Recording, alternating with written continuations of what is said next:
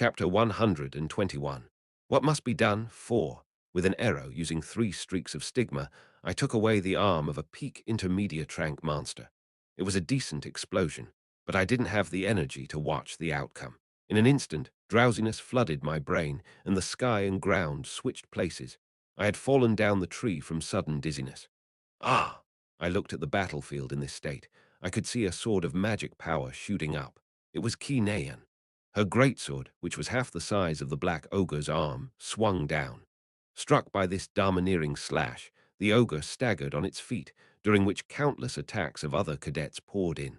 In any case, the recoil from using up a large amount of stigma seemed to get stronger the more streaks of stigma I got. It was probably because my body couldn't withstand the emission of magic power. Ugh! Feeling dizzy, I closed my eyes. Boom, boom, boom. The battle was getting fiercer, but the sound entering my ears only got softer. Eventually, I gave my body to the drowsiness. When I opened my eyes, Ki Naeun was right in front of me, soft skin and an expression full of curiosity. I was once again surprised by her otherworldly beauty. Ah! Ki Naeun flinched and took a step back. What? Why you're awake? What was she doing to be so surprised? I asked as I rubbed my face. Did you do something to me? What do you mean? I was just surprised to see you sleeping so peacefully when everyone else is fighting. Ki Naeun sat down next to me as she yelled nervously. Oh, sorry, I was just tired. Cue him. But what you did was awesome. Was that your finishing move? You know, like an ultimate ability. I nodded silently. What I wanted it to be was irrelevant. It seemed using it made me fall asleep for an hour or two, so it could only be a finishing move. What happened to the black ogre? We killed it. It was easy thanks to you. That's good to hear. At that moment, a hologram window popped up in front of us. You cleared the stage. Contribution points will now be awarded. The top 3 contributors are as follows. Ki Naeun, 68 points. Kim Hajin, 39 points. Yi Ji-yoon, 33 points. The bottom 30% of contributors will immediately be moved to a lower stage. The top 30% of contributors will be moved to a higher stage after 2 hours of rest. The remaining 40% will be given a chance to try again. Seeing the alerts, I finally understood how this tower worked. By repeating stages like this, cadets would either go up, go down, or stay on the same level. Grades should be given out accordingly once the exam ends. Ah, so this is how it works. Ki Naeun seemed to have understood also as she clapped her hands together. Then she poked my shoulder. Hey, team up with me. Team up. Yeah, there's a party function. Look. Ki Naeun showed her smartwatch screen. Just like the last final exam, cadets were given exam smartwatches to wear during the final exam. At first, I thought that this exam smartwatch could only tell time, but there was now a party function available. The heck? Let's team up. I looked at Ki Naeun. Pressured by her sparkling eyes, I dodged her gaze. Ki Naeun then grabbed my sleeve. I want to team up with you. Let me go. Come on, let's team up. Please, pulling my sleeve here and there. She was trying to act cutesy, but I could feel my brain shaking, like she was grabbing and shaking me by the collar. Hey, wait, let go. I'm going to puke. I'll let you go if you agree. Hurry up. She shook me with enough force to rip off my shirt. Without a choice, I nodded. Okay. Ki Naeun's tussling didn't stop until we officially partied up. Afterwards, I went through 2 more stages with Ki Naeun. In a forest, we protected an NPC from monsters, and in a coliseum, we fought against other cadets or giant monsters. To be completely honest, Ki Naeun was carrying me. That was how overwhelming her display of skill was. In the first place, Ki Naeun's speciality was prolonged fights. Because of her immense magic power capacity, not even Kim Suho could stand up to her recovery speed. Naturally, Ki Naeun shined in stamina-heavy tasks like climbing a tower. Of course, even though Ki Naeun was carrying me, grades were given out individually. I raked up points whenever I had the chance and constantly stayed in the top 30% of every stage. This is the final stage. Eventually, we reached the final stage, which was a cave. Only the cream of the crop cadets should be present at this stage. Ki Naeun nudged my shoulder and spoke. Hey, this must be the boss fighting stage. Try to see if there's anything in front of us. Yeah. I opened my eyes wide and focused. My line of sight expanded, flying past the ground with nothing noteworthy. Then I caught sight of someone. There was a girl squatting in front of a stone wall and yawning. It was Rachel. I smiled, happy to see her. There's someone there. Really? Yeah, it looks like you can't go in alone. Let's go. Okay. Kinean and I ran forward. Hearing our footsteps, Rachel immediately shot up. Then she took out her rapier and stood with her guard up. I shouted, Rachel SSI. What? Rachel? Kinean suddenly stopped running. Meanwhile, Rachel put away her rapier and began running toward us. It didn't take long for us to meet up. Hajin SSI. Rachel called my name with a bright expression, which stiffened slightly when she saw Kinean standing next to me. Kinean. What? Why is the princess here? Kinean and Rachel exchanged displeased looks. I reached out my hand to Rachel. Rachel shook my hand, then returned to glaring at Kinean. So this was what it meant to have a rival.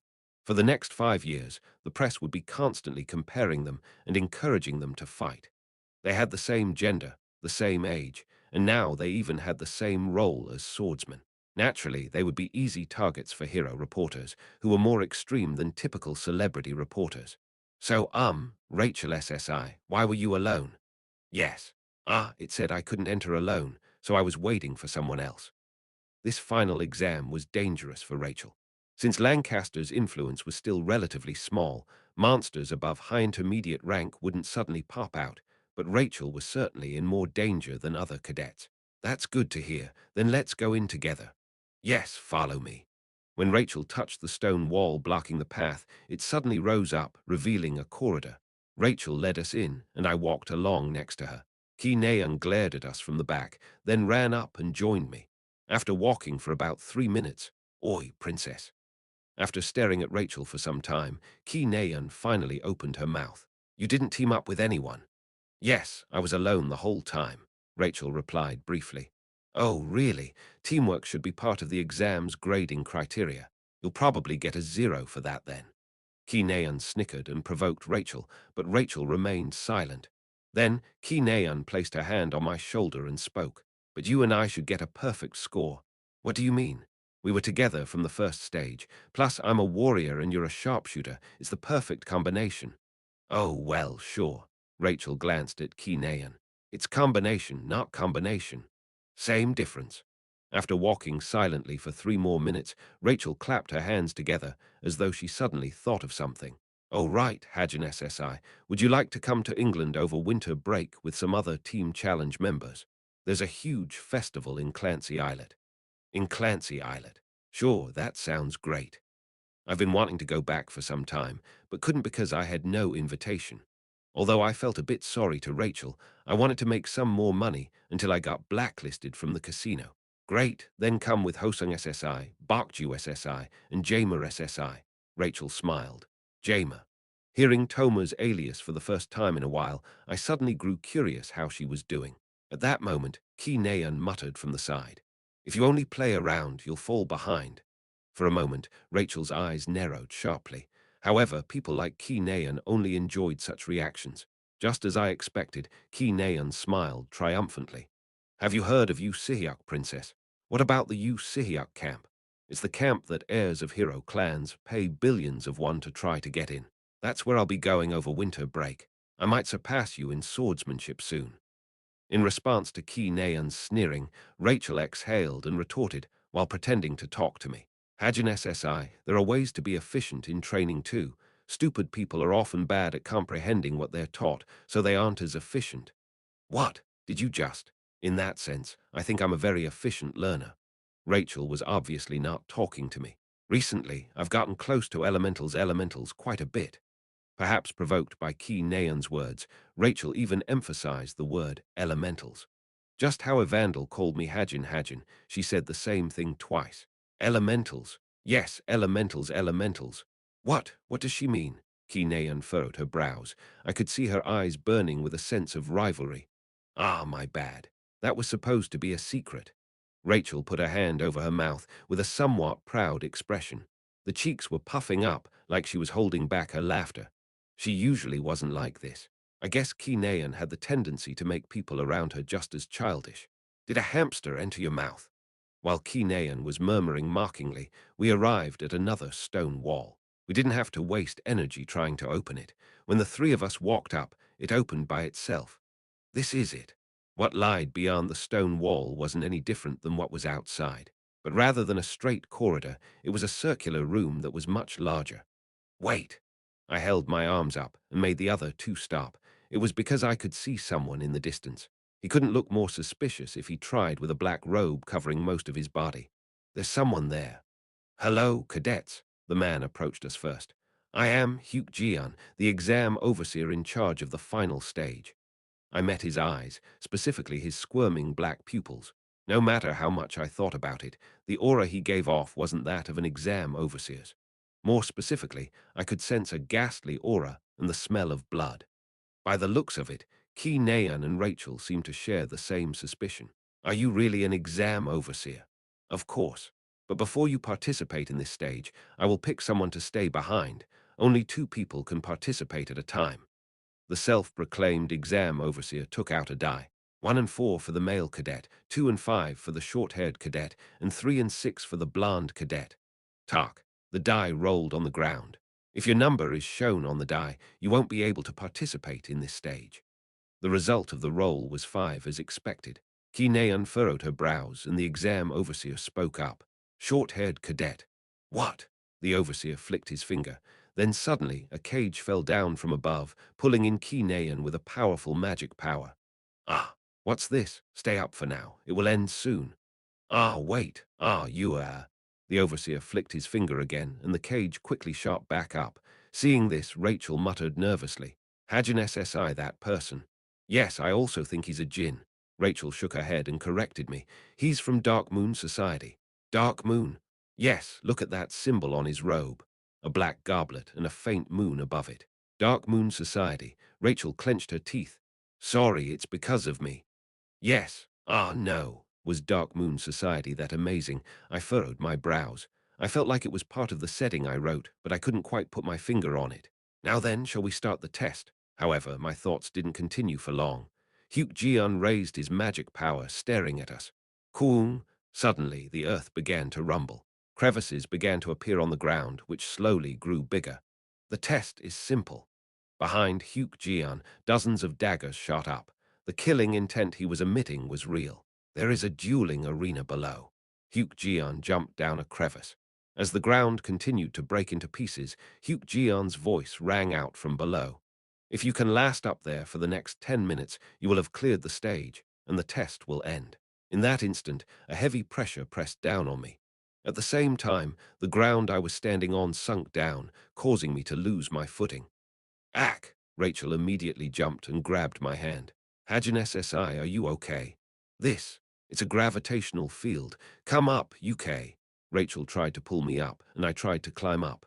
In the next moment, however, my body became heavier. Since even Rachel was struggling, the pressure was undoubtedly immense. As for me, I could hardly breathe. But if even one of you falls down, Hyuk-jian's voice echoed out. I will kill that person. Kill. The intent behind this word was chilling and honest. Fear spread across Rachel's face. Ah, but don't worry, the gravitational field will disappear once one person falls down. For the record, the chance of both of you surviving 10 minutes in that field is 0%. The gravitational field will continually get stronger until even I can't withstand it, so one of you should just give up. Just like he said, the gravitational field was getting stronger, and more of the ground was breaking apart. Rachel and I exchanged glances. I finally understood what his intentions were. He wanted us to fight each other to survive, or fight each other to sacrifice ourselves. Suddenly, Rachel's expression turned serious. Hajin SSI, don't have strange thoughts. What strange thoughts? Seeing that I was on the verge of falling down, Rachel used both of her hands to hold onto my hand. Don't try to let go. Put strength into your hand. Hurry. No. No, you see, unlike you, I can't not let go out of my own volition. While I was inwardly laughing at myself, the gravitational field grew unbearably strong. Weight tens of times our own pressed down on us, and it was getting harder to keep my eyes open. Hajin SSI, don't have strange thoughts and come up. Rachel was screaming my name desperately, but feeling like I would die if I stayed up here any longer, I let go of Rachel's hand strongly. No. I fell down. Rather than heading to my death, I felt like I was being liberated. Kim Hajin, screaming my name, Rachel also jumped down. However, a transparent barrier appeared out of nowhere, blocking her descent.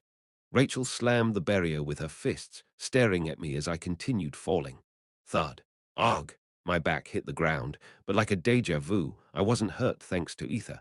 However, the situation was different this time. I quickly shot up. I could see the self-proclaimed exam overseer standing a fair distance away from me. He spoke. "So you came, just like I expected." If what Rachel said was true, he should be from Dark Moon Society. Although I couldn't remember much about this organization, he should at least be at the level of an intermediate rank hero. I felt my heart tremble. I had an ominous feeling from the beginning of the exam. It seemed my intuition wasn't wrong. So I have to fight you now. But even if I couldn't defeat him, I was confident in not losing. He didn't know about the ghost wolf hiding in my chest. There was a reason that surprise attacks were favored. As soon as he approached me with his guard down, the ghost wolf should bite off his neck. "Are you confident?" Hyuk-jian asked. Without answering him, I fired the cadet handgun. Tang, tang, tang, tang, tang. I emptied the clip in less than a second. However, not a single bullet managed to reach him. The daggers hovering behind him had all cut them down. "Unfortunately, I really will kill you." He was quite talkative, and that was exactly what I wanted. I threw the cadet handgun at him. One of his daggers flew forward, cutting the handgun in half. "You're abandoning your weapon. It's too quick to surrender, don't you think?" "No." I stretched my arm out. Magic power shot out of my upper arm, forming a handgun in my hand. "You see, I'm the type that's quite overgeared." Desert Eagle. First, I transformed it into its assault rifle mode. Since he didn't show signs of approaching me, I had to make him do so. Hyuk-jian was still smiling. I smiled back, provoking him some more. "Don't hold anything back. You might regret it." As I thought, his smile stiffened. After clenching his teeth, he threw off the robe he was wearing and unleashed his magic power. However, what caught my attention was the strange tattoo on his upper arm. A black goblet and a faint moon. Now that I saw this symbol again, I felt like I recognized it. Dark Moon Society. "Oh, looks like you're quite knowledgeable for a brat." The man made a proud smile. He seemed to be happy knowing that his organization was famous. I pondered over these 3 words. What role did they fill in the original story? I felt like it was on the tip of my tongue. AH. A light bulb went on in my head. Simply put, these guys were one of Chameleon Troop's many lackeys. Chapter 122. What must be done? 5. Chameleon Troop had ties with several organizations and groups, since even they couldn't manage everything in this huge land. Of course, most of these ties were only temporary, with Chameleon Troop being in a clear-cut superior position. In fact, most of the groups they traded with didn't even know that they were dealing with the organization Chameleon Troop. Dark Moon Society was one of many private organizations based in Pandemonium. If I remembered correctly, their leader was from England, and their group was a crime syndicate similar to the Mafia. To think that even a brat like you has heard of us. We must have gotten quite famous, eh?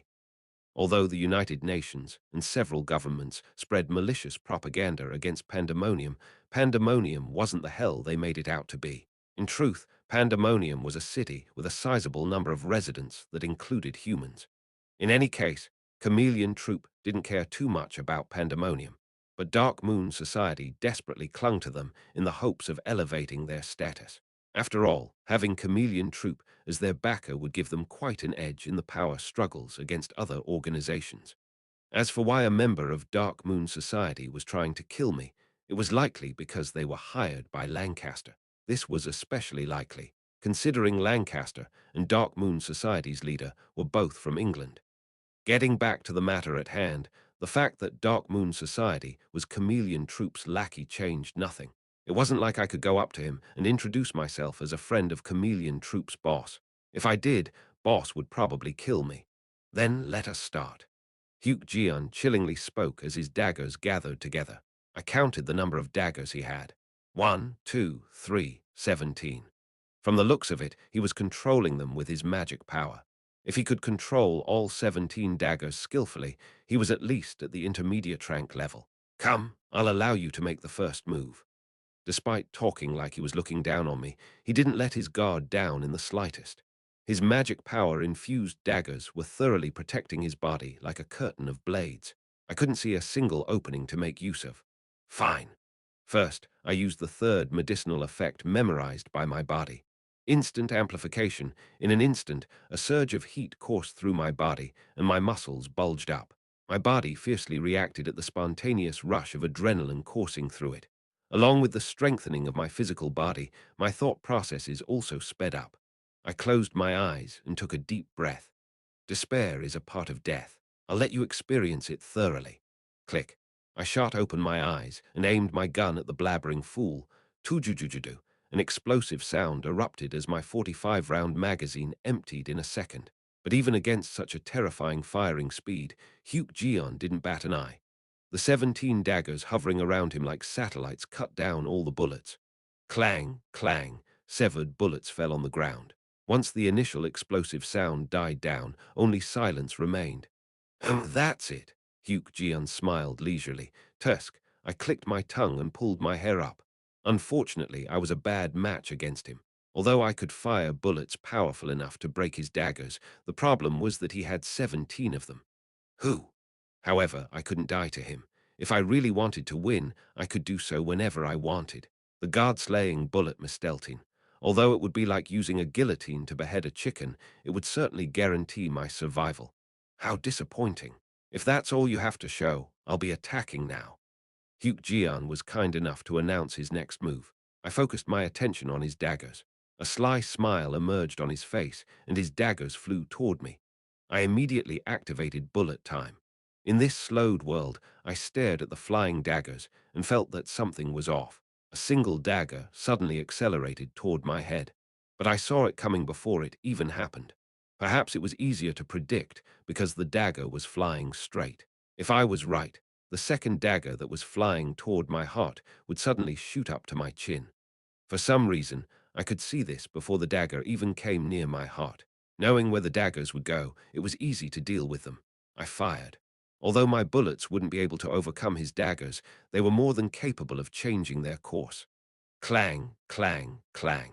Explosive sounds rang out as the bullets clashed with the daggers. His daggers continued to change direction as they flew forward, and I fired at their predicted trajectory. Tujudok.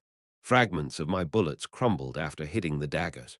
As this fierce exchange continued, I realized how I was predicting his attacks, throwing daggers with magic power and using magic power to change their course. This was classified as a long-range attack. My gift, Master Sharpshooter, put me at the peak of long-ranged attacks. As long as an attack was long-ranged, I could read its trajectory without being the attacker. Tusk. However, being able to predict their travel course was different than being able to defend against them.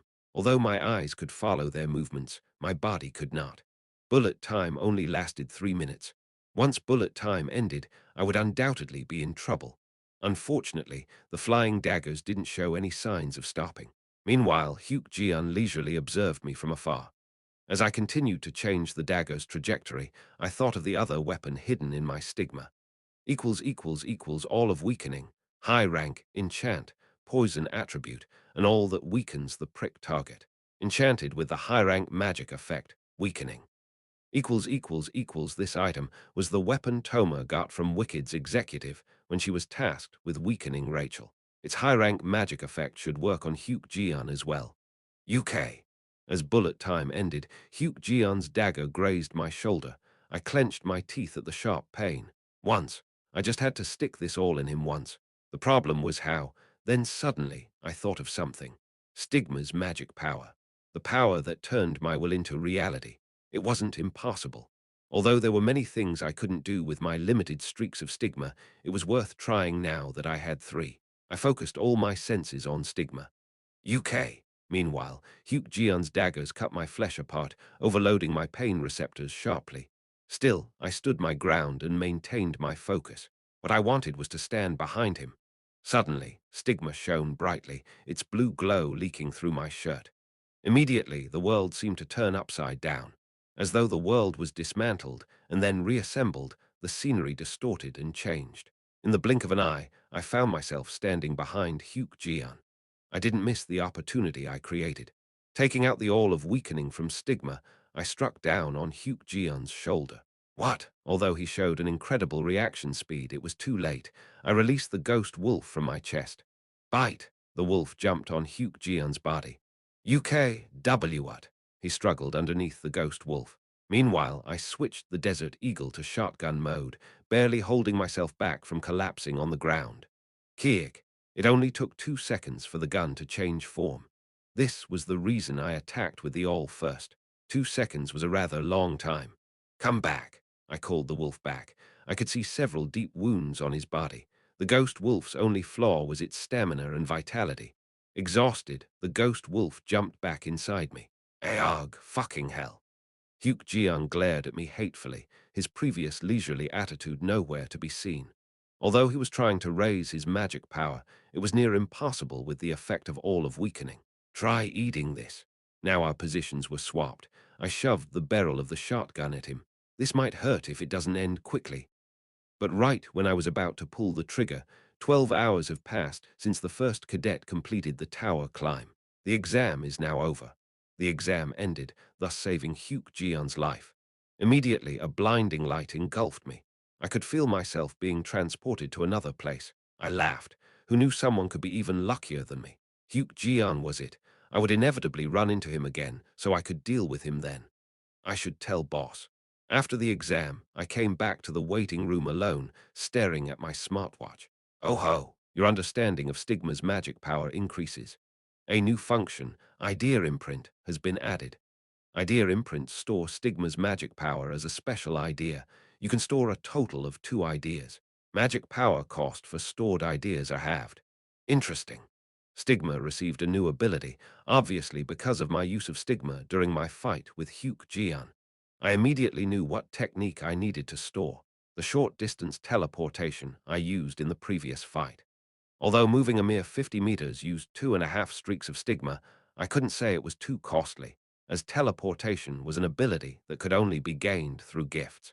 Hey, Kim Hajin. Hajin.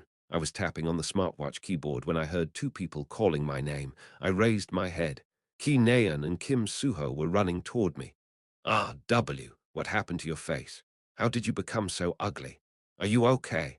Ki Naeun rubbed the injuries on my body with a worried face. But was she worried about me or making fun of me? It was a bit insulting. I wouldn't be here otherwise. Was that bastard really an exam overseer?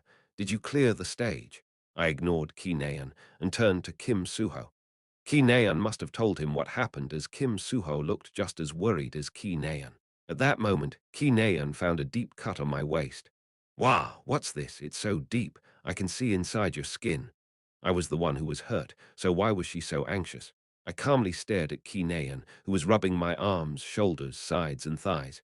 Oh, right, Kim Suho, the potion.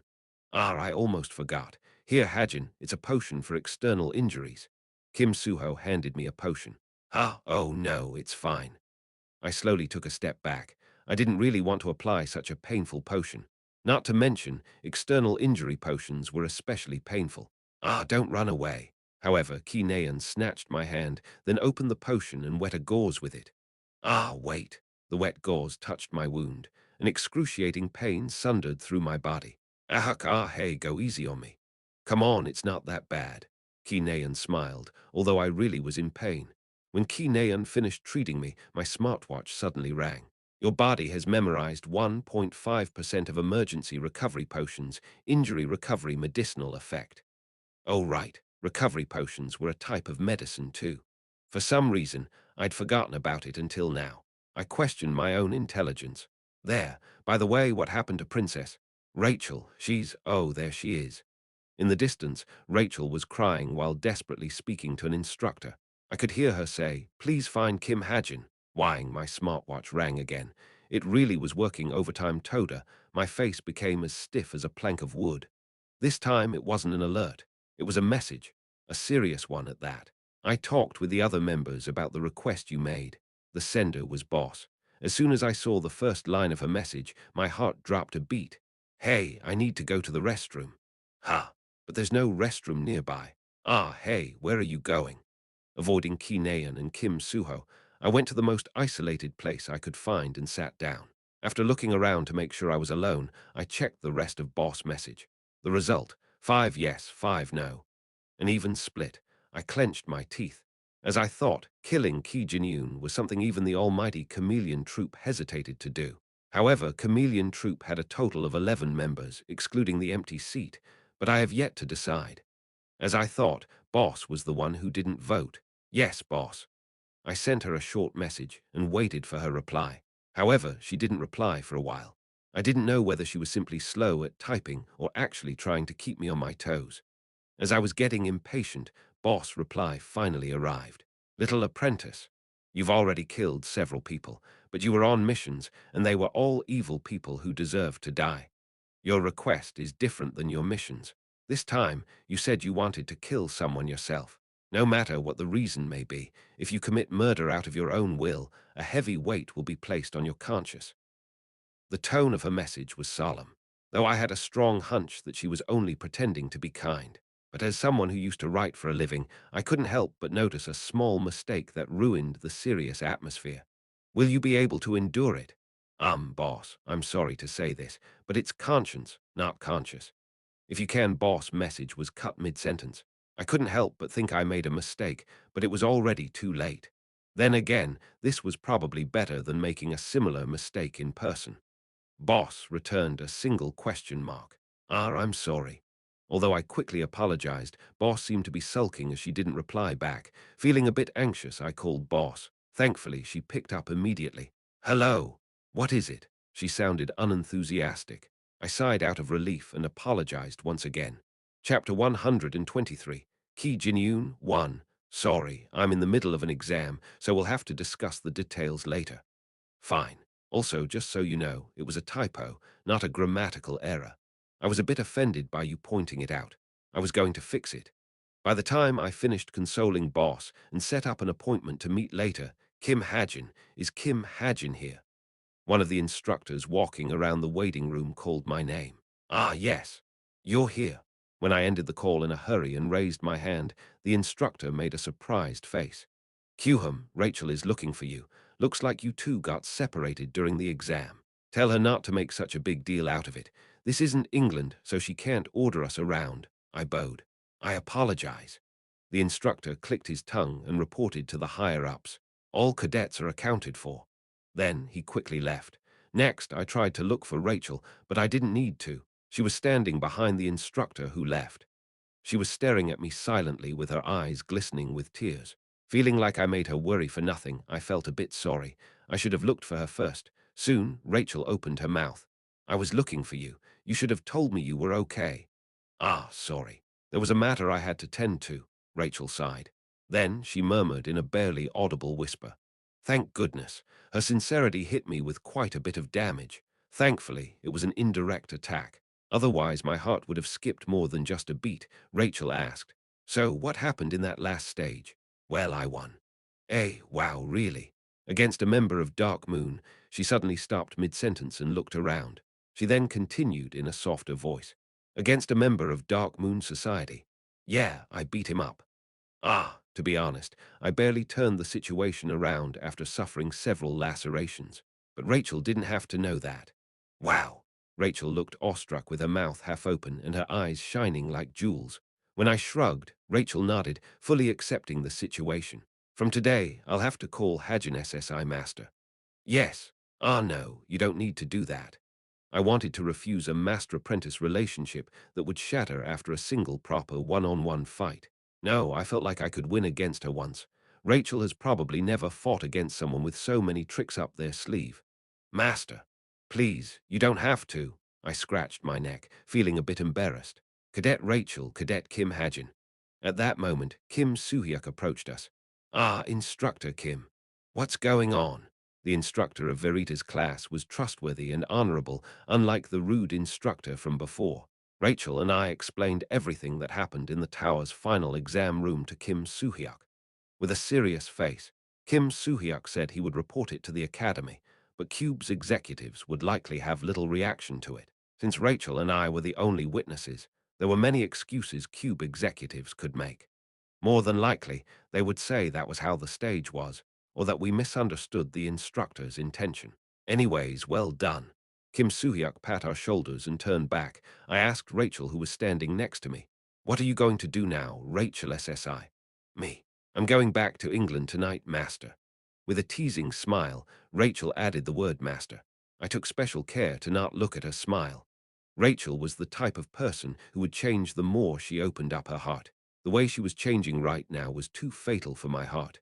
I returned a small smile, and feeling my smartwatch vibrate, I looked down. Hajin. I learned how to text. Hayang helped me.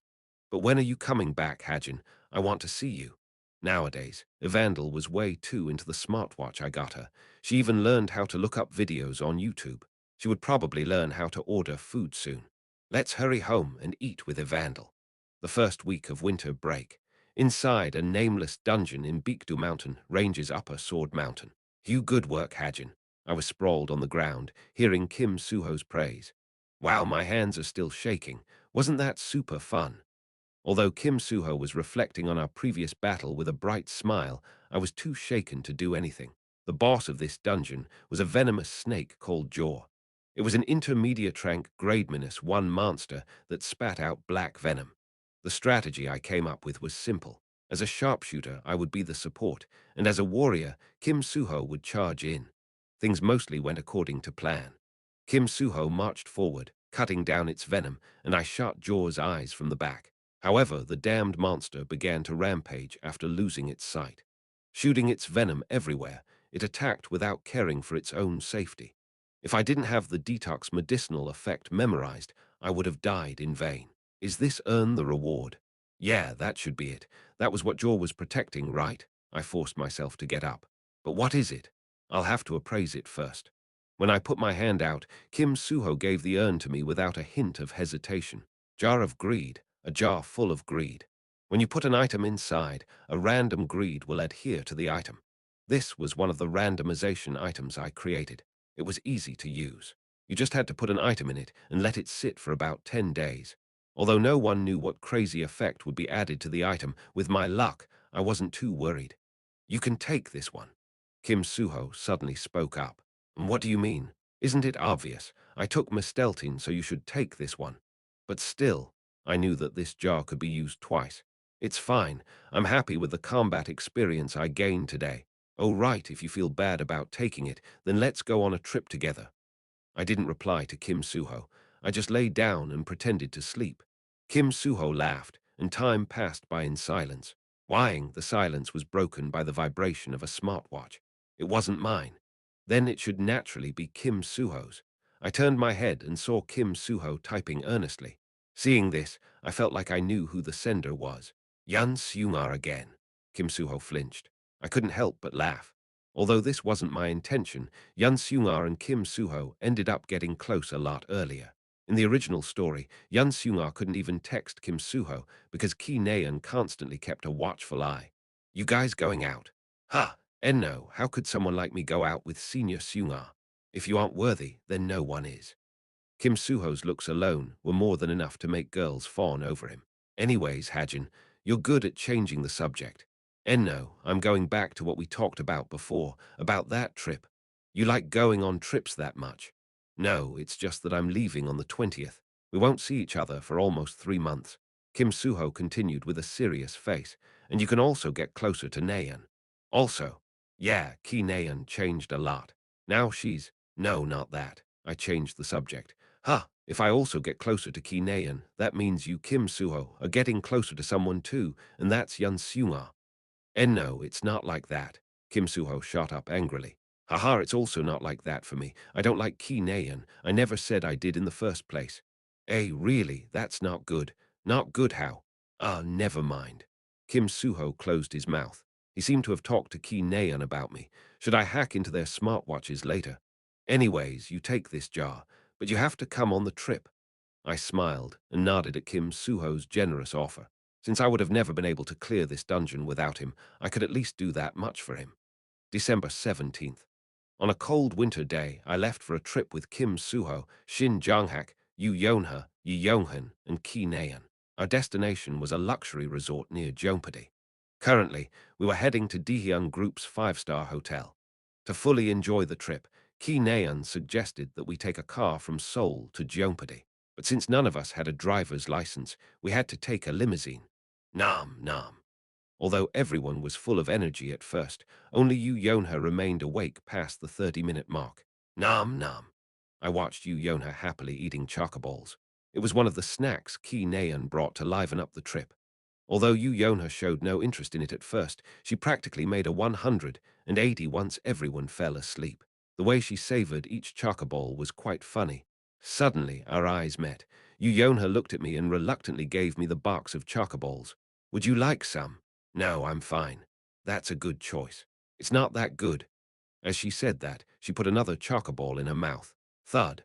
At that moment, the limousine shook, and Ki Naeun's head fell on my shoulder.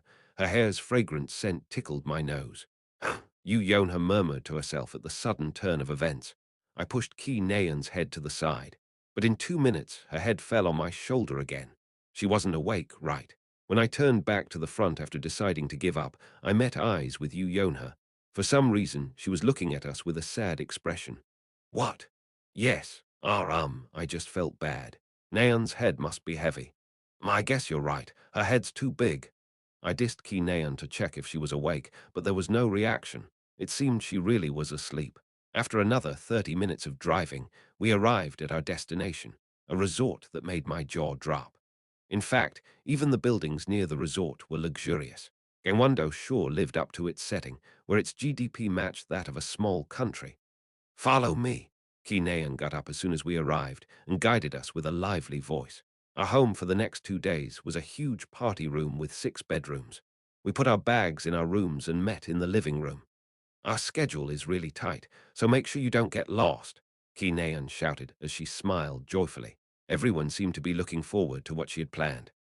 However, from 12 o'clock to 9 o'clock, we were forced to participate in a 9-course schedule, consisting of pool, bowling, jet skiing, swimming, hot spring bathing, and other events. I, for one, didn't know whether we were enjoying a trip or training for the Olympics. 11 o'clock p.m., the final event of the day was a barbecue party. With Jeopardy's scenic view in the background, we enjoyed some of the highest quality meat. TSSSS, looking at the meat being cooked on the grill, I felt myself relax. Kim Hajin, this is stuck. Give me a hand. Ki Naeun, who was standing next to me, tapped on my shoulder. I turned around and saw a piece of meat stuck on the grill. I can do the grilling alone. Yeah, no. Everyone else was sitting on the table, but Ki Naeun insisted on helping me grill. Oh, right, I bought a motorcycle too. What? Really? Yep, it's parked in the parking lot. Want to go on a drive after this? Do you have a motorcycle driver's license? I do, but you'll need to take the wheel. I'm still inexperienced.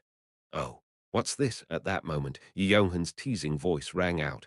What are you two doing over there? Ki Naeun frowned and glared at Yeonhan. Shut up, Yeonhan. Ouch, scary. Why don't you leave the cooking to one person? There's no reason for you to help out. Shin Jong-hak muttered, somewhat annoyed. He still had the meat I gave him stacked up on his plate. It seemed he was too busy paying attention to us to eat. Why? It's nice to see. Kim Suho chimed in. Shin Jong-hak glared at Kim Suho strongly. What do you mean it's nice to see? Why, you shut up too, Kim Suho. Ki Naeun stuttered and glanced up at me. Our eyes met for a brief moment, but we quickly dodged each other's eyes. KQ-hum, Ki Naeun let out a dry cough with a reddened face. Hey, don't have any strange thoughts. I won't. Why? Did things go well with Rachel? She suddenly pouted and grumbled. What are you talking about? Never mind. Oi, Kim Suho, why don't we go back to the pool table after this? The loser has to go swim in the ocean. Sure, I'm down. Shin Jong-hak and Kim Suho planned for another match. On the other hand, Yi Yonhan was staring at Ki Naeun and me mischievously, and Yu Yonha was completely focused on looking for an opportunity to cook ramen. Seeing them, I laughed silently. It was the kind of atmosphere that called for soju. The night sky full of starlight, the fond sound of crashing waves, and the people whom I now felt lonely without. Standing alongside them, I was deeply moved. The emotion I thought I would never feel in this world, affection. If I had a glass of alcohol, I felt like I could really let myself go today. Tack, tack. Ki Naeun tapped on my shoulder. See, aren't you glad you came? Ki Naeun had a beautiful smile. I couldn't deny it. It's not bad. Heh, I know you love it. Ki Naeun grinned. At that moment, her smartwatch rang. Ah, let me deal with this. Hello, she picked up the call and put on earphones. Ah, yes, I'm Ki Naeun. I could hear the voice coming from her earphones. Yes, she suddenly dropped the tongs she was holding. As the voice continued to talk, her hands trembled, her breathing sped up, and her eyes widened with shock. She stopped there. Yes, patient Ki Jin-yoon woke up. Though he's currently sleeping, Ki Naeun seemed to stop breathing. What I was worried about ended up happening. Ki Jin-yoon had woken up before the seed sprouted. I closed my eyes. I needed some time to think. But soon, Ki Naeun hung up the call and pulled on my sleeve. Hey! Looking up at me with tear-filled eyes, Ki Naeun pleaded, please give me a ride. 11:30 p.m. domestic portals had closed 30 minutes ago. Chapter 124. Ki Jin-yoon, 2. The call from the hospital was hard to believe, but the doctor's hopeful voice didn't seem like a lie. My head seemed to turn white. I couldn't think. My head was completely blank. Because I'd already given up after a long period of despair, I was unable to feel happiness. The doctor's voice ringing in my ear became softer and softer. My head started to ring, and my vision turned blurry. I slowly turned to the side. There I could see Kim Hajin. His perfectly average-looking face was especially vivid today. Hey! Even I wasn't sure what I was thinking at the moment. But I knew that I had to go to the hospital, and this man seemed to be the only one capable of helping me. Please give me a ride. Kim Hajin was looking at me with frighteningly heavy eyes. Did he overhear the call? Soon he let out a deep sigh, but before he could respond, Yu Yonha asked, a ride? Did something happen? As I was struggling to answer even a simple question, Kim Hajin spoke. Let's go. It won't take more than 20 minutes. So he really did overhear. Because he was so reliable and trustworthy, I could smile even in this situation. I thought only your eyes were good, but turns out your ears are too. We can talk about that later. Where did you park your motorcycle? Follow me. What? What happened? Shin Jong-hak shot up and asked. Yi Yonghan, Yu Yonha, and Kim Suho also had grave looks. I ran to the parking lot without explaining the situation to them. Kim Hajin followed me. Soon we were in front of the parked motorcycle. Kim Hajin asked, where's the key? Key. Ah, right. Kim Hajin shook his head. I couldn't remember where I put the keys. I was an idiot even in such a situation. Am I really an idiot? However, Kim Hajin looked carefully at the motorcycle and breathed out a sigh of relief. Hugh, it's fine. This works with a smart key. Smart key? Yeah. Kim Hajin tapped on his smartwatch a few times, and the engine suddenly started. Before I could even express my surprise, Kim Hajin pulled me up onto the back seat. An explosive exhaust sound echoed in the parking lot. Hold on tight. Why, yeah. But hold on where? Not knowing what to do, I just grabbed onto the hem of his shirt. Scan! The moment Kim Hajin murmured in a barely audible voice, Vroom. The bike shot out of the parking lot with an incredible speed, then began to speed through the road. Even though Kim Hajin's body was shielding me, the wind resistance was still too strong. It felt like we were going at 400 km/h. Hey, I'm going to fall off. I tried to speak, but the sheer speed we were moving at prevented my voice from reaching him. I didn't have any other choice. Right, I just didn't want to fall off. I slowly moved closer. I leaned my head against his back and put my arms around his waist. The only reason my face was turning red was because this was the first time I was doing something like this. That's how I justified myself. But Kim Hajin's back was surprisingly large, tough, and comfy. You what? At that moment, the bike suddenly turned to the side. Without a choice, really without a choice, I put more strength into my arms. I've been putting it off. Although it was something I had to do, it was something I avoided thinking about. Perhaps I was wondering why I was in this place, having to do such a task. I might have been avoiding reality, pretending to question whether I really had to kill Ki Jin-yoon. However, I couldn't find a method to save Ki Jin-yoon, and there was a duty I had to fulfill as this world's original creator. Chwa, a fierce wind blew against me. Under the effect of random consolidation system, Ki Naeun's bike sped through the road, far beyond its original capability, 400 km/h, or perhaps even higher. Even in this situation, I could clearly feel the soft sensation on my back. Because they were touching me so clearly, I had to try hard to focus on driving. It took exactly 20 minutes to go from Jeonpadi to Seoul. We raced crazily and arrived at Daehyun Hospital's VIP hospital. We're here. I spoke to Ki Naeun, who was leaning on my back. Ki Naeun didn't react in any way, so I nudged her with my shoulders. Oon. Ki Naeun opened her eyes, sobbing. Her eyes were full of tears. I spoke again. We're here. Ah! Ki Naeun stared at the hospital in a daze, as though she couldn't believe whether she was dreaming or not. I grabbed her hand and pulled her off the bike. Ah, you're not dreaming. The other guys should be on their way too. Not even a hero was able to run all the way from Jeopardy to Seoul. Even if they woke up the chauffeur and took the limousine, it would be at least an hour and a half until they got here. We didn't have time to wait for them to come. Let's go in. Yeah. What about your father?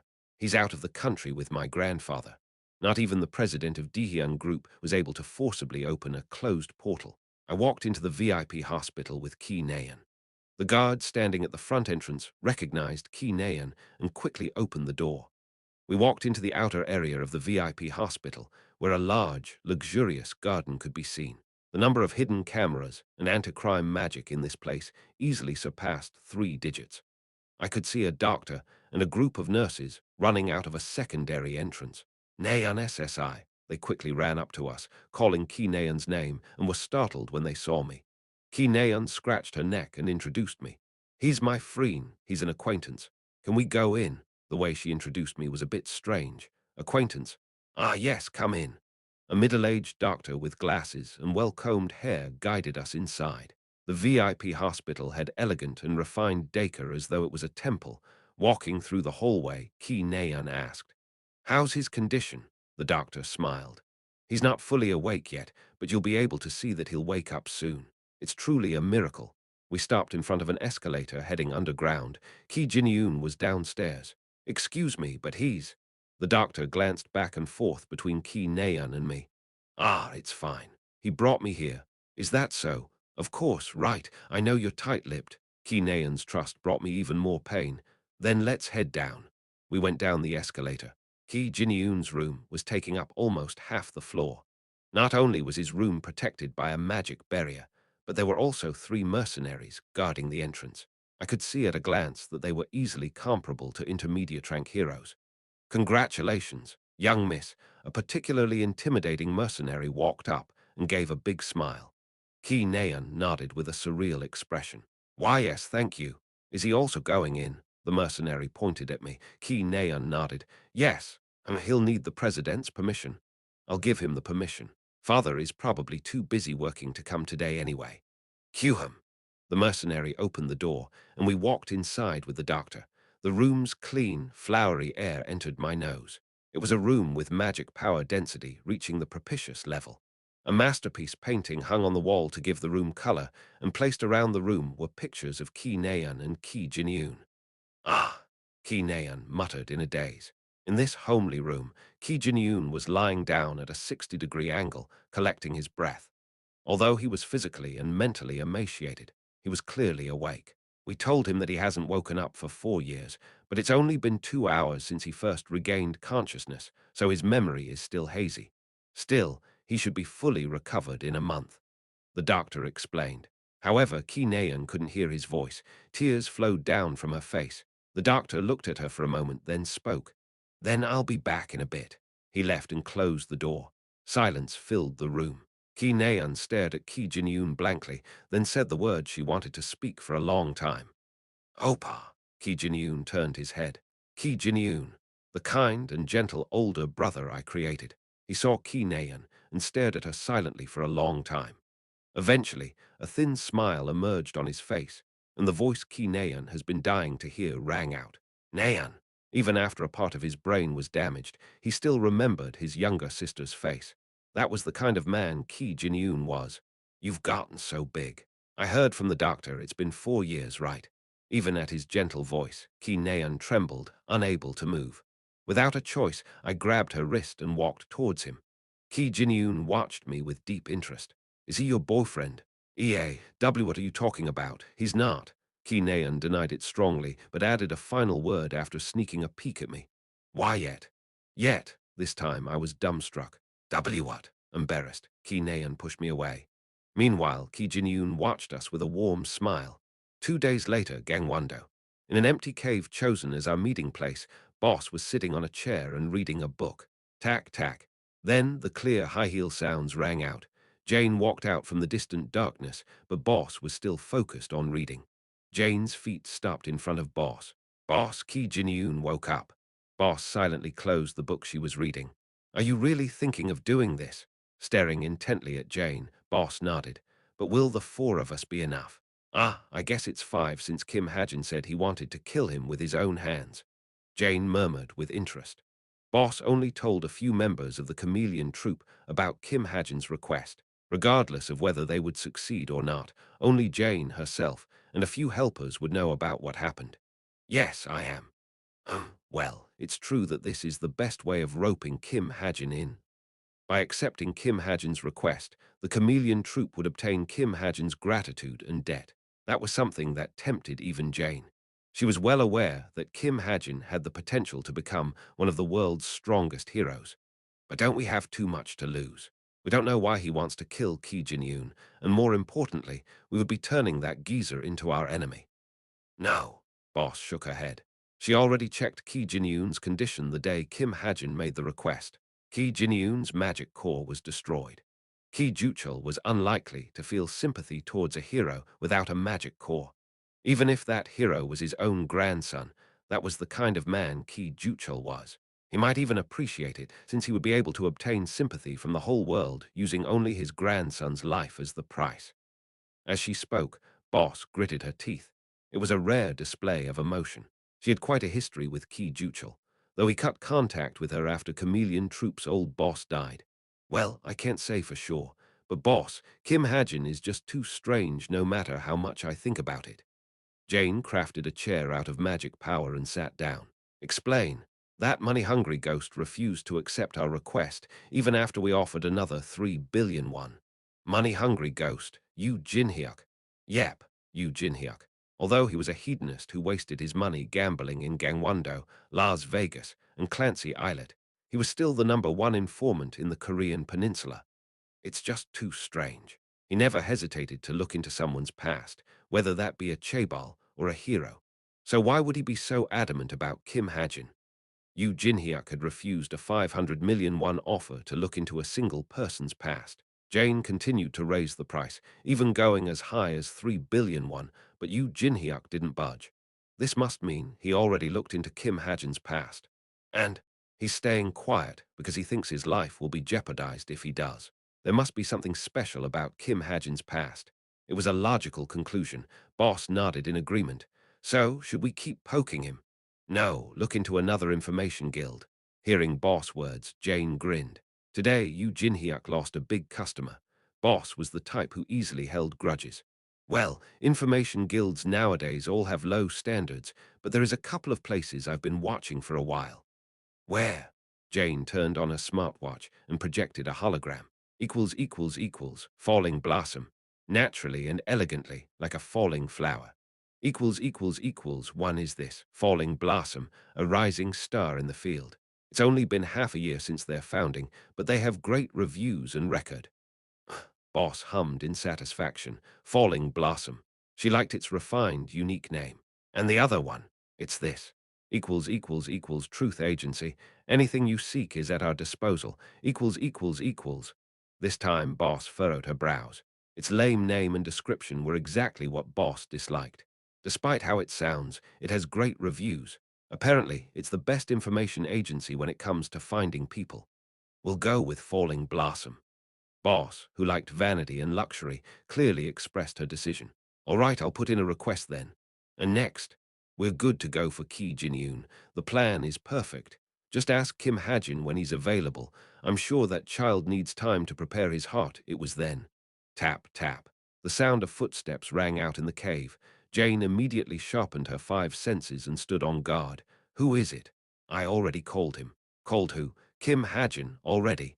Yes, it'll be the first time you're seeing him. Act accordingly. Jane looked forward with a dumbstruck face, a black coat that reached his knees and a clean, pomade-style hair. She liked his fashion sense, but he didn't look particularly handsome because of his average face. He was walking through the darkness, leisurely and upright. At least he walks like a model, Jane murmured with a grin. Chapter 125. Ki Jin-yoon, 3. Once I walked past a cave-like pathway, I could see 2 women sitting down on chairs, Boss and Jane. I could feel powerful magic power emanating from the two. It was the level of magic power possessed by those who surpassed a certain threshold. I took a deep breath and walked up to them. Boss spoke. You're here, little apprentice. Yes, I bowed. However, she was looking at me with eyes asking for more. I did as she wished. Boss. Along with a satisfied hum, black magic power flowed out of Boss' body, forming a chair. I sat down on it and stared at Jane. She was scanning me from top to bottom. This is Jane. Think of her as a fellow member. Once Boss gave the introduction, Jane smiled and waved her hand. Hi, hi. Yes, nice to meet you.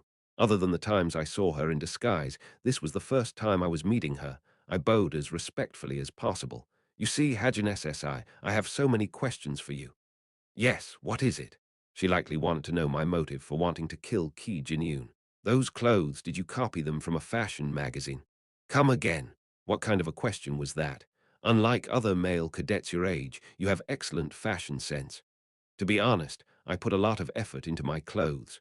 As an average-looking person with an average height in his mid-20s, fashion was the only way to make myself more attractive. Since I didn't have to worry about money now, it was only natural that my clothes were better than other cadets, who rarely wore anything other than their cadet uniforms. I'm just a bit interested, I see. Jane. Boss leered at Jane, who narrowed her eyes and murmured, Okay, okay. I want to know why you want to kill Ki Jin-yoon. I pondered. Could I tell them about the mysterious existence known as Devil's Seed? Would they believe that such a calamitous thing existed when I had no way to prove it? If you don't want to tell us, you can keep it to yourself. However, Boss cut off my worries. Putting aside Jane, who was smacking her lips disappointedly, Boss continued with a serious face. But the price you'll have to pay is clear.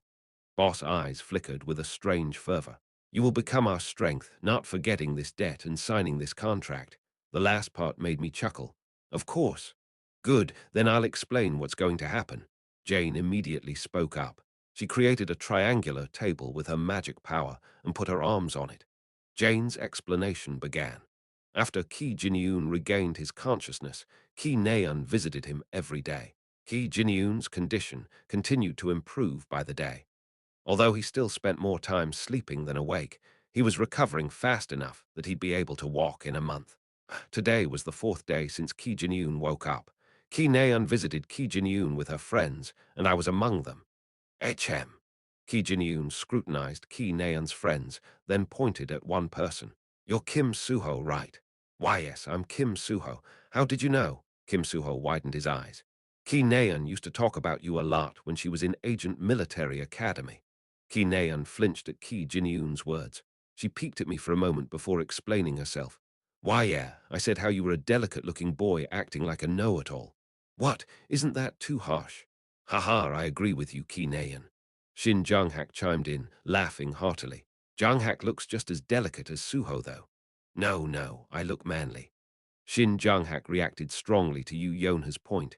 However, I couldn't focus at all on their conversation. Their words practically entered through one ear and out through the other as I stayed seated on a chair, deep in thought. According to the Book of Truth, the Devil's Seed was 97% grown. Assuming 100% was somewhere between 4 to 5 years, I only had 2 months or maybe even 1. It was certainly not a long time. Why are you so zoned out? At that moment, Yonha tapped on my shoulder. I smiled bitterly. Nothing, I'm just a bit tired. Ah, you're Hajin, right? Ki Jin-yoon suddenly pointed at me. Our eyes met, and Ki Jin-yoon's gentle smile entered my sight. Thank you for coming every day. You're making me ashamed, really. Eh, he came every day, Yonha asked in surprise. Shin Jung-hak made a disgruntled face, while Kim Suho shrugged with a smile. Of course he's been coming with Naeun every day. Ah, don't say that, Opa. Ki Naeun was only allowed to visit him once a day for about 3 hours. It was also when Ki Jin-yoon was awake. For the past 4 days, Ki Naeun pleaded that I go with her, and I agreed, thinking I could maybe talk to Ki Jin-yoon privately. He's, Opa's fan. My fan? Yeah, he used to talk about you all the time. Right. Remember last semester? Ki Naeun growled jokingly and put me under a headlock. Because I didn't have the energy to play along with her jokes, I silently squirmed out of her headlock. I was just joking. Feeling awkward, Ki Naeun poked my arm and muttered meekly, Hey, I was just joking. Ki Naeun. Shin Jung-hak cut in, clearly showing his displeasure. What? Follow me outside. I don't want to. Your watch. Ki Naeun looked down at her watch. Ah, I'll be back in a moment, Opa. They seemed to have received a message as they left the room, leaving me alone with Ki Jin-yoon. I stared at Ki Jin-yoon in silence. Ki Jin-yoon also stared back at me. Although I finally got the chance to talk to him privately, my head was in chaos with all sorts of complicated thoughts. After organizing my thoughts, I spoke. Ki Jin-yoon SSI. Hearing my stiff voice, Ki Jin-yoon smiled gently. Yes, Kim Hajin SSI. How's your body? I think I'm getting better. Ki Jin-yoon's soft voice rang out. I asked another question. What about your head? My head. Ki Jin-yoon tilted his head. Yes, were you struck with a sudden urge to do something bad? Ha! Like suddenly having horrible thoughts or feeling demonic energy rather than magic power from your body. I could see my reflection from Ki Jin-yoon's eyes. I could see that I was afraid, but I wanted to ask, will you believe me if I said you will become a devil? Can you give up your life to protect your young sister? I'm not sure. Are you perhaps talking about Operation Fireflake? However, Ki Jin-yoon was still stuck in the past. Unable to ask the questions I wanted, I dropped my head. I clenched my teeth and tightened my grip on my chair's arms. As I sat at a loss for words, worries rising up from the depths of my heart shook my body. Then, suddenly, Ki Jin-yoon placed his hand on my head. I don't know what's troubling you so much, but thud at that moment, the door shot open. Ah, sorry, Opar, what? Seeing Ki Jin-yoon's hand on my head, Ki Naeun furrowed her brows. Hajin must have been a big fan of mine. PFT, really. But she didn't think much of it and sat down next to me. Ki Jin-yoon asked, where are the others? I sent them back. You have to rest soon anyways. Oh, that's a shame. Did something happen? Yeah, Master Yu Sihyuk said he'd delay his camp for about 4 days. So I'm leaving on the 25th. Yu Sihyuk was well aware of Ki Naeun's extenuating circumstance. However, Ki Naeun's expression wasn't all that good. But Opar, should I just not go? Ki Jin-yoon didn't reply. Instead, he slowly turned his head and faced me. I think she's asking you, Hajin SSI. What? And no, I'm obviously asking you, Opar. What do you think, Hajin? Ki Jin-yoon asked. Yu Sihyuk's school was located at the peak of Baekdu Mountain. Baekdu Mountain had one of the highest concentrations of spirit energy and mana in the world. As a result, it was impossible to reach its peak without being above a certain level of skill. To arrive in Yu Sihyuk's school, you had to train your lungs forcefully. Ki Naeun, Kim Suho, and Shin Jonghak would be unable to step a foot outside of it until the end of winter break. Should I not go? Ki Naeun turned to me and asked. I responded resolutely. No, you should go. Ki Naeun had to leave for Yu Sihyuk camp. But it's not the end of the world even if I don't go. Go. Tusk. Ki Naeun's face turned to a bulldog's as she glared at me. Thankfully, Ki Jin-yoon seemed to agree with me.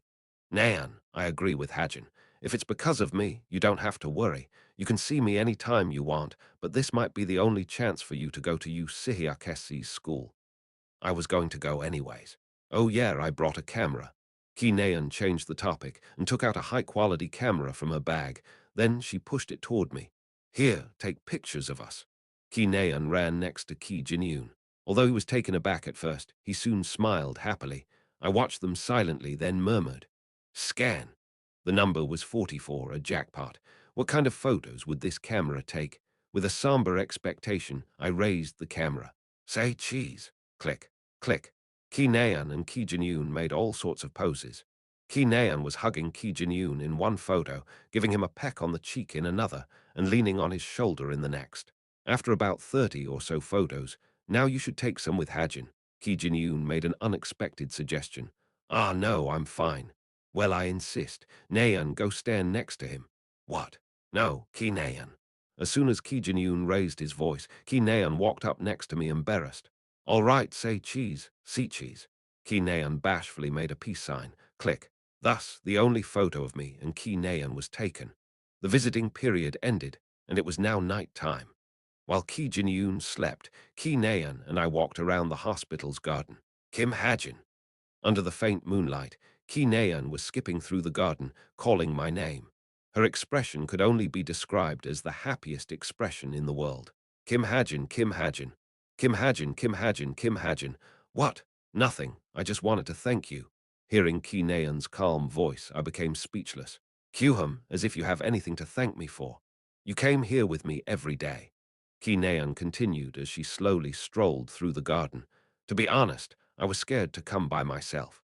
I love Opa so much, and I've been wanting to see him for so long, but it's almost been 5 years since I last talked to him. I didn't know what to say, and I was afraid what he might think about me all grown up. She then poked my shoulder, but it wasn't awkward at all with you around. By the time she was done, we were at the front entrance. My bike was parked next to a wall. I see, I retorted unenthusiastically, leaving Ki Naeun behind. Then I got on my bike, put on my helmet, and turned the engine on. Are you free on Christmas? When I was about to step on the gas, Ki Naeun spoke. I turned toward her. That's the day you're leaving. I want to see you before I go. I didn't answer. However, Ki Naeun continued to speak unperturbed. I'm leaving at 6, so I'll meet you at noon in front of the hospital. I'm leaving. Yeah, good night. I smiled bitterly and stepped on the accelerator. As my bike raced through the road, I could see Ki Naeun looking at me from the side mirror. Siacho District, Gangnam. When I opened the door to the luxury apartment complex I bought, Evandel and Haeying greeted me. Hajin meow, hey guys. I picked up Evandel with one arm and Haeying with the other. Seeing them smiling as brightly as ever, I did my best to smile and asked, how did ordering food go? It went well. We ate steak. Steak, you did as I said. Yeah, I told the delivery man to put the food in front of the door, then I brought it inside after he left. Good job. I put them down on the couch. It was nice to have a big house. The spaciousness of the room gave me comfort. Oh, right. Did you take Haeyang on a walk? Recently, I've been making Evandel practice going out. I made her wear a smartwatch just in case, but with Haeyang as her guide, I didn't need to worry too much about her getting lost. Good girl. Hee hee, eh. I patted Evandel and Haeyang. Evandel smiled brightly and enjoyed my touch. At that moment, I received a message. Little apprentice, we are done with all preparations. January 3rd will be the day. Be ready. My face immediately stiffened up. Watch TV for a bit. I went into the bedroom and took out the jar of greed, which I kept outside of Evandel's reach. As soon as I obtained the jar of greed, I put ether inside it. Ether was certainly worth enough to receive an upgrade. That was December 10th. More than 10 days had passed since then. I slowly opened the jar's lid. It was then. Hey! My hands emitted a powerful golden light. I've experienced this before. This meant that accumulation of luck activated. If so, I quickly opened the lid. Golden light rose up from the jar. Bravo! Ether was inside the jar, carrying a strange pink light. Pink. Wait, what? With a sense of foreboding, I turned on my smartwatch. Equals aesthetic greed. The desire to seek beauty has been attached to ether. Its user's invariable charm stat will increase by 0.002 points every 24 hours, up to a maximum of 1. Note, the charm stat cannot be increased beyond 9. Ether will now react to beautiful things. Ether's detail materialization becomes more exquisite. Equals. I became speechless and stood still in a daze. From an objective standpoint, it was undoubtedly fantastic. After all, it permanently raised an invariable stat. Furthermore, as the charm stat was directly related to one's physical beauty, it not only affected their outer appearance, but also their musculoskeletal balance and height. With a full 1-point increase, I should grow at least 2-3 cm taller. It was a change worthy of triggering accumulation of luck. Still, why? Why couldn't it have been intelligence rather than charm? In fact, I would have been happier with an effect that increased my variable stats by 2. Who? As regrettable as it was, there was nothing I could do about it. Of course, it was possible to change the setting with my gift. However, erasing an already existing functionality and adding a new one had the possibility of causing unnecessary consequences. So I decided to be happy with what I got. I reached out to Ether. As though it missed me, Ether shot toward me like an arrow and coiled around my body like a snake. Chapter 126, Ki Jinyun 4, December 25th. Christmas. On this beautiful holiday, celebrated by lovers and families, a huge piece of news swept through Korea. The world's rank 1 guild, Creators Sacred Grace, announced their Tower of Miracle campaign. Although the announcement came late by a couple of weeks, I didn't mind too much, since the result was the same. I already bought 4 billion won's worth of their stocks, and I should be able to sell them soon. Are you worried? Currently, I was on the phone with Kim Suha while reading the guild stock chart. Creators Sacred Grace plus 10.1%. It was rare for a top guild stock to fluctuate so much. but Creator's Sacred Graces stocks were already up 10%. As I used stock market leverage, the profit I made was almost 100%. Not at all. Despite what Kim Suho was saying, I could hear the concern in his voice. Conquest of the Tower of Miracle would last for 6 months. Although most tower conquests ended within 3 months, the Tower of Miracle was currently the world's biggest tower. Unable to conquer this tower with even 6 months, Creator's Sacred Grace would announce their defeat. I thought about stopping them since I knew they would fail, but it was unlikely for their guild master to listen to a kid like me. After all, he refused to listen to even YunSeo-jin. She'll come back with glory. I hope so too. Since the announcement was delayed by 2 weeks, they might have a chance of succeeding, though with the same logic, they might suffer a bigger loss.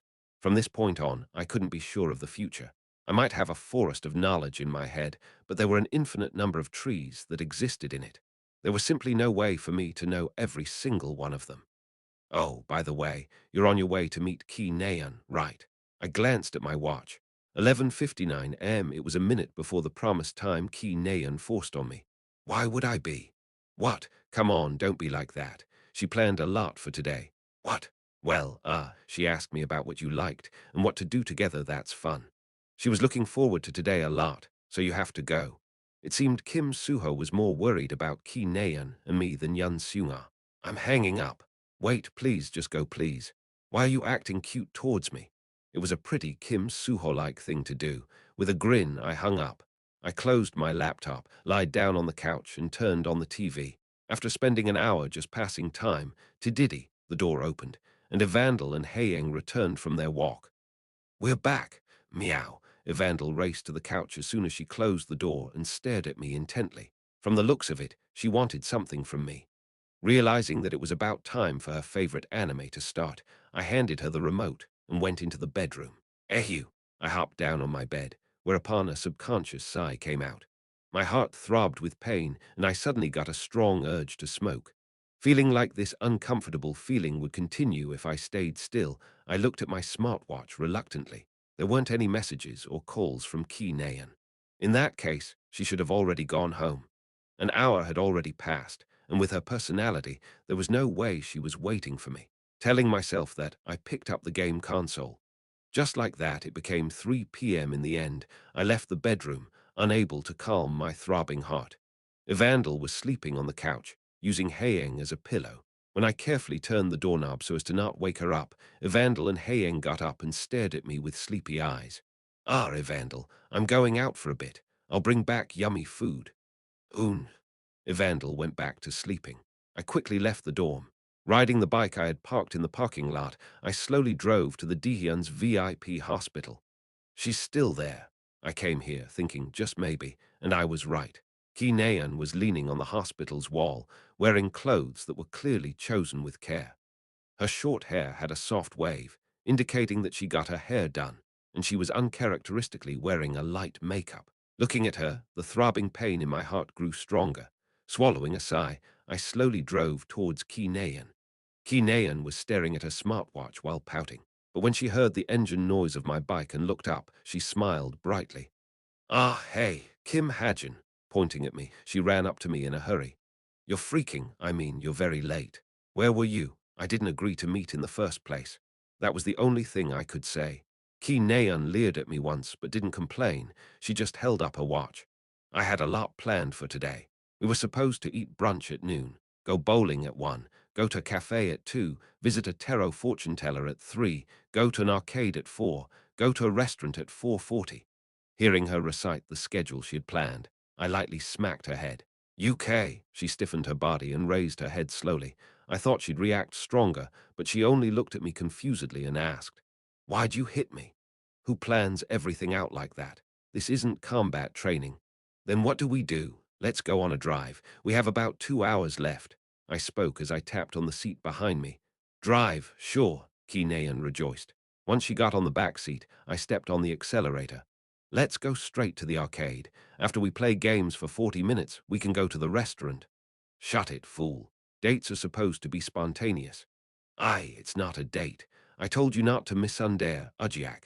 I sped up to prevent her from justifying it more. Without going to the arcade, I made a big circle around Seoul. On this snowing Christmas day, we drove around seeing Seoul's beautiful scenery. Although I came 3 hours late, we saw many things and enjoyed our time together. We stopped by a clothing shop, and by the time we left, we were wearing completely different clothes than the beginning. We then ate at a restaurant, and I forced Ki Nayeon to eat some pancakes. After spending 2.5 hours together, it became time for her to go, and so I drove her to the portal station. Domestic portal station. Ah, the portal Ki Nayeon had to take was connected to North Hamgyong province. However, she stayed near me, hesitating to go. Hurry, you're going to be late. Unable to look at her straight, I muttered as I stared at the portal in the distance. Ki Nayeon then nudged my shoulder. Hey, today was fun. Ki Nayeon's short and calm words made me bitter and pained me more. I'm glad. By the way, before I come back, don't. She didn't finish her sentence. After hesitating for a moment, she shook her head and smiled. Never mind, I'll see you soon anyways. With that, she put her hand out. Though small and white, her hand was crude and wrought with calluses. With a bitter smile, I grabbed her hand. She must have liked the sensation as her cheeks turned faintly red. Your hand is pretty big and soft, because I only have to pull the trigger when I train. I'm jealous. Cue him anyways. Ki Nayeon let out a dry cough and let go of my hand. I'll see you later.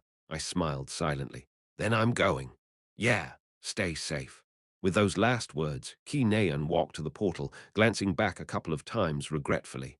January 3rd, the third day of the new year. In the sleeting weather, I got in a sedan parked in a desolate park. Jane and a man I hadn't met before were sitting in the front seats, while Boss was sitting in the back. This is the helper I was talking about, so don't be too surprised. Hello. Judging by the man's reggae-style hair and black skin, he was likely Khalifa, the chameleon troop's seat of blue. Now that the main hero is here, everyone close your eyes and entrust yourselves to my magic power. Jane unleashed her magic power.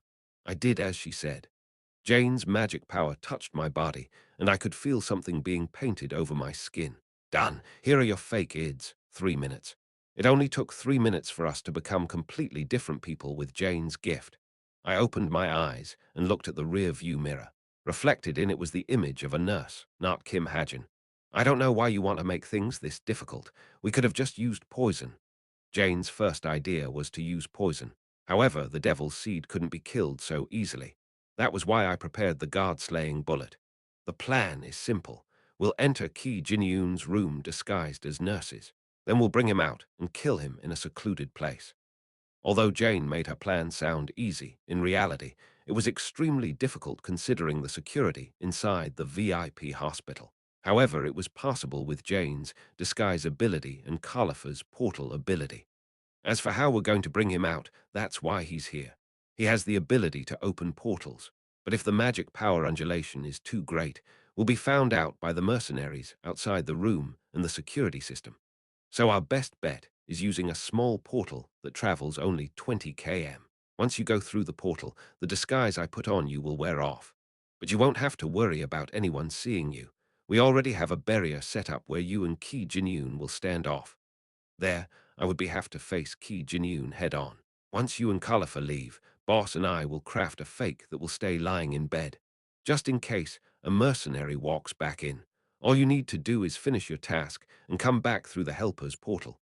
Jane's ability wore off once her target went beyond a set distance. To maintain the fake Ki Jin-yoon, Jane had to stay in the hospital room.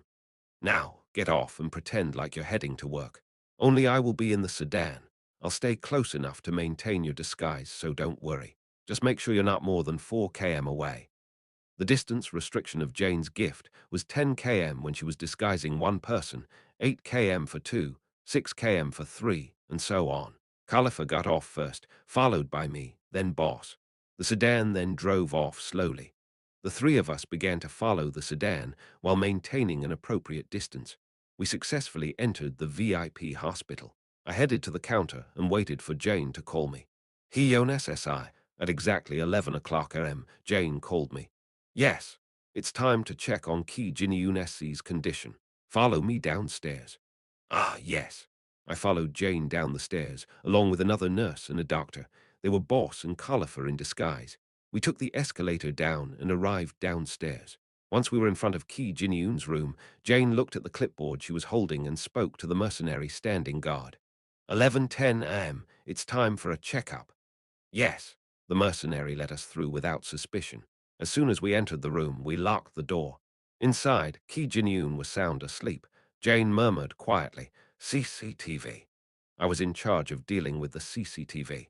Using my smartwatch, I temporarily stopped the CCTV. Just this took 200 SB. It's done. Good. Jane turned to Boss. Boss, be careful so that the mercenaries outside don't notice. I know. Boss unleashed her magic power with extreme care and created 2 magic power puppets. Next, Jane turned them into Ki Jin-yoon and the nurse I was disguised as. All right, you're up next, Khalifa. Okay. Immediately afterwards, Khalifa created a small portal. Wuhong, this time, the undulation of magic power was stronger. We had to hurry before the mercenaries outside noticed the magic power and came in. What was that? Hello, did something happen inside? I put Ki Jin-yoon on a wheelchair I prepared and walked into the portal. The portal led to a desolate forest. The ground was covered with sleet, and the trees nearby were all naked. In front of me, I could see a wooden bench. I parked the wheelchair next to it and waited for Ki Jin-yoon to wake up. All of a sudden, Ki Naeun's face began to overlap with Ki Jin-yoon's. She was looking at me with a bright smile. However, I suppressed the thoughts popping up in my head. I needed to free myself from all thoughts and ideas. Fucking hell. But I just couldn't do it. I took out a white box I brought just in case. Cigarettes. Putting what I inadvertently quit in my mouth, I lit it with magic power. An acrid smoke passed through my throat and invaded my lungs. The unpleasant combination of nicotine and tar made me relax, if even just a little. After waiting in the cold weather and cigarette smoke for an unknown amount of time, Ki Jin-yoon finally opened his eyes. Ki Jin-yoon stared at me without being perturbed by the foreign scenery. I stared back at him and bowed. Ki Jin-yoon spoke. Kim Hajin. I didn't reply. Where are we? I didn't reply. Did something happen to the hospital room? I didn't reply. Instead, I took out my gun and loaded it with the guard-slaying bullet. Hajin. Ki Jin-yoon's innocent voice gave me a heart-wrenching pain. I closed my eyes and let out a deep breath. I dropped the cigarette on the ground and stomped the ember out. Then I finally spoke. Ki Jin-yoon SSI, have you heard of the devil's seed? What? It should be something that hasn't been confirmed yet in this world. Looking down at Ki Jin-yoon, I continued. I felt like I needed to explain why he had to die. In a way, it was to show respect. But in truth, it was a cowardly self-justification. A devil's seed is a devil that takes over a human's body, almost like a parasite. But once the seed sprouts, the devil will take over its host's body, transforming it into its real self. My clothes fluttered from the fierce wind. Because of the cigarette I smoked for the first time in almost a year, I could still feel the bitterness in my mouth. I slowly raised my gun and pointed it at Ki Jin-yoon's head.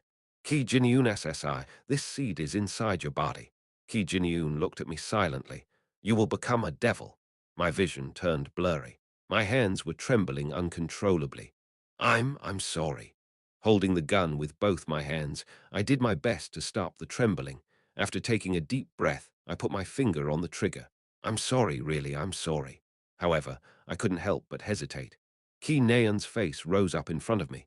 Her smiling face overlapped with Ki Jin-yoon. The feeling she had for me touched my heart once again. Pain shook my heart, and sorrow suffocated my throat. I was afraid. I was afraid of the pain she would feel and the wound she would come to bear. It was then. Ki Jin-yoon's face contorted frighteningly. At the same time, demonic energy rose up from his body, burning the ground and stifling me. Ki Jin-yoon's entire body turned ash-black. Ki Jin-yoon, or rather the devil that took over his body, reached out toward me. From its deathly black fingers and blood-colored eyes, I could feel an undoubtable killing intent. But even as its hand drew ever closer to my neck, I hesitated. Due to mental exhaustion, I didn't have the strength to pull the trigger. My hesitation should have led to my death. However, no danger came my way, silent and distant. It was as though the world stopped. Standing in the middle of this serene forest, I looked into the devil's eyes. Its bloodshot eyes were frozen and unmoving, but carried a tinge of tears. Immediately, my heart sank. The devil's seed was unable to fully sprout and was being blocked by Ki Jin-yoon's will. Ki Jin-yoon was staring me, suppressing the evil within him. I couldn't say anything. I couldn't make the situation any better.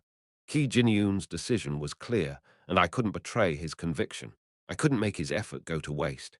Clenching my teeth, I re-aimed my gun. This time I won't hesitate, for me and for you. When my finger was about to pull the trigger, a small thought rose up in my head. Ki Jinyun, the man I created. He was a kind, warm, selfless, and righteous hero. KWANG. I pulled the trigger. In an instant, the world seemed to get farther and farther away as a brilliant light dyed the surroundings white. The guard-slaying bullet pierced through Ki Jinyun's forehead and destroyed the seed residing within. His blood and brain fluid splattered all over my body. His bones pelted my skin, and a strange ringing sound reverberated in my ears. My legs gave way, and I collapsed on the ground. All sorts of emotions swept through me. My face became wet with what could have been tears or blood. Ah! From my mouth, an indiscernible sound came out. I couldn't tell if it was the cry of a human or a beast. Today I murdered Ki Jinyun. Chapter 127, Funeral 1. My body felt heavy, and dizziness swept through my head. In this situation, where I could barely hold on to my sanity, a strange suspicion rose up inside me. Was this world a novel or reality? Suddenly, the sentences I wrote in my novel popped up in my head. The contents of my novel came to life, and Ki Jinyun's heroic tales flashed before my eyes. The Tower of Wish, Artifact Scrambles, and the Tower of Miracle, however, these things could no longer happen. For the first time, I was overcome with the realization that I killed a person. I could hear the sound of something breaking inside me. This world was just a novel. It was the sound of that subconscious belief shattering. TSSS. Black boots descended on the sleet covering the ground. I raised my head in a daze. Boss' dark pupils entered my sight. Her body was fluttering on the snowy field. Take care of the corpse, Boss muttered. I stared at Ki Jinyun, who was lying tragically with half of his head blown up. He had partially transformed into a devil. Demonic energy still remained in his body, which would soon combust into a huge explosion. Boss helped me up. In that instant, I noticed that my body was half burnt. The thin clothes I was wearing for Jane's disguise had burned up when I fired my gun. Although my feet were on the ground, I couldn't stay standing. Staggering, my head fell on Boss' shoulder. Boss stood still and accepted me. Soon, a portal appeared nearby. Jane and Califer walked out from inside, and when they saw what happened, their expressions turned grave. At that moment, demonic energy shot up from Ki Jinyun's corpse. That was where my memory ended. January 3rd, a particularly cold, dark night. KWANG. Ki Shinhyuk threw the door open. Inside a resting place of corpses, he met a familiar face. Hello, Ki Shinhyuk SSI. Forensic scientist, Kim Jung-ho. They were united 11 years after the death of Ki Shinhyuk's wife. Without sparing any time to offer a greeting, Ki Shinhyuk approached the corpse lying next to Kim Jung-ho. When he saw the corpse, he clenched his teeth. A cold corpse of a man whose face was half blown up. It was his son, Ki Jinyun. Do you have any leads on the suspect? Ki Shinhyuk maintained his composure as much as possible. Not yet. An isolation barrier must have been around the scene of the crime. There isn't a single trace of the incident remaining. Investigators nowadays had all sorts of supernatural gifts, psychometry, cold reading, etc. However, not even the most competent investigators of Korea could find any evidence. Was it the jinns? We aren't sure. But there's demonic energy right here. Ki Shinhyuk pointed at the black energy coalesced around Ki Jinyun's right arm. Do I look like a fool? From Ki Shinhyuk's reddened eyes, tears began to flow. Ki Shinhyuk SSI. Kim Jung-ho sighed softly. He had no choice but to say what he didn't want to say. This demonic energy came from Ki Jinyun's body. What? Ki Shinhyuk's face contorted frighteningly. Kim Jung-ho stared at him with downcast eyes. This demonic energy came from his body, but was stopped in the middle of traveling through his veins. And that must be because he died. Ki Shinhyuk was unable to understand Kim Jung-ho's words. No, he refused to accept it. Demonic energy came from his body. That was impossible, unless Ki Jinyun was a jinn. If it is you, it should be easy to find the accursed murderer who killed your son. Kim Jung-ho continued to speak as Ki Shinhyuk stared at him with widened eyes and rough breathing. With Daehyun's power, with Ki Juchol's power, even rampaging through pandemonium shouldn't be difficult. However, we are no longer living in the 80s. Kim Jung-ho's gaze fell on Ki Jin-yoon's right arm. Jin-yoon became a Jin. No, this is the first time I've seen such an arm. This is even more elaborate than the Jin's devil transformation. You can see that it's persisting even after his death. Ki Shin-hyuk's breathing became even more disheveled. Killing intent could be felt from his eyes looking at Kim Jung-ho. I can only surmise that something happened 4 years ago during the Jin suppression operation. To discover the exact reason and search for the culprit, an autopsy will be necessary. However, an autopsy will reveal Jin Yoon's true state. Ki Shin-hyuk looked down at his son. The gaze of the father scrutinized the body of the son. A face half blown up, an eye forever closed, a frail bony body, and a right arm devoured by a mysterious existence. Ki Shin-hyuk slowly closed his eyes. An emotion flowing from the depth of his heart ate away at him. This right arm. After a momentary silence, Ki Shin-hyuk spoke up. Are you the only one who knows about it? Kim Jung-ho maintained his silence and nodded. Are you certain? Yes, but it is something we will have to reveal one day. For humanity. Ki Shin-hyuk placed his hand on his son's cheek. His skin was already cold and dry. Caressing what felt no different than a fish, Ki Shin-hyuk muttered with a somber tone. I never thought I'd see the day where my son woke up. He thought Ki Jin-yoon had died 4 years ago. He was pained by the debt he couldn't pay. But 2 weeks ago, when his son miraculously woke up, he felt like he was on the top of the world. Today, I lost my son a second time. His son passed away too quickly, almost as though he woke up to say a final goodbye. That was enough of a heart-wrenching pain, one that Ki Shin-hyuk would bear for the rest of his life. But I don't want to lose him a third time. For Naeun, I want to bury him peacefully. Ki Shin-hyuk spoke, looking at Kim Jung-ho. Because of the deep sorrow in his voice, Kim Jung-ho couldn't say anything. Tears flowed down from Ki Shin-hyuk's eyes. Kim Jung-ho bowed with a sigh. I will do my best. I will take my leave now. With that, Kim Jung-ho gave Ki Shin-hyuk some time alone with his son. In an empty room with only the coldness of steel and a corpse, Ki Shin-hyuk caressed his son's face with his trembling hand. Because of the tears clogging up his throat, he was unable to say anything. He only had one wish.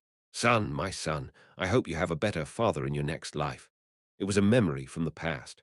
Although lacking color and missing several bits and pieces, it was a piece of memory I dreamed often. Naeun. After watching me practice archery for a long time, Opa called my name. You can take a break if it's too hard. He walked up to me carefully and held up my hand. When he saw my hand bleeding with blisters and cuts, he put on a sad expression, but I shook my head. I'm going to try even harder. I want to become an even greater hero than Opa. Hearing my arrogant and daring remark, Opa smiled and stroked my hair. His hands were warm and reliable. I hope you do too. By the way, you didn't forget about next week, right? We're going to an amusement park. A trip to Korea's most famous amusement park, Foreverland. Instead of being happy, the me in my memory shook my head with a troubled face. I can't go. I'm going somewhere else with my friends. Really? Although he looked disappointed, he quickly grinned. Then I guess we'll have to go some other time. Opar is going to work now, so don't overwork yourself. You won't grow taller if you do. And see you later.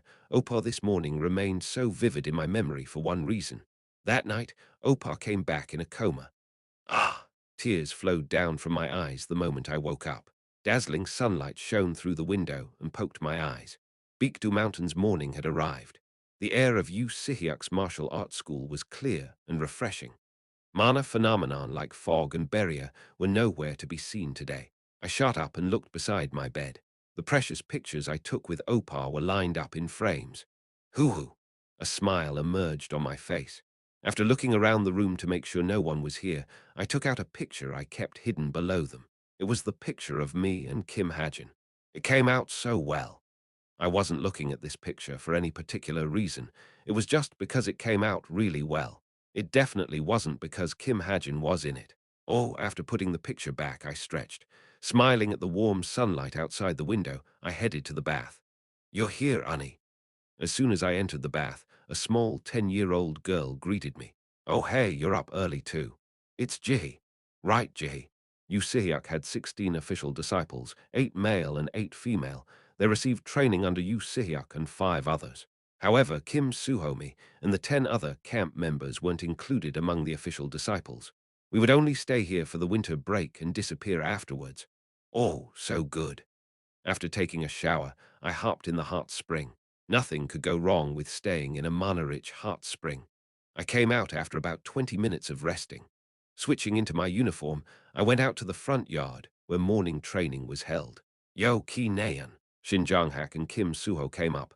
They seemed to have taken a bath too. I snickered and spoke. Isn't it a beautiful morning? Yeah, it is. I feel like I can beat you up today, so you better watch out. Was it because of the clear sky? I felt particularly good today. Kim Suho looked at me dumbfoundedly and laughed. Why are you so energetic today? Is it because today's the letter day? January 3rd. It was their 10th day here. There was one special event in today's schedule. And no, that has nothing to do with it. Electronics didn't work on Beekdu Mountain, so it was impossible to communicate with the rest of the world. Although this problem could be circumvented, Master Yu Sihyuk left things the way they were. However, today was the day where it was possible to communicate with the outside world. Today's letter time was exactly that. She's right, Kim Suho. The only one you want to write a letter to is here, so cut the nonsense. You shut up, geez. I smacked Shin Jong-hak's shoulder. He kept making me curse when I was in the middle of trying to fix my way of talking. He's coming. Yu Sihyuk was walking towards us with his hands behind his back. Get ready. We stood straight in a line. How long would today's training be? 10 hours, 12 hours, 14 hours later. The sun had long set, and the hellish training had finally ended. Currently, Ki Nayan was lying on her bed, staring at a piece of paper. Hi, I'm in Beekdu Mountain. That doesn't sound right. She already wrote the letter to send to Ki Jin-yoon. Following her heart, 30 minutes was enough. However, she needed more time with this particular letter. I'm in Beekdu Mountain, Kork Enus. Training is so easy, Kork Enus. What are you doing? Kork Enus. No, that's not any better. In the end, Ki Nayan ruffled her hair and threw her pen down. I should have read some books. I don't know how to write at all, Ki Nayan sighed. But unwilling to give up on this chance that came once every 10 days, she picked her pen back up. While Ki Nayan was deep in thought, talk, someone knocked on her door, and the door burst open. What? Startled, Ki Nayan hid the letter with her body. When she raised her head slowly, she saw Yu Sihyuk looking down at her. Ki Nayan. His voice was low and somber. Ki Nayan put the letter in her pocket and slowly got up. Yes, master. You should really knock before entering a lady's room. Come outside for a minute. Yu Sihyuk was uncharacteristically serious. Yes, just come outside. He sounded kind, unlike his usual self. As Ki Nayan followed him out, she racked her brain to remember if she did something wrong. January 5th. The day tragic news was announced was a clear day. After receiving the news from her father and mother, Yu Yonha quickly ended a meeting and got in her car. Ki Jin-yoon died. Her parents didn't tell her anything else. Yu Yonha felt her head turn blank as she sat on the car seat. Suddenly, she thought of Ki Nayan. It was only a couple of weeks ago that she was exhilarated at her brother waking up. When she remembered this, she felt her heart sink. Even though it wasn't her business or something she experienced, she felt her heart tighten. Let's get off. Yu Jin-woong spoke softly. Yu Yonha followed her parents out of the car. No reporters dared to besiege Dihyun's funeral home, making the venue quiet and lonely. Hey! Yu Yonha stopped while trudging up to the entrance. Under the shade of a nearby tree, she could see a familiar person. Kim Hajin. He was smoking a cigarette and staring at the funeral home with a complicated expression. Why isn't he going in? And he's smoking. Yonha, what are you doing? At that moment, her mother called her. Ah, yes, I'm coming. For now, Yu Yonha followed her mother inside. As soon as she entered the small funeral home, she looked for Ki Nayan. Ki Nayan was sitting in a daze. Her hollow eyes were filled with despair. To her, Ki Nayan was always bright and cheerful. It was the first time she was seeing this side of Ki Nayan. Swallowing her sigh, Yu Yonha stood in front of the family of the deceased. Nayan. Ah, Yonha, you came. Ki Nayan greeted Yu Yonha. She tried to smile cheerfully, but that made her look all the more pitiful. Her lifeless eyes seemed ready to burst into tears. However, she was holding herself back desperately. Yu Yonha understood. That was the kind of girl Ki Nayan was. Yeah, wait just a minute. After adjusting her dress, Yu Yonha stood in front of Ki Jin-yoon's portrait and bowed with her family. Ki Shin-hyuk SSI. Oh, you're here. While the two fathers talked, Yu Yonha walked back to Ki Nayan. She looked into her eyes and held her hands softly. Nayan, where are the others? I didn't tell them. I didn't tell them, so don't call them here. Ki Nayan sounded desperate. However, Yu Yonha thought of Kim Hajin, who was waiting outside smoking a cigarette. Even if you say that, that person is already outside. That person? Ki Nayan asked meekly. Kim Hajin. Hearing the name Yu Yonha mentioned, Ki Nayan fell into a daze. She sat motionless as though she was struck with great shock. I'll be back soon. Then she walked out of the funeral home. Ki Nayan couldn't even walk properly. Her legs were trembling. The way Ki Nayan staggered forward was too different from her usual energetic self. Yu Yonha could only feel sorry. Chapter 128. Funeral 2. When I opened my eyes, I saw an unfamiliar ceiling. Rather than unfamiliar, it was more luxurious than anything else. Catholic frescoes adorned the walls and ceilings, and when I focused, the mural's colors became clearer through resonance of mana. It was quite a mysterious mechanism. You're up! While I was staring at the frescoes in a daze, a voice rang out. Turning around, I saw Boss sitting on a chair. She sipped on her tea and looked at me. You slept for 2 days. Hearing these words, I quickly raised my upper body. Many things could have happened in 2 days. However, Boss was calm. Don't worry, the cover-up was perfect. There were many things I wanted to ask her but couldn't. After looking at me for a while, Boss smiled lightly. The funeral is starting today. Ah! A dazed voice came out of my mouth. At the same time, memories of the moment I pulled the trigger resurfaced. Ki Jinyun's funeral. Did I have the right to go there? I clenched my teeth. Suddenly, a strong urge overwhelmed me. I rummaged through my pocket, but I couldn't find my pack of cigarettes. Your weapon is here. Misunderstanding my motion, Boss pointed at the shelf. My Desert Eagle was sitting on it. I carefully grabbed it. Likely because it was clad in ether, it wasn't broken anywhere. So where are we? As I said that, I put the Desert Eagle into Stigma's magic power. Seeing the handgun transform into a current of mana and seep into my arm, Boss widened her eyes. That's quite an interesting storage method. It's nothing much, I shrugged. Boss grinned and continued her explanation proudly. This is my mansion built on an island in the East Sea. Just in case you're misunderstanding, this entire island is my home. Wow, that's amazing. Since Boss liked being praised, I exaggerated a bit. Hoo-hoo, why don't we open the windows? Boss opened the windows proudly. I looked outside at the gem-like ocean, clear sky and salty breeze. It was indeed a scenery worth bragging about. Wait, then how do we get back? You don't have a personal portal. Boss was clearly bragging. Personal portal. It was a system for the rich. If I remembered correctly, there was one in Busan. Then I'd like to head home. You can stay a bit longer. There's someone waiting for me. I see. Boss reluctantly led me outside. The unknown island I was on had many attendants running about. However, none of them were humans. They were puppets created by Boss' magic power that could only perform set tasks. Boss was living amidst puppets she created herself.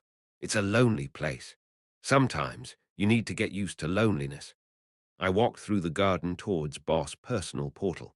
After walking for about 10 minutes, enjoying the island's beautiful scenery, I could see the so-called personal portal in the distance.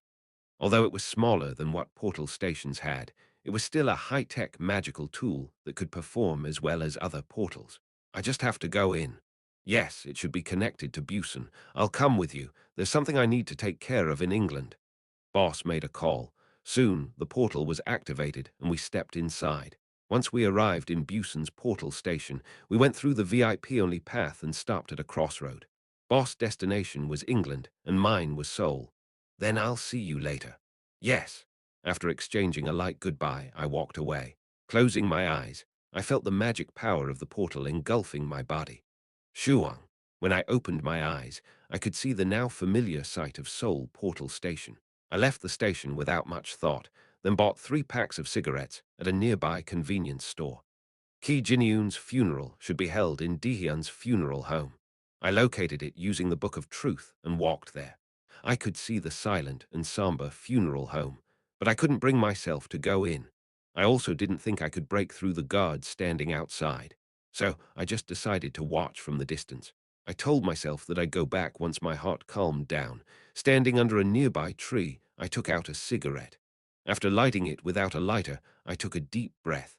A puff of smoke entered my lungs. One, then two. I subconsciously began to smoke again and again.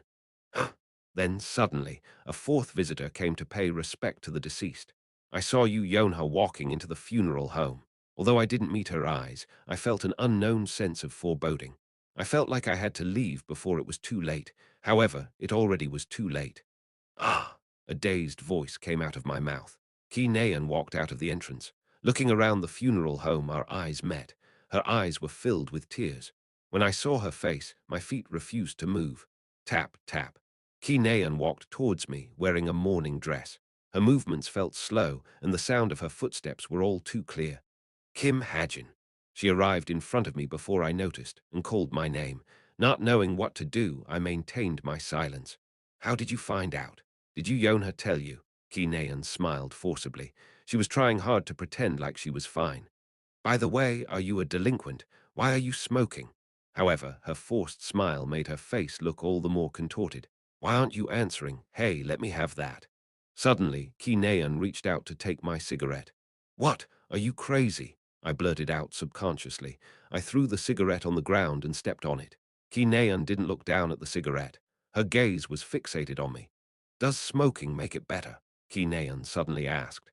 Her voice was shaking, and a stream of tears flowed down from her eyes. Immediately, my vision turned hazy. Why are you crying? Only when she told me did I realize I was crying. I wiped my tears with one hand.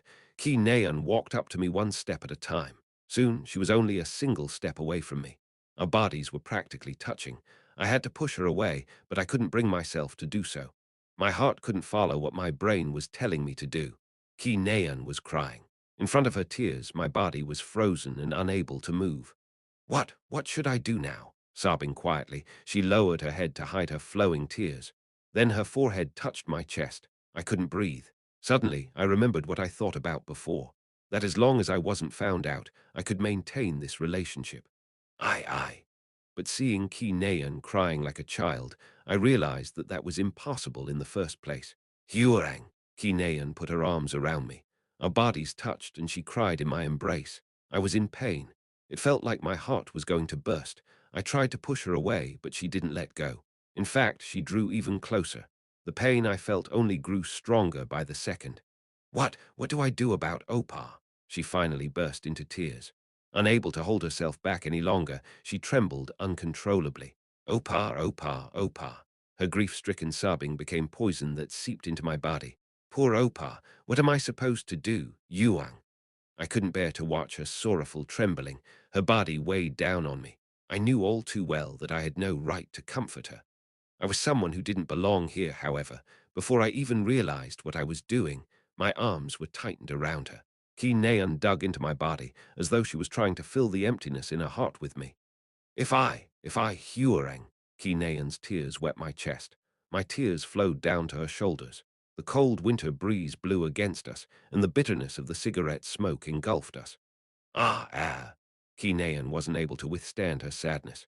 Her legs gave out, and soon she crumbled down from the depths of her heart. It was then that I finally found what I could say. Sorry. That was the only thing I could tell her. I'm sorry. Yu Yonha watched the two from a distance. The situation was too melancholic and somber to be called a touching reunion. All sorts of complicated thoughts flashed through Yu Yonha's head. If one day Ki Nayan found out the truth, if one day Kim Hajin found out the truth, would their story come to a sad ending? Or would they overcome all odds and achieve happiness? Yu Yonha didn't try to come up with an answer. She put the matter of the future to rest. Hey! When she was about to go back to the funeral home, Ki Nayan suddenly lost strength and collapsed. She had undoubtedly fainted. Yona quickly ran up to them. Is she okay? The moment she yelled out, her eyes met Kim Hajin's. Yona shuddered inadvertently. His eyes were frighteningly hollow. Leaving Ki Nayan to Yonha, I came back home. An apartment in Seoul's Siacha district, the home where Evandel and Haeyang were waiting. Standing in front of the door, I pressed the password. Beep, beep, beep. Before the door even opened, I could hear a bustling sound inside. I didn't go inside on purpose. Who is it? Hearing the password go through, but the door remaining closed, Evandel murmured quizzically.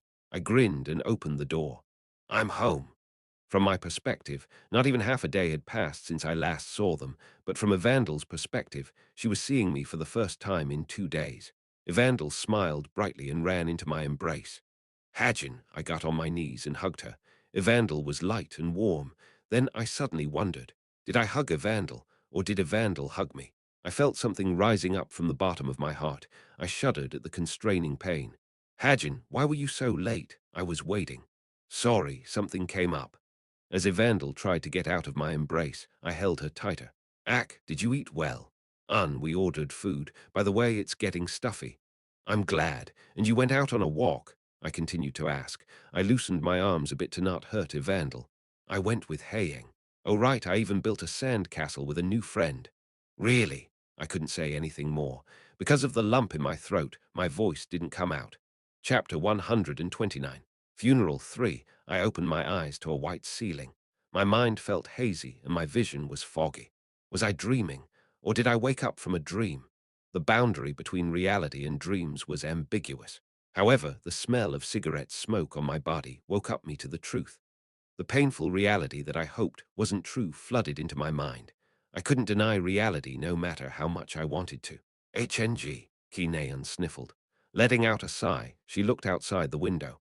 Perhaps because she let out her pent-up feelings, the current of emotions that seemed to be eating away at her disappeared, leaving behind calmness. You're up. At that moment, a soft voice rang out. Kinean turned to the direction of the voice. Master, Yusihyuk's calm eyes were looking down at her. Kinean stared at him with widened eyes. Yusihyuk sighed. Ha! You can come back to the mountain whenever you want. For now, take your time and rest. Yusihyuk rarely let go of disciples he accepted. Ki Naeun and Ki Jinyun were two of the few disciples he acknowledged. Unaccustomed to Yusihyuk's kindness, Ki Naeun only stared at him blankly. What, got a problem? No, not at all. Ki Naeun quickly shook her head. Good then. Actually, Ki Naeun cut Yusihyuk off and raised her upper body. Seeing the black mourning clothes she was wearing, she felt her heart throb, but she didn't want to waste any more time lying around. Once the burial ends, I'll go back up right away. She clenched her fists. Strong determination and conviction rose up from her heart. Yusihyuk shook his head with a concerned expression. No, you shouldn't push yourself. I heard he was murdered. Ki Naeun clenched her teeth. Her father didn't explain much, only that an unknown assailant attacked Ki Jinyun. I was told so as well. Ki Jinyun was one of Yusihyuk's beloved disciples. The chilling rage he felt was noticeable even by Ki Naeun. Don't think about taking the matter into your hands, master. Ki Naeun looked down at her small and calloused hands. Finally, she found something she had to do with her hands. Furthermore, it was something only she had the right to accomplish. I will find him and kill him myself. Yusihyuk calmly looked at Ki Naeun, murmuring in rage. Oh, right. Suddenly, Ki Naeun widened her eyes as though she remembered something. Before then, please give me 4 days. Sure. No, maybe a week is better. So, is a week okay? Yusihyuk narrowed his eyes. However, he couldn't say anything to Ki Naeun, who was doing her best to hide her sorrow and show her anger. Just contact me whenever you're ready. Thank you, master. HMPH. Yusihyuk got up from his seat and opened the door to leave. Yu Yonha was also walking in. Hello, Sir Yusihyuk. I don't need to be addressed so politely by a kid. Ack. Yusihyuk poked Yu Yonha's forehead before walking past her. Yu Yonha watched him leave with a pout, then approached Ki Naeun's bed. Yonha. Hey Naeun, are you feeling better? Yeah, I feel a lot better now. By the way, Ki Naeun didn't finish her sentence. However, Yu Yonha knew what she wanted to say. That person went back home. I see. Where's my smartwatch? Yu Yonha pointed at the shelf. Ki Naeun grabbed her smartwatch, then grinned. Hey, which information guilds are good nowadays? It was clear what she wanted to do. Yu Yonha put on a serious face and spoke. Leave it to me, Yu Yonha announced proudly. I'll take responsibility and find out who did this. Oh, hearing Ki Naeun's exclamation of awe, Yu Yonha smiled. Since we're friends, I'll give you a 30% discount. What? Ki Juchul, the president of Dihyun Group, had a unique hobby that was famous throughout the world. His hobby was collecting castles, and Ki Juchul, the immortal, already had over 100 castles of various styles. Ho! In France's Centreval de Loire region was a famous castle Ki Juchul purchased. This castle, called Chateau de Chenonceau, was built during the Renaissance. and was an important landmark in the city. As one of Ki Juchol's favorite castles, it was naturally where he liked to stay. Currently, Ki Juchol was sitting on a throne inside the castle. To think this old man would lose his grandson at this age. Although Ki Juchol was well over 80 years old, no one other than himself would dare to call him an old man. His abundant white hair was pushed up neatly, and his well-built body was adorned with a luxury suit. The only thing that made him look like an old man was the cane he carried around with him. Secretary Kim, what do you think I'm feeling? Ki Juchol placed the question on his secretary, who was bowing in front of him. I wouldn't dare imagine, the secretary answered. Ki Juchol then got up from his throne. You're right. Ki Juchol's apathetic eyes fell on his secretary. Unable to withstand these eyes, the secretary lowered his upper body even more. Shin-hyuk should be holding a funeral right now. Yes, President Ki Shin-hyuk is handling the retrieval of the corpse and investigation of the suspect. He said he wanted to take care of it quietly. Is that so, Kung? Ki Juchol's cane knocked on the ground. Seeing as how my hot-tempered son is staying quiet, something must have happened to my grandson. Ki Juchol didn't react coldly at his grandson's death. Rather, he sounded apathetic. The secretary asked, what shall we do? No matter the situation, someone touched the Ki clan's blood. If I let him off the hook, that won't reflect very well on me. Ki Juchol's voice lacked any semblance of emotion. He spoke calmly, as though it was the most natural thing to do. Call you Jin-hyuk. Yes, understood. Ki Juchol smiled lightly. You Jin-hyuk. Although he was a member of the Yu clan, he was kicked out because of a great mistake he committed in the past. But because of his useful ability, Ki Juchol had kept him alive. Since it looked like he made quite a name for himself, Ki Juchol felt it was time for him to pay back his debt. In that case, how shall we gauge the price? Price. For the first time, Ki Juchol's expression changed as he furrowed one of his brows. But soon, in the most relaxed manner, he rubbed his chin as though he was in thought. Price, you say? Then he made a sinister laugh and spoke coldly. If he dares to ask for a price, tell him to carefully consider why he is still alive. Winter. 4 days had passed since Ki Jinyun's 3-day funeral. Currently, I was in Seoul Grand Park. Ki Naeun said she wanted to meet me here. When she said Ki Jinyun was buried in a memorial in this park, there was simply no way for me to refuse. It's so cold. I could see my breath as I waited on the bench. Currently, it was 3:10 p.m. 10 minutes had already passed since our promised time, but Ki Naeun was nowhere to be seen. I shouldn't have come, I murmured in regret at the poor decision I made. At that moment, something warm touched my shoulders, and something sharp fell on my head. When I glanced up, Ki Naeun was pressing down on my shoulders with her hands and resting her chin on my head. What are you doing? Sorry, were you waiting for a long time? No, not really. Ki Naeun sat down next to me with a smile, then leaned against my shoulder. Suddenly, she sniffed my clothes and frowned. You smell like cigarettes. Kyuhum. I scratched my neck. I've been addicted to smoking lately. It was worse than when I smoked in the past, which wasn't too surprising given the situation I was in. But what surprised me the most was that cigarettes had a temporary effect of raising the perseverance stat. A single cigarette raised it by zero point 0.3 points for about an hour. I've spent some time to look for the best brand as well. But you better not. I couldn't help but laugh as I said that. I never thought I'd say something so pretentious to a girl, but I'm already smoking it indirectly. Without replying to her, I raised my right shoulder, which Ki Naeun was leaning on. Ah, ow! Ki Naeun was pushed away. She glared at me with a pout, then suddenly bit my shoulder. Ak, what's wrong with you? Yummy. Don't say strange things. Ki Naeun pulled her head back.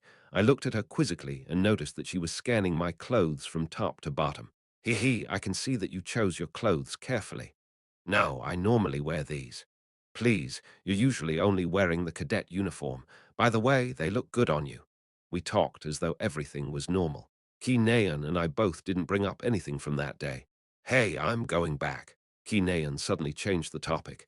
Going back where? To Baekdu Mountain. Will you be okay? Only a week had passed since Ki Jinyun died. When I thought about it, I became stifled for breath and my hands began trembling. I could only imagine how bad it was for Ki Naeun. Yeah, of course. Even so, she gave such a cheerful reply. I could at least be somewhat relieved. However, Ki Naeun seemed to have something else to say as she poked my shoulder. What now? So, yeah, wait for me for just a month and a half. a month and a half. That was how long Ki Naeun's training would take. Knowing what she was implying, I suppressed the throbbing pain in my heart and feigned a smile. What's in it for me if I do? I can't tell you that. Ha, I sighed. From this point on, everything was an uncharted territory. It was a story I couldn't imagine or write down. I could only wonder how Ki Naeun and I would see each other at the end of this story. Don't worry, I at least won't run away until then. That was the only assurance I could give her. Really, it was then. Ki Naeun wrapped her arms around my neck and pulled me in. Her face filled my vision. At a distance close enough for our breaths to mix and our noses to touch, Ki Naeun smiled bashfully. Then I can be at ease. With that, she placed her forehead on my chest. After rubbing her head a few times, "Ooh, you smell like cigarettes." She shot up with a frown and turned around. Although she was trying to hide her face, I could see her bright red ears. "Your face is going to explode. What did you do that for?" What about my face?" Ki Naeun stuttered. I made a bitter smile and got up. Standing side by side, we looked at the park scenery. Under the cold winter sky, the park was bustling with countless people. The news of Ki Jinyun's death swept through the entire world. However, Dihyun Group didn't reveal much information. As a result, only unfound rumors and speculations existed on the web. Naturally, none of them were even remotely close to the truth. "Here you go, Kim Hajin SSI. Thank you." Today was January 27th. I came all the way to the post office to receive a letter. It was because Ki Naeun didn't know my home address and sent her letters to the Seoul post office. Sitting down in front of a desk nearby, I opened the letter. Although her personality was like a man's, her handwriting couldn't be more girly. "How are you doing?" "I'm doing fine." Well, to be honest, what happened pops into my head every time I sleep. I don't know if I can last any longer. But what's funny is that training is just as hard, so it's actually making things okay. Also, the food here is at the 3-star Michelin level. The ingredients are all highest quality because of how rich this place is in mana. It's super good, Korkek Hanus. Oh right, I tried smoking a cigarette. I stole one from an instructor. Hey, I widened my eyes and continued reading. I can't believe you can smoke this thing. It was so bitter that I threw it away immediately. Should I say I'm glad? In any case, I was almost at the end of the letter. "Can you write back more often? Unlike the others, I can write letters once every 4 days. I'll write another one then." When I put Ki Naeun's letter down, I could see another piece of paper behind it. It was a blank letter. If I remembered correctly, this letter was a magical item. Once I wrote something on it, the same thing should be shown on a letter in Baekdu Mountain. I looked at the letter. Before coming here, I thought over and over again. I wasn't sure if I allowed to accept her letters or write to her. I thought about just running away, disappearing from Ki Naeun's side. However, no matter how much I thought about it, I couldn't get anywhere. Kayak. At that moment, a sudden scream rang out. I looked out the post office window. What? Monsters were climbing up from the manhole in the middle of the road. I didn't expect to see monsters in the middle of Seoul, but I wasn't too surprised. After all, now was around the time monsters would start appearing more frequently. I furrowed my brows and observed the world outside. Since heroes would arrive soon, I knew I didn't have to take the matter into my own hands. But at that moment, I caught sight of a vicious-looking mole rat chasing after a kid. Before I could even think, my body moved. I left the letter behind and ran out of the post office. At the same time, I took out the Desert Eagle from Stigma. I pulled the trigger immediately. The bullet I fired pierced through the head of the mole rat chasing after the kid. Sanghyuk, the mother of the kid, quickly ran over and took him away. Ordinary people began to scream and run away at the sight of the monsters. However, I walked in the opposite direction and transformed the Desert Eagle into an assault rifle. There sure are many of them. 70 or so monsters had already come out of the manhole. Although they all looked different, the strongest one among them only seemed to be at intermediate rank grade 7. That being the case, I aimed my gun forward and fired. I didn't need to move the gun in any way. Curve shot. The bullets I fired curved in all sorts of angles, flying in all directions. It was as though each bullet was alive and chasing after its prey. The time it took to kill 70 monsters was no more than 1 second. As soon as the gunshot sound subsided, the road became completely silent. I infused Stigma's magic power into the Desert Eagle and put it away. Ah, don't take pictures. I admonished people who were trying to take pictures. With a slightly disappointed look, they began to furiously type. I saw something amazing in Seoul. I saw someone killing monsters with a gun. They were probably writing things like that. I couldn't stop them, and since it was common knowledge that there was a cube cadet using a gun, I simply returned to the post office. When I was agonizing over what to do with the letter, an interesting piece of news came up on the post office's TV. Essence of the Straits leader, Jin lets his daughter take on important guild matters. The world's rank 2 guild, Essence of the Strait, caught in grave arrogation. Suspected nepotism and abuse of authority. The person in question is a 17-year-old minor. Emergency. Monsters have invaded various parts of Seoul's underground system. Although the danger level is low, civilians are recommended to stay home. Ah! Although the timing was a bit delayed, it finally happened. But since I already had all the ingredients to prepare a counterpunch, I wasn't too worried. In fact, Yu Yonha would use this opportunity to purge or placate all opposition, paving way to her absolute rule. The more important matter was this letter in front of me.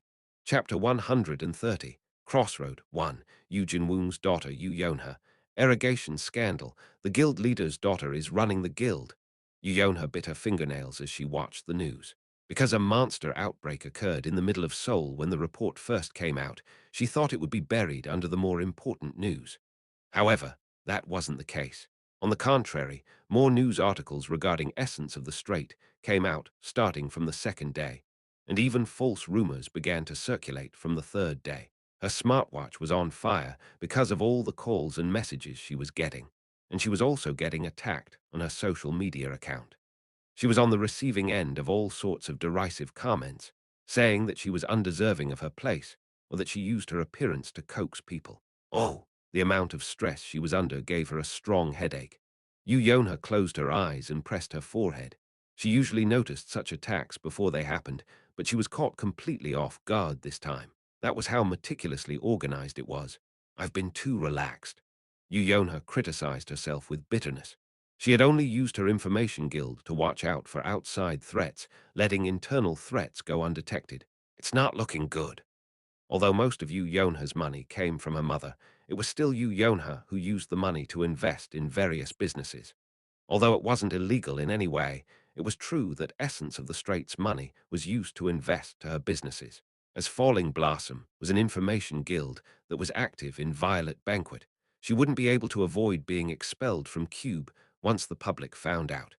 That would also have negative impact on the guild as a whole. However, what worried her the most was how disappointed her mother would be. Who is it? Yu Yonha bit her lips. Too much of the guild's internal data became public. Clearly, the perpetrator was a member of the guild and likely from the vice leader's faction. The only problem was that no one from the vice leader's faction should have so much information on her. Ugh, my stomach. Yu Yonha's stomach churned from the stress.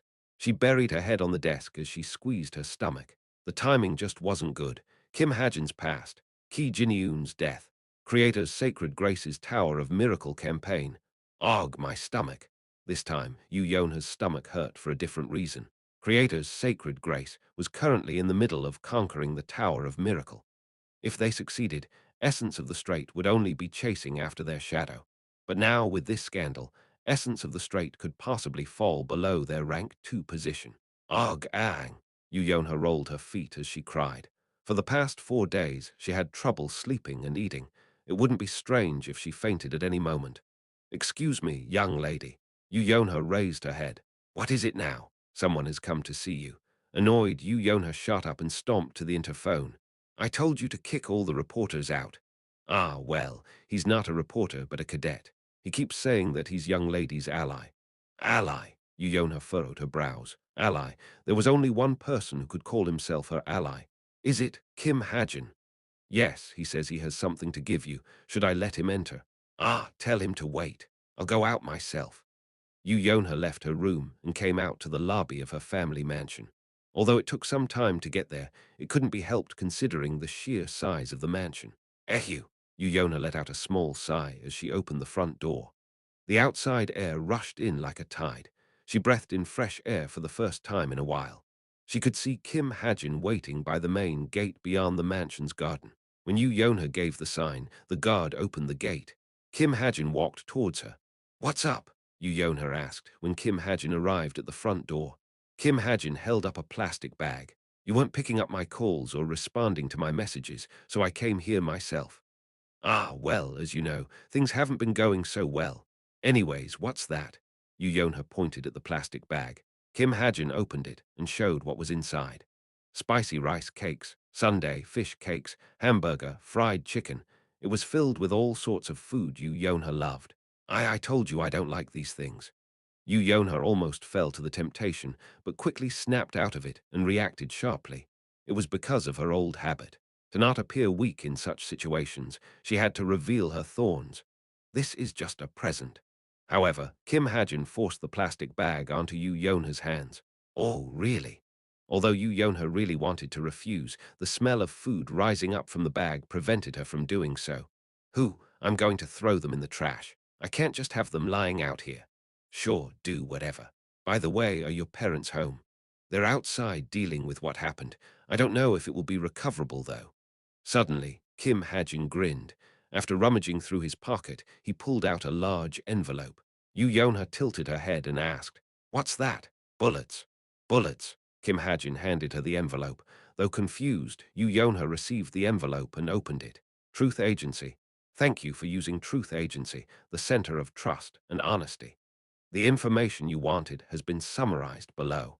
The following is the list of individuals related to the Yonha irrigation scandal. On the first page was a logo of a half-bitten apple with the words Truth Agency. What's this? Truth Agency. You haven't heard of them. They're the hottest information agency right now. I splurged quite a bit of my money." Kim Hajin sounded like he was acting. Dumbfounded, Yonha asked again, "What's up with the half-bitten apple? It's their logo, I guess. Why is something like this their logo? I'm sure you'll get addicted to it if you stare at it long enough. It looks bad, though." Yonha glanced at it once again.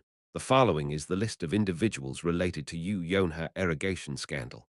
The final line caught her attention especially. "It's fine. I can deal with it on my own. I'm not so shameless as to receive help on such a private matter. Who said it was free?" "Hey." Yonha tried to return the envelope, but Kim Hajin snatched it out of her hands before she could do so. "You make armors too, right?" Yes, of course.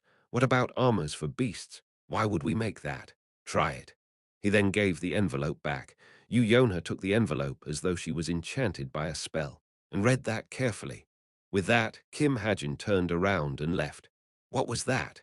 Yonha watched him leave with a blank face.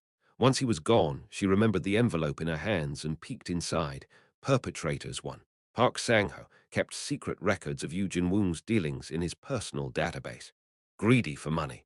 Has participated multiple times in the vice leader's illegal dungeon campaigns. Yonha widened her eyes. The list inside the envelope didn't just have the names of perpetrators, but also definitive proofs of their wrongdoing. What is this?" Yonha quickly raised her head. However, Kim Hajin was already driving away on his bike. Yonha's eyes chased him in a daze. The tide was quick to reverse. Although Yonha was at the center of the scandal at first, that quickly changed when the wrongdoings of the vice leader's faction were brought to light. Smuggling, illegal hiring of mercenaries, unreported dungeon conquests, and tax evasion, of course. As they were still members of Essence of the Strait, it was impossible for the guild to avoid a temporary fall in rank and loss of public trust. However, only growth and prosperity awaited them with all the rotten roots pulled out. Yonha would undoubtedly lead Essence of the Strait to the world's rank 1 position. "Thank you so much. Please convey the message to Truth Agency as well." "Thanks to you, guild members from the vice leader's faction are groveling at my feet." "Oh, right. What did you mean by armors for beasts?" "We've never made them before, but we can make as many as you want of the highest quality. Just give us the details." Emoticon of a squirrel clasping its hands and thanking. Today was February 13th. After replying to Yonha's message in detail, I checked the announcement Cube just released. Cadet rankings, Kim Hajin. Rank 334. Rank 121. 213 up arrow. Cadet rankings had changed. I climbed 213 ranks and was now at rank 121, reaching the top 10% of cadets in my grade. It was a drastic change, considering I was at rank 934 a year ago. Curious about how people were reacting, I logged onto Cube's cadet community. Damn, Kim Hajin. He's shooting up in the ranks. I mean, he's a guard in theory. Apparently, he got perfect scores on all PRAI tests. I don't think anyone can deny that he's a genius. Hangul, Kornyun, Inus. I heard the professors say that he can easily win a Nobel Prize if he focuses on theory. But isn't there a rumor about him wanting to become a mercenary? Why would he do that? Even with his gun-related gift, many high intermediate rank guilds are after him. I heard he might enter the English Royal Court Guild. Hangul, Kornyun, Enus, English Royal Court Guild. Korkekekek, Enus, wait, is this Rachel? Hangul, Kornyun, Enus, No. I don't know what you mean by that, Kork, Enus. Just as I expected, my name was all around the cadet community. For the record, PRAII was an acronym for Phenomenon Realm Analysis II. Congratulations. Rank 101. At that moment, Rachel's message arrived. Thank you. After replying back, I checked Rachel's rank as well. Rachel, rank 3 right arrow, rank 3. She was still at rank 3. It couldn't be helped since Kim Suho and Shin Janghak were rank 1 and rank 2. Ki Naeun was also still at rank 4, while Yu Yonha had fallen to rank 9. It wasn't too surprising, since I knew she only cared about staying in the top 10. Oh right, when will you be coming to England? Winter break is ending soon. Rachel must have sent it without much thought, but it made me ponder. The new school year began a bit late for second-year cadets. Not only would classes be reassigned, cadets had to formulate their own schedules like in colleges. At the moment, I was thinking about dropping out. I don't think I'll be able to go, I just don't have the time. Ah, really? That's a shame. Hangul, Korwuenus. Hangul, Korwuenus, Beep. I'm home, meow. At that moment, the door opened, and Evandel and Hayeng walked in. Oh, welcome back. I got up and greeted the two kids. Recently, Evandel has been going out more frequently. However, I wasn't worried. As I was in a rich neighborhood, there were plenty of safe playgrounds and cafes around. Hajin, I went on a slide today. Oh yeah, how was it? It was like a cave. I went down like Shuwang. I'm happy you had fun. Now it's time to study. Evandel put on a sour face. Although it was great that she was having fun playing outside and making friends, training intelligence was necessary to grow her potential as a witch. After all, Evandel would become a great boon for humanity in the future. I'll do it after I eat. Really? Evandel jumped out of my embrace and began to text someone on her smartwatch. It was probably the friend she said she made. Evandel. I wanted to ask her. Do you want to keep staying here? Even if I didn't drop out, I could ask to commute starting from the second year. Although it would be a bit cumbersome since I'd have to go to Seoul Portal Station every morning, it wasn't a big deal if it was for Evandel. No. But to my surprise, Evandel shook her head. Why? Hajin, are you leaving? Evandel replied to my question with another question. She sounded afraid and worried, realizing why I smiled brightly. No, both of us, no. All three of us will stay together as long as you want. With Hajin? Yep. Then yes, Evandel happily nodded. Bikdu Mountains U Sihyuk Martial Arts School. As soon as her hellish 12-hour-long training ended, Ki Naeun ran to the mailroom. Ajashi, is it here today? The man at the counter grinned and took out a letter. Here you go, kid.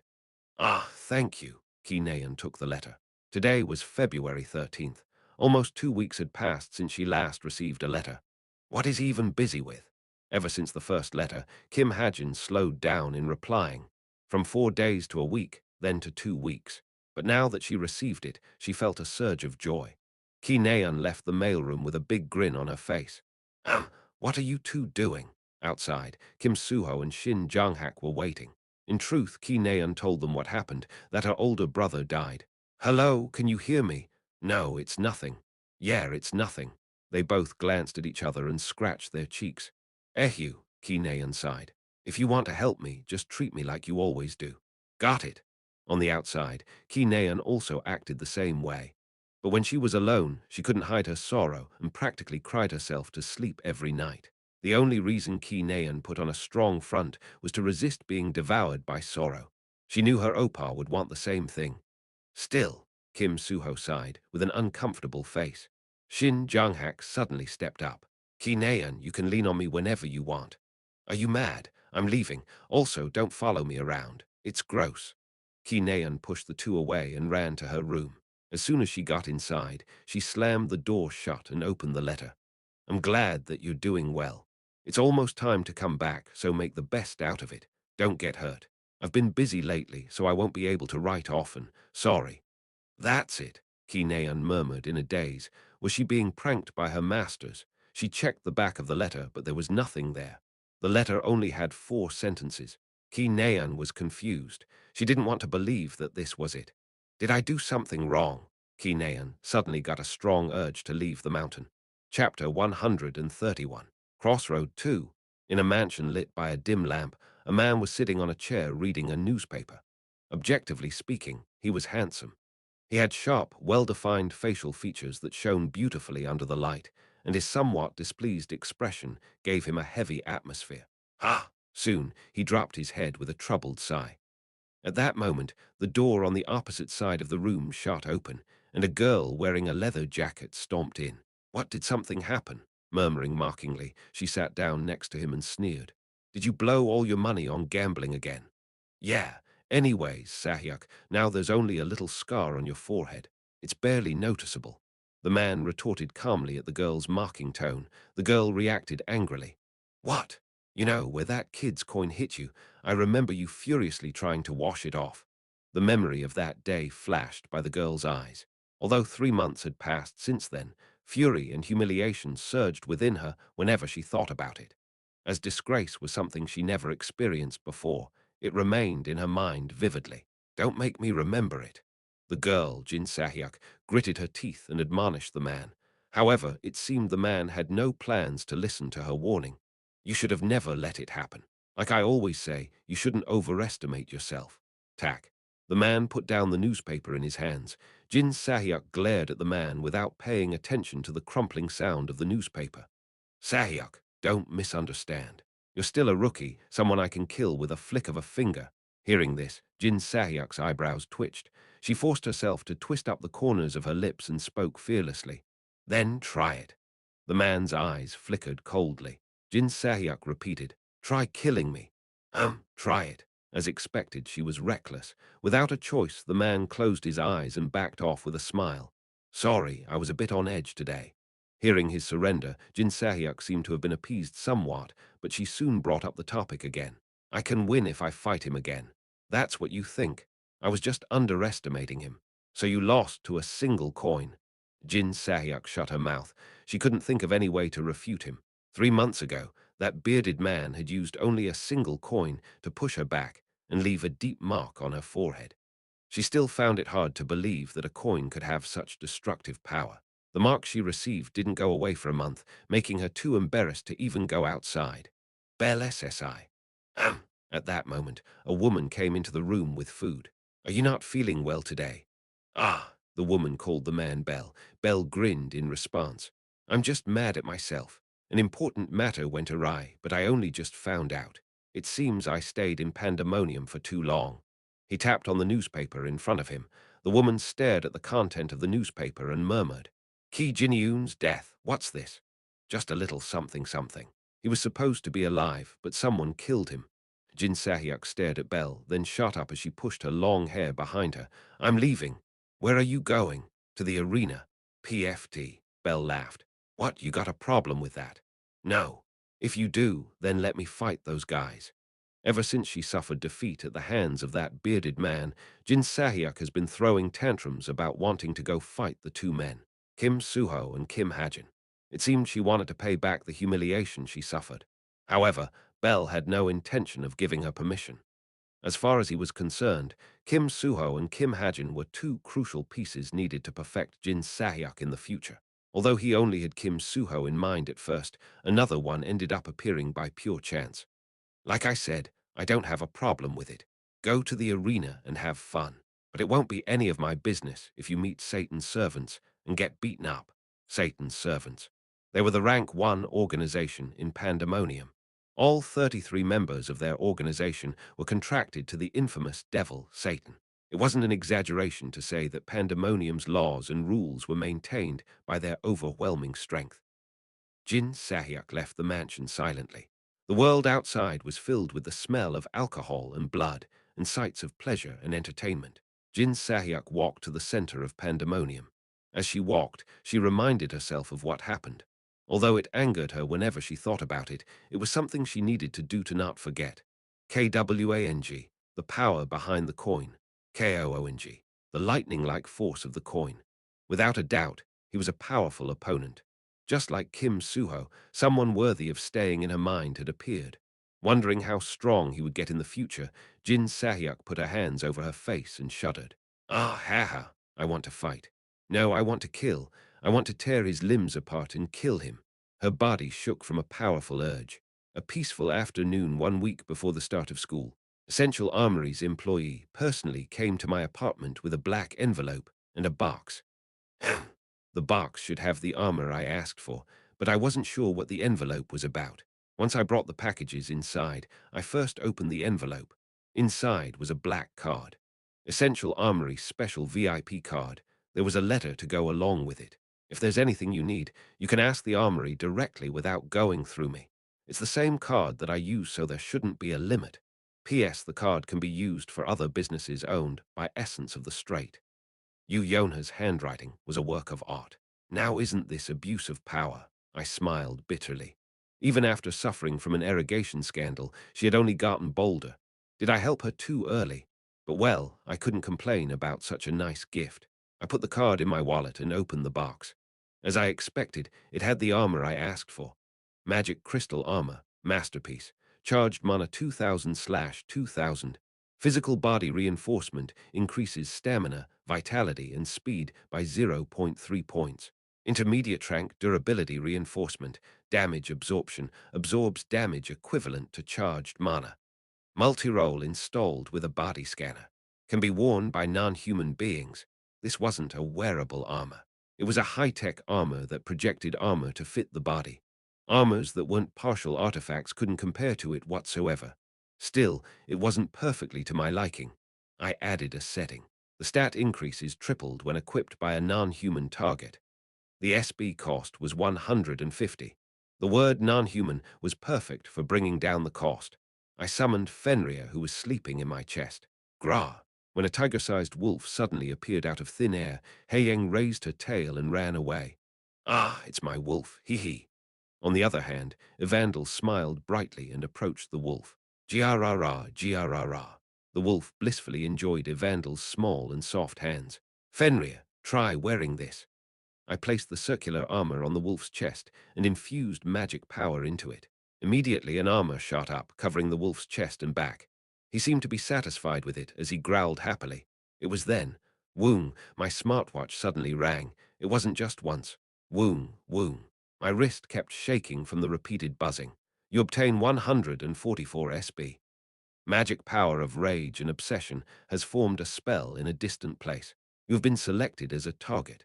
However, a miraculous luck strikes. A mysterious power reverses the spell. An unknown person's gift. Targeting has been changed to benefit Kim Hajin. Narrow escape from death, 4/9.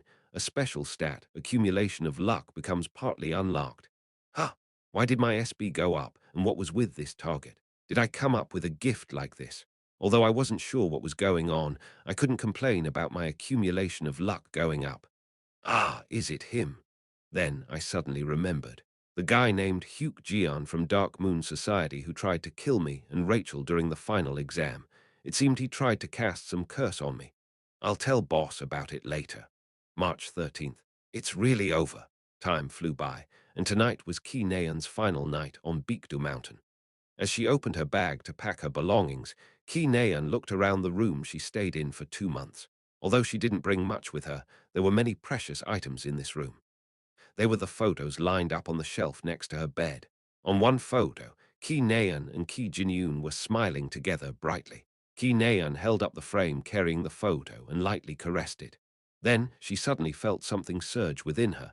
This time, I thought you'd stay with me forever. Murmuring with a trembling voice, she held the frame in her embrace.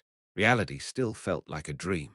She thought multiple times that her older brother would be waiting for her in his hospital bed when she ended her training and came home. Sorry, Opa. She regretted it every night and faulted herself every night. She couldn't help but think that he would still be alive if she refused to go to Baekdu Mountain and stayed with him. Sorry. Even after all this time, she couldn't help but cry. Ki Naeun quickly wiped the tears off her face. Wait just a little bit, Opa.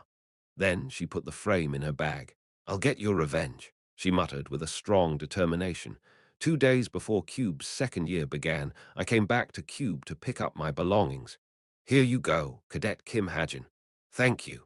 I received my stuff from the dorm manager. I surprisingly had a lot on me. VR gaming set, shirts, coats, jeans, slacks, etc. With a big box in my arms, I walked to the portal. Hey, Hajin SSI. Then suddenly, I heard a familiar voice. Looking up, I saw Rachel. Rachel SSI. After meeting coincidentally, we stopped by the park we often trained in. The grass still had signs of Rachel trying to call elementals. Rachel smiled bashfully and hopped to that spot. I got hit with lots of bullets here. I can't believe that was 3 months ago. I feel the same way. I put the box down on the ground. Only then did Rachel look at me with curious eyes. What is that box for? Oh, I smiled bitterly even at a light question. I scratched the back of my neck as I muttered. I'm going to drop out of Cube. A, Rachel widened her eyes. WY, well, I'm more comfortable becoming a mercenary. Mercenary, Rachel muttered in shock. I'll stay here for the first semester. Ah, well, I guess I'm leaving in the middle, but I should be here until the midterms. There was a reason I had to stay in Cube, the final main story element in Cube. I needed to stay here and watch that incident unfold. Then, Hajin SSI, about the English Royal Court Guild. I won't be able to go, sorry. Rachel made a sad face. I never said I'd go to the English Royal Court Guild. What was she imagining? But who knows? We might work together with something like a mercenary partnership. Yes, mercenary partnership. Simply put, it was a way to get more manpower for conquering dungeons or towers. Hajin SSI is always welcome, but because a partnership is done with the entire mercenary group. However, because the number of mercenaries groups that were stronger than a guild could be counted on 2 hands, even small guilds rarely formed mercenary partnerships. I could understand why Rachel was hesitant, as the English Royal Court Guild was the #1 guild in England. Of course, the name of the mercenary group I was in would change everything. Geronimo. This seemingly lame name was always the one choosing guilds. You can worry about that when the time comes. Yes, you're right. Rachel smiled bitterly and scratched her cheek. I stared at her for a moment, then took out the cadet handgun I kept in my pocket. Since it's been a while, should I help you train? Yes. Cuhum, she coughed proudly. Yes, let's do it. I'll show you how much I improved. March 15th. Springtime arrived with the falling of cherry blossoms. Currently, I was standing in front of my new classroom. I wasn't particularly nervous. In fact, I was quite apathetic to the whole thing. The name of the class was Sacred Flame. Rachel, Yu Yonha, and Yi Yonghan were in my class. Ki Naeun should be in Kim Suho's class, and Shin Jonghak should be in a class by himself. I opened the classroom door. There were 3 familiar faces. Well, since one was sleeping, I couldn't see his face. The sleeping one was Yi Yonghan. Yu Yonha was already surrounded by many cadets. Without Ki Naeun or Kim Suho in her class, Yu Yonha would reign as its queen. When Yu Yonha met my eyes, she smiled and waved her hand. It seemed she didn't mind interacting with me openly now that my ranking was near the top 100. Along with a greeting, Yu Yonha moved her mouth silently. Naeun is asking why you aren't replying. I gave her a little smile and sat down at the back of the class. Good morning. Rachel, who was also sitting in the back, greeted me. Good morning. I returned her greeting with a smile. When it became 8 o'clock exactly, the door shot open and the instructor walked in. It's great to see you, ladies and gentlemen. The enthusiastic instructor released his magic power into the air. Jin. His red magic power displayed his name clearly. I am Sacred Flame Class, Chief Instructor Jin. I carefully listened to the male instructor's excited introduction. From second year and onwards, classes will be held a bit differently. I'm sure you all know about it, but I'll give a brief explanation. Cherry blossoms fluttered through the opened windows, and an aromatic scent flowed in. Other than the morning class, end of the day class, and the 2 common classes, all cadets will be trained according to the schedule they formed. I didn't have many days left in Cube. There were plenty of painful, sad, and complicated matters, but when I thought back to Cube in the future, I was sure I would be able to say I had fun. Our common class is joint stamina training. You will need to get into groups of 4 for this training. 2 months. After this short yet long period, I would disappear from Cube. Chapter 132. Crossroad 3. On an afternoon, Ki Naeun was peeking her head into the Sacred Flame class. Og, when is it ending? Sacred Flame's chief instructor, YunSeo-jin, was rumored to be overly zealous, and it seemed to be right, considering he spent 20 minutes giving the end of the class announcements. What, is it still not over? I know, right? Kim Suho walked up to her and asked. Ki Naeun glared at Yeonjin through the window. From the looks of it, he didn't plan on dismissing the class until the cadets in charge of cleaning duty finished their task. Ah, it's finally over. At that moment, the instructor tapped his desk and the cadets got up at the same time.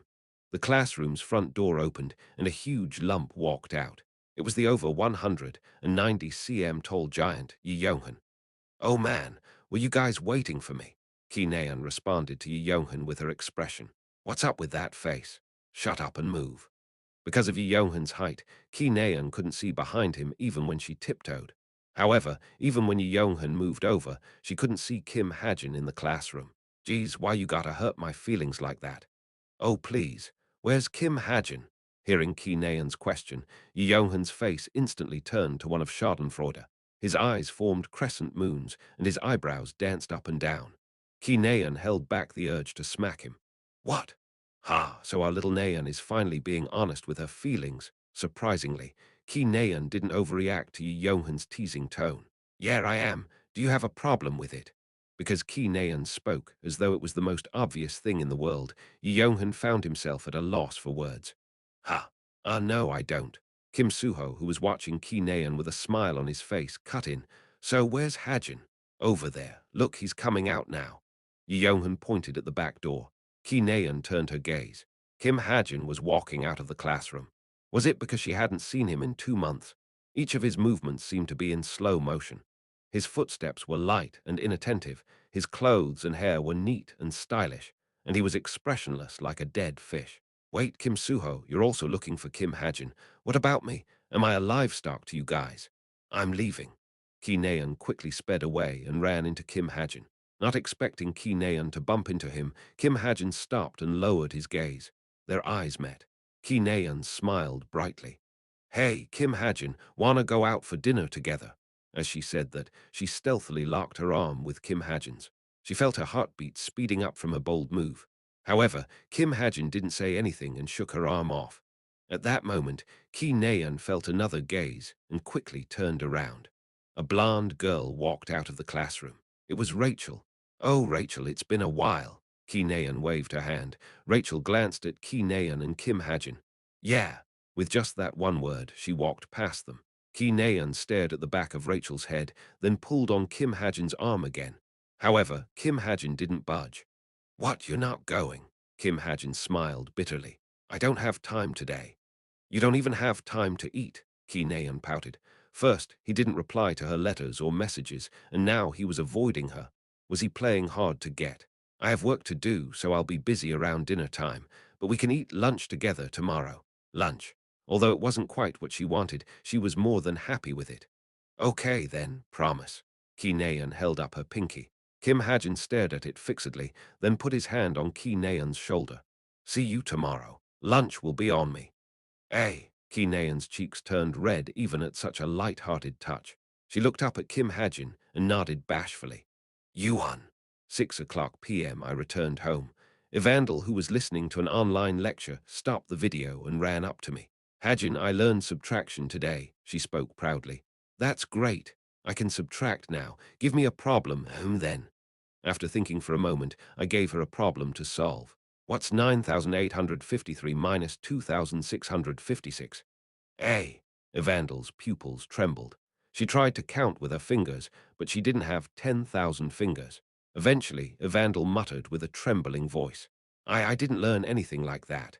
Okay, then what's 28 minus 17? This time, Evandel didn't use her fingers and spoke after a little while. 11. Good. You're a quick learner, aren't you? You must be a genius. Eh. I gave Evandel a pat on the head and walked into the bedroom. After changing into my casual clothes from my cadet uniform, I ate with Evandel in the living room. Today's menu was steak. When it became 9 p.m. and Evandel was falling asleep, I left the room and went outside. After walking past the dorm region, I stopped at a park. There was someone I had to meet today, and this empty park was the meeting place. Ha! Sitting on a nearby bench, I let out a sigh. Being alone under the darkness, I suddenly felt depressed. Recently, I've been feeling like I wasn't myself. It was as if my 7.20, 7 points of perseverance stat, was forcefully holding back my mind from crumbling. PSSSD. At that moment, a tree on the right side rustled. Are you here? I raised my hand and greeted the person I was waiting for. Hearing my voice, Boss walked out of the darkness. Yeah, did you purchase the place I recommended? I did, but Boss asked me to set up an outpost in Seoul for Geronimo Mercenary to be based in. I recommended an apartment complex next to mine. It was completely out in the open, which didn't fit Boss style. Try living there. I asked for an outpost. How did you end up recommending a residential apartment complex? I ended up using money for nothing. It seemed Boss was unhappy with how much money it took. To be fair, the apartment complex she bought was a lot more expensive than the one I had.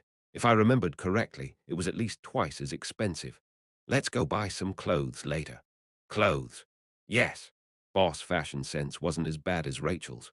Her 170 cm stature and slender figure made her look good in anything, but the problem was that her choice of clothes was too manly. I'll help you pick out clothes. However, Boss immediately shook her head. I don't need it. Cue him. I felt a bit awkward. I was trying to get her to open up her heart. After all, Boss had yet to even bring out anything about the chameleon troupe. It seemed she still wasn't sure how to rate me. Boss, you bought a huge amount of Creator's Sacred Graces stock, right?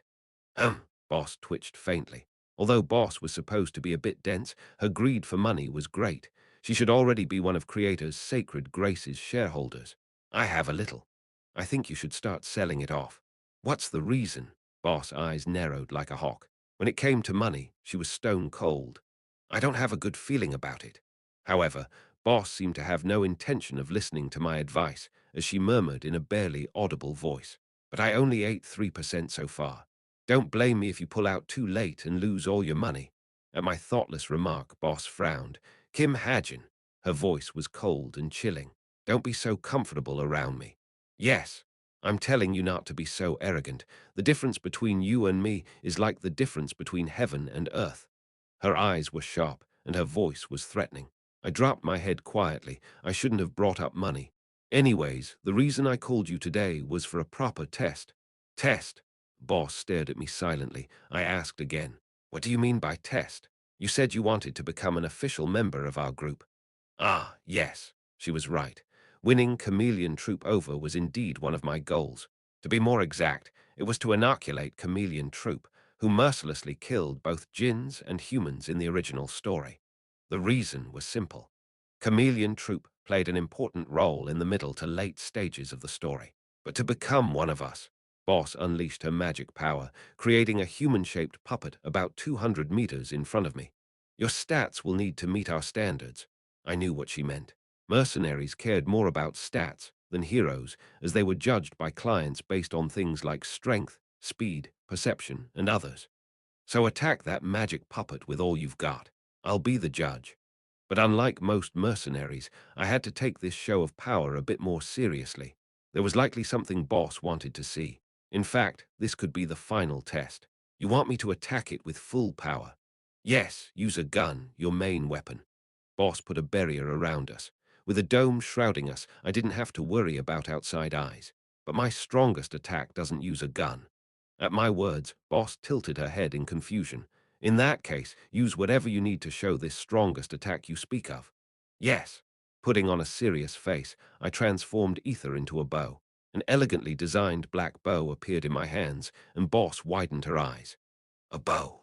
Feeling keen interest in her eyes, I formed a magic arrow with stigma. I infused the attribute of explosion within. Could it be an anti-magic arrow? Because it looked like Boss wanted to see anti-magic, I also added that attribute. SSSSS. The bow emitted a cold mist as it turned bluish black. This was the color of anti-magic. Although my arrow became a bit small in exchange, I could tell that Boss was extremely satisfied by the expression on her face. But I wasn't done yet. I still had something to add. Medicinal effect, external magic amplification. The sixth medicinal effect that my body memorized came out of my skin and seeped into the arrow. Through this doping, my arrow became sharp like a harpoon. I knocked the arrow burning with anti-magic coloring on my bow. Feeling the fierce energy emanating from it, I pulled the bowstring. Although I used 3 streaks of stigma like the time I fought the Black Ogre, this arrow was on a different league than the one I used before thanks to using a bow formed from ether and adding the amplification medicinal effect. When Boss nodded in satisfaction. Chuyek, I fired the arrow at Boss Puppet. The arrow shot out like a bolt of lightning, scattering magic power in all directions. There was no difference in time between release and strike. Kuwang. Not only did the arrow pierce Boss Puppet, it erupted into a conical explosion that shook the barrier. Koong, Koong. The entire space rumbled from the giant explosion, and the arrow's magic power thrashed against the barrier like a rising dragon. Realizing the might of the arrow, Boss stepped in. Before the arrow shattered her barrier, she unleashed her magic power. From her back, a shadow bloomed like a lotus. As the lotus closed its petals, it devoured my arrow completely. Shadow Lotus. It was one of Boss' cheat-like defensive abilities. Ha ha, Boss laughed as she approached me. It looked like it was about to destroy the barrier, so I stopped it. As she said that, she put her hand out. Ah, yes, I'm satisfied. As I thought, my eyes weren't wrong. It seemed I passed the final test. I immediately felt dizziness overcoming me, but I mentally braced myself and grabbed her hand. Thank you. Boss then squeezed my hand and spoke in a serious tone. June 1st. Yes, on June 1st, there will be a planned group meeting. I immediately understood what she was implying. If you still want to be with me, then, if you don't mind taking on dirty tasks like me, come find me. Boss stared at me, and I stared back. By exchanging gazes, I could understand her thoughts. Soon, Boss let go of my hand, I replied. Yes. Good. The moon peeked out from the clouds, shining down on Boss. She was wearing a beautiful smile. Second week of school. Sacred Flame class was currently in the middle of its common theory class. SSSK, SSSK. Rachel was busily jotting down the contents of the lecture on her notes. On her face was a pair of circular glasses, which had the effect of lessening the burden on one's eyes and doing basic calculations. Difficult, isn't it? Let's take a break. The professor announced a break around the time cadets were scratching their heads. Rachel put her glasses down and leaned back against her chair. As her focus loosened, she could hear the whispering voices of her classmates. Hey, didn't Kim Hajin change recently? Yeah, and other guys are copying his hairstyle, though they look better with it than he does. His face just isn't that good. No, I think his face has gotten better too. Rather than that, did you hear that he has something going on with Ki Naeun? What? Really? Yeah, Ki Naeun said it herself. Kim Hajin was the topic of the conversation. Rachel turned towards Kim Hajin. He seemed to be focused on his smartwatch. This wasn't the first time she heard the rumor that there was something going on between Kim Hajin and Ki Naeun. It didn't seem like a groundless rumor either. After all, Kim Hajin and Ki Naeun were eating lunch together every day. It has nothing to do with me. Rachel told herself that and picked her pen back up. Thinking about it more closely, she might have wanted things to turn out this way. If things went well between Kim Hajin and Ki Naeun, she would be able to treat Kim Hajin more comfortably. However, she couldn't get herself to focus on studying once more. In the end, she glanced at Kim Hajin once again. He was still on his smartwatch. She couldn't help but wonder what he was doing on his smartwatch that he was that focused. He seemed to be on it the entire class period. Was he exchanging messages with Ki Naeun? Did he not care about class anymore because he was dropping out? Rachel pouted and looked back down at her notebook. Focus, focus, focus. Now is the time to focus on studying. Ah, why is this so hard? But soon, an annoyed voice came out of Rachel's mouth. Ahem. Ever since last night, I was thinking deeply about a gift. Equals dexterity, low rank, null attribute, evolving grade 10. Dexterity, your hands become flexible and skilled. Equals dexterity. Although it didn't look like anything special, it was classified as a gift rather than an art. An ability that applied to everything that used hands, including everyday tasks like cooking, drawing, and writing, to combat-oriented tasks like martial arts and swordsmanship. Currently, I was debating between this passive gift and another active gift. There was one active gift I had in mind, and it was one that I needed to have 5 years in the future. However, active gifts couldn't be evolving type gifts. As such, it would be acceptable as long as I saved up the 10,000 SB used to create it in time, like when I created Master Sharpshooter. In other words, it was better to create dexterity now and create the other gift in the future when I had enough SB saved up. The only problem was that I didn't know whether I could save up that much SB. Ugh, whatever. After agonizing over the matter for a long time, I just hit enter. Equals dexterity, low rank, null attribute, evolving grade 10. Dexterity, your hands become flexible and skilled. Equals for a gift that cost 2,000 SB. It was rather simple. No, it was simple because it only cost 2,000 SB. It was as I always said, simple is best. Simpler gifts meant its usages weren't as limited. Of course, since it was only grade -10 at the moment, it should only help me with things like cooking and combing. However, gifts become linked. With great luck, the link between your gifts become even more elaborate. I suddenly received unexpected alerts on my smartwatch. Master Sharpshooter and Dexterity. Master Sharpshooter is reclassified as a high-rank gift, and an unawakened ability has been added. Dexterity's proficiency grade improves to grade -8. What's this? An ability was added to Master Sharpshooter, and Dexterity received 2 proficiency grade boosts even though it was created only a minute ago. Oh, right. I remembered writing something about gifts having synergy with each other. I didn't expect this to happen, but I couldn't complain. Synergy between gifts. I told myself to remember as I grabbed my pen to test out my new gift. SSSK. I jotted down a string of words. Although I didn't have bad handwriting, I couldn't call my handwriting pretty. Wow. I was practically Han Siakbong himself. 1-1. A famous calligrapher, chapter 133. Crossroad. 4. A poor hillside town on the outskirts of North Hamgyong province. In this dilapidated place was an office with a half-broken neon sign. Yu Jinhyuk office. Despite there being an office that carried Yu Jinhyuk's name, only ordinary shops and stores were set up around it.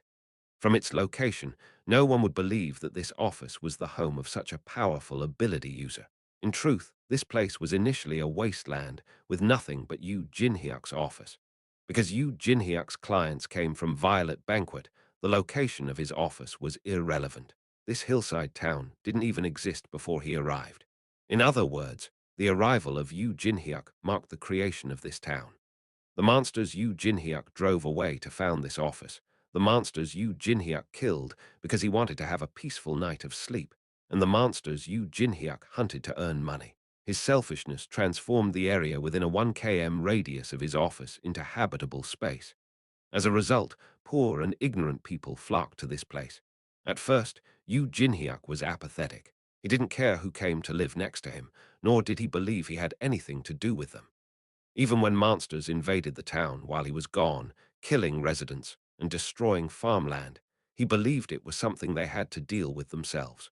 But 3 years, 5 years, 7 years, 10 years, then 12 years went by. What started as a tiny village came to form a little town. Witnessing the flow of time and seeing familiar faces give birth to new lives, Yu Jinhyuk couldn't help but admit that he was now bound to the town. As such, he didn't run away at Ki Juchol's beckoning. Yu Jinhyuk, the investigator. Before he realized, he had become the patriarch of a town. Whining, his helmet vibrated, signaling that he was out of magic power. Yu Jinhyuk took off his helmet and got up from the couch he was sitting on. "What did you find out?" the secretary asked. Yu Jinhyuk silently walked up behind her. On the secretary's computer screen was a picture of a large tattoo. 3 streaks, 2 forming a cross and 1 forming a crescent moon above it. Yu Jinhyuk stared at the tattoo. Although he figured out the location of the murder, this was the only thing he could find out due to the density of magic power in the area. When the barrier surrounding the area exploded along with a storm of demonic energy, Yu Jinhyuk shot his eyes open, fully prepared to suffer from magic power deficiency. It was then that he saw it, a brilliant tattoo that was shining on someone's upper arm. "Is it Jesus? Are you mad?" I mean, there's been a monster suspected of being Fenrir, and we've even seen a Cyclops. Who says there can't be Jesus? The secretary scowled at Yu Jinhyuk's groundless murmuring. "Stop messing around and just tell me what you saw. This is important." "I found something out, but it's not related to the culprit." Jin-hyuk couldn't identify the culprit from the tattoo he saw. Since he couldn't find anything out about the culprit, he decided to trace the victim. He figured he could discover the motive by doing so. However, even after exploring the past for dozens of days, there were no clues leading to the culprit other than the tattoo, and today he even discovered a more shocking truth. What is it? Ki Jin-yoon became a Jin. Ha! The secretary's face stiffened. No, I shouldn't say Jin. The examiner said what he became was above a Jin, so a devil, I suppose. A devil. I'm not sure. But Ki Shin-hyuk wanted to hide this fact, and the medical examiner seemed to have accepted his request. However, it seemed the examiner couldn't abandon his conscience and duty, as he didn't cremate the real corpse and kept it stored in his basement. The body that was cremated was shockingly a fake that was made to look just like the real body. Then, what about the culprit? There's nothing more I can do. There's not much time left, and finding the culprit is outside my capability. It's impossible. But this tattoo, talk. Jin-hyuk's finger poked the computer screen. Although it wasn't so unique that only one of such a tattoo would exist in the entire world, it wasn't an entirely common tattoo either. Tell Ki Juchul that this is the only evidence.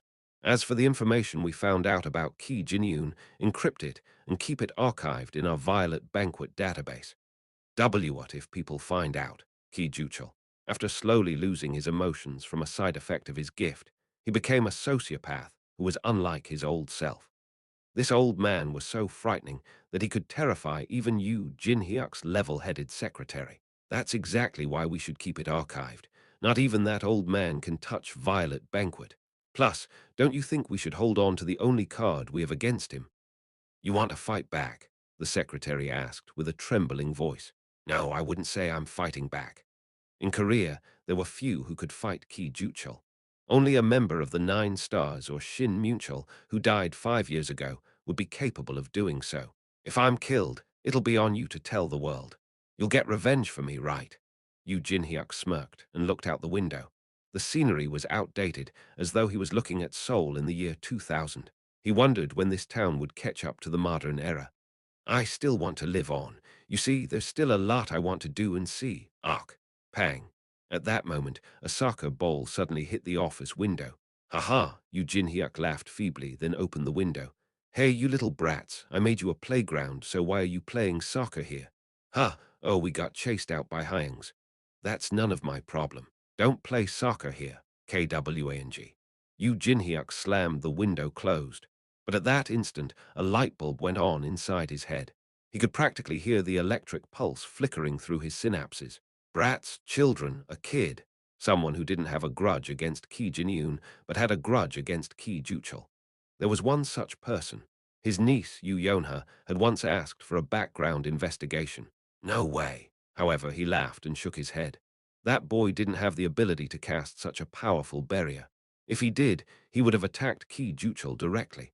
After all, a sociopath like Ki Juchul wouldn't feel much from his grandson's death. Oh, right, Chief. The secretary suddenly spoke up, as though she just remembered something. Gangwonland contacted us. The anti-monster system is apparently completed. Oh, great, tell them I'll be there to pick it up. There goes our money again.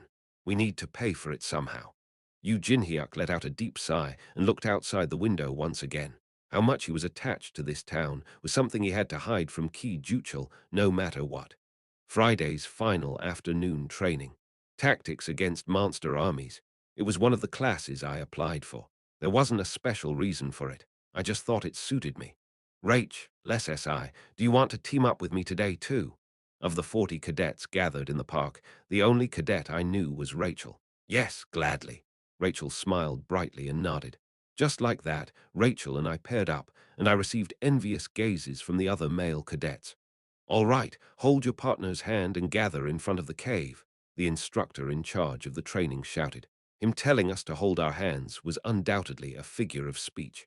However, Rachel looked back and forth between her hand and mine. Seeing that my hand wasn't moving, she tried to reach out to grab my hand, then hesitated and looked up at me like a puppy. We don't need to hold hands. I see. She let out a dry cough. All right, line up. Each team will go in, starting from Team 1. Following the instructor's directive, we entered the cave. Perhaps because there were only 40 cadets in the class, the cave didn't seem crowded at all. Ah, there's something there. After walking for a bit, we arrived at a 10-way crossroad. Next to each road was a sign that read O or X. Ones that read X were likely taken by other teams. We chose one of the open paths and walked in. SSSS, a chilling wind swept over us. It looks like we're up against skeletons. Skeletons. Yes, it looks like there are at least 1,000 of them. Clack, clack, clack. The sound of bones clacking. SSSH, SSSH. The sound of wind blowing through bones. An army of undead warriors was waiting for us. 2 against 1,000. It looks like we'll be graded on how we deal with the situation. Rachel quickly came to a conclusion. Maybe not. They're only skeletons. We should be able to take care of them. I held up my handgun with one hand and my 2 knives with the other. You're using 2 knives? Yes. This was the first time I was using 2 knives with my gun. Using all 3 weapons was too hard for me previously, but it was different now that I had dexterity. They must have a commander. I'll crush his head. My eyes could clearly see a skeleton commander sitting on a palanquin, surrounded by 13 skeleton magicians. As long as I dealt with those 14, it should be a piece of cake to defeat the rest. Rachel looked at me fixedly, then smiled bitterly. As I thought, Hajin SSI is always full of confidence. Yes. Oh, I guess that's why I'm your master. Oh, right. Rachel snickered as though she just remembered it and nodded. Then let's go. Wait until I make the first attack. I released Stigma's magic power and infused light attribute into the knives. Then I threw them in opposite directions. My first target was the commander. My attack didn't need to be strong. Just a simple snap of a wrist was enough. Whoosh! After leaving my hand, the 2 knives drew a huge arc around the left and right area of the cave and flew toward the skeleton commander. Clack, clack. As expected, the skeleton commander was nimble. It raised its hands to easily block the knives, but a light attribute bullet was already shooting toward his head. As all 3 attacks were simultaneous, there was no way it could have avoided all attacks. With its head pierced by the bullet, the skeleton commander's skull cracked in half and crumbled. After the battle, ha ha! It seemed fighting 1,000 opponents took a toll on Rachel's stamina as she sat on the ground, breathing heavily. Her clothes were disheveled, and her hair was drenched with sweat. Are you tired? Yes. Ha, to be honest, I wasn't. I couldn't possibly be tired when all I did was pull the trigger from the back. Suddenly, a voice rang out from the speaker phone above us. Perfect. Team Rachel and Kim Hajin, perfect score. Collect your breath and come out. The instructor seemed impressed to say the least. Rachel was glad to hear it. She widened her eyes and held her arms up. Woo, while I was looking at her with a smile, I noticed her disheveled hair. Ah, Rachel SSI, do you have a comb? No, I don't. I still walked up to her. A sudden, unbearable urge sprouted up within me. Sorry, your hair is too disheveled. My hair? I'll fix it for you. I put my hands on Rachel's hair. Immediately, Rachel froze. W8WY, that tickles. Hold on just a minute. Wait, why so suddenly? My hands moved by themselves, ignoring Rachel's resistance. I honestly didn't know why I was doing this either. I just followed my instinct. Soon, Rachel's disheveled hair became cleanly tidied, with a portion of it tied in a pretty ribbon. There. I showed Rachel a mirror. When she looked at her hair, she widened her eyes in shock. How? You didn't even have a comb. I'm wondering the same thing. I looked down at my hands. Maybe my hands have a magical touch. 11 p.m. I walked to an empty park near my apartment and focused. I was training my stigma usage, concentrating stigma's magic power for instantaneous movement dash, emitting stigma's magic power under my feet and leaping up vertically jump, enveloping myself with stigma's magic power and teleporting dozens of meters away, blink, cure.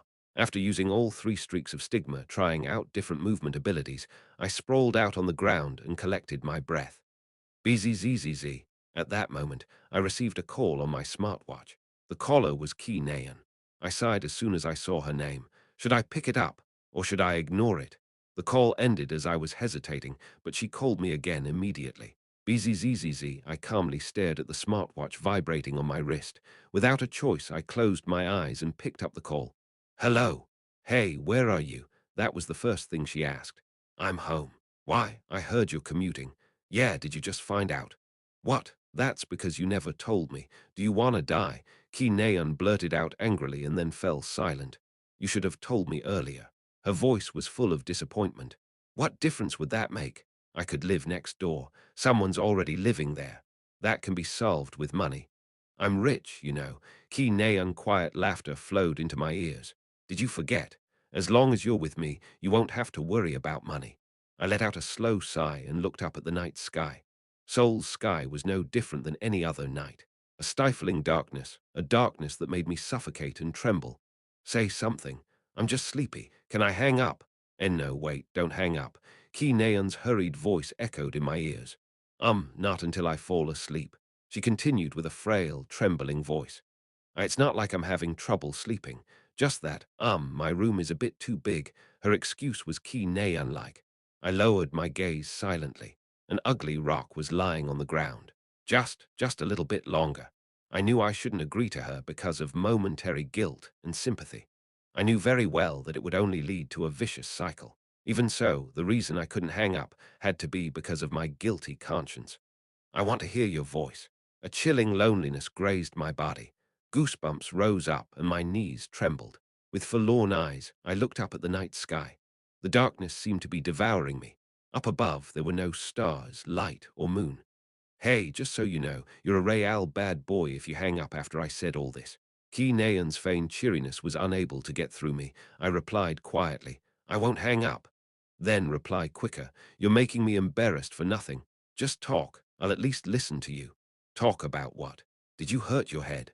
No, ha ha ha. Ki Nayan laughed. Then she began to talk about what happened today. What she ate, what happened during class, etc. But eventually, she brought up something I didn't expect to hear. Oh right, Yonha's uncle told me something about the murder. Murder, Yu Jinhyuk. Although his name made me nervous, I had a certain degree of certainty about this matter. Even his power should have restrictions. No, it's nothing. I don't want to talk about these things with you. What? Why? Tell me. No, I don't want to. I only want to talk about good things with you. When I heard Ki Nayan's bashful laughter, I couldn't bring myself to ask her any further. Oh, I think I'm getting sleepy now. It looks like the sleeping pills I took are working. Don't eat too many of those. What? Are you worrying about me? Oh, please. I picked up the water bottle I brought. When I tried to take a sip, Hajin. Ki Nayan's sudden attack almost made me snort water up my nose. As I coughed, Ki Nayan muttered with a relaxed yawn. Good night. Yeah, good night. I'm going to bed too. Hey, contradicting what she said a moment ago, she continued. What was it now? I strained my ears. I want to see you. The words that seemingly came out of nowhere left me speechless. Wait, never mind. I must not be thinking straight because of the sleeping pills. I'm hanging up. Sorry.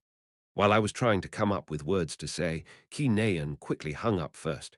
I could imagine how she was doing on the other side of the call. Why is my face heating up? While I was feeling the temperature of my cheeks, I saw a familiar figure walking over. Boss.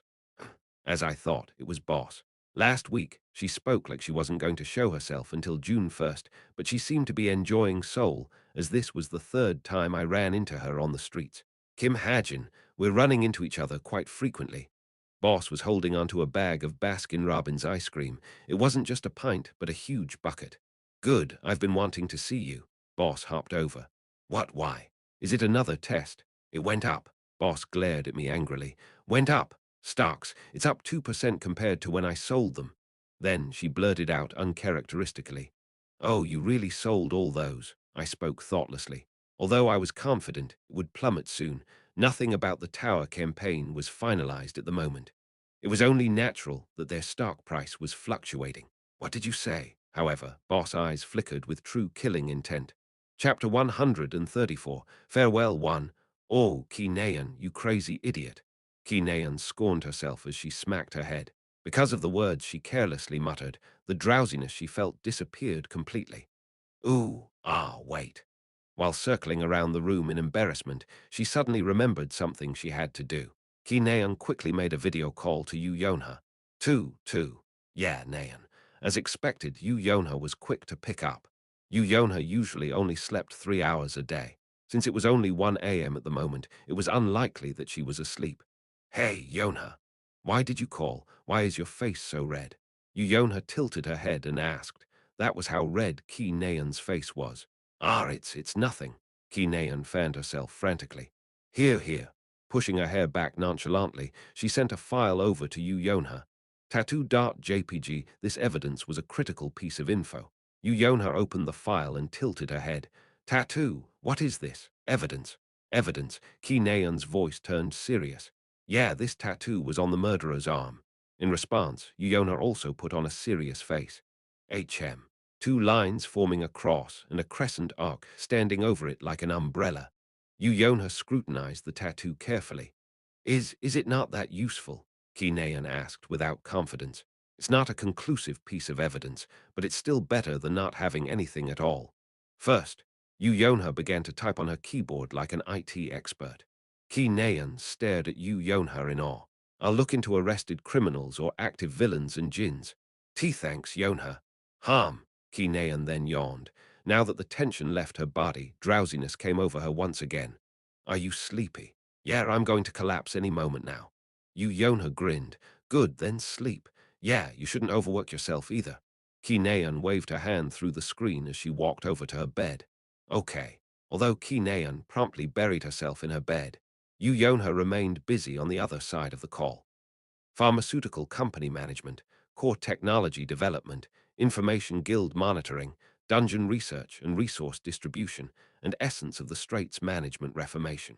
She still had too many things to take care of. Hello. Ah, yes, Yijin SSI. At that moment, she received a call. Of the past vice leader's subordinates, she was the sole person Yu Yonha reached out to. Although she had a personal conflict with Kim Hajin, Yu Yonha decided her talent was too important to be wasted. Ah, don't worry about it. I don't think you were involved in that incident.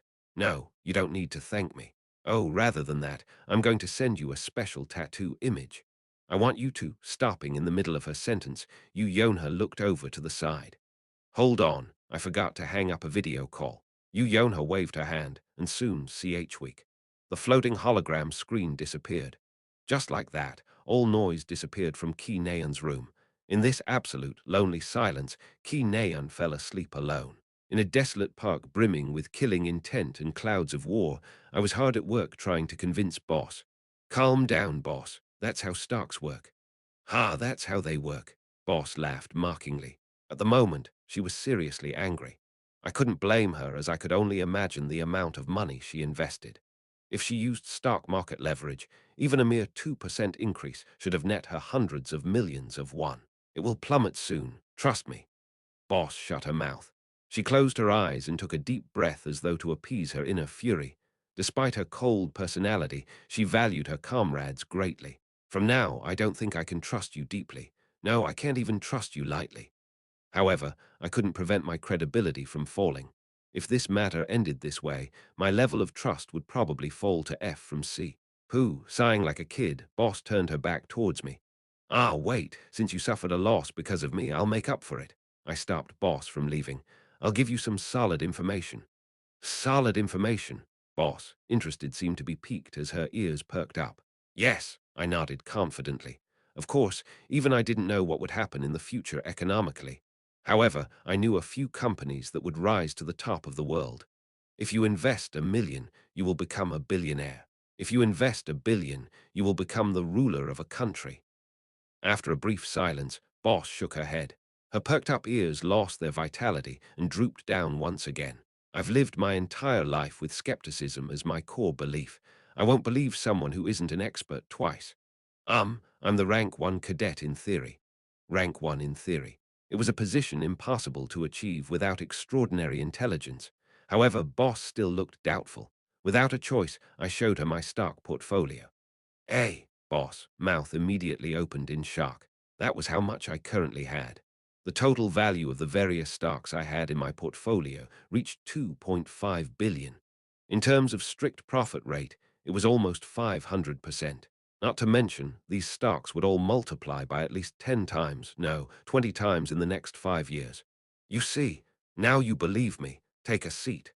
I sat down on a bench near me and tapped on the empty seat next to me. Boss finally seemed to trust me again as she looked around the park and sat down next to me modestly.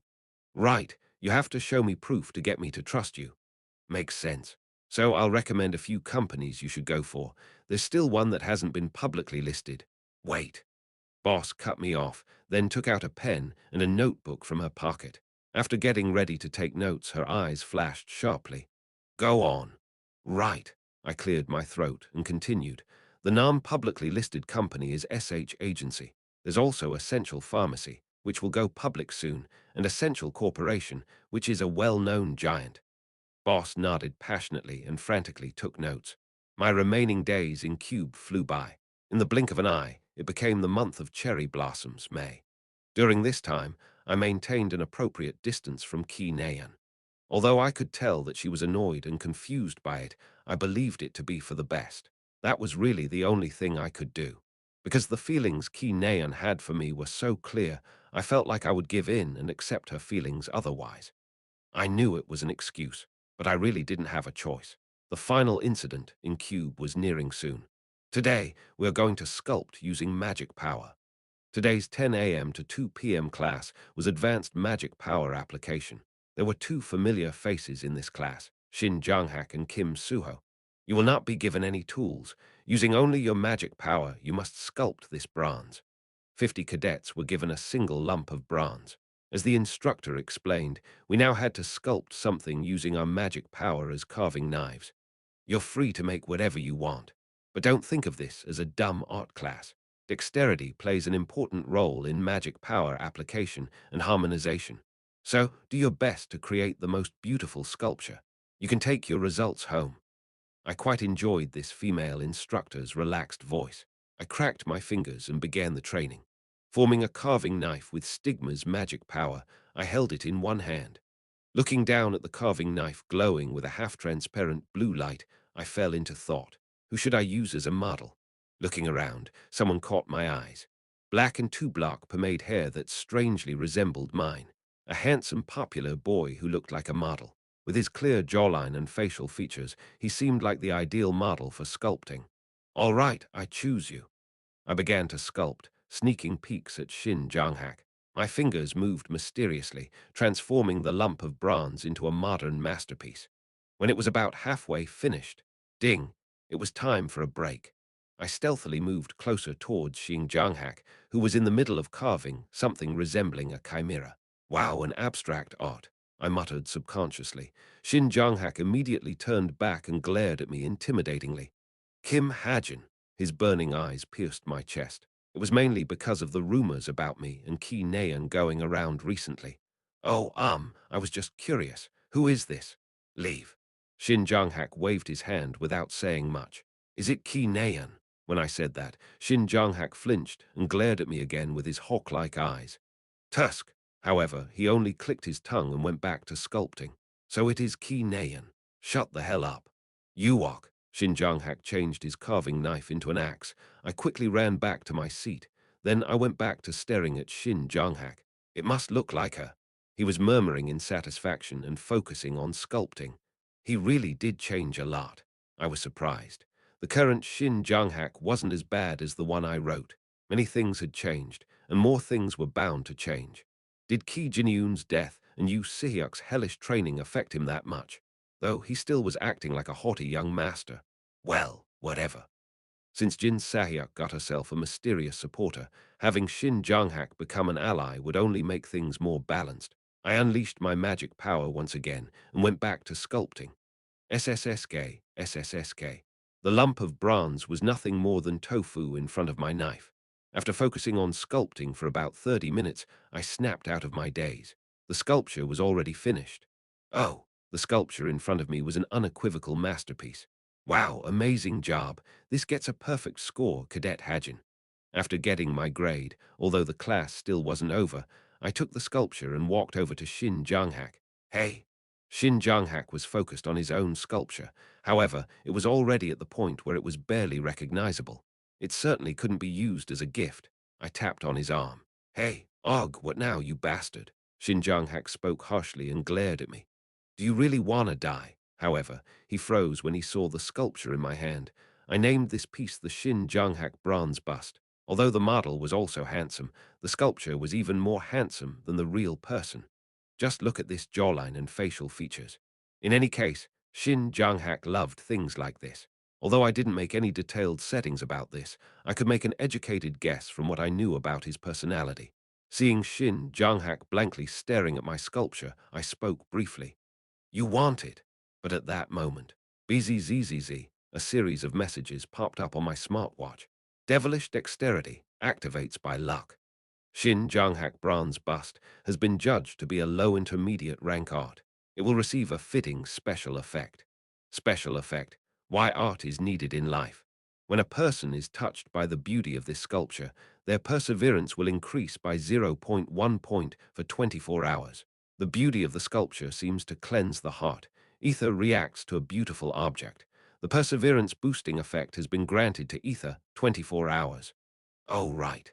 My dexterity was at the level of a gift. Such effect bestowals were an inherent power of my gift. In any case, Shin Jang-hak looked back and forth between me and my sculpture. He looked like he wanted it. You don't want it. Screw off. However, Shin Jang-hak always acted differently than his inner feelings. Really, then I guess there's no choice. I had no problem keeping it. SSSBM. But when I was about to leave with the sculpture, Shin Jang-hak grabbed my wrist. You can't. That's facial rights abuse. What? I couldn't say I didn't expect it, but I still laughed because it was so childish. Why don't you just say you want it? Shin Jang-hak glared at me and squeezed my wrist, but didn't say anything. Fine, I'll leave it here, so you do what you want. Since this sculpture had an effect of cleansing one's heart, Shin Jang-hak seemed to be the suitable owner with his anger issues. Ding, just at that moment, the bell signaling the end of class rang. Hey, Kim Suho, let's go eat. Ha! Oh, wait a bit, let me get mine graded. I left the classroom with Kim Suho. In Kim Suho's hand was a sculpture that perfectly resembled YunSeo-jin. You sculpted YunSeo-jin. Ha! Ah, yeah, I guess it does look like her, but no, it isn't. Please, it's practically a carbon copy. No, it's not. Fine, it's not. Kim Suho was quite stubborn in his own right. As I walked through the hallway, I turned back and looked through the walls into the classroom I just came out of. It was purely out of curiosity. Everyone else had left, and only Shin Jang-hak was left remaining. Whistling to himself, he was loitering around the classroom. Then suddenly, he snatched the sculpture of himself on the table and ran out the door. Yuok. However, Kim Horak was standing on the other side. Jang-hak, what were you doing not coming out? What's that? Ah, what do you mean? That? Oh, it looks like you. Someone made it for you. I guess. Ah, it must have been a fan of mine. Let's leave. I'm going to stop by my room first, so I'll meet you at the training center. Shin Jang-hak gave a half-hearted excuse and began to run away with the sculpture in his embrace. Looking at him, I snickered. Chapter 135. Farewell, too. I went to a restaurant with Kim Suho. It was time for me to deal with all my personal affairs. There was something I needed to give Kim Suho. By the way, why haven't you been eating with Ki Naeun lately? Kim Suho sat down as he looked around the restaurant. No reason. I have something to talk about with you. 1. Kim Suho suddenly made a mischievous face. What's up with that face? Nothing. I thought you sounded like Ki Naeun. I must be mistaken. Screw off. Ignoring his stupid comment, I ordered my food and placed a jar on the table. What's this? You forgot already. It's the jar we got from fighting that snake. This jar of greed came with 2 uses. Although I thought about using both, that would be too greedy. Since I used one to strengthen ether, it was only proper that Kim Suho uses the second. After all, an amazing greed would inevitably adhere to Misteltein. I remember, but I said you could have it. I already used it once. I cut off Kim Suho before he could reject my offer. Plus, I'm not saying I'll give it to you for free. I found another dungeon, you see. Another dungeon? Do you work part-time at an information guild or something? Kim Suho's eyes widened. I grinned. This dungeon was impossible for me to clear alone. But if I didn't clear it, the artifact lying within would eventually fall into the Jin's hands. In exchange for you using this jar, let's clear this dungeon. We'll split the loot 7-3. You're 7. Yep. Kim Suho looked at me silently, then grinned and pulled the jar closer. It was a silent agreement. So how do you use this? Did you get it appraised? Yeah, it's called the Jar of Greed. You have Misteltein with you, right? Yeah, then you just have to put it inside for 10 days. That's it. This artifact consolidates whatever's put inside. I'm sure Misteltein will receive a huge boost in power. Misteltein would undoubtedly show great synergy with any type of greed. Well, as long as it didn't receive charm-related greed like ether. Kim Suho looked satisfied. If I remembered correctly, Kim Suho's affection towards Miss Deltine should be at an all-time high. He should even be sleeping with it. Thanks. Kim Suho suddenly put on an apologetic look and spoke softly. You've only been helping me recently. It's a give and take. No, even in Busan, it was because of you that, Busan. He must be talking about Jin Sahyuk. I shook my head. No, you would have been fine without me. You're pretty stubborn, you know that, like you're one to speak. Nua, you're more stubborn. No, you are. No, you are. Kim Suho and I both frowned. Our sudden exchange of praises turned into a staring contest. Soon, we laughed and smiled at each other. That night, I went to Seoul through Cube's portal. The weather was dull and unpleasant. My chest felt especially heavy today. Hey, when I was about to leave the portal station like usual, a familiar face popped out. Kim Hajin. It was Ki Nayan. She linked her arm with mine the moment she appeared. Why are you always late? Tonight, I had dinner plans with Ki Nayan. It was the night I would tell her farewell. Hey, I replied without an ounce of emotion in my voice. Ki Nayan shrunk back slightly but soon smiled brightly. Geez, what's up with that reaction? Anyways, where are we going today? I reserved a restaurant near Siacho district. Near my apartment, there was a restaurant Evandel, and I frequented. Oh, really? Yeah, follow me. Ah, wait for me. I walked over to a parking lot near the Portal station. With my one-year VIP membership, my bike was parked in the best spot. Ki Nayan was overjoyed when she saw my bike. I drove much more skillfully than before, thanks to dexterity, and arrived at the restaurant. I was somewhat nervous that the waiter would notice me, but likely because I always wore sunglasses when I came with Evandel, I didn't receive any strange looks. Looking at each other across the table, Ki Nayan asked several questions while we waited for the food to arrive. However, I replied to all of her questions half-heartedly. HMPH. In the end, Ki Nayan seemed to have gotten tired of it as she pouted. Even when the food arrived, I didn't say anything. Ki Nayan snuck glances at me as she quietly ate her food. In complete silence, we finished our dinner. That will be 230,000 won. Hey, I'll pay. No, I'll do it.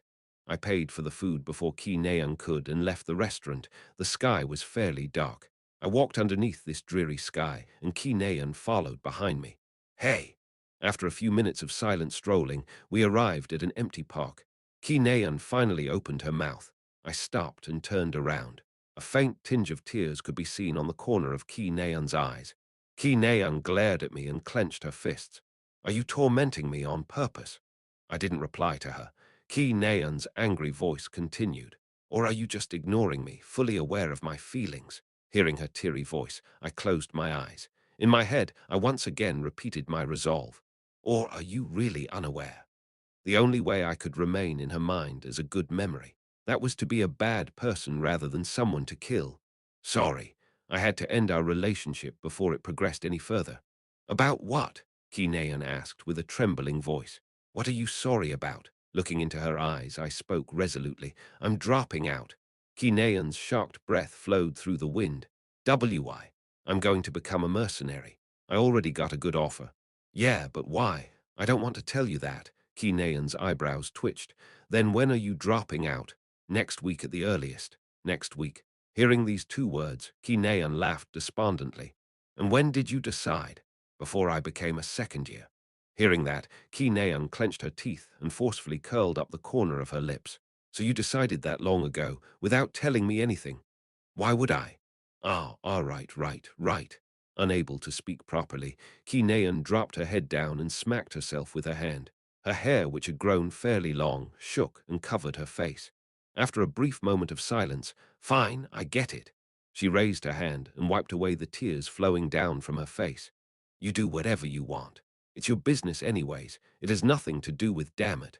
After cursing silently, she turned around. Tack, tack. Only the sound of her lonely footsteps rang out in the empty park. Yeah, I also turned around. Breathing out in bitterness, I began to walk away from her. However, beep, beep, my smartwatch suddenly began to buzz crazily. It wasn't just mine. Ki Nayan's watch and even the watches of people far away from us began to ring loudly. It was an emergency evacuation alarm. Puzzled, I turned on my smartwatch. There was a breaking news that Creator's Sacred Grace had failed their tower campaign. Since I knew it would happen, I didn't think much of it. Hey, Kim Hajin, however, Ki Naeun suddenly ran into me. Before I could even react, she embraced me and covered me with her body. It was as though she was trying to protect me from something. In the next moment, KOONG, a giant explosion swept over us. I didn't even have time to be confused. After a quick flash of light, a huge shockwave pressed down on my body. Then my consciousness faded away. Yu Yonha was currently in her dorm room, which was smaller than last year's thanks to her rank dropping. Seeing the report that arrived, Yu Yonha sighed. We looked into every known criminal in the world, but no one had such a tattoo. Our newest member, Kim Hasup, helped a lot in this investigation. The complete investigation only took 3 weeks to finish. As Yu Yonha expected it to take at least 3 months, she was genuinely surprised. The new recruit we hired last time must be quite useful. Yu Yonha wrote back a positive reply, talking about a bonus for the new recruit's hard work. Then she went back to looking at the tattoo. A common-looking tattoo that wasn't so common. Although the deep color of the tattoo made it look odd, it also made it look all the more natural. Where did a tattoo like this come from? While Yu Yonha was murmuring with curiosity, another message arrived. This time, it was much more shocking than the previous news. Master Creator's Sacred Grace has failed its Tower of Miracle campaign. What? Beep, beep. At the same time, her smartwatch spat out a loud alarm. Kayak! Startled by the emergency evacuation alarm, Yu Yonha jumped out of her seat. What is it? However, she soon calmed down and replied to the message she received. Are you positive? Yes.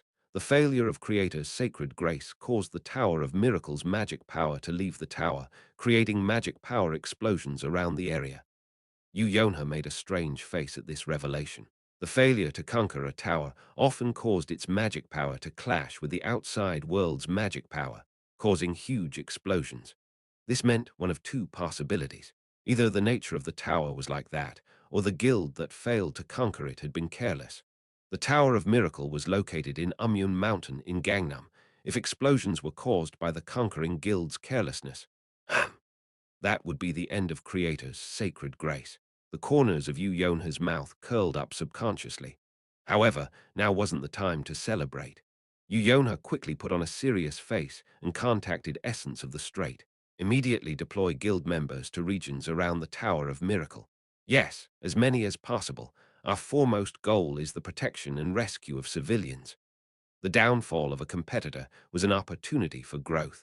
Yu Yonha planned to make use of this situation to its fullest. Hugh. After spending about 10 minutes buried in her comfortable chair, Tariri, her smartwatch rang once again. She picked up the call without much thought. Yes, hello. However, the content of the call was something she couldn't take lightly. Yu Yonha quickly ran to the Gangnam Severance Hospital, where Ki Naeun and Kim Hajin were hospitalized. Perhaps because of the slow flow of information, Kim Suho and Shin Jonghak were yet to be seen. However, the hospital was still in a state of chaos. Patients were brought in by the minute, and most were severely injured. Yu Yonhas SI over here. The hospital's chief resident quickly came to greet her. Where are the two patients you talked about? Ah, neither are seriously injured, so you don't have to worry too much. They're currently staying in VIP rooms. Yu Yonha breathed a sigh of relief. At the same time, she couldn't help but wonder, why did these things always happen to them? What about other civilians? We've yet to grasp the complete damage, but with Gangnam being such a rich district, several mana barriers helped reduce the impact of the explosions. The damages should be within acceptable levels. Ah, then can you take me to my friend's room? Yes, follow me. Yu Yonha followed her contact. She first visited Ki Naeun.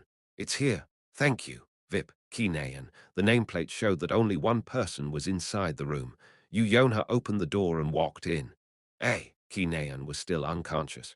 What surprised Yu Yonha was that her hair was much shorter than it was earlier in the day. Her hair is practically a shortcut. Her hair was burnt protecting the other person, so we had no choice but to cut it. Ah, Yu Yonha immediately knew that Ki Naeun protected Kim Hajin. You know, he would have been fine if you didn't protect him. When Yu Yonha murmured, Ki Naeun slowly opened her eyes. Startled, Yu Yonha quickly walked up to her. Naeun, hey, Ki Naeun muttered blankly after seeing the hospital ceiling. Then she suddenly shot up. Her hands were trembling uncontrollably, and her eyes were filled with terror. Nayan, everything's okay. What just ooh you are. Despite Yu Yonha's warm words, Ki Nayan's eyes were already tearing up. Seeing her struggling to get up with unspeakable terror, Yu Yonha couldn't help but feel pity. Nayan, calm down for now. Ah, ooh, Hajin, what happened to Hajin? Patient Kim Hajin is fine. He's sleeping next door. He's in a much better condition than you. Really? Yes, really.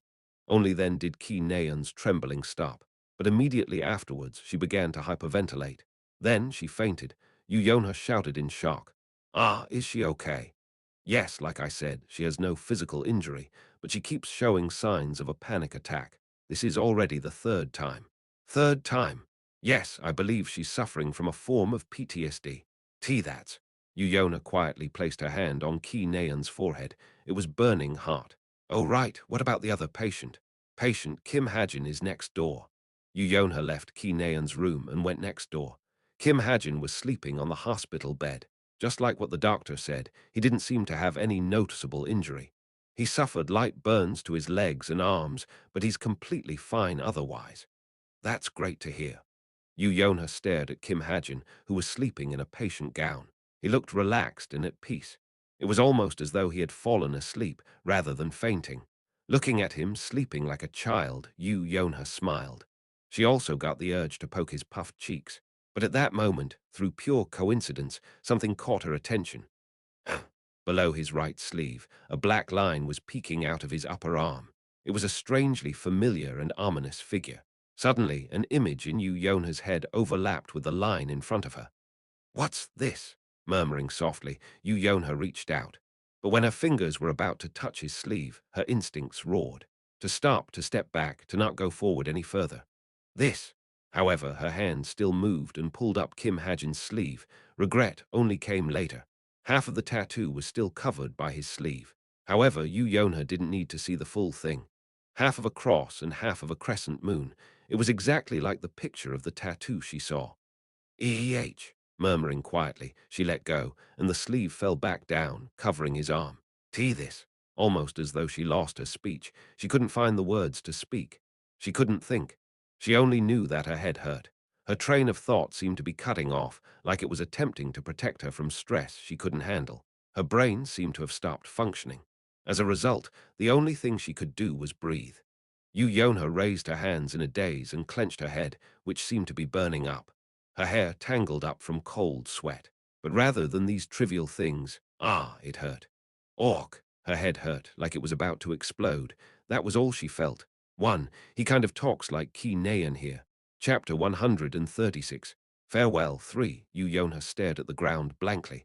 Her heels were spinning in her blurred vision. A mysterious chill strangled her. She couldn't breathe. Ha! After barely managing to eke out a breath, Yu Yonha raised her head. Kim Hajin was still lying in the hospital bed. In Yu Yonha's eyes, however, his bed was shaking like it was experiencing an earthquake. She bit her lips. No way. I must have seen it wrong. That must be it. Yu Yonha raised her smartwatch with her trembling hands. A clear picture of a tattoo appeared on the smartwatch's screen. It was exactly like the one drawn on Kim Hajin's upper arm. An indescribable shock pressed down on Yu Yonha's temple. Ooh, hick. Kim Hajin moved his body. In that instant, Yu Yonha's body shook greatly. Kim Hajin slowly opened his eyes. He blankly stared at the ceiling for a moment, then slowly turned his head to the side. Just like that, their eyes met. Yu Yonha, Kim Hajin spoke. Yu Yonha swallowed her saliva and struggled to move her stiff tongue. Hello. What? How has it been? Good, I guess. Kim Hajin was looking at her. Just this fact made her incapable of maintaining her calm. However, she refused to lose her mind. She told herself that this was the one time she needed to stay calm and decisive. First, she collected her breath. As though she hadn't been breathing for a while, a gush of oxygen flowed into her brain. As a result, her vision turned clear and her discontinued thoughts came back. Calm down. Nothing is sure yet. Everything might just be a huge misunderstanding. It might be Yu Jinhyuk's mistake, or someone might have tried to pin the blame on him. For now, nothing is 100% certain. Oh, right, how's Ki Nayan? Kim Hajin hurriedly asked. He was worrying about Ki Nayan, worrying about her sincerely. However, his sincerity confused Yu Yonha even more. Ki Naeun is fine.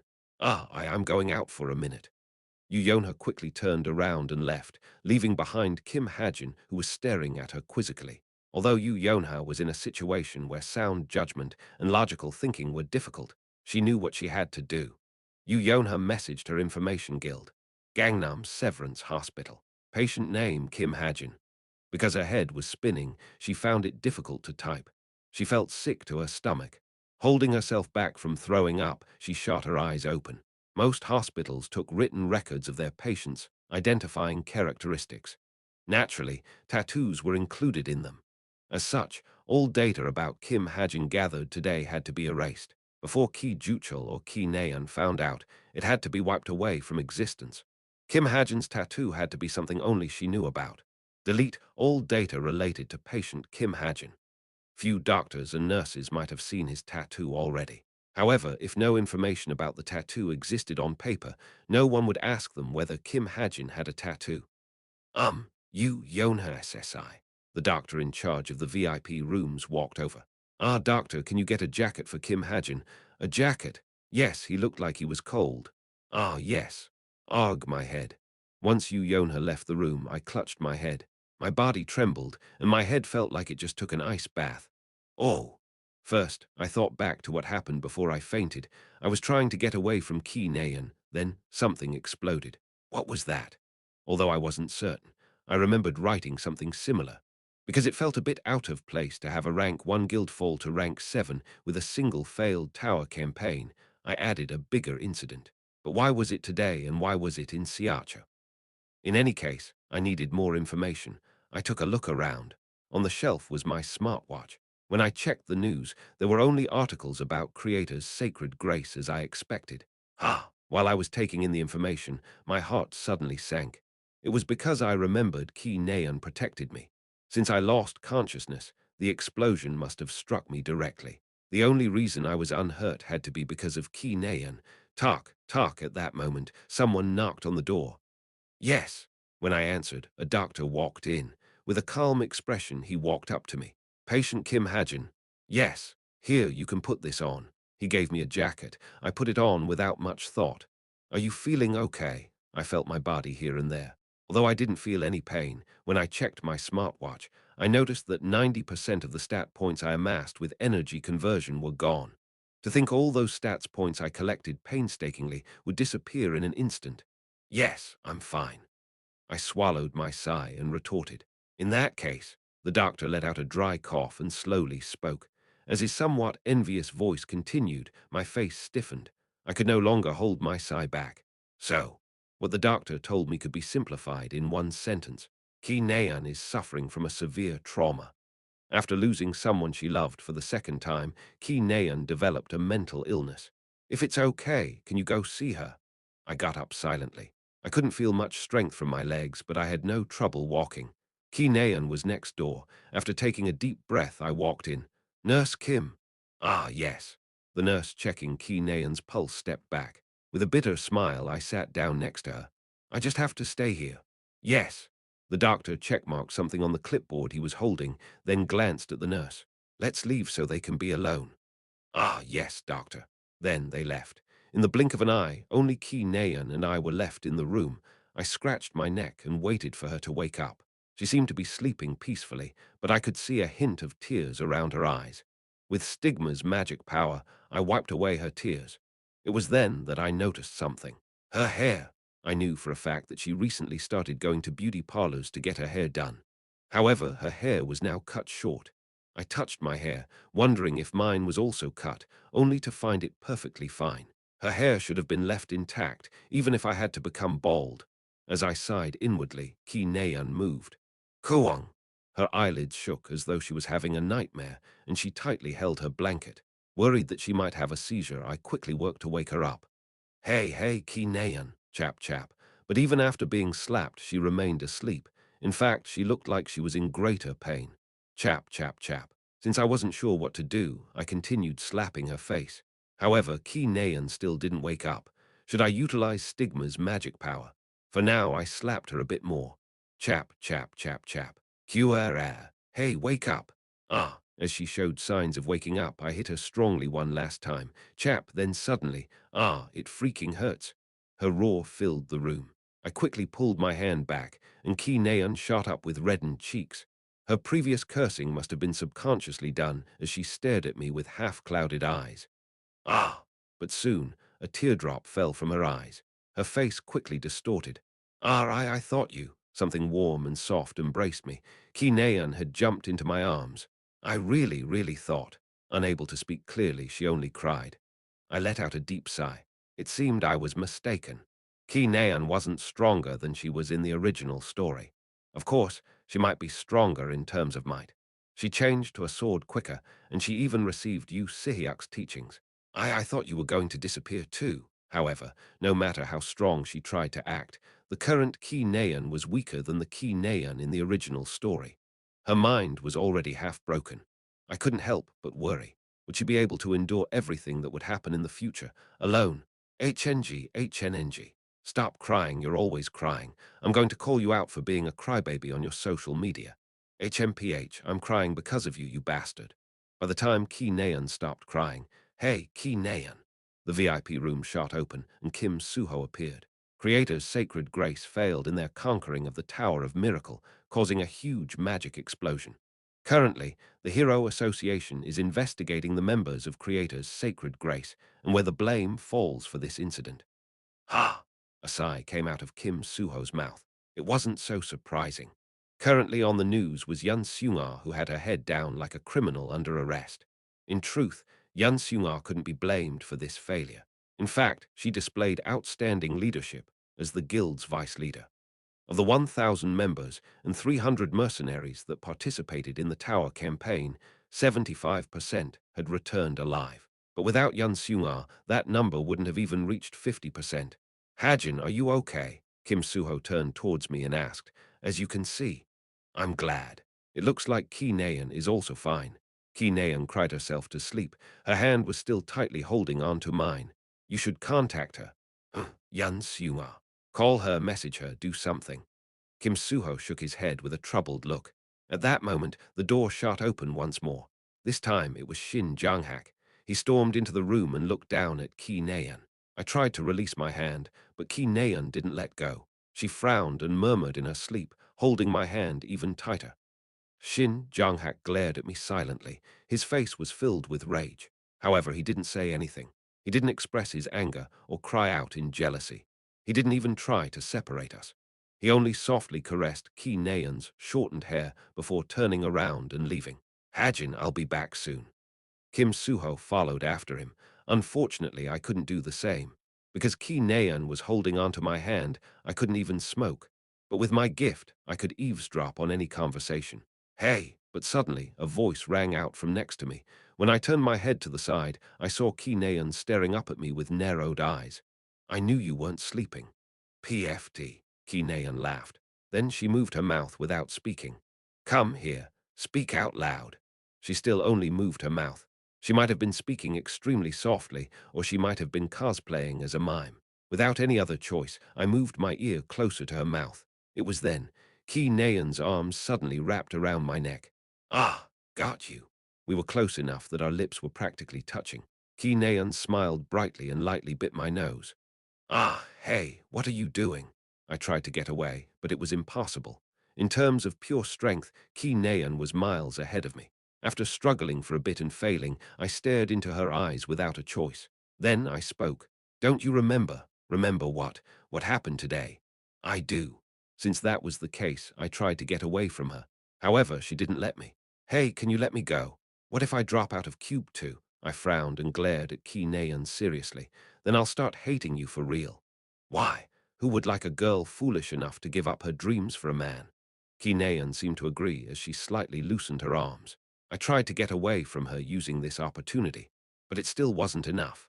Feeling like my pride as a man would be greatly hurt if I struggled anymore, I decided to wait until she let go of me. But you know, Ki Naeun shook her head and continued. I thought about it. Even if you drop out and become a mercenary, that doesn't mean we can't see each other. No, that's what, I can't even see you. That doesn't make any sense at all. I was at a loss for words.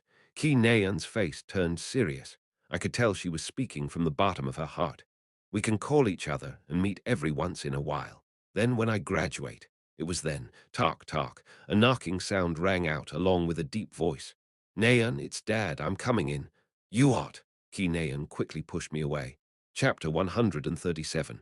Farewell 4. With her father's sudden appearance, Ki Nayan looked up at me listlessly.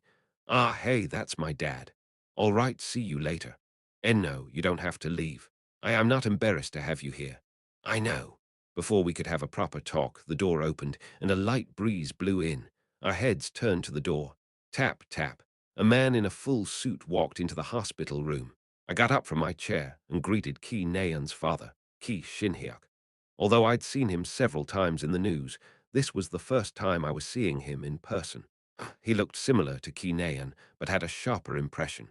As he was far taller than me, the way he was looking down at me came off as cold. Ki Shin-hyuk was a man whose appearance and aura couldn't be called ordinary. In truth, however, Ki Shin-hyuk wasn't particularly outstanding as a hero or a businessman. In fact, as someone of average talent, he spent most of his youth in the shadow of his father. Despite this, he was able to become the Ki clan's successor thanks to his righteous character and endless self-cultivation. Who's this? Ki Shin-hyuk asked. Ah, I'm Ki Nayan's friend. My name is Kim Hajin. Kim Hajin. Ki Shin-hyuk rubbed his beard and pondered. He's just a friend. There's nothing between us. While Ki Nayan was scratching her cheek in embarrassment, Ki Shin-hyuk spoke up. I've heard of your name. You're quite well known in Cube. Your weapon is a gun, I believe. Ah, yes. I see. Ki Shin-hyuk tapped my shoulder. I forced myself to smile and headed towards the door. I'll let the two of you talk now. I wasn't used to talking to such a big shot. I spoke as politely as possible, and Ki Shin-hyuk returned a big smile. Thank you. No problem. Bye-bye. I'll message you later. I left the room without replying to Ki Nayan. As soon as I closed the door behind me, my smartwatch rang. Hello. Yes, customer. The items you ordered are ready to be delivered. I've called to ask for your address. 2 weeks ago, I ordered items from Essential Armory using the black card you Yonha gave me. Both of them. No, the drones are still being prepared. They will be delivered next week. I ordered 2 drones and 3012.7 heavy machine gun bullets. Just the bullets came out to about 500 million won in total. They were both items I urgently needed for next week. Yes, the delivery address is. After giving my address, I accessed my laptop with my smartwatch.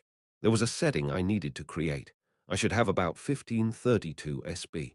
With the 260 SB I gained from killing Ki Jin-yoon, 1532 was what remained after creating dexterity. Right, just by destroying a distorted story, I gained 260 SB. Of course, I could have gained more SB by revealing myself as Ki Jin-yoon's murderer, but obviously, that wasn't something I wanted. Current SB 1572. But when I checked my SB, I had about 40 SB more than what it was in the morning. Oh, right. I hit my knees. It must have been because I was named as one of the cadets injured by the magic power explosion. Without much thought, I walked through the hospital's lobby and sat down on a bench nearby. Desert Eagle, heavy machine gun mode. Talk, talk. Tapping on my smartwatch's holographic keyboard, I created a new setting. Equals Desert Eagle heavy machine gun mode. Using a small amount of Stigma's magic power, fuse Ether and the Desert Eagle together to form a heavy machine gun. With many additional functionalities added onto the Desert Eagle, the amount of SP required increases. 1,500 SP will be used. That's a lot. A heavy machine gun modeled after the M12. It was larger than an assault rifle and displayed a far greater destructive power. It was a weapon of war in every sense of the word. But since it could only be used situationally, it shouldn't be worth 1,500 SB. After pondering for some time, I tried to increase the amount of Stigma's magic power required for the mode change. Uses 1.5 streaks of Stigma. 1,100 SB will be used. The cost was reduced by a whole 400 SB. This is good enough. Next week, I had to conquer a dungeon with Kim Suho. With the Book of Truth, I found out that its last stage was defense. Both for this dungeon and for future episodes, I had to get this heavy machine gun. I hit save. On the other hand, Yu Yonha dragged her exhausted mind to her home in Seoul. Oh, my daughter Yonha, how was your... It was okay. I'm going to bed. Leaving behind her father, who was looking at her worriedly, Yonha buried herself in her blanket. The thoughts swirling around her head didn't disappear. In fact, they only became more chaotic as time went on. Kim Hajin and Ki Jin-yoon. Ki Naeun and Kim Hajin. Did Kim Hajin really kill Ki Jin-yoon? If so, why? And did he kill Ki Jin-yoon? Or did he have to kill Ki Jin-yoon? Talk, talk. A sudden knock on the door interrupted her train of thought. Yonha, are you hurt? Her father asked from the other side of the door. I'm fine. Really. I cut some fruits for you. It's okay. I'm full. The presence behind the door disappeared. Soon, when Yonha was trying to refocus her thoughts, an uninvited voice rang out. Yonha, do you want me to make you some ramen? Ah, geez, just leave me alone. Huck, huok. Yonha shouted at the door and dug into her bed. She could feel Jin Woong's disappointment, but as far as she was concerned, it was partly his fault that she was worrying about all this. He had to be punished, too. After Jin Woong disappeared completely, Yonha recalled everything she saw today. If Kim Hajin really killed Ki Jin-yoon, what would the reason be? Could it be that he figured out the truth of the Kwang-o incident on his own? No, that was impossible. Not even her information guild was able to gather any information on the Kwang-o incident. She was only able to find out the truth because of her father's diary. Kim Hajin surely couldn't have found out the truth on his own. Wait, the Truth Agency. Yonha shook her head. There were truths that information guilds could discover and truths that information guilds couldn't discover. The Kwang-o incident most certainly belonged to the latter. Plus, it just didn't add up. If Kim Hajin really knew the truth, there was no way he would treat her so kindly. From this conceited doubt came a suspicion. What if he forgave her? What if her efforts appeased his anger? No, that still didn't make sense. If he forgave her, Ki Naeun, then Ki Jin-yoon should have also been forgiven. What if there was another reason? If Kim Hajin really murdered Ki Jin-yoon and had a motive for it, the only person who might know about it was Yoo Jin-hyuk. He was also the one who first found out about Kim Hajin's tattoo. In that case, there was a chance he knew more about it. Yonha quickly made a call. You are unable to call the receiver because your number has been blocked. Ha! Yonha was dumbstruck. With her face red, she murmured in a daze. You block me, I'll tell Dad. As she was gritting her teeth in anger, she had a sudden thought. Blocked. The fact that Yoo Jin-hyuk blocked her gave her a sense of assurance. Why would he block me? He doesn't even know that I saw Kim Hajin's tattoo. As far as she was concerned, Yoo Jin-hyuk had to have blocked her because he was trying to hide something from her. Yonha thought hard under her blanket, but soon the door suddenly shot open. Yonha, get up. A cold voice rang out. Feeling a chill run down her back, Yonha peeked her head out of her blanket. Her mother, Jin Yojung, was glaring at her sharply. Mom, what did you do? Your father is drinking soju calling out your name. No, I didn't do any. Yeah, right, come out and apologize. But I'm in the middle of something important. Hurry up. Wait. Jin Yojung dragged Yonha out of the room. Weekend. I arrived at a nameless dungeon with Kim Suho. It was a stage-type dungeon hidden in a swamp, filled with giant alligators. Because I didn't know much about this dungeon, I was worried at first. But now that I had Kim Suho with me, and mapped out most of the dungeon with the Book of Truth, I was fully confident in coming out of this dungeon unscathed. Kim Suho and I were a cheat-like combination. I guess you could say we filled each other's weaknesses. Each stage of the dungeon had dozens of mob monsters and one boss-level monster. I could easily take care of the small fries, letting Kim Suho conserve his stamina for the boss. With Kim Suho's sword Saint Magic power, all boss monsters were cut in half like tofu. This looks like the final stage. Advancing smoothly, we arrived at the final stage, which had a slightly different atmosphere than the previous stages. In front of our eyes was an open field that was silent and full of war clouds. Kim Suho pulled out Misteltin. Then a message popped up in front of our eyes. Final stage, survive for 30 minutes against an army of high intermediate grade -8 monsters. High intermediate rank.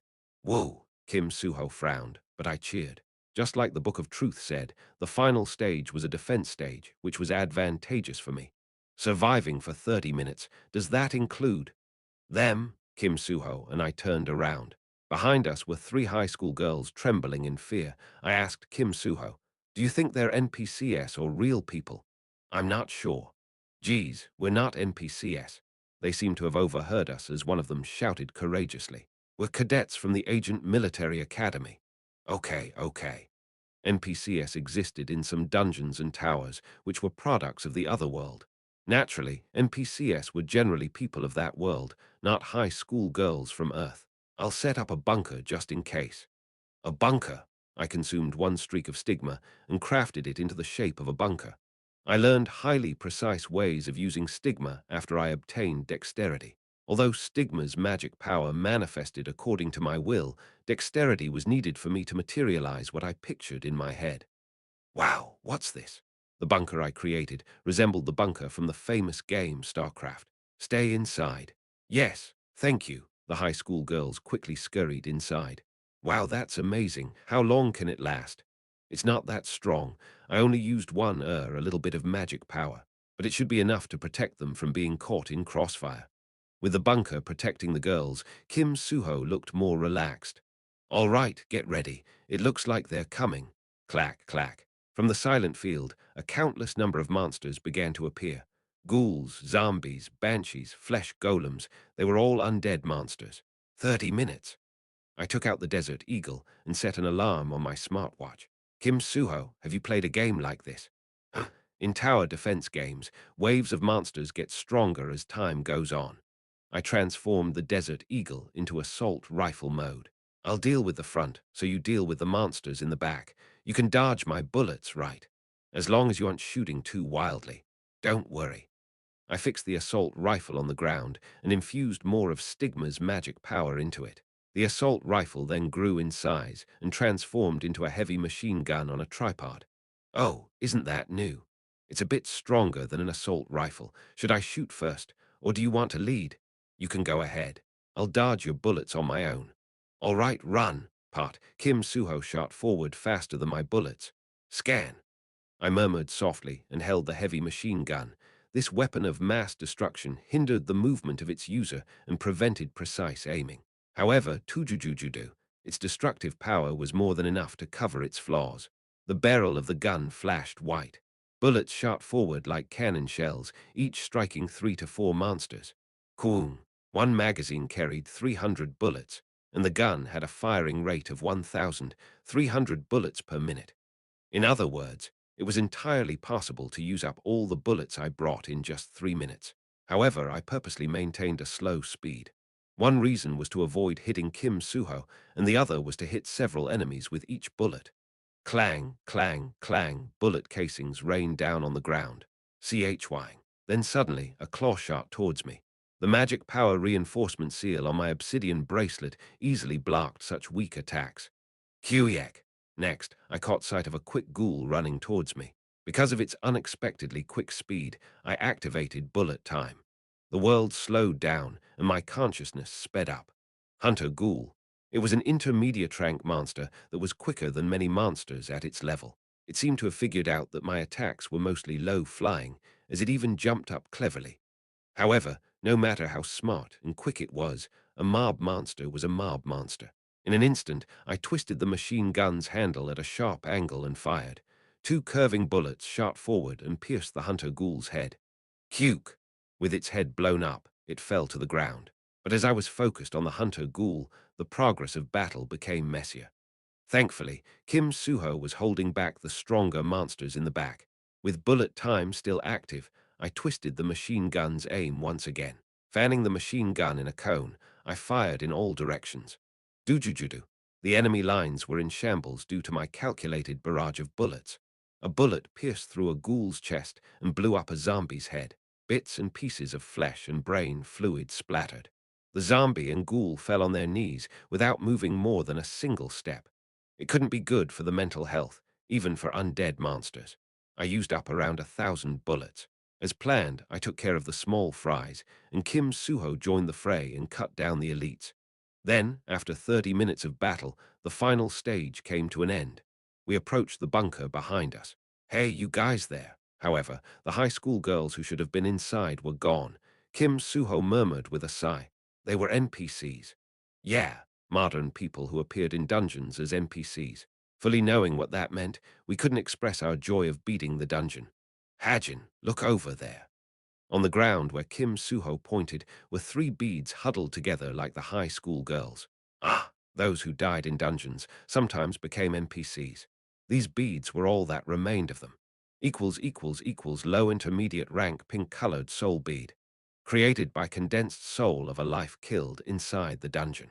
Equals soul beads were used as materials for magic seals and magic enchantments.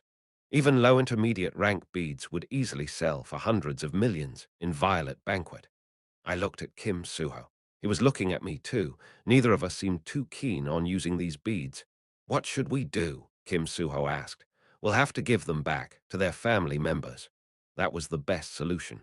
Right. Although we easily came to a decision, we couldn't be happy. We knew fully well what these beads meant to parents who lost their children. Let's open up that chest first. I walked towards the chest, sitting in the middle of the open field. Kim Suho soon followed after me.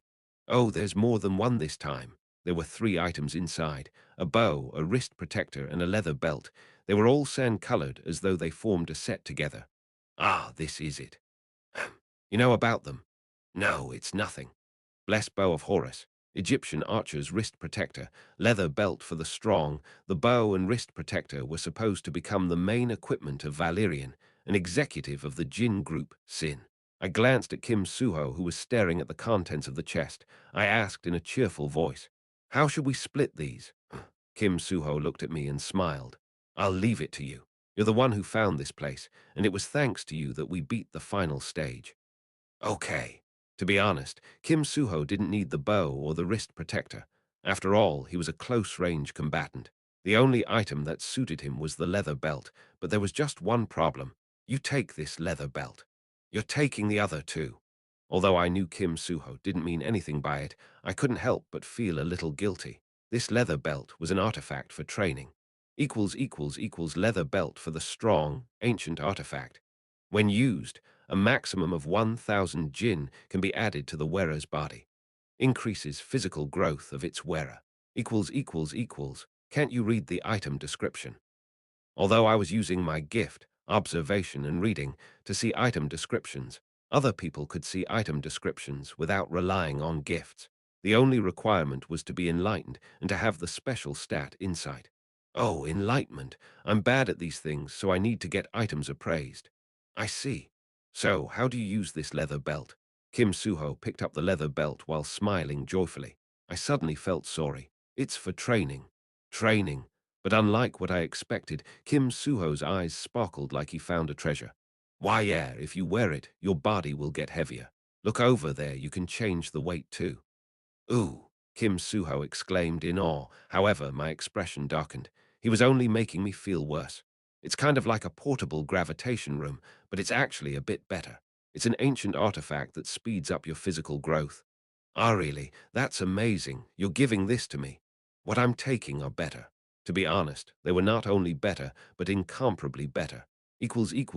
Blessed bow of Horus, ancient holy ghost attribute, a bow blessed by Horus, son of the ancient Egyptian god, Osiris. Power of Horus arrows shot with this bow are endowed with sacred flames. Sacred flames are particularly powerful against evil spirits. By imbuing magic power into the bow, you can create an arrow of healing. Son of Horus, from 6 a.m. to 6 p.m., the user of this bow will receive improved vision. Moon of Horus, from 6 p.m. to 6 a.m., the user of this bow can move with quieter footsteps. An artifact bow with 3 options. I carefully picked up the bow. I would have felt bad enough just taking this, but there was an additional, unexpected benefit. Your gift, Master Sharpshooter, links with Son of Horus and Stigma. When you activate Son of Horus while holding the blessed bow of Horus, it will fuse with your low-rank gift, 1,000-mile eyes, and allow you to use Eye of Horus for 5 seconds. Eye of Horus. Your vision extends far beyond the horizon, piercing through the feelings of people and laws of the universe. While all sorts of jaw-dropping messages were popping up, Kim Suho asked innocently, "Oh right, Hajin, you're good with bows too, right?" "Ha! Oh, yeah, I am." "That's great. You got yourself a bow, and also a wrist protector, I think." He was too pure. Feeling extremely sorry, I stared at Kim Suho. Chapter 138. Final Incident 1. After clearing the dungeon, I ate dinner with Kim Suho and returned home. Beep, beep, beep. I entered the password and opened the front door. However, Evandel didn't come out to greet me like usual. I could hear voices of two kids having fun. When I walked inside, wondering if Evandel was mad at me for coming home late, I saw an unexpected guest. Evandel was with a girl I've never seen before. Hajin, seeing me, Evandel smiled brightly and waved her hand. Curious, I looked back and forth between Evandel and the pretty girl next to her. The girl introduced herself. Hello. Ah, hi. I greeted her and looked at Evandel for an explanation. Evandel smiled and introduced the girl. She's my friend. I'm YunSeo-jin. The two children bowed at a 90-degree angle. I couldn't help but smile, looking at their adorable gesture. Hello, you must be the friend Evandel talked about before. Hyeon said her parents are busy tonight, so I told her she could eat dinner at my place. Oh, what did you order? Hyeon is giving it a go. Giving it a go, Evandel giggled, while Hyeon sheepishly looked down and scratched her cheek. Yep, Hyeon says she never ordered food before. Oh, for children, everything was a challenge. Now that I think about it, I had trouble ordering food when I was 5 too. But don't order anything. Since your friend is here, I'll cook tonight. Wow, really? Evandel's face turned brighter. Cooking was one of the skills I acquired with dexterity. As long as I knew the recipe, I could mimic most of what professional chefs did on TV. Evandel was really surprised when I first showed her. All right, then wait just a bit. I opened the fridge. There were more than enough ingredients. What do you want to eat? I'm asking Hyeon. Guessed first. Evandel pouted, but she quickly went back to smiling when I patted her. I'm fine with anything. Steak, please. Evandel's eyes sparkled. Hyeon, are you okay with steak? Yes, I like it. Good. I took out 4 pieces of beef sirloin and some seasoning. 3 of them were for Evandel, and the other was for Hyeon and Haeyang. Can I watch you cook? Sure. I began to cook under the curious eyes of 2 children. Tack, tack, tack. I quickly chopped up some paprika and onions. Chweg, I made a 3-star Michelin chef steak sauce recipe. TZZZZ, then, I plated the garnish and meat, topping them off with the steak sauce. I presented the completed dish under the awestruck gazes of 2 children and 1 cat. Here you go. Whoa, Evandel and Hyeon stared at the steak with anticipation. I checked my smartwatch. A sense of satisfaction and fatigue recovery effect seeps into your well-cooked dish. 8:52 p.m. It was almost time for my 9 o'clock appointment. All right, I'm going out for a bit. Let the steak rest for 5 minutes before you eat. Thank you for the food. Leaving behind the 2 kids who were eagerly waiting to eat, I left my house and arrived at a nearby park. As I waited, I checked the items I got today. Egyptian Archer's Wrist Protector, Ancient Artifact, Sand Attribute, Stored Mana 3000/3000. Ancient Archer Proficiency increases your proficiency with bows. Blessing of the Desert allows you to cast Sand Barrier using stored mana. Blessed Bow of Horus and Egyptian Archer's Wrist Protector. These 2 items, which I call the Egyptian set, would serve me well at least until the middle stages of the story. But now that I had a good bow, I couldn't help but hesitate between a bow and a gun. At this point, it was hard to say one was better than the other. My gun wasn't an ordinary gun. As my main weapon, the Desert Eagle had all sorts of additional options attached to it. First was an attack power increasing effect for each monster I instackled. Just this effect alone made my Desert Eagle 2.2 times stronger than other Desert Eagles. But there was more. Shotgun mode, anti-material sniper rifle mode, assault rifle mode, heavy machine gun mode. With the Desert Eagle's modal change function, I could display great firepower in all sorts of situations. The only flaw was that I fused ether with the gun to change form, making me unable to use ether for defense. I'll only use a bow as an ultimate ability. That seemed to be the right choice. I stared at the sand-colored bow, then tried attaching ether to it. Immediately, the ancient bow transformed, looking more modern and elegant. Is it because of aesthetic greed? It keeps doing this. Ever since aesthetic greed was added to ether, even my guns took on new forms. I couldn't quite describe it well, but simply put, they became more elegant and beautiful. Did you get a new weapon? After about 10 minutes, the person I was waiting for finally arrived. Boss approached me with a smile on her face. You were right. Creator's Sacred Grace failed their tower campaign. Horribly at that. Are you happy? Of course, haha. The stock price of Creator's Sacred Grace fell by 30% in just 4 days. It took a massive dip on the first day and was steadily falling ever since. So what's your request? Will you accept it? As long as it's possible. In exchange for giving Boss Stark-related information, I requested her help for the upcoming incident. Have you heard of Dark Moon Society? Dark Moon Society should infiltrate Cube during this episode. This was also the episode where Lancaster made his first real move, and I already confirmed both using the Book of Truth. Dark Moon Society, how do you know about them? Boss frowned suspiciously. Well, you see, I scratched my neck and spoke awkwardly. This didn't have any other option. The co-author would surely make the upcoming incident messier. It was only natural that I have an ally or two to balance it out. During the previous final exam, they tried to kill me. What? Boss' face distorted viciously. As expected of Yasha, she valued her comrades dearly. I felt proud. May 1st. Today's class had yet to start, and I was currently looking at Cube's dropout form. Looking at the line asking for the reason I was dropping out, I couldn't help but wonder what I should put down. After much thought, I wrote only 2 words, career change. Then I signed the document. Good morning. I will announce the randomly created teams. Remember, it's only a 2-person team. The morning common class was more or less a walk in the park. Today's training was a VR dungeon. It was no different than the mock dungeon trial we had last year, except that this one was government-sponsored and done in a VR world. Team 6, Yonha and Kim Hajin. Yonha, who was sitting in front of the VR capsule, twitched. She turned head like a machine, and our eyes met. When I smiled at her, Yonha returned a deep sigh. Now sit together with your teammate. Yonha slowly walked up and sat down next to me. Hello. Hey. All right, listen up. The visual effects for this dungeon will be more realistic than the real thing, so stay on your toes. Now put on your helmets. After the instructor's enthusiastic introduction ended, I put on my helmet. A vivid scenery spread out in front of me. Wow, it's like I'm in a Lang cafe, I murmured. However, Yonha didn't say anything. From the looks of it, she wasn't even logged on. I took off my helmet and stared at Yonha. With furrowed brows, she was staring fixedly at my right arm. I flicked her forehead.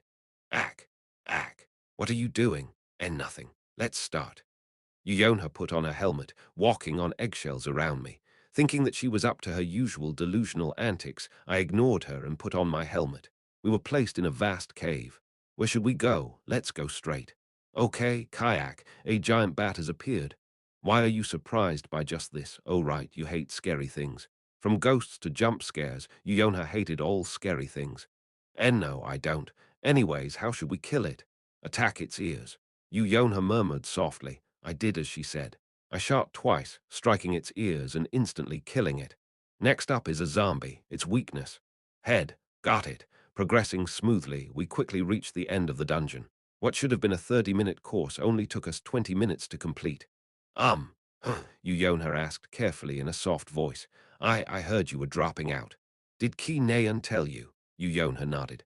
She's quite a blabbermoo, she was crying. What? Yonha's voice became heavier. She was crying. Yes, she said she didn't want you to leave. Ah. As I was choosing my words, I felt a mysterious gaze fall on me. I turned to the side. There my eyes met Rachel's. However, she quickly averted her gaze. She seemed to have overheard what we just talked about. Anyways, it's not something I have a say in.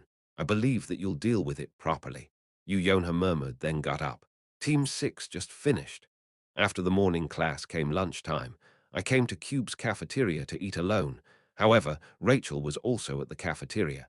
But because there was a female agent disguised as a cadet standing next to her, we only exchanged a brief eye contact as a greeting.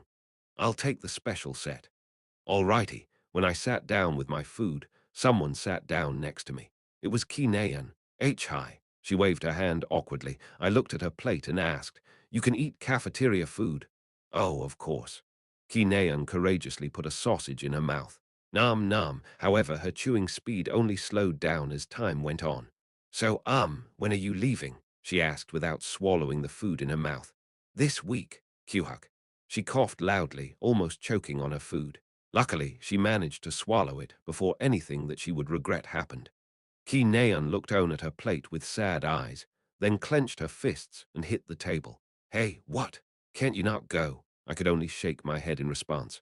Ah, okay, well, if you have to go, you should. I can. I can also find someone else to be my boyfriend. She mumbled as she glanced at me. Yeah, go ahead. I'm kidding. I won't date anyone else. You should. Immediately, Ki Naeun frowned heavily. However, I quickly finished my food and got up. Ki Naeun ran after me. After returning my plate, I left the cafeteria and walked to a nearby park. There, a second battle began between me and Ki Naeun. Ooh, it's infuriating the more I think about it. Don't you know how to be tactful? You know, lip service. What? I mean, didn't you like me at first? What are you talking about? Shwoon, in the middle of our conversation, full of misunderstandings, a strange undulation of magic power suddenly rang out. I immediately froze. Swirling near the ground was a sharp yet light aura. In the air was an ominous magic power that seemed to interfere with the foundation of Earth. Ki Naeun and I looked at each other simultaneously. Hey, what was that? Ki Naeun asked. I let out a small sigh. I couldn't find out about the specific date because I didn't have enough magic power. It seemed it was finally here. It should be a magic phenomenon.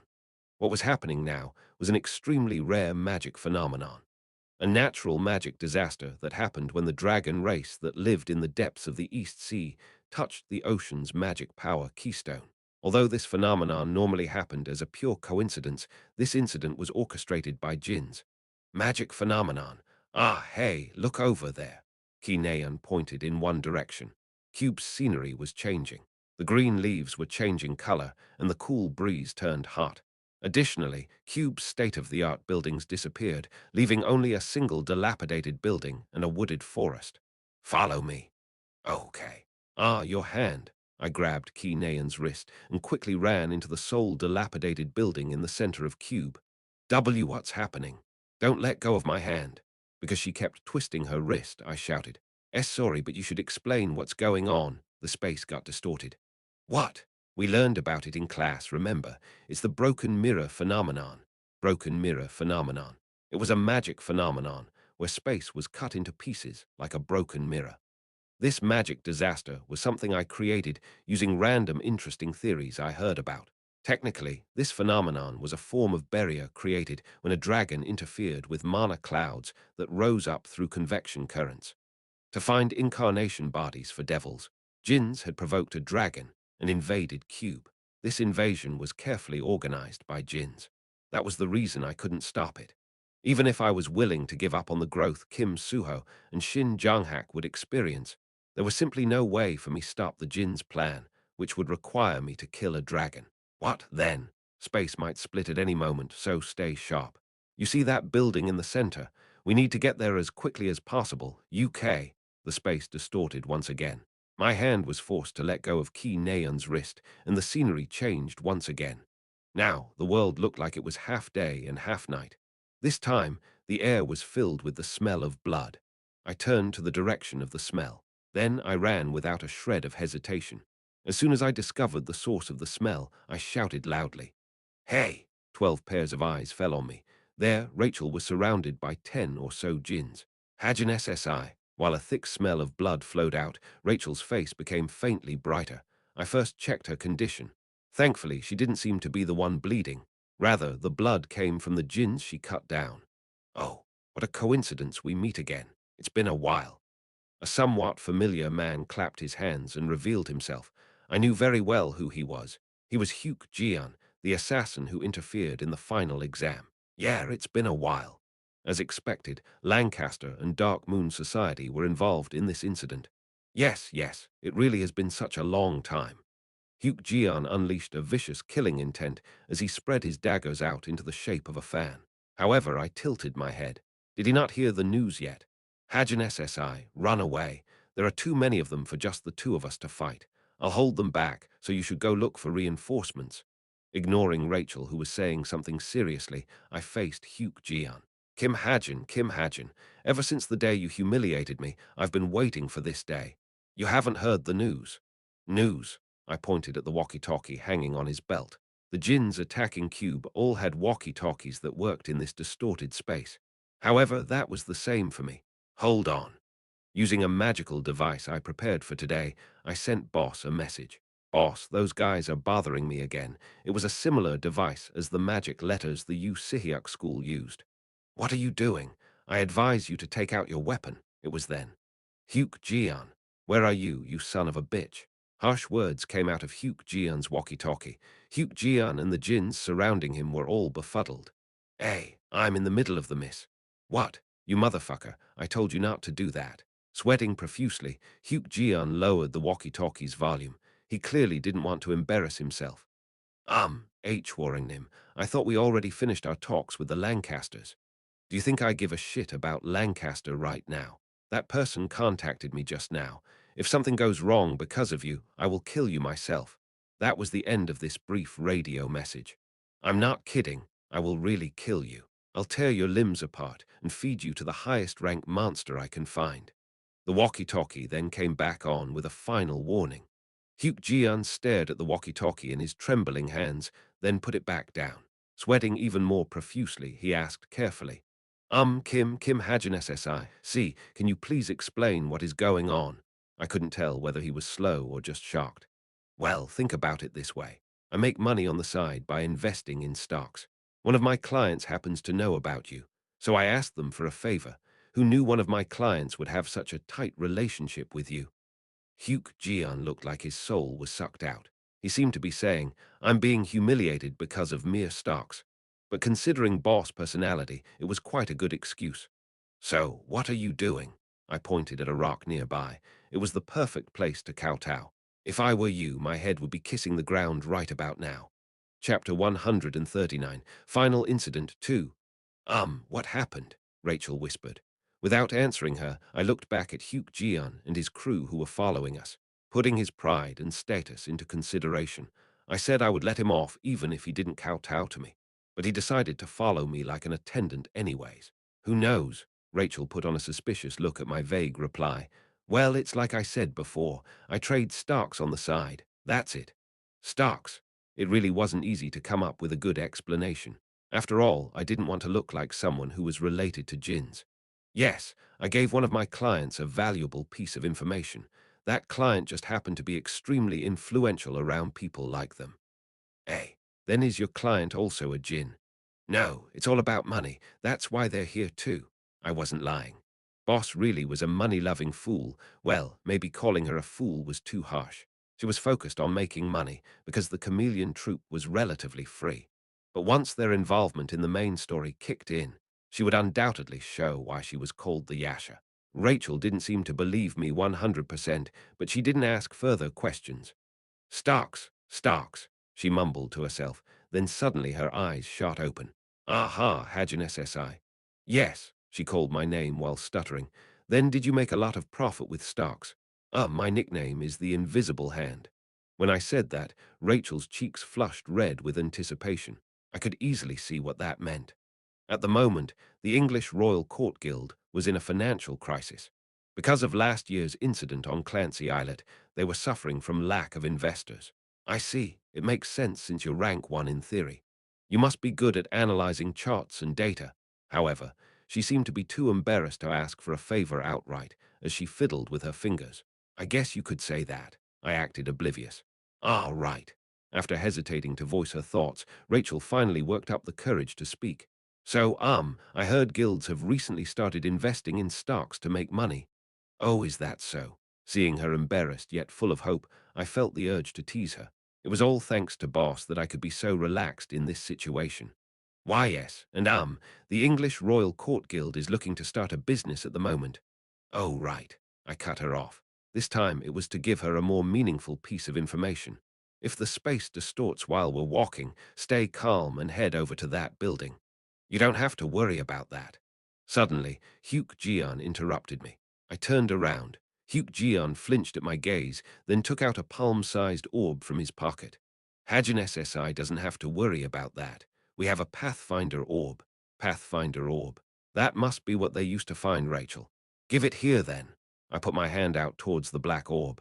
Hyuk-jian scratched his neck, but didn't express any refusal. Instead, he pleaded, about this matter. I know, I know. How many times do I have to tell you? I wasn't interested in using my power to order him around. As it's a common trope in novels, I've read it several times, and even used it a few times myself. In the end, I got bored of it. Why, yes, thank you. He interrupted us in the middle of our conversation. Rachel pouted unhappily. I grinned and went back to the topic at hand. So, Rachel SSI, do you want me to give you a recommendation? Yes. Ah, well, you see. Quickly livening up, she began to list all the business plans the English Royal Court Guild had. Although it was lacking compared to what Yonha was capable of, I could see that the guild was passionate and hardworking. It's going to be difficult to take all of that on with just taxes. It's a long-term plan, and with the economy being so bad recently, we walked together, talking about the English royal court, and before we noticed, we arrived at the central building. It looked like a small abandoned school found in a rural town. We'll talk about this later. Now isn't a good time. Ah, yes. Rachel nodded and looked up at the worn-down building. Where are we? It should be a building in Cube. To be exact, it was a lighthouse that went obsolete when Cube introduced portals.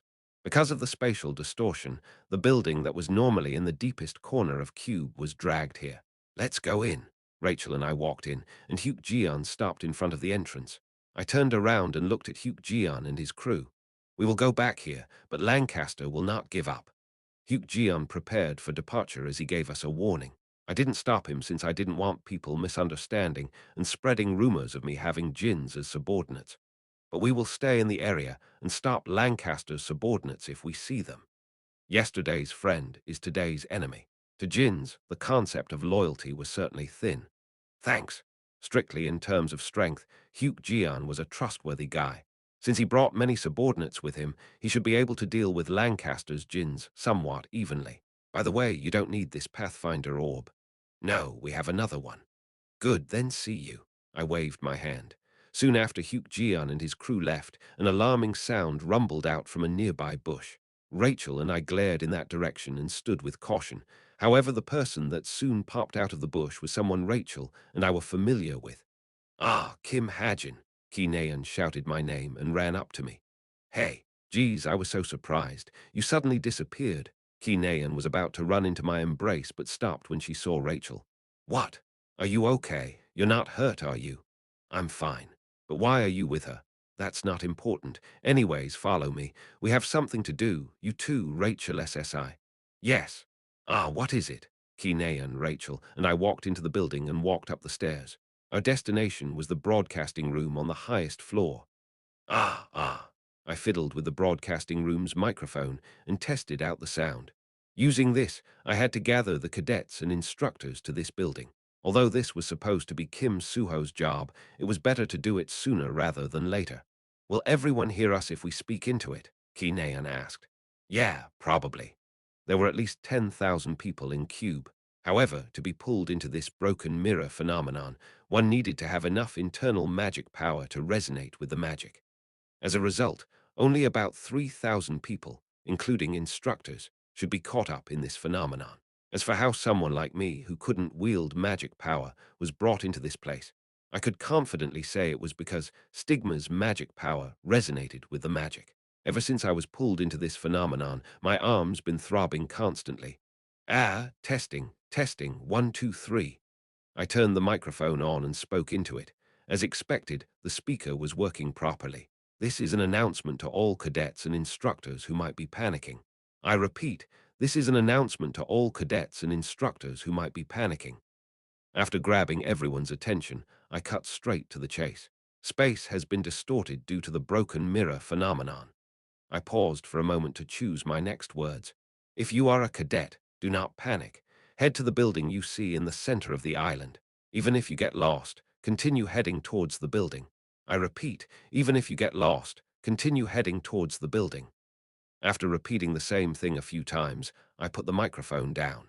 About 30 minutes after my announcement, people began to arrive at the central building. Kim Suho, Shin Jonghak, Yi Yonghan, and several other cadets all came at the same time. Next was our instructor from last year, Kim Soo-hyuk, who quickly ran over. After an hour, first-year cadets began to arrive.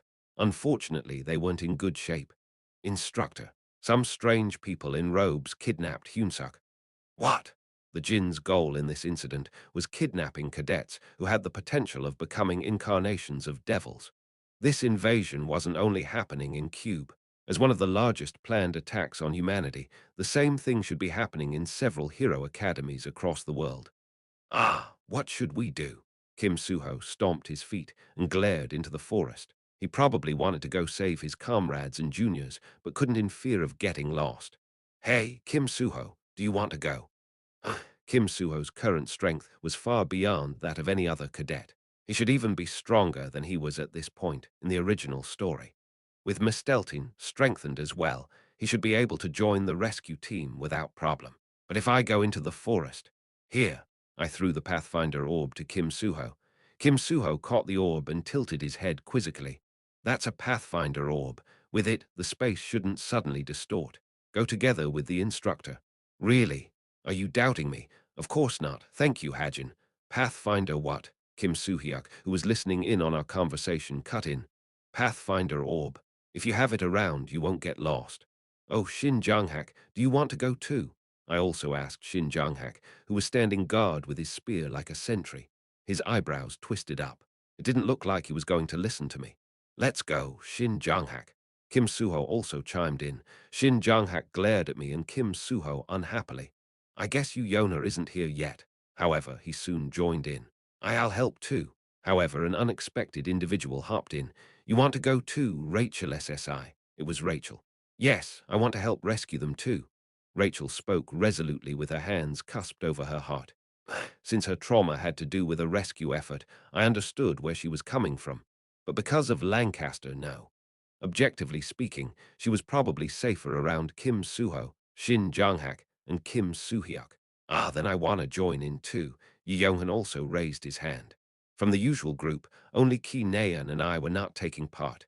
Kim Suho spoke with a grin. Hajin, you stay here and protect the other cadets. Like I'm strong enough for that.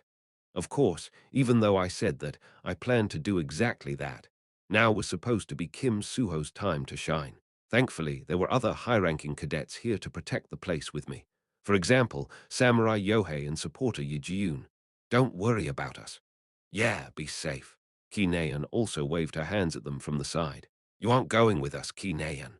At that moment, Shin Jang-hak asked her, pretending like he wasn't concerned. In the original story, Ki Naeun would have followed them even if it cost her life. However, the current Ki Naeun wasn't even hesitating. You're all going, so it'll be a waste of resources if I go too. I see. Shin Jang-hak let out a small sigh and turned around. As he stomped forward, Kim Suho followed after him. Ah, hey, you have to stay close to the Pathfinder orb. Everyone, make sure you stay in this building. A rescue team, centered around the instructor Kim Soo-hyuk, was formed. After they left, Ki Naeun and I climbed to the roof of the building to watch for any djinns that might ambush us. Wow, look what we got ourselves into this time. As always, it was better to maintain the high ground over the enemies. Ki Naeun looked out into the horizon and mumbled. First, Creator's sacred grace. Now this. These things keep happening to us, huh? Yeah, after today, many things will change. This incident was an important turning point. Even in the original story, the main cast's life in Cube was skipped after this incident. Yeah, you'll be leaving too. That has nothing to do with it. Wah, my hair blew up from a cool breeze. At least the wind is nice. I guess so. While we were talking leisurely, the gentle breeze suddenly turned fierce. Like a storm, it slapped my face sharply and strongly. From the East Sea in the far distance, a waterspout rose up. What's that? A tornado that seemed to contain powerful energy.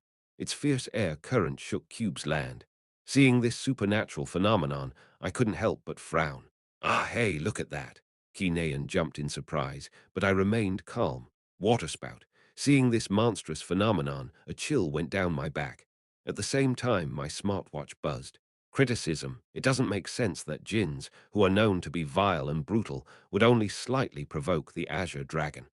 But that doesn't mean you can do this. You son of a bitch, how can you send a dragon after cadets? I quickly raised my head and looked out into the distance. Then I became speechless. In the horizon far away, a single creature appeared.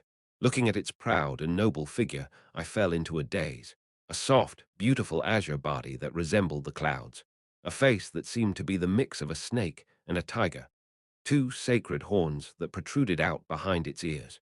All this described the one creature, the master of the East Sea, a creature that was too noble to be called a monster.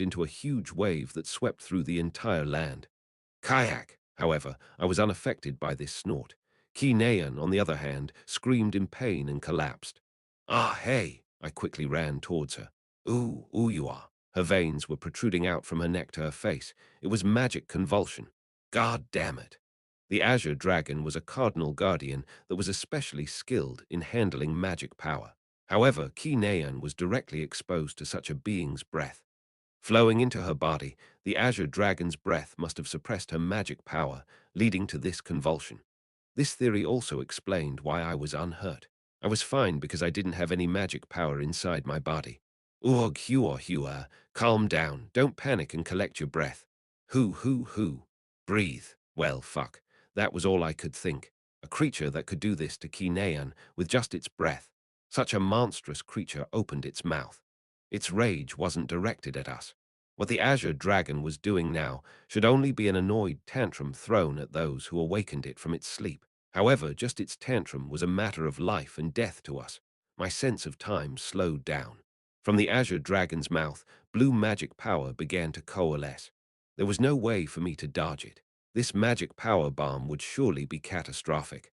I looked down at Ki Naeun, who was unconscious in my arms. I didn't need to think much. This time, it was my turn to be the protector. Still holding her in my arms, I released the magic power reinforcement seal of my obsidian bracelet. Then, I added the Egyptian archer's sand barrier on top of it. With that, I was under 2 layers of protection. However, I wasn't done yet. Gritting my teeth, I began to pour out every ounce of Stigma's magic power. Immediately, the stigma on my upper arm shone brilliantly, emitting light through my clothes. I squeezed out everything without saving a single drop. The pain on my arm grew sharper and sharper, but I clenched my teeth and held on. Once the 3rd layer of barrier set in, the dragon's tantrum descended. A mere tantrum, something that couldn't be compared to a full-on dragon breath, made it feel like my body was bending in half.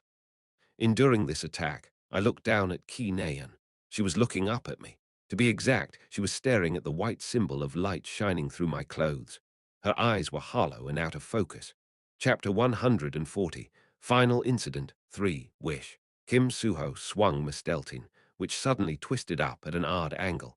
It was a new technique Kim Suho developed after watching Kim Hajin's curving bullets. With this elegant sword technique, Kim Suho cut down the final Jin. They just keep coming. Kim Suho sighed and wiped off his sweat. Yonha, are you okay? After fighting with a group of Jins, Shin Jonghak asked Yu Yonha as he nonchalantly cleaned his spear. Yeah, thanks to you. Yu Yonha looked a bit tired, but she smiled sweetly. I'm glad. Kim Suho smiled. Including Yu Yonha, they already rescued 15 cadets with the Pathfinder orb. Although there were many more to be saved, their current priority was to guide the rescued cadets to a safe place. Everyone, Kim Suho clapped and gathered the cadets' attention. We will guide you to a safe place, so just follow us. Why are you talking like they're a bunch of children? They're cadets just like you. Yu Yonha narrowed her eyes. Ha! Oh, sorry, it's because I've been playing with my nephews recently. Cadets, stay on your guard and follow us to the central building, Kim Soo-hyuk shouted gallantly. See, it's the instructor's job to say those words. Yeah. In any case, as cadets began to walk towards the central building, look over there. Someone pointed at the sky, and immediately, Koong. The breath of a divine existence swept the island. From the massive shockwave, trees fell, and a cloud of dirt rose up. Kim Suho kept his eyes open and watched the devastation. The point of impact of the attack was the central building, which was now crumbling down. It happened too quickly. Before Kim Suho's thoughts could catch up to the situation, his body moved. He began to run towards the central building, but stopped after a brief second. It was because of the Pathfinder orb. Hurry up, everyone, Kim Suho urged the others on. By the time he came back to the central building with the dozens of cadets, this. Only a devastating scene was left. The building was toppled, and many cadets were collapsed on the ground unconscious. However, there was one person standing in the middle of this horrific scene. This mysterious man wore a half-broken mask, and he looked at Kim Suho with a happy smile. "Who are you?" Kim Suho gritted his teeth and asked. However, the man only gave an ominous smile through his strange mask. Kim Soo-hyuk, who was standing next to him, stepped up. "Fall back, Kim Suho. He's not someone you can handle." "Ah, so you're Kim Suho," the mysterious man muttered, his voice changing as he spoke. For one phrase, he sounded like a woman, then he sounded like a man for another, then he sounded like a child for the next. This voice immediately caused Kim Suho to frown. "What Jin are you?" This time, Kim Soo-hyuk asked. A deep smile emerged on the man's face. "That's an interesting question. What Jin? Are you asking for my name? Unfortunately, I don't have one." As he said that, he grabbed the neck of one of the cadets on the ground. "But I hear you guys call me Destruction." Destruction. This title caused everyone's eyes to widen. Seemingly satisfied at this reaction, Destruction snickered and stared at the cadets who just arrived. "There are many of you I want to take with me, but unfortunately I'm about out of time. I'll just have to take this child." Destruction created a bundle with his magic power and put an unconscious cadet in it. At that moment, a crescent sword slash and a spear beam shot towards Destruction. Kim Suho and Shin Jang-hak had attacked him while his guard was down. "Hua!" Destruction breathed, unleashing a wave of magic power that scattered their attacks. Then Destruction leisurely laughed.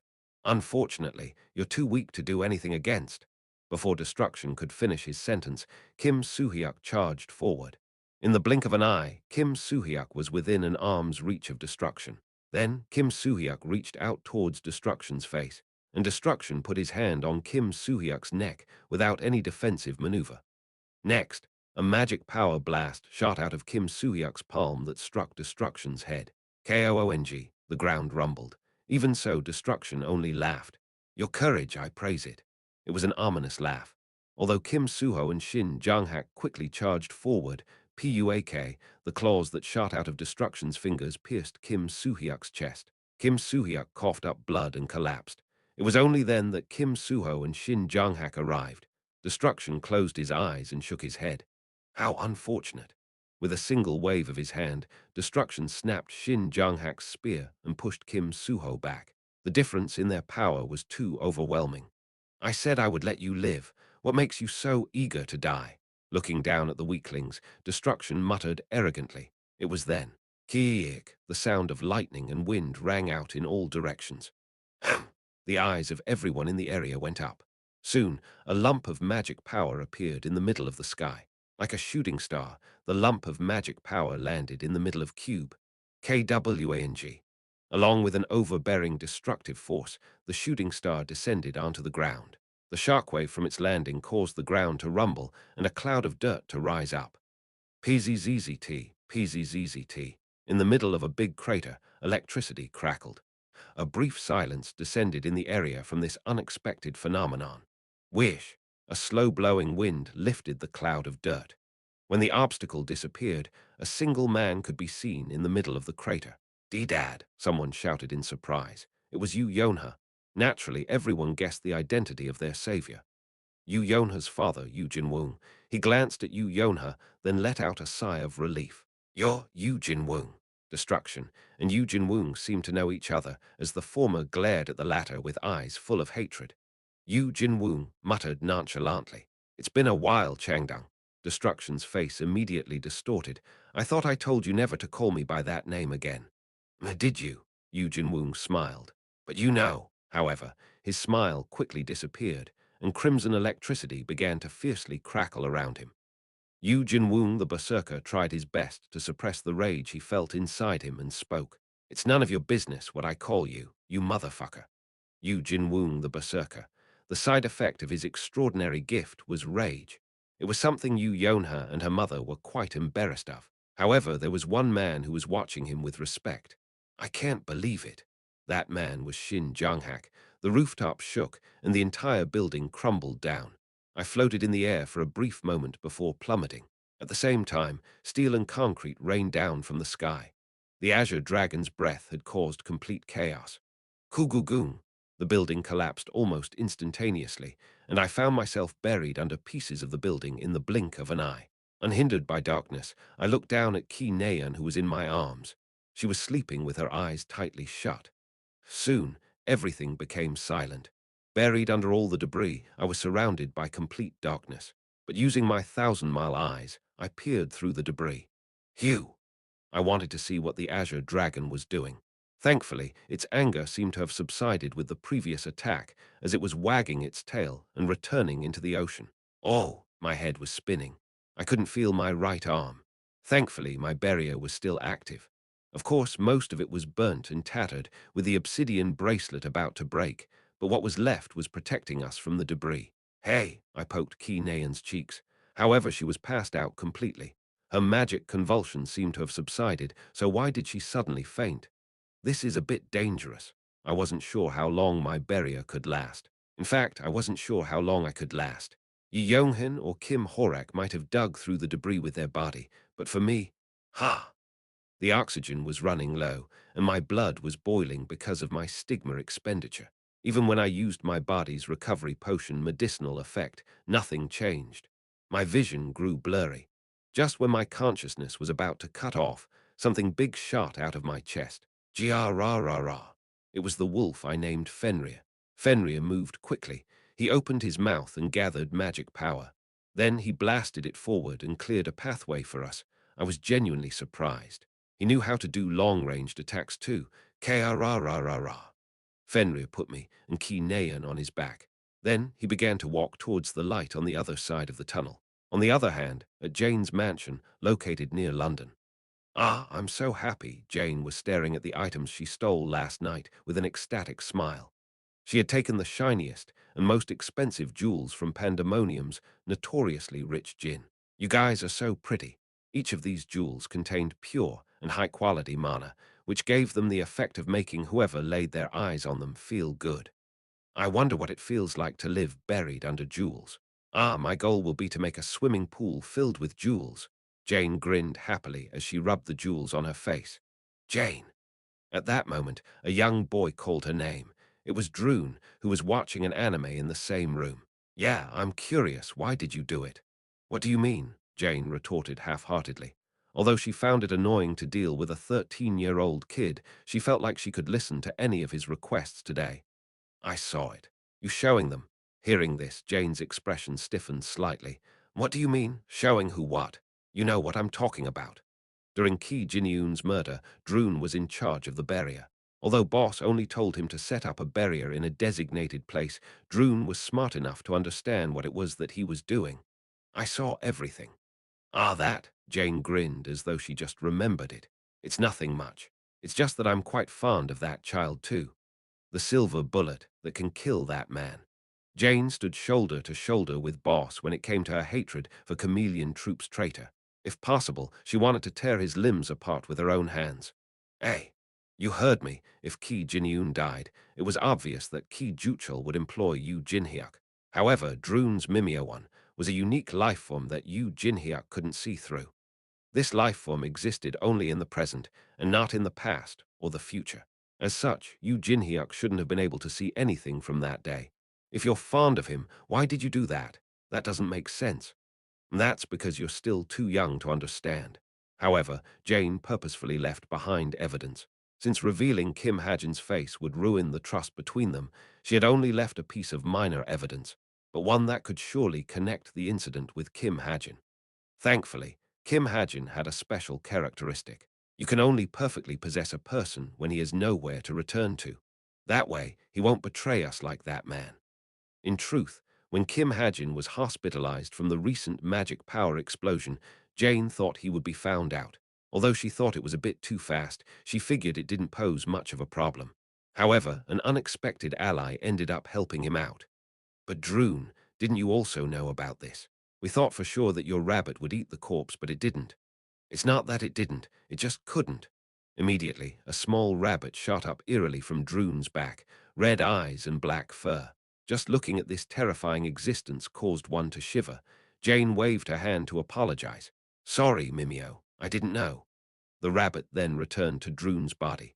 Mimeo sure is pretty, anyways. Why couldn't it eat him? I don't know. Mimeo didn't tell me when I asked, and we didn't have time to properly investigate.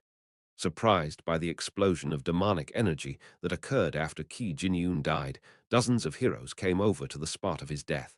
As a result, Droon and Khalifa only barely made it out after cleaning up the area. TZZZZZT. Suddenly, the anime Droon was watching turned off. What happened? An emergency announcement was shown on TV. Oh, what's happening now? Emergency. Jinns have simultaneously invaded hero academies all over the world. Ah, I was just at the good part. So they finally went mad. Unlike Droon, Jane had a big smile on her face. With Yu Jinwoong's appearance, the situation was quickly taken care of. After receiving the Pathfinder orb from Kim Suho, Yu Jinwoong ran around the island like a bolt of lightning and rescued every single cadet. When news reporters asking how he could arrive so quickly, Yu Jinwoong answered, I learned that Cube wasn't a trustworthy organization. I have to protect my daughter with my own hands. The United Nations and the Hero Association have condemned Jinns for today's attack and have declared that they can no longer tolerate Jin's tyranny. As the clouds of war are filling the skies across the globe, most news agencies were reporting the same thing.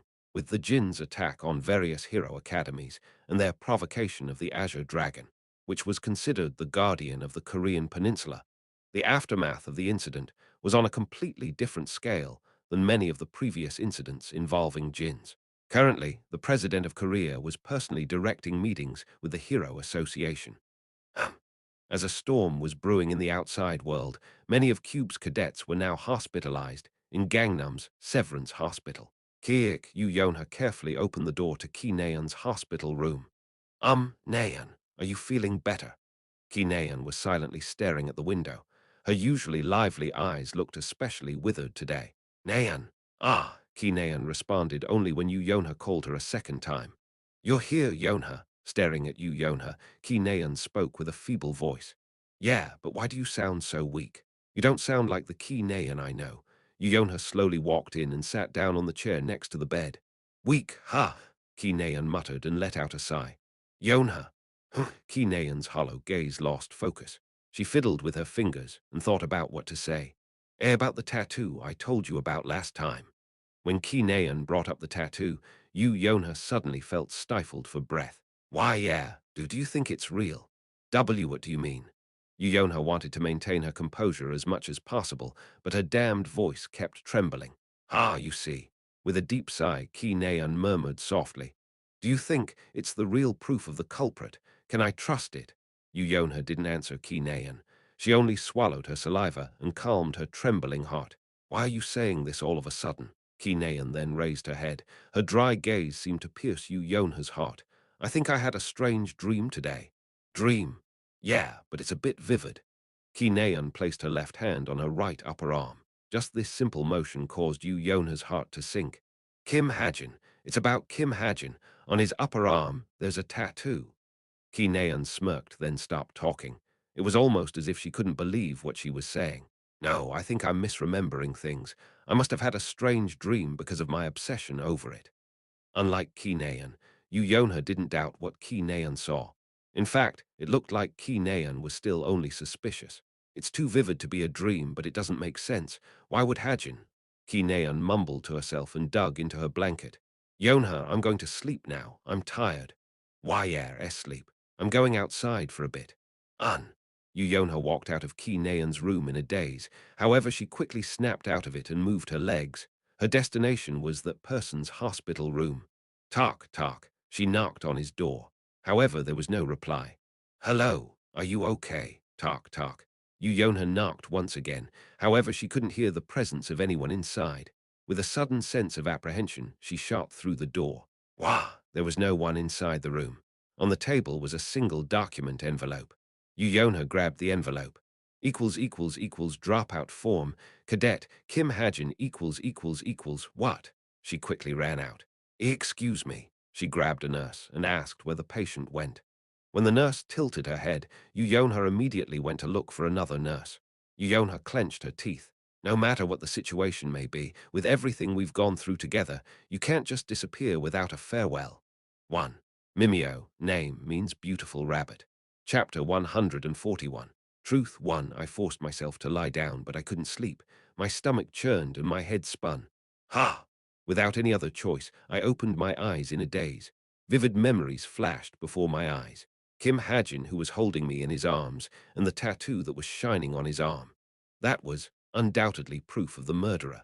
But why did Kim Hajin have that tattoo? And that white shining symbol, was it really a tattoo? Ah! I kicked the blanket and got up. Then I threw the window open. Because my body was burning, I couldn't sleep. I could barely withstand the pain. However, an acrid smoke flowed in from the window. The smell of cigarette was coming down from the roof. Immediately, my eyes shot open. It was a familiar smell. Ever since that day, I had to constantly smell it to be near that person. I turned around and faced the door. I had to check if what I saw was real or a hallucination.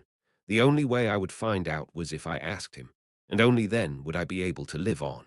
I climbed up the stairs to the roof of the hospital. Although the door was locked, I could easily pick it using dexterity. There was only one reason I came all the way to the roof, to smoke. Of course, there were smoking zones inside the hospital, but I was a cadet. Even though I was going to drop out soon, I didn't want to smoke in front of so many instructors and cadets. Who? After a sigh, I lit a cigarette and put it in my mouth. An acrid smoke filled up my lungs. Ha! Leaning on the guardrail, I exhaled and looked down at the ground. I could see a panoramic view of the hospital's entrance. The scene could only be described as chaos. A total of 3583 people were pulled into the broken mirror phenomenon. Of these 3583 people, 44 were killed, 66 were kidnapped, and the instructor who was attacked by destruction, Kim Soo-hyuk, was undergoing a surgery while in critical condition. In the original story, Chak, I slapped my mouth. Original story, the damned original story. I kept describing it as a story. But what else should I call it? Fate. Ehu. In any case, 66 people were kidnapped just like in the original story. However, Destruction's appearance was completely unexpected. He was a boss-level character who easily ranked in the top 500 strongest of this world. As for Yu Jin-woong, who drove him away, I expected him to come. Speaking of which, I received a message from the helper who called Yu Jin-woong. Hajin-chan, I saw the news. Are you okay? Yeah, thanks to you. The losses were minimal. Heh, I got praised for it too. With my smartwatch being linked to my laptop, I could send messages unhindered by electrical signals. As soon as I realized destruction was here, I sent my exact coordinates to Kim Hasup. There was simply no way Kim Suho could fight destruction now. Thankfully, Kim Hasup was quick to act. He even hacked into Yu Jin-woong's smartwatch to relay my coordinates to him. Thanks once again. Message me if you need anything in the future. Got it. After that, I turned off my smartwatch. Then I saw three familiar faces talking to each other in the hospital's garden. It was Kim Suho, Rachel, and Shin Jang-hak. They seemed to have gotten close in the short period of time they were rescuing other cadets, as they were talking about a rather serious topic. I couldn't move at all. When I heard the name Destruction, my body froze. Rachel was criticizing herself. In truth, Kim Suho and Shin Jang-hak were the strange ones for being able to attack Destruction in that situation. At that moment, tack, tack, the sound of footsteps struck my ears. To be exact, it was the sound of someone climbing up the stairs. The sound was growing closer. I put out the cigarette I was smoking and waited for the person who was walking up to the roof.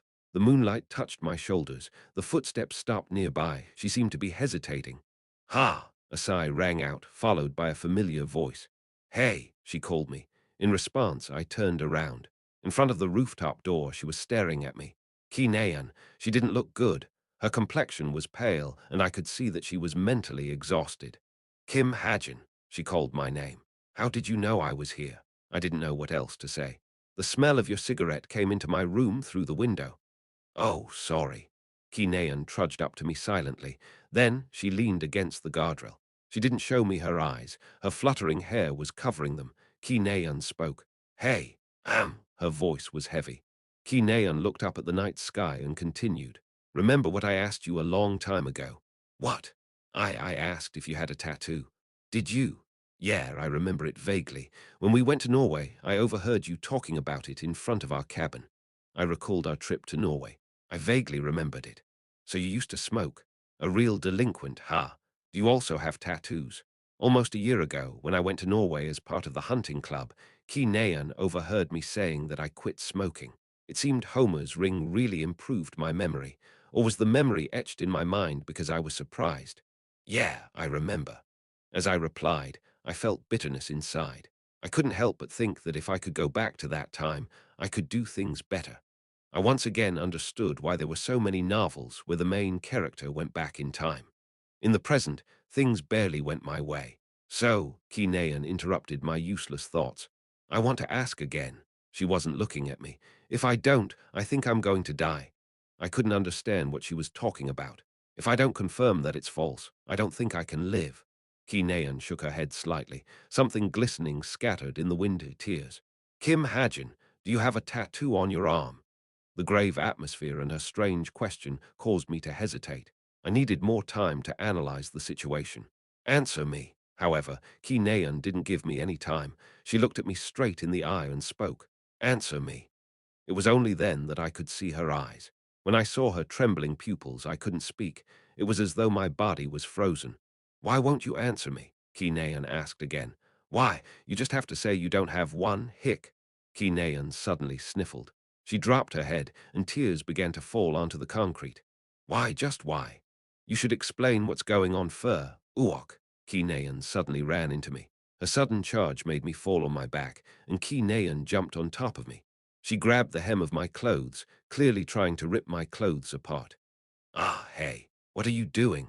Shocked, I wondered if she was having a psychotic episode.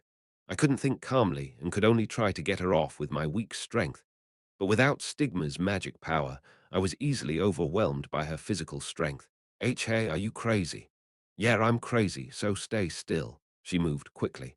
Shouting loudly, she grabbed my shirt with her hands and easily ripped it apart with her strength. Immediately afterwards, Kinean's gaze fell on my upper arm where Stigma was placed. I quickly covered it with my torn shirt. Ah! However, it was too late.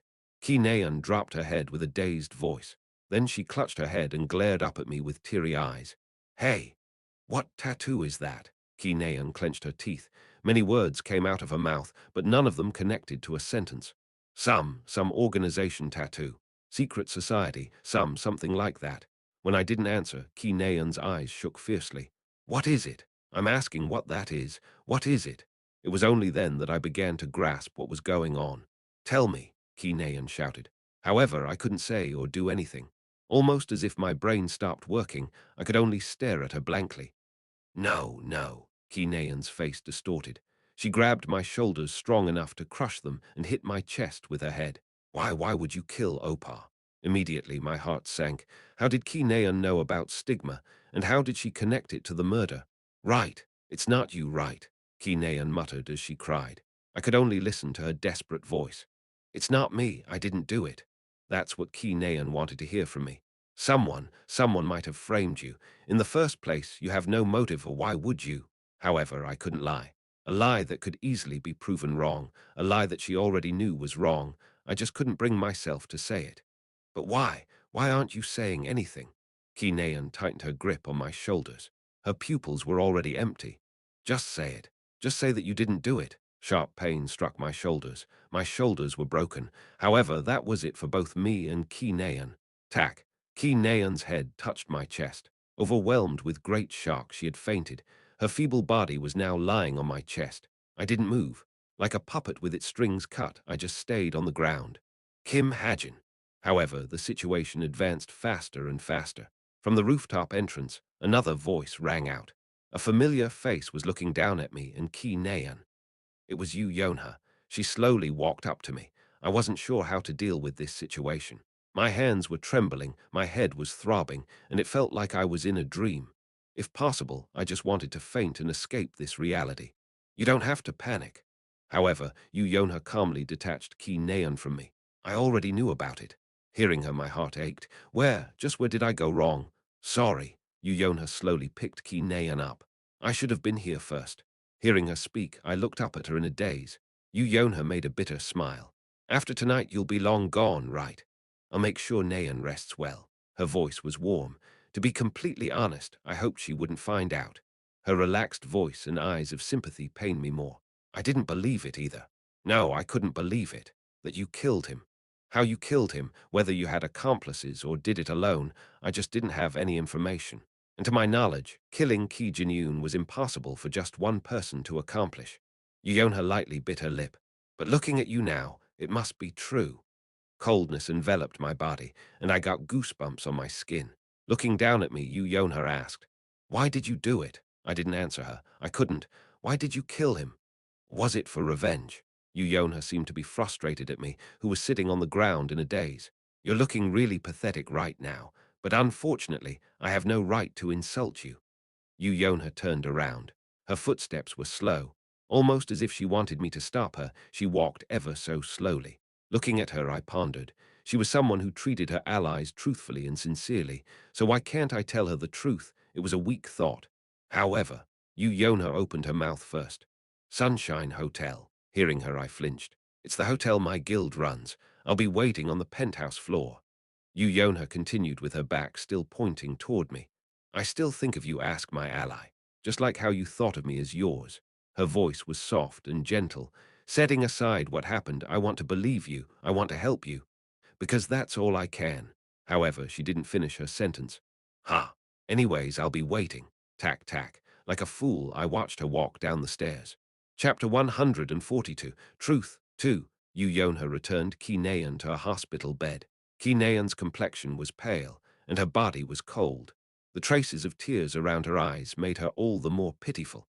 Looking down at Ki Naeun, Yonha had an idle thought.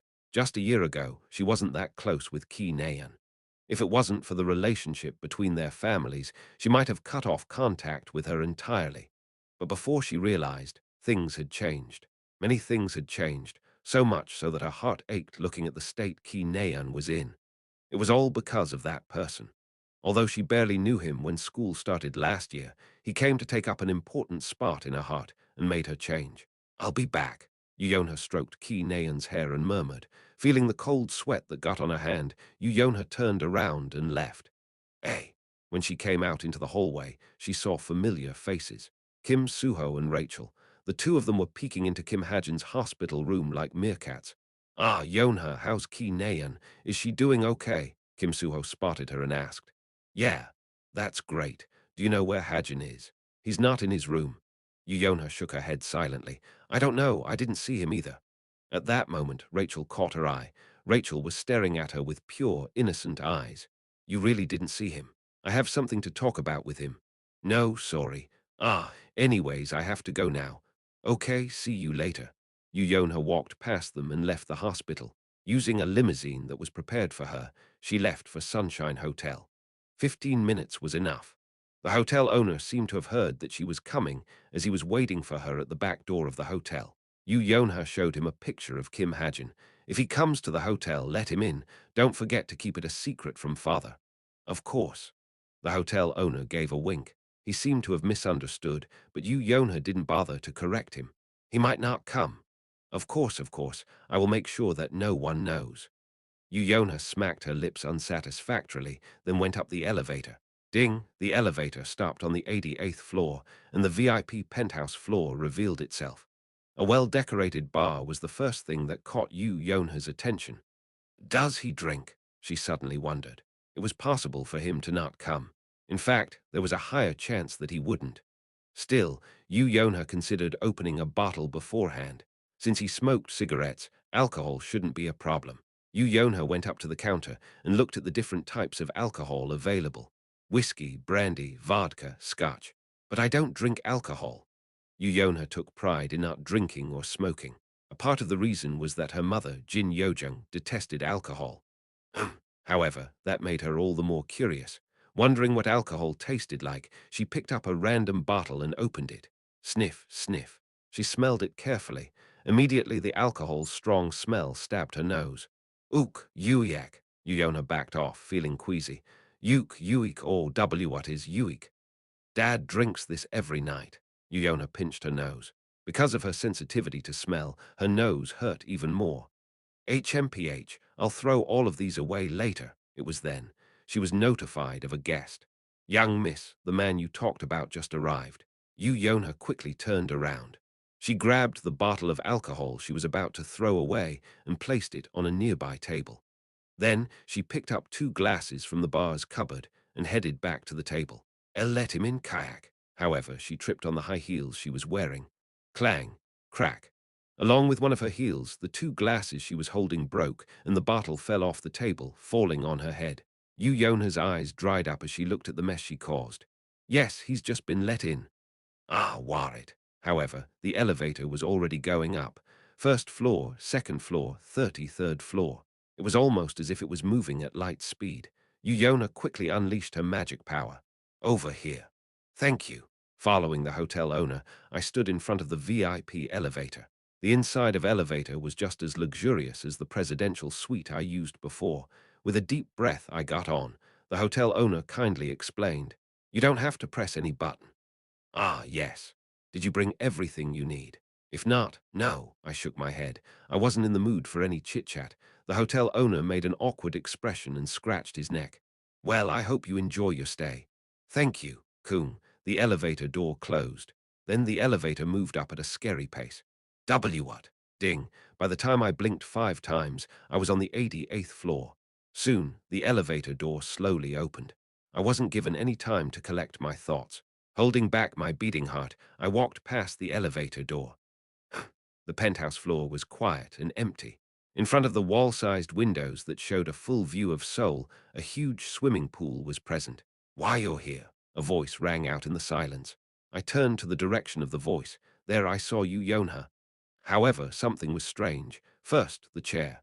There was a broken heel under the chair, and Yonha was sitting on it barefooted. Next, the table. There were 2 glasses and a bottle of liquor on the table, but one of the glasses was already filled. Lastly, Yonha. For some reason, her hair was wet and her cheeks were red. I couldn't help but ask, "What were you doing?" Yonha observed my expression for a moment. After about 30 seconds, she made a relaxed smile, swung her glass gently, and kicked the high heels under the chair with her feet. As you can see, I already had a sip. You drank that? Why, yes. Anyways, come sit. I pretended to ignore her actions and sat down in front of her. I didn't think you'd come. I thought you would need a couple of days to collect your thoughts. I took some helpful drugs. Drugs? I wasn't sure how sane I was at the moment. Perseverance 7.207 plus 1.2. I could tell just by looking at my perseverance stat, which was amplified to a whopping 8.4. I used the sedative, medicinal effect which my body had memorized, then used the random consolidation system to amplify a cigarette's perseverance increase effect by 40%. As a result, I was insanely sane. But it won't last long. Who? At that moment, Yonha finished cleaning up her high heels. Well, I guess it doesn't matter. So why aren't you wearing any shoes? Because we're indoors. With a well-planned excuse, she crossed her legs. Although she looked pretty and especially seductive in this posture, none of it entered my eyes.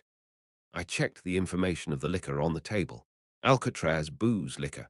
Aesthetics of alcohol decreases intelligence, stat by 0.55 points depending on the amount consumed. Increases strength and vitality, stats by up to 3 points depending on the amount consumed. However, overconsumption decreases them by up to 6 points. Quality liquor, this alcohol can make superhumans drunk. This alcohol cannot cause hangovers. A liquor with 64% alcohol and 1% mana concentration. By the looks of it, it was expensive and strong. Yonha drank this. I looked at her suspiciously. Do you want to try it? It's quite bitter. Yonha casually handed me the empty glass. I looked at the glass for a moment. Feeling like I needed the help of alcohol, I took it. Yonha poured the liquor into my glass as naturally as possible. Thanks. By the way, do you have any ice? Ice? No, never mind. Yonha didn't even have ice prepared, but now wasn't the time to be picky.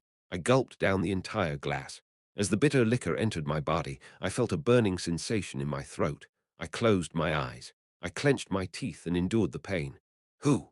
Then I opened my eyes with a sigh. The first thing I saw was Yonha's shocked expression. What? And nothing. I just didn't think you would chug it. Yonha looked down at the glass in front of her with a complex expression. Sneaking a peek at me, she slowly grabbed her glass. However, I wasn't concerned about her. I was only focused on picking and organizing the countless words that popped up in my head. Soon, Yonha raised her glass. After much hesitation, she brought the glass to her mouth. Slurp. She barely took a sip. Slurp. Glancing at me once again, she drank a bit more. It's good. Cough. I'm coughing because it's cold. I see. Yes, cough. So, by the way, Yuna straightened her neck and looked into my eyes. Her cheeks were flushed red. I have many questions I want to ask. Go ahead. I came here to answer them. I leaned against the chair. After a moment of pondering, Yuna cut straight to the chase. Did you really kill Ki Jinyun? I nodded. Yuyona's expression immediately darkened. And the reason? I guess I shouldn't ask. You probably won't tell me. Yuyona swapped her crossed legs and scoffed at me. I sighed.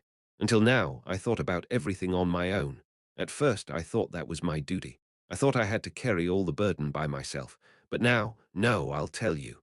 Yes, Yuyona's eyes widened. It must have been quite a shock as her nostrils were widening too. W.I. I stared at Yuyona. As her creator, I knew what kind of a person she was, how she had lived, and how she would change. However, I didn't come to this decision based on this superficial knowledge. The attitude and sincerity Yuyona showed me as a person, that's what I decided to believe in. I just thought I wanted to be with you until the end. Yes. Yuyona seemingly fell into a daze. As though her soul left her body, she blinked repeatedly and stared at me blankly. Then, when she realized what I meant, she made a complicated expression. She looked embarrassed, but remembering something, her expression soon turned to that of sadness.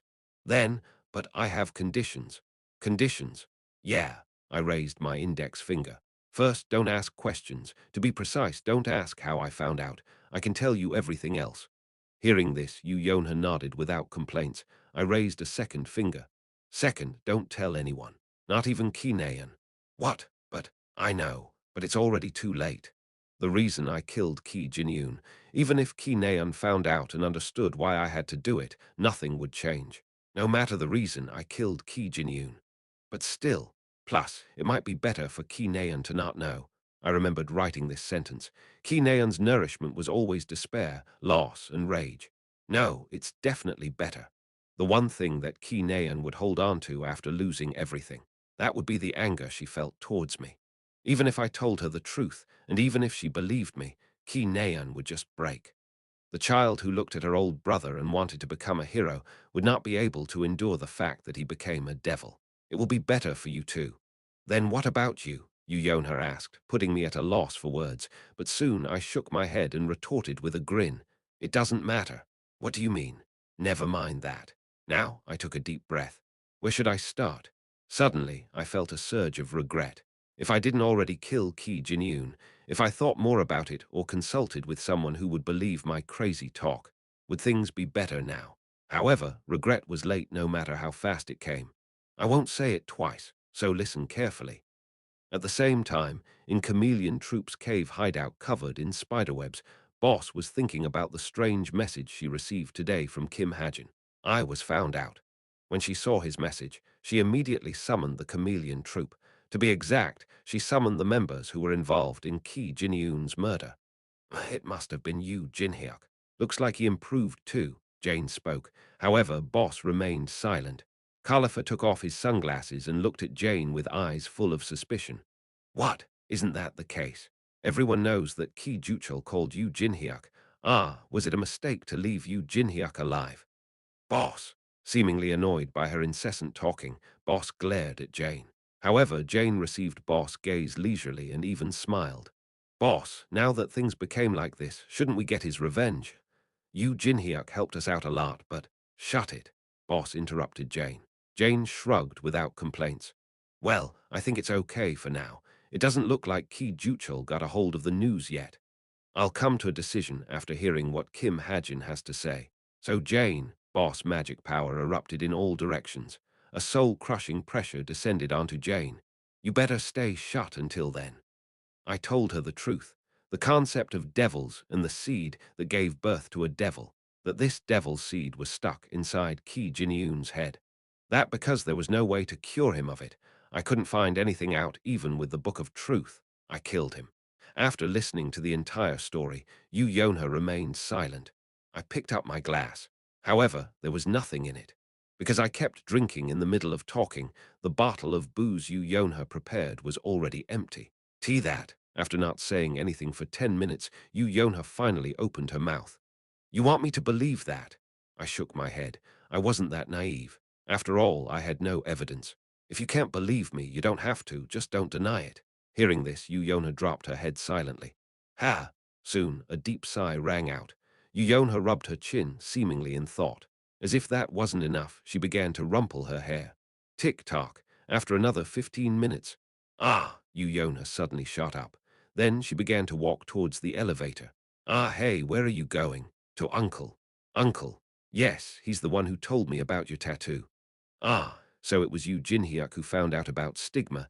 I thought he wouldn't be able to find out. Did his gift go through a second awakening? Who? I grabbed the back of my neck. This is exactly why I wanted to quit relying on the original story.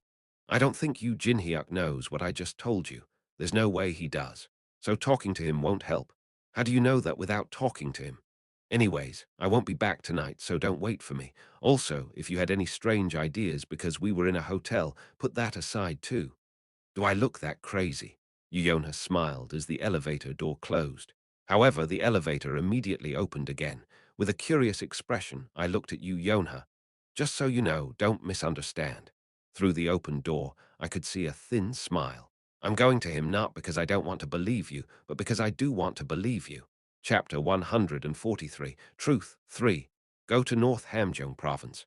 Yona spoke as soon as she entered her limousine. North Hamgyong Province. Yes. However, the driver felt uncomfortable. Less than 10% of North Hamgyong Province was habitable, and half of that 10% was an intermediate rank danger zone. In that sense, it was surprising that North Hamgyong Province had a population of 200,000. Won't it be dangerous? It was a place where mercenaries and hunters looking for a quick way to get rich stayed. The driver didn't want to drive to such a dangerous place. Don't worry, I sent in a message. Yonha had one-sidedly texted her father and uncle. To you, Jinhyuk, she wrote, I'm coming to meet you. I told father too, so don't worry about it. To Yu Jinwoong, she wrote, I'm going to go meet uncle. Yu Jinhyuk was afraid of Yu Jinwoong. As such, he should come out to greet her. Step on the gas. Why, yes. The driver stepped on the accelerator. The limousine drove forward smoothly. Looking at the outside scenery, Yu Yonha fell into deep thought. She couldn't quite organize her worries with mere words. Soon, the urban scenery disappeared, and an empty road to North Hamgyong Province filled her vision. 4 days passed since then. Ki Naeun still hasn't woken up. She was still in her hospital bed, sleeping for unknown reasons. Ki Shinhyuk stayed up all night watching over her, and Ki Juchol appeared on TV with a somber expression. Despite everything that happened, Dihyun will fight and march forward. We will not forget our values. Just like how we arrived at our current glory, we will fight back lawlessness and violence. Using the tragedy his family suffered and the recent organized attacks by Jins, Ki Juchol put on a show to glorify the name of Dihyun. The world thus began to turn, but the May sky was still peaceful, clear, and warm. Ha! Today, I visited Cube's administrative office. It was to submit my dropout form. Cube's administrative chief glanced at the dropout form and let out a deep sigh. You're dropping out after working hard to climb to the top 100. Is there a reason? I silently nodded. Because of your special gift, the Hero Association already prepared a title for you.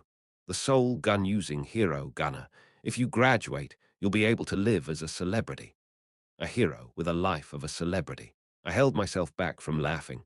Plus, several guilds are already eyeing you. Even Essence of the Straits showed interest in you. Do you still want to drop out? Yes. There will be no turning back. Will you not regret it? Yes, I nodded strongly. There was no reason for me to stay in Cube anymore. There was nothing to learn or obtain here. I see. Kung, the administrative chief, stamped a red seal on the dropout form.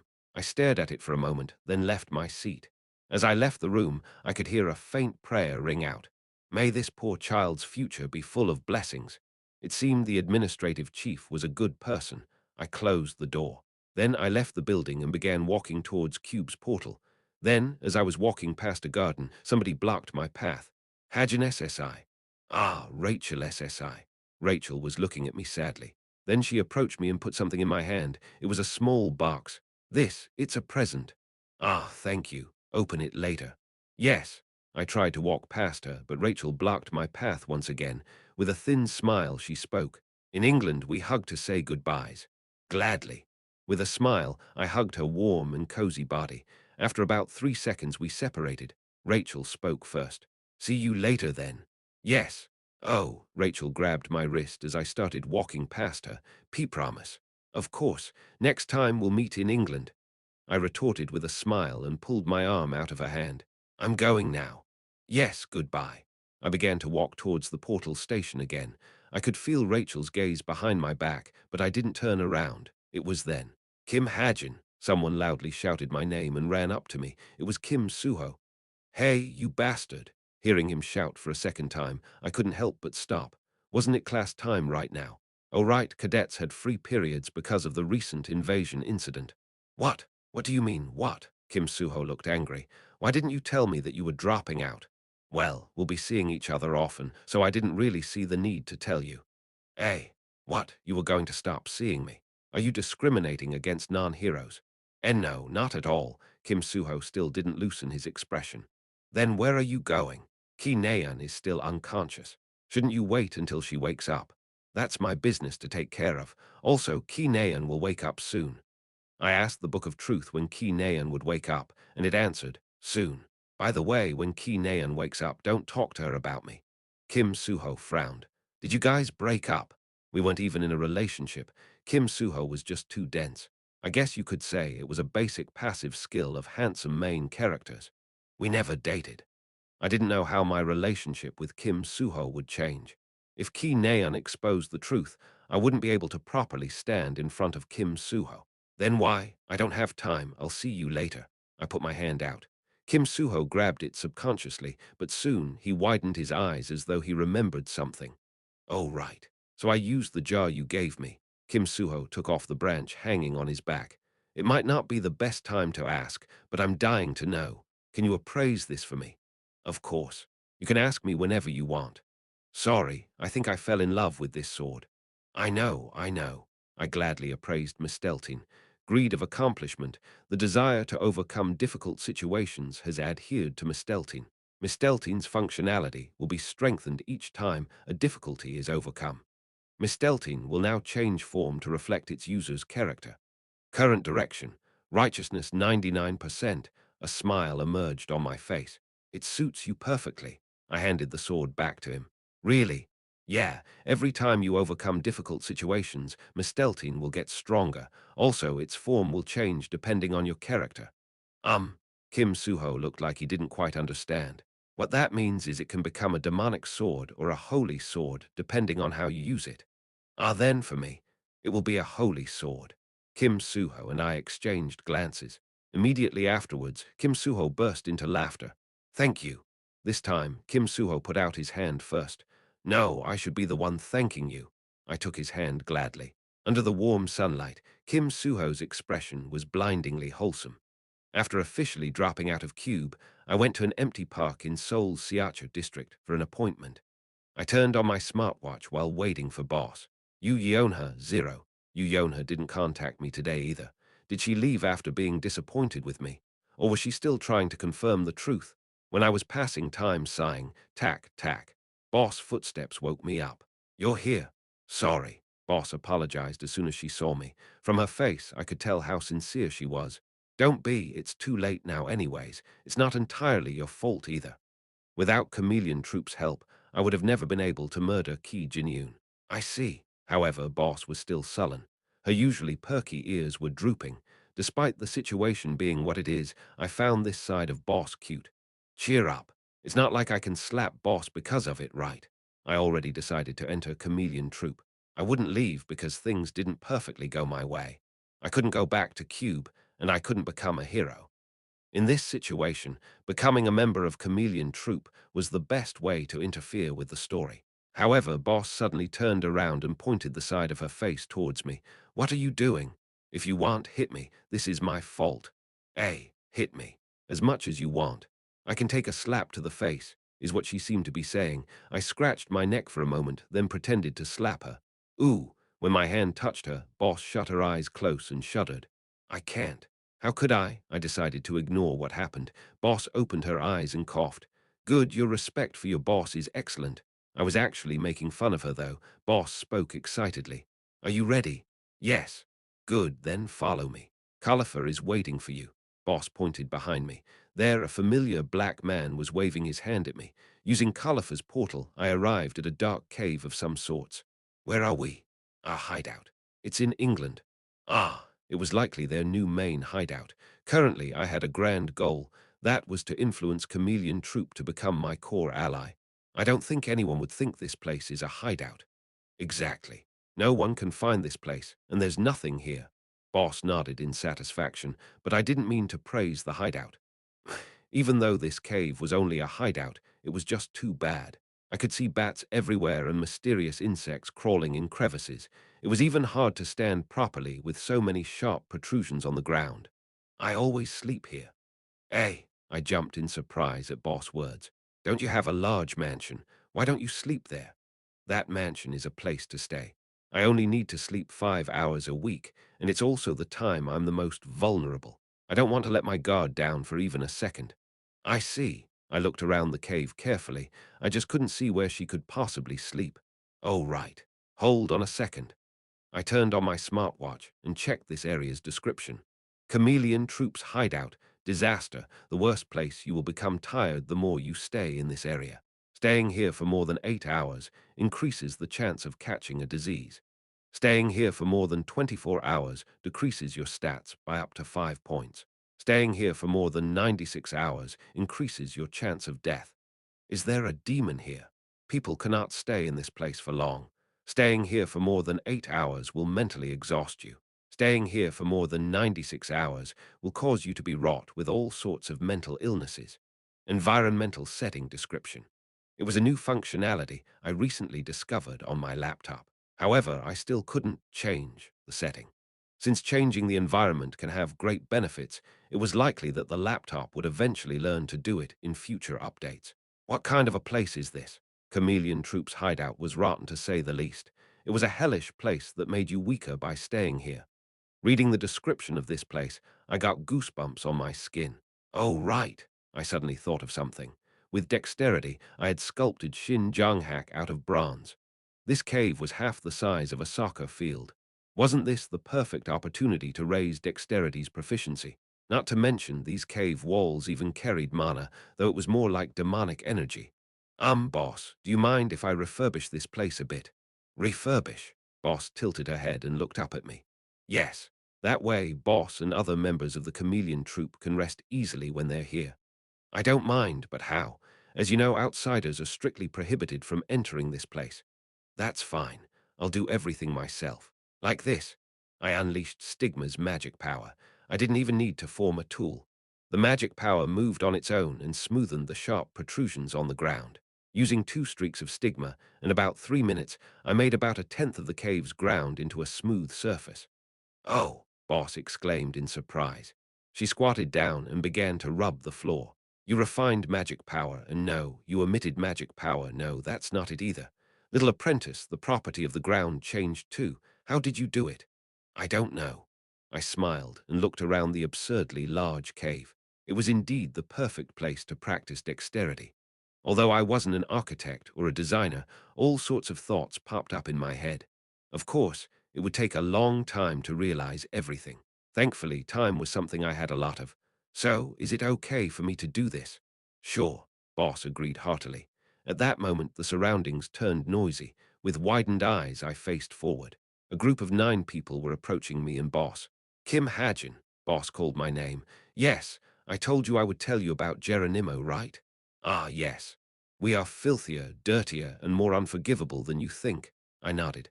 Chameleon Troop. They were designed to be this world's worst law-breaking organization.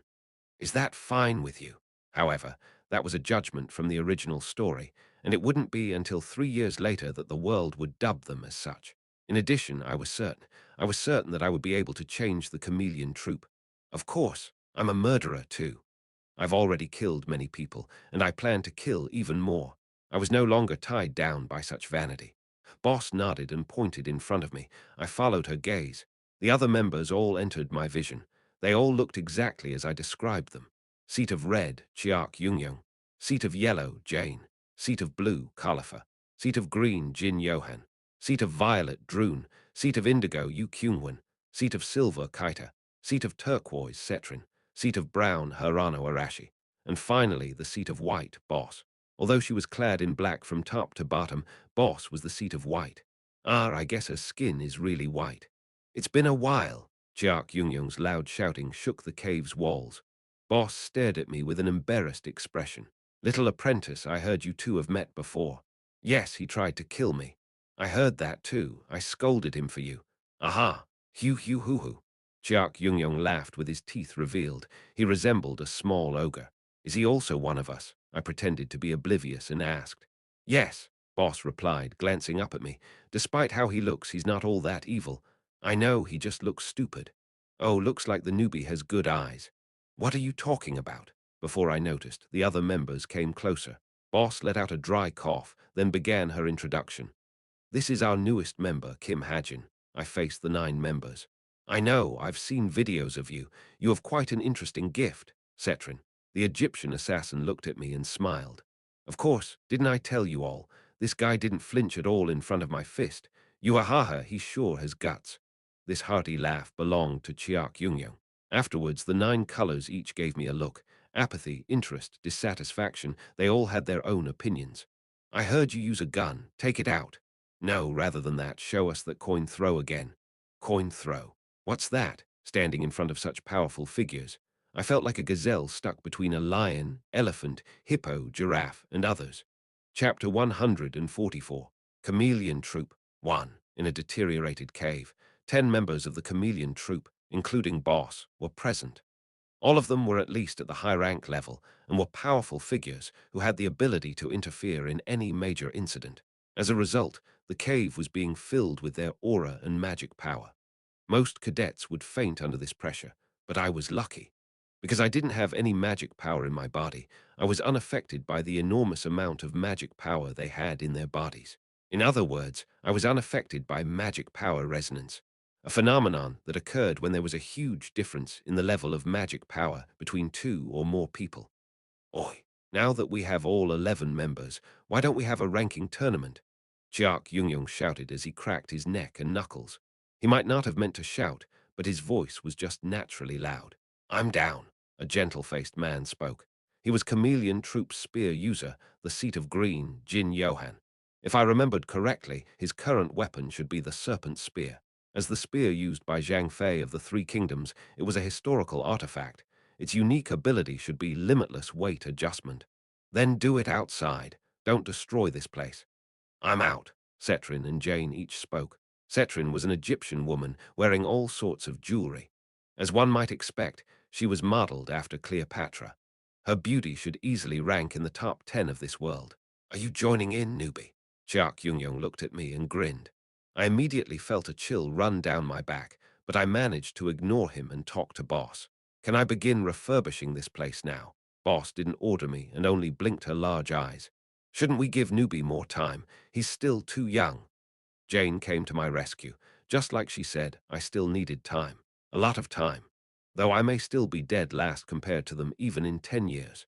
It's fine, I'll go easy. Kids are supposed to grow by getting beat up. Jin Yohan took out his serpent spear. At the same time, beads of sweat began to form on my forehead. What do you think? Cetrin licked her finger and stared at me seductively.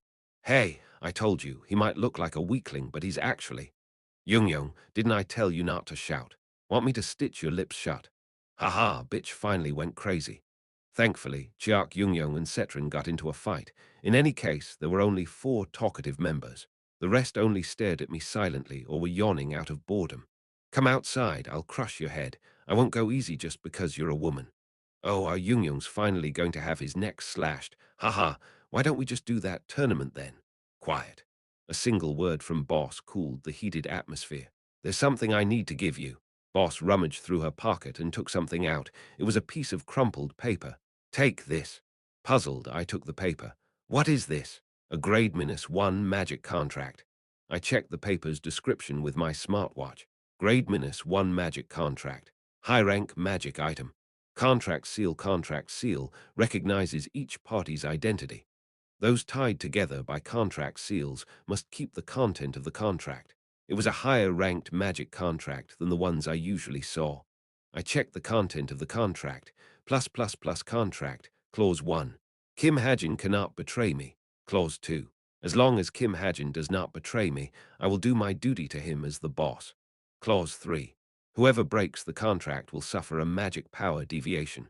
Duration, 6 years. Plus, plus, plus. There were only 3 childish clauses written on the contract. Boss. What? I thought about how to explain it. Of course, a magic power contract didn't need to be as detailed as a real contract, but loose wording could always lead to loopholes. However, Boss must have misunderstood my hesitation as she shot back curtly. Are you afraid of joining us? Immediately, 10 pairs of eyes fell on me. Although they were only curious gazes, a chill went down my back. The aura given off by each of the members was terrifying to say the least. Of course not. I just thought that these clauses were too loose. Ah, you don't have to worry about that. It's an expensive contract, so it's quite intelligent. I see.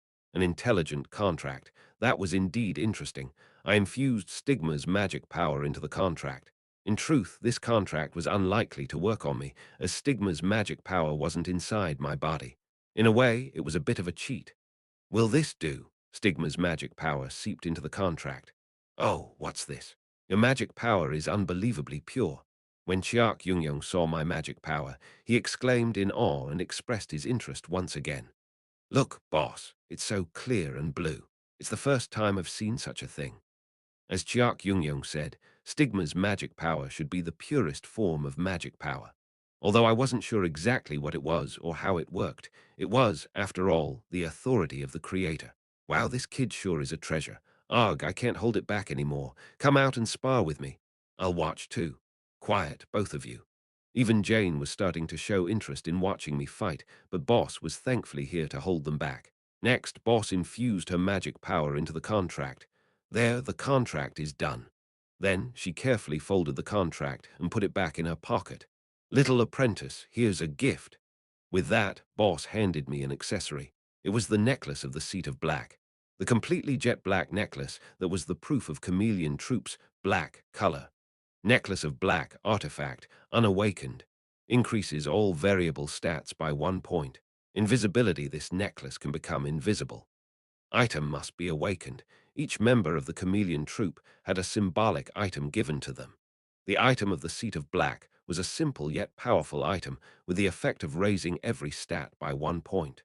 Oh, looks like that thing finally found an owner. Now let's go spar to celebrate. Chiak Yungyong suggested once again. Why was this guy so interested in me?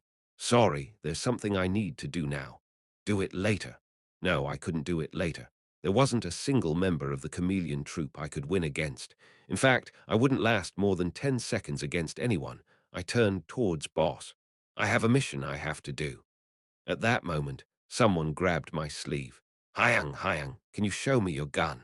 A young boy who had yet to go through puberty. I turned towards the direction of Droon's cute voice. Droon was a Caucasian boy who was only 11 to 13 years old. However, he couldn't be underestimated because of his young age. Frankly, there was no problem classifying Droon as the world's strongest. Though, to be exact, it was that thing that was stuck to Droon that was strong. My real weapon isn't my gun. I gave some half-hearted excuse as I didn't want to show him my Desert Eagle. Hey, really? You use an even more amazing weapon than that cowardly weapon. Chiak Yungyong shouted once again. What was I supposed to do about this numbskull? Haha, I knew it this whole time. I still want to see it. Seeing Droon's pleading eyes, I gave in and took out my gun. There was nothing to lose by being nice to Droon. Do you want to touch it? Yes, I gave Droon the Desert Eagle. Droon began to touch my gun with eyes full of interest. At that moment, that thing shot up from Droon's back. A fat, shadowy rabbit flashed its crimson eyes and stared at my gun. Soon, a smile emerged on the rabbit's face. Droon also smiled and gave the gun back to me. It's a good weapon. Droon also had the role of chameleon troop's appraiser. Since Droon praised my weapon, I could be proud with all the options I added to the gun. Thanks. If you're done with your introductions, focus. Boss gathered everyone's attention. The reason I summoned everyone today isn't just to greet a new member. Boss put on a serious smile and clenched her fists. 2 weeks later, we will begin our activities for real. Immediately, the atmosphere in the cave changed. Chiak Yungyong's expression was particularly noteworthy. Grinning from ear to ear, he was full of excitement for Boss' upcoming words. Clear sunlight shone down on a beautiful morning. Ha! Yu Jinhyuk got up from his couch with a sigh. Despite the beautiful weather, he wasn't feeling so good. Tesk! He clicked his tongue and opened the door to his office bedroom. DRRK, beyond the sliding door, a girl was lying on his bed like a vampire sleeping in its coffin. When is she going to go back? Today was the fifth, no, sixth day. Yu Yonha declared that she wouldn't go back until he told her the truth. Ehyu! When she first came to see him, he thought she would leave after a day or two at most. However, his stubborn niece didn't give up. In fact, she bugged him more and more every day. It would have been one thing if she just stayed holed up in his office, but she was also constantly looking around the town, looking for anything of business value. As a result, Yu Yonha became famous in the shanty town Yu Jinhyuk was in. Will you finally tell me the truth now? At that moment, Yu Yonha's voice rang out. Startled, Yu Jinhyuk swallowed his saliva. Yu Yonha continued, still lying on the bed. Tell me. No, I really don't know anything. Yu Yonha got up. Her flawless beauty made it hard to believe she just woke up. That's fine. I'll just stay until you do. You. Yu Jinhyuk asked Yu Jinwoong to take back his daughter. However, Yu Jinwoong surprisingly asked him to have her stay, saying that being with him was safer for her than being in Cube. Of course, he didn't forget to mention that he would kill Yu Jinhyuk if he laid even a finger on Yu Yonha. Plus, I already know some things. Oh yeah, like what? Yu Yonha hesitated momentarily, then sighed. I guess I have no choice. If neither of us tells each other anything, it doesn't look like we'll get anywhere. But just know that I can't tell you where I got this information from. Sure, Yu Jinhyuk answered half-heartedly. As far as he was concerned, whatever information Yu Yonha had to be a groundless rumor. The information I have is simple. Cue him. After a cough, Yu Yonha continued. Ki Jinyun became a devil. Yu Yonha muttered as though it was the truth. Immediately, Yu Jinhyuk's hair stood on end. However, he maintained his commanding appearance and did not show his agitation outwards. Devil. Like Satan and all those devils from the Bible. No, you know what I'm talking about. The existences above jinns. The evil gods who give power to jinns. What? Yu Jinhyuk was about to blow off the conversation, but he suddenly remembered a voice he heard with his ability. The voice belonged to the medical examiner who was speaking in front of Ki Jinyun's corpse. This is even more elaborate than the Jin's devil transformation. You can see that it is persisting even after his death. Something that was even more elaborate than the devil transformation. The pieces of the puzzle fell in. So you do know something. Maybe I should have told you earlier. Yu Jinhyuk's expression revealed his brief thought, and Yu Yonha didn't forget to point it out. In the end, Yu Jinhyuk sighed. Ehyu, just so you know, I've been staying quiet to protect you. If handled wrong, even your mom and dad might end up being killed. Eh, so wouldn't it be better that I be the only one who might die? Yu Yonha stared at him silently, then added, Are we that weak? What? Are we so weak that our entire family will be killed because we defied one person? Yu Jinhyuk became speechless. He couldn't think of any way to respond. If so, I'll make us stronger. Yu Yonha spoke daringly. However, that was impossible to achieve. The Yu clan was the Qi clan's hunting dog from birth. As a clan that grew by performing the Qi clan's dirty work, it was at the mercy of Qi Juchol's hands. So trust me. Yu Yonha's naive words cut off Yu Jinhyuk's thoughts. Looking at his niece, Yu Jinhyuk smiled. A kid that always acted like a grown-up had finally become an adult. He couldn't help but be amazed. Mission commencement. D-10 days passed since then. With Khalifa's help, I went back and forth between Chameleon Troop's hideout and my apartment house, while continuing my Chameleon Troop hideout renovation and dexterity level-up project. During the past 4 days, I realized that dexterity was quite a difficult gift to level up, to the point that I couldn't be more grateful to Master Sharpshooter for helping it become grade -7. Jidding, the first thing I did was create a small workshop in the cave. Currently, I was working on a couch. Dexterity's proficiency went up more when I crafted bigger objects, but because crafting items took Stigma's magic power, I couldn't make anything bigger than a couch. The process for creating the couch was as follows. First was coming up with a design with the help of Ether's aesthetic greed. Next was buying expensive materials and creating the couch's frame with Stigma's magic power. Lastly, I had to stuff the couch with the highest grade fillings, then cover everything up with monster alligator skin. Although it was easy to describe, the whole process took 9 hours to complete. Phew! Now it was finally over. I clutched my head and fell on my chair. Dexterity's proficiency increases by 1.5%. 1.5% for all that work. It was too stingy, but I also had more than enough time. Through luck, devilish dexterity activates. Alligator skin couch has been judged to be a high-rank furniture. A special effect will be granted to fit its status. Special effect, significance of rest. This couch will quickly burn off any exhaustion. Whoever sleeps on this couch will wake up refreshed. I couldn't make furniture that gave temporary stat bonuses, but this was more than praiseworthy for a piece of furniture. Ahem. I picked up the couch I built. With my superhuman strength stat, lifting heavy objects stopped being a problem. Here's a couch. I came out of the workshop and announced my creation. Boss was the first member to see me. You built another one. Boss woke up from her sleep. Surprisingly, she slept standing and murmured apathetically. Around her were other pieces of furniture such as a table, TV drawer, etc. Little apprentice, don't you think you're changing this place too quickly? I think I need time to adjust. For the past 4 days, I've been slowly changing Chameleon Troop's hideout. I first created a resting place for Boss.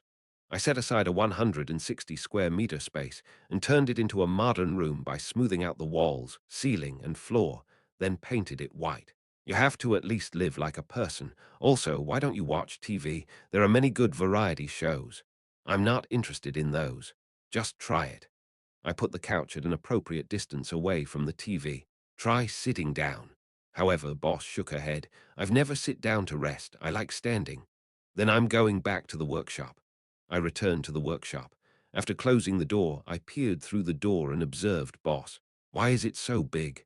Boss glanced at the couch, then poked it here and there with her foot. However, it didn't look like she planned on sitting down. That's a bit sad. Would she sit down if I made her a better one? Unfortunately, because making furniture expended Stigma's magic power, making more than one was a waste. Now, I needed to do my next task, training. I needed to wield a more threatening weapon than a gun. Not to mention, having more options was better for battles. Shoo, start. I held 10 knives I created in my hands and initiated a training program. At the same time, holographic targets shot up 300 meters away. As though they were besieging me, 11 targets were equally spaced around me. I threw my knives at them. Weak. These knives would undoubtedly strike all 11 targets. However, I wanted more. The moment I threw the knives, I took out the bow hanging behind my back and, my neck got caught on the bowstring and I fell forward. Ugh, I almost died. I almost killed myself. My neck. It was indeed too difficult. Because of dexterity's low proficiency level, using knives, a bow, and a gun simultaneously was a bit difficult. Unless I had another arm, another arm, I immediately thought of Stigma. Even Stigma wouldn't be able to create another arm, but I should be able to utilize it to make it seem like I did. Of course, this had to be tested later. I'd already used 2.5 streaks of Stigma on building my couch. I'll try it tomorrow. Then I looked outside the workshop without much thought. Hey, a small grin emerged on my face. Boss was sitting on the couch. As if that wasn't enough, she was bouncing on the couch cushion as though she was surprised by its softness and coziness. Swamp alligator skin. It's true that their skins are known to be great. After giving the couch a review, she turned her attention to the small couch chair I made a couple days ago. After glancing at my workshop for a second, she brought the couch chair over and put her feet on top of it. She looked extremely comfy. Boss closed her eyes with a satisfied hum. Then, as though she was missing something, she reached out and grabbed the TV remote on the couch. Email protected. Number, email protected, number. Hick. Startled by the loud volume, she hurriedly lowered it. How cute. Right, that was how people changed. My first goal, making Boss watch TV, was a success. Then I guess I'll go back to practicing. I smiled and picked up the knives I threw. I couldn't stay down just because of one failure. For now, I had to give my best on whatever I did. But one cigarette first. After practicing for 3 hours, I went outside. When I was thinking about going out to buy a cigarette, I heard a faint breathing sound. I tilted my head and looked over in that direction. Is she sleeping? Boss was lying on the couch, sleeping with her arms out. It wasn't too long ago that she said she liked to sleep standing up. I grinned and took out my smartwatch. This was the perfect chance for a photo. I muted the phone and took pictures of Boss sleeping. Boss still didn't show any signs of waking up. Was my couch that good? While I was being satisfied with myself, I suddenly received a message. I confirmed the truth. Naeun is also awake. Yonha had finally messaged me after a week of silence. I tried to reply to her gladly. However, a pang of pain suddenly struck my arm, an agonizing pain akin to my arm being ripped off, the feeling of another streak of stigma being added to my arm. I knew what this meant. However, fuck, it's just too painful. I used the painkiller medicinal effect I prepared for moments like this, but the pain only got clearer. I clenched my teeth. Forcing my eyes open, I confirmed the alerts popping up on my smartwatch. A fourth streak of stigma is added. From the fifth, stigma will require more total SB gained. Your laptop is updating. Adding functionalities, however, my consciousness faded away under the continued pain, and soon my vision turned dark. Chapter 145, Chameleon Troop 2. Today's soul was cloudy. The sky was filled with grey clouds as though it would rain at any moment. Yonha stared at the scenery outside her limousine and sighed. I think Hamjeong had better air and weather. Don't you think so? Pardon. Her driver was taken aback. During the week Yonha spent in Hamjeong province, the driver also had to stay there. It was because he didn't want to risk going back alone and facing an accident. Why, yes, you're right. If it wasn't for the Shudderwalk, Hamjeong province would have developed a lot. Hamjeonig province's mountains were deep and secluded. Pure magic power filled the atmosphere, and the morning air was especially refreshing due to the mountain's vital energy and life energy. If it wasn't for the Darkibai, Shudderwalk, that lived in Hamjeong province's mountains, Yonha would have loved to come by more often. Why, you're right, the driver agreed reluctantly. I'll have to look into the price of the land around here. Yonha solidified her desire to buy Hamjeong province's land. Afraid that Yonha would want to go back, the driver stepped on the accelerator. We're here. The limousine quickly drove off and soon it reached Daehyun Hospital's VIP hospital. Ki Naeun was moved here from the Gangnam Severance Hospital 4 days ago, and today she finally woke up. You can go ahead. I'll call you when I'm leaving. Understood. Yonha got off the limousine with nervousness in her heart. It's Yonha. In front of the VIP hospital's entrance were Kim Suho, Shin Jonghak, and Yi Yonghan. You're here, Yonha. Yonha smiled at Shin Jonghak. You were waiting for me. No. Then why are you standing here? No reason. Whatever, let's go in. Yonha went into the hospital with the others. After walking past the VIP hospital's beautifully cultivated garden, she reached Ki Naeun's room. The four of them drew in a deep breath. You can go in, she's fine. Encouraged by a nurse's soft voice, Kim Suho turned the doorknob. Kick. The door slowly opened. First, they were greeted with a soft breeze from the opened window in the room. Ki Naeun was standing in front of the window, looking out silently. Kim Suho and the others hesitated a bit before going in, but Ki Naeun didn't pay attention to them whatsoever. Naeun, your friends are here. Ki Shinhyuk, who was already in the room, spoke. It was only then that Ki Naeun turned around. Hey, guys. Ki Naeun slowly approached the group. Yonha felt her heart beat. She couldn't look straight into Ki Naeun's eyes. I heard I slept for a week. However, she laughed like usual as though nothing happened. Yonha worked up the courage to speak. Why, yeah. Are you feeling okay? Kim Suho asked. Yeah, I wouldn't be standing otherwise. Ki Naeun even stretched to show that she was fine. Shin Jonghak gave her a warm smile. I wouldn't expect anything less from you.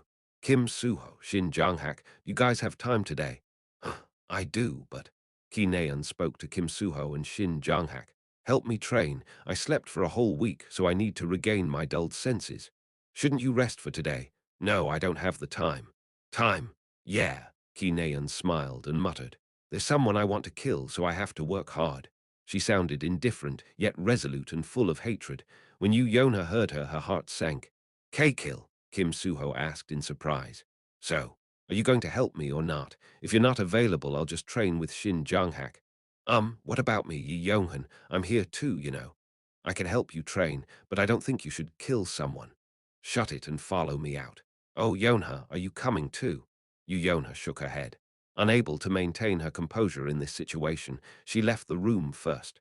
She could hear Ki Naeun's voice behind her. However, she couldn't distinguish her words. I opened my eyes and stared at the ceiling blankly. It was the white color I painted. I felt comfortable on the alligator skin couch I made. The boundary between reality and dream was faint, but what woke me up was the sharp pain on my upper arm. Ooh, I couldn't move my arm. The after effect was much worse than when I got the third streak of stigma. Did stigma put more burden on my body as it grew in capacity? Unable to move, I sighed. I have to go home. Evandel was waiting for me, though she seemed too busy lately playing with her friend to pay attention to me. She might even be happy that I wasn't there to nag her. Feeling wronged, I clenched my teeth and forced myself up. My eyelids trembled from the intense pain that followed my movement. You're up! At that moment, a voice rang out. It wasn't Boss. This heavy and deep voice was Califa's. Do you remember my name? Of course, Califa SSI. I figured out how to address each member on the first day. How long was I asleep? At least 24 hours. Califa tapped on the ground with the back of his foot. A pathway of magic power spread out from that point. It was a portal. Boss asked me to stay, since you wouldn't be able to go back without me. Thank you. You don't need to thank me. But Califa paused for a moment and looked around the cave that looked significantly different than 5 days ago. I'd like to be next. Next? Oh, he was likely talking about the next colors room. Of course, I don't intend to take it for free. Califa threw something the size of a baseball. It's a blue rockstone. It looks like you love making things. You can use that as a material. Blue rockstone, a gem containing magic power. As it was quite an expensive item, I received it gladly and put it away. Then I'll make your room next. Thanks. So, what do you think about the mission? Oh, that. 4 days ago, Boss made an announcement in front of all members that she would annihilate past traitors who scorned and ridiculed the chameleon troop when they were down. She called the operation Old Revenge. Although most of our targets were djinns from Pandemonium, there were some heroes and businessmen too. So, are you confident? I looked at the stigma on my upper arm, 4 streaks. A circle was now surrounding a cross. I am, I retorted. Using Califa's portal, I returned to Seoul and quickly ran home where Evandel was waiting. Beep beep beep, I pressed the password. Immediately, tiny footsteps rang out, and by the time the door was half opened, Evandel and Haeyang were right in front of the door. Hajin, meow, sorry I'm late. I picked them both up. They didn't blame me for not coming home every once in a while, but I still felt like I had to apologize. When I went to the living room, I found someone else there. Hello. Oh, hey. Evandel's friend, Hyun, was here. Judging by all the Lego pieces lying on the ground, it seemed they were playing together. I put Evandel and Haeyang down, then patted Hyun's head. Hajin, where were you? Oh, I just had something to do. Anyways, did you eat dinner? We ordered food. Chicken again. Good job. Hold on a second. There was something I had to check. When I got my 4th streak of stigma, I remembered being alerted about a laptop update. Laptop update. Currently in progress. Remaining time. 3Y13D. What? It's still not over. And what's 3Y13D? Don't tell me it's 3 years and 13 days. Ding. Suddenly, the doorbell rang. I turned around and shouted, Who is it? I'm Hyun's aunt. I heard she was here, so I came to pick her up. No, I want to stay and play more. Hyun reacted cutely at the voice outside.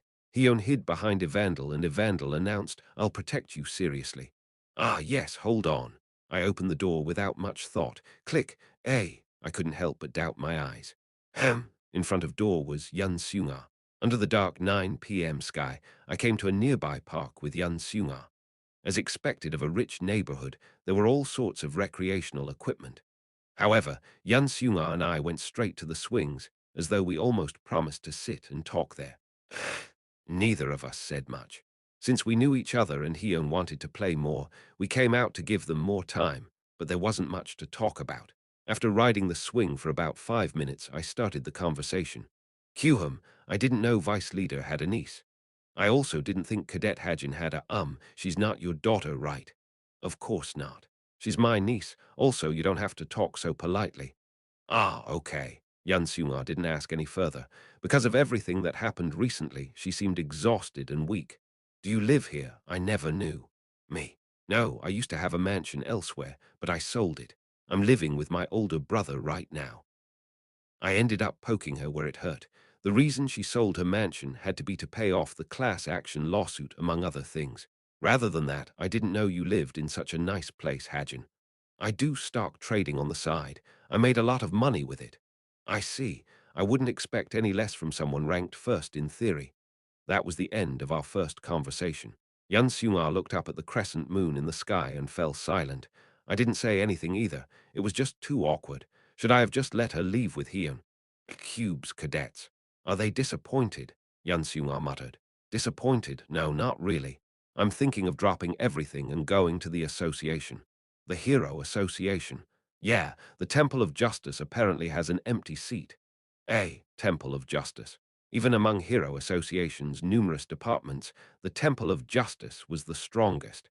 They were similar to the United Stations Peacekeeping Corps.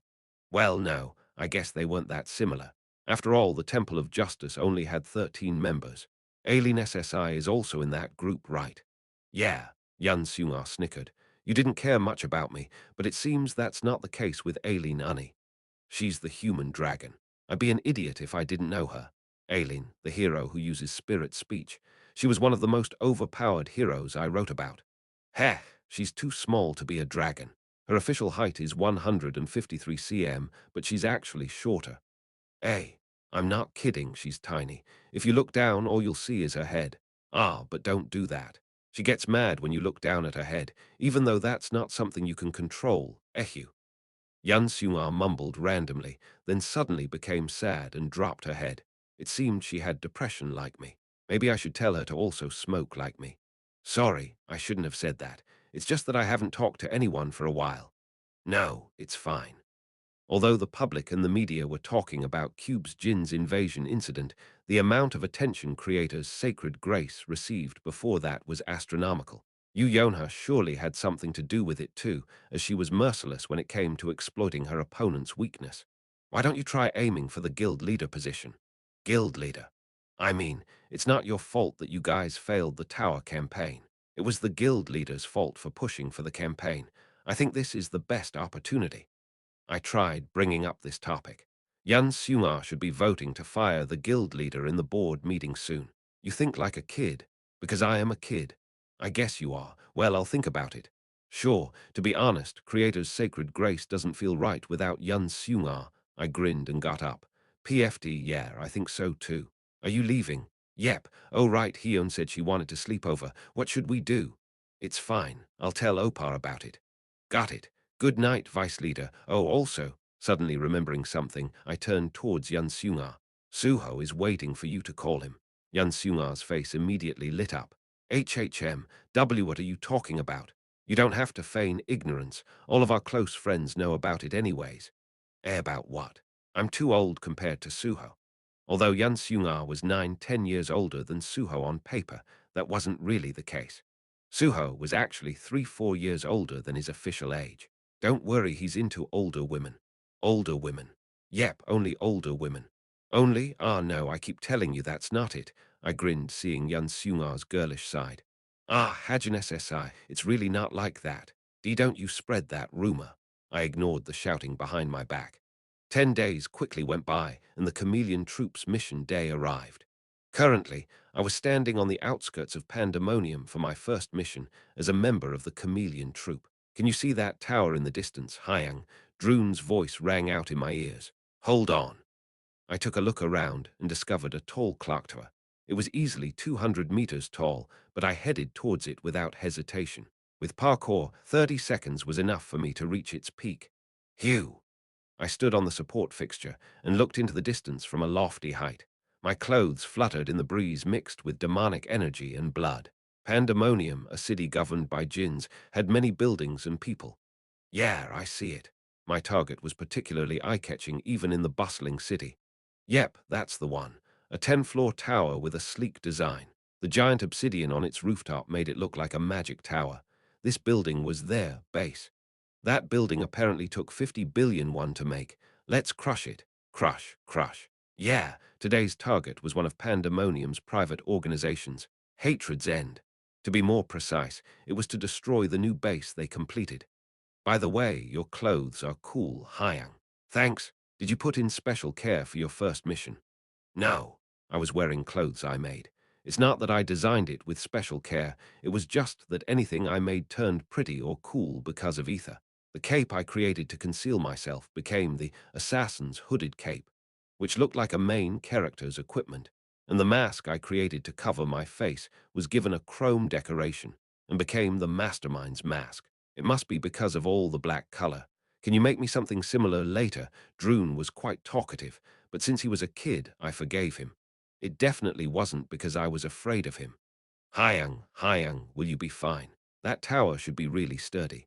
I don't have much choice. I'm the only one here. You don't have to do it alone. Really? I pondered.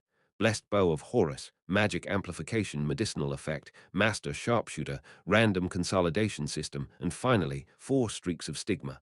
A small smile emerged on my face. With all these, blowing up a tower should be a piece of cake. No, I think I can do it. Ooh, are you going to use a bow? Yep. I couldn't use guns in Chameleon Troops missions. The entire world knew that I was the only gun-using hero. That was why I brought a bow. Okay, when you succeed, I'll leave the mark. Mark? Yep, the mark of a new black. Do you have to? Of course. We're attacking as a warning to tell them we're back. Okay. I took a deep breath. Scan. Murmuring softly, I pulled out the bow hanging on my back. Its wooden frame clacked enjoyably. SSSSS. Ether adhered to Horus' bow and strengthened it. I held the bow in one hand and concentrated Stigma's magic power with the other. Take this. Invisible sword. Don't say weird things.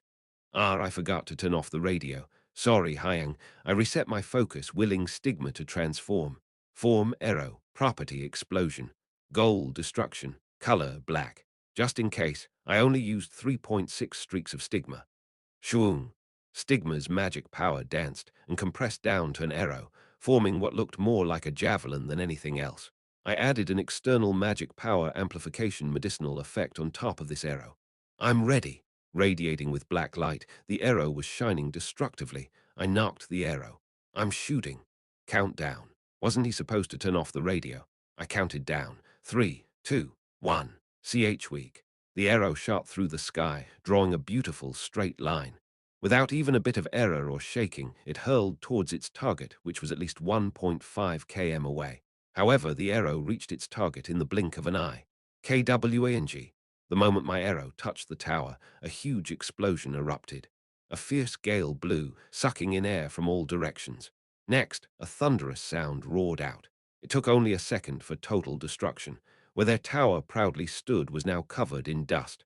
Soon, I could see pieces of the obsidian raining down. Is that good enough? Wow, it's perfect, Hyang. Then I'm leaving. I turned around without hesitation. So cool hearing Droon's praise, I put my hand in my pocket. Although my arm was throbbing from draining Stigma's magic power, I endured the pain and took out a cigarette. Putting it in my mouth, I lit it with Stigma. It tasted bitter. Chapter 146, Chameleon Troop 3. From the sky, bits and pieces of obsidian and concrete rained down. Kung, kung. As the fragments of the broken tower struck the ground, large vibrations rang out and dirty smoke rose up. Ha ha! In this chaos, Chiak Yungyong and Jin Yohan let out a subdued laugh. A tower that was standing just 3 seconds ago was now destroyed. To top it off, it was only a single arrow that caused this catastrophe. The two of them couldn't be more satisfied. Looks like we made the right choice. See, I told you my eyes are never wrong. They had achieved their first goal. Now it was up to them. Chiak Yungyong equipped his gauntlet, and Jin Yohan held up his spear. Then they walked into the chaos of the destroyed tower. Don't forget, we're only killing the executives. Boss is watching. I know. Oh, look, there's one there. Chiak Yungyong quickly found a person to kill. He had jumped down from the crumbling building and landed lightly. Chiak Yungyong wasn't sure who he was, but his gut feeling told him that the man was an executive. Chiak Yungyong gathered strength around his feet. His muscles bulked up, and he shot forward. Hoop! As he kicked off the ground, a small crater appeared on the ground where he was standing. His leap was like the firing of a cannon. What? Caught you? Chiak Yungyong grabbed the man's head and slammed it onto the ground. The man's bones were instantly broken as his head was crushed by the sheer strength of Chiak Yungyong's smash. Immediately after his first kill, Chiak Yungyong raised his body and flashed his fierce eyes. He was like a predator looking for prey. It didn't take long. Chiak Yungyong shot towards someone running away. KOONG. Are you sure you're not a beast? Jin Yohan mumbled as he shook his head. Meanwhile, Chiak Yungyong was charging at another enemy. He was really like a dexterous ogre. Fuck. Who is he? At that moment, a man's shouting entered Jin Yohan's ears. Jin Yohan turned to the direction of the sound, where he saw a Caucasian man in his early 30s pointing his fingers at Chiak Yungyong. Jin Yohan recognized the man, Hatred's End, executive number 3, Slaven. Soon, Slaven also discovered Jin Yohan. Then Jin Yohan smiled brightly as he pointed his spear at Slaven. Then he shot forward. Damn it! Slaven took out the sword hanging by his waist. His sharp blade met Jin Yohan's seemingly simple spear strikes. Crack! Although it seemed like a light clash, the result was overwhelmingly one-sided. Jin Yohan's spear crushed Slaven's body and sword. Instantly changing to a weight of 10 tons, Jin Yohan's serpent spear had crushed Slaven with its weight alone. I got one, Jin Yohan reported with a smile. I contacted Khalifa as soon as I finished my duty. Khalifa appeared quickly and made a portal, and I returned to Chameleon Troop's hideout. The hideout looked a lot different than when I first arrived. Of course, only 2 weeks had passed since I started the remodeling process, so I wasn't even done with 10% of the project. However, just the fact that the cave was separated into rooms made it much better. To put it simply, I turned the cave into a dome-like structure with a central lobby. The dome then had doors that led to each member's room, a workshop, a research lab, and others. I'm back. Good work. Boss was sitting on the only couch in the lobby. You did well. The other members will take care of the rest. Boss smiled as she spoke, and I smiled back. Then Boss suddenly made a shooing gesture with her hand. Now move. Pardon. Behind me, Droon's video was being projected. Inside, Jin Yohan and Chiak Yungyong were in the middle of a battle. Ah, yes. It didn't feel right sitting next to Boss, so I went behind the couch. Boss' head was right in front of me. Looking from the distance, I noticed that Boss' hair was quite disheveled. There were a few spiky splits as well. An unbearable urge rose up in my heart. It was the side effect of Ether's aesthetic greed. Boss, do you want me to comb your hair a bit? Boss tilted her head and turned around. Hair? Yes. No. It'll feel good. I'm fine. But I'm not. I transformed Ether into a comb and pulled Boss' long hair back. Before she could resist, I put the comb on her hair. Didn't I tell you I don't need Naya? Boss stopped talking and hummed joyfully. She should be feeling pleasure that was hard to resist. Not only was the ether comb 100 times better than most combs, but my dexterity gift let me know exactly how I should move my hands to make her feel good. Boss let out a satisfied hum. I smiled. Soon, Boss was totally relaxed and twitching her eyelids whenever she felt a strong pleasure. After combing her hair for about 5 minutes, I tied it up into a ponytail. There. Boss opened her eyes. She looked at me somewhat unsatisfied, then let out a dry cough. Kuhum, you don't have to do this to show me your loyalty. No, I'm doing this because I want to. Boss caressed her hair silently. What is this hair? Oh, I thought you'd look good in it. Do you need a mirror? No, knowing Boss, I still formed a mirror with Ether. Boss carefully looked at herself in the mirror, turning her head here and there, and stared at her wagging ponytail as though she found it interesting. Then she suddenly twisted her head back. Oh, little apprentice, when will you officially enter Geronimo Mercenary? Oh, right. For my disguise, I requested to become a member of Geronimo Mercenary. The official reason for me dropping out of Cube was to become a mercenary. Plus, doing missions as a member of Geronimo Mercenary would surely help me gain SP as well. Let's set the date to March next year. All right, I'll let Jane know. Thank you. Soon, Fenrir would join Geronimo. He would be a gunner, and his specialty would be Jin assassination and monster slaughter. Anything else, Jane would surely take care of it. The international organization in charge of heroes' affairs, the Hero Association. The Hero Tower, their headquarters located in Gwanghwamun, Seoul, was the tallest building in the world at 900 meters. Temple of Justice Meeting Room. The Hero Association, which was called the foundation of modern human civilization, was separated into 15 departments. Among them, the one tasked with the most dangerous and important duties was the Temple of Justice. I'm here, geez. Naturally, only the most elite members of the association could become a member. Today, a round-table meeting was planned for the group. Where is everyone? Aileen, one of the members of the Temple of Justice, grumbled with her arms crossed. No one could blame her. Even at a round-table meeting, only 4 other members had shown up. The other 8 were busy with their own missions. Good morning, Aileen SSI. The 31-year-old Yi Young had greeted Aileen. He was a high-rank hero who was also the youngest member of the group. Good morning. Where is everyone? Didn't you hear what happened in Southwest Asia? They're busy running around and putting out the fire. The chairman, Park Han-ho, pacified Aileen with a tired expression. But shouldn't they at least attend the meeting? Give them a break. They'll be notified of what we talk about anyways. HMPH. They live in Seoul anyways. Also, why couldn't they send me there instead? I'd only need a week to solve everything. Aileen had a lot to complain about. She was displeased with what she was doing as a hero. In moderately dangerous incidents, she was kept out, being told that the Hero Association needed a trump card. In not-so-dangerous situations, she was kept out, being told that a guillotine shouldn't be used to behead a chicken. Although everyone agreed that she was one of the strongest members of the Hero Association, she has only been deployed 5 times in the past 5 years. Like we always say, you're our ultimate weapon. Wait, Aileen, did you get taller? EA. Park Han-ho tried to appease Aileen with his sweet talk. You're doing this again. I'm 31 years old now, you know. No, I'm not making it up. Maybe your bones just got longer. B-bones. Maybe. And no. Park Han-ho tensed up with nervousness. So the day finally came, where telling her that she got taller didn't work. Maybe it's because it's morning. You know, they say you're taller 2-3 centimeters in the morning. However, Aileen's expression was honest. Her trembling lips were declaring to the world that she was extremely pleased at the moment. No, I think your bones really got longer. Didn't you say you stopped wearing high heels recently? Maybe that's why. Do you think I'm stupid? Haha, I'm pretty sure you really did, so get it checked out later. Clearly looking appeased, Aileen sat down without complaining. Now let's start the meeting. Yes. Hearing Yi Young her enthusiastic shout, the fourth hero in the room, Nicholas, woke up from his sleep.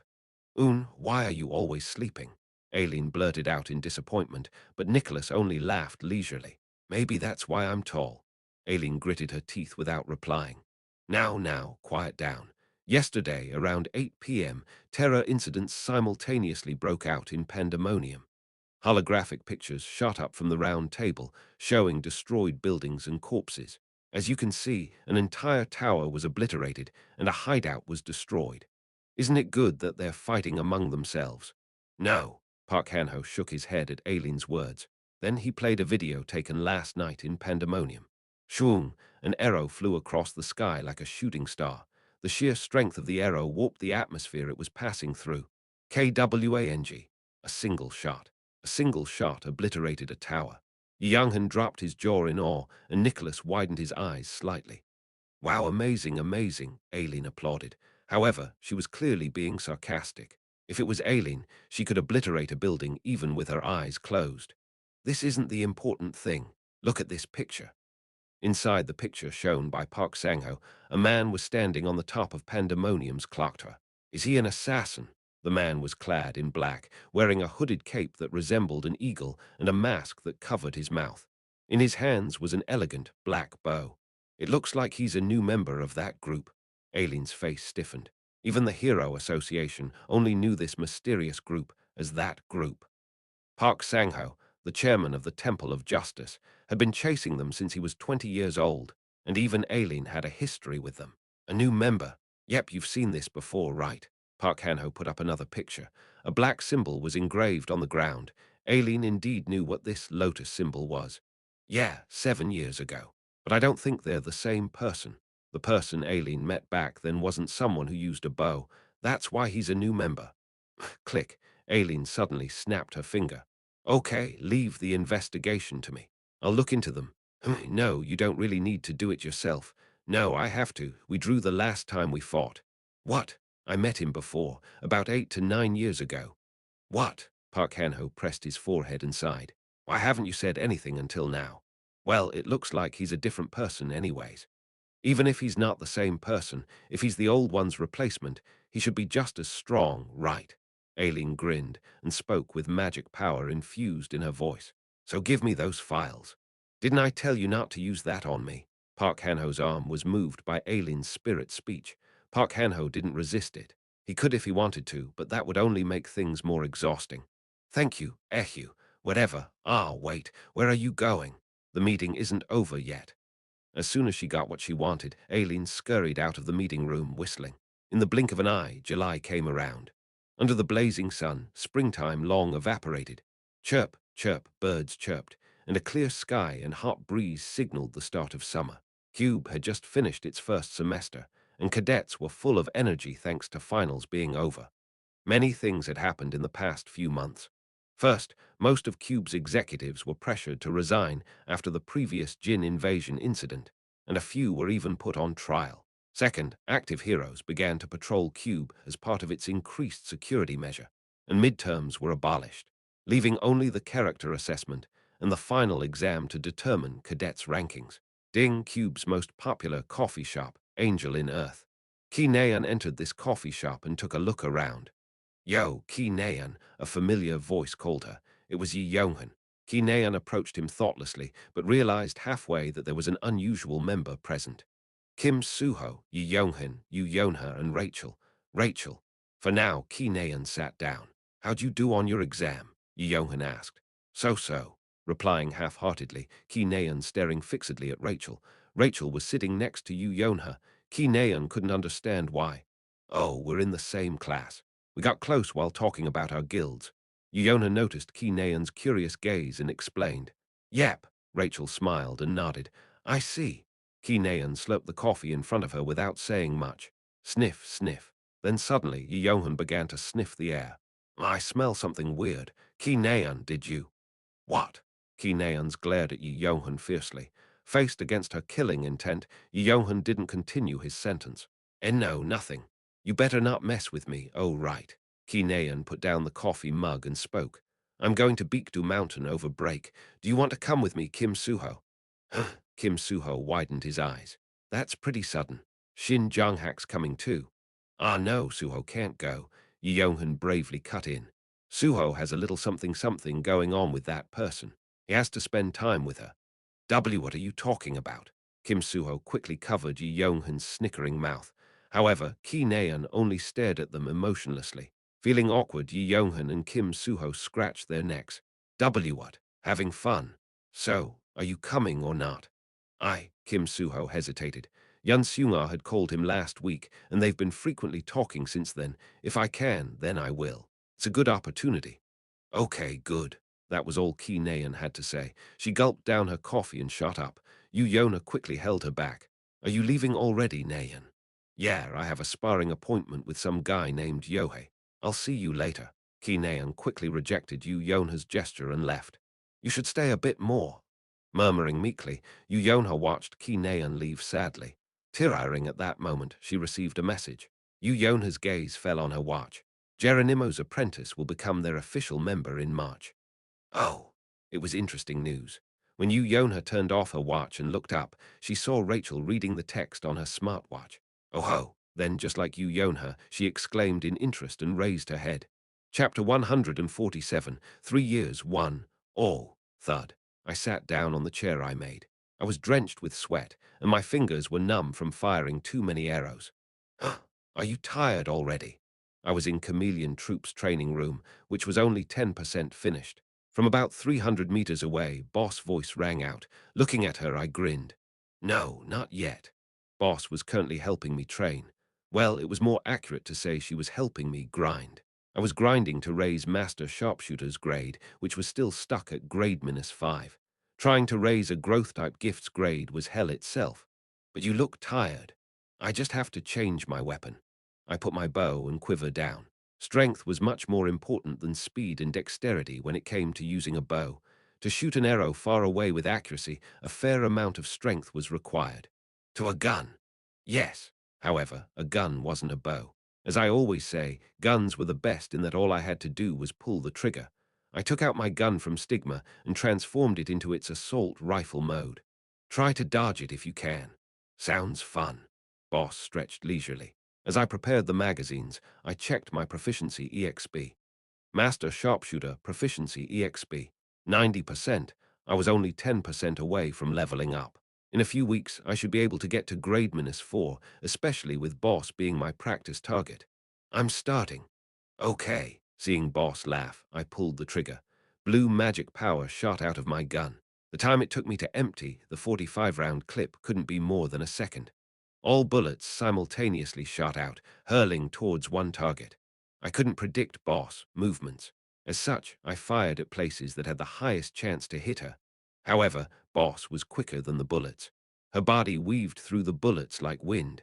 I continued to fire up to 400 bullets, but only 4 managed to graze her clothes. Ha! Well done. Boss was still satisfied with my performance as she praised me with a hearty laugh. I sat back down on the chair. Although pulling the trigger wasn't difficult, I was dizzy from using bullet time as well. I'll rest for a bit. We should stop here for today. No, I'm almost at grade 4. I don't have time. Ah, yes. I nodded and checked my smartwatch. There were many messages I had yet to reply to. It's been a month since summer break started, oh right. I met the elementalist, Shin Yohwanim. You've heard of her too, right? She said she would take me in as her disciple. Come visit England later, Hajin SSI. These were messages Rachel sent a week ago. Kim Hajin, I'm going to Beekdu Mountain, so you won't be able to get in touch with me during summer break. And this was from Kim Suho. I didn't reply to any of them. I was afraid. I didn't know if I would have to become their enemies one day. Who? Frustrated, I took out a cigarette. TZZZ. Since I used up Stigma's magic power, I lit it with a lighter. Boss, who was looking at me with interest, asked, "Why do you keep smoking?" Pardon. That cigarette. Ah, am I the only member who smokes? Boss nodded. It made sense.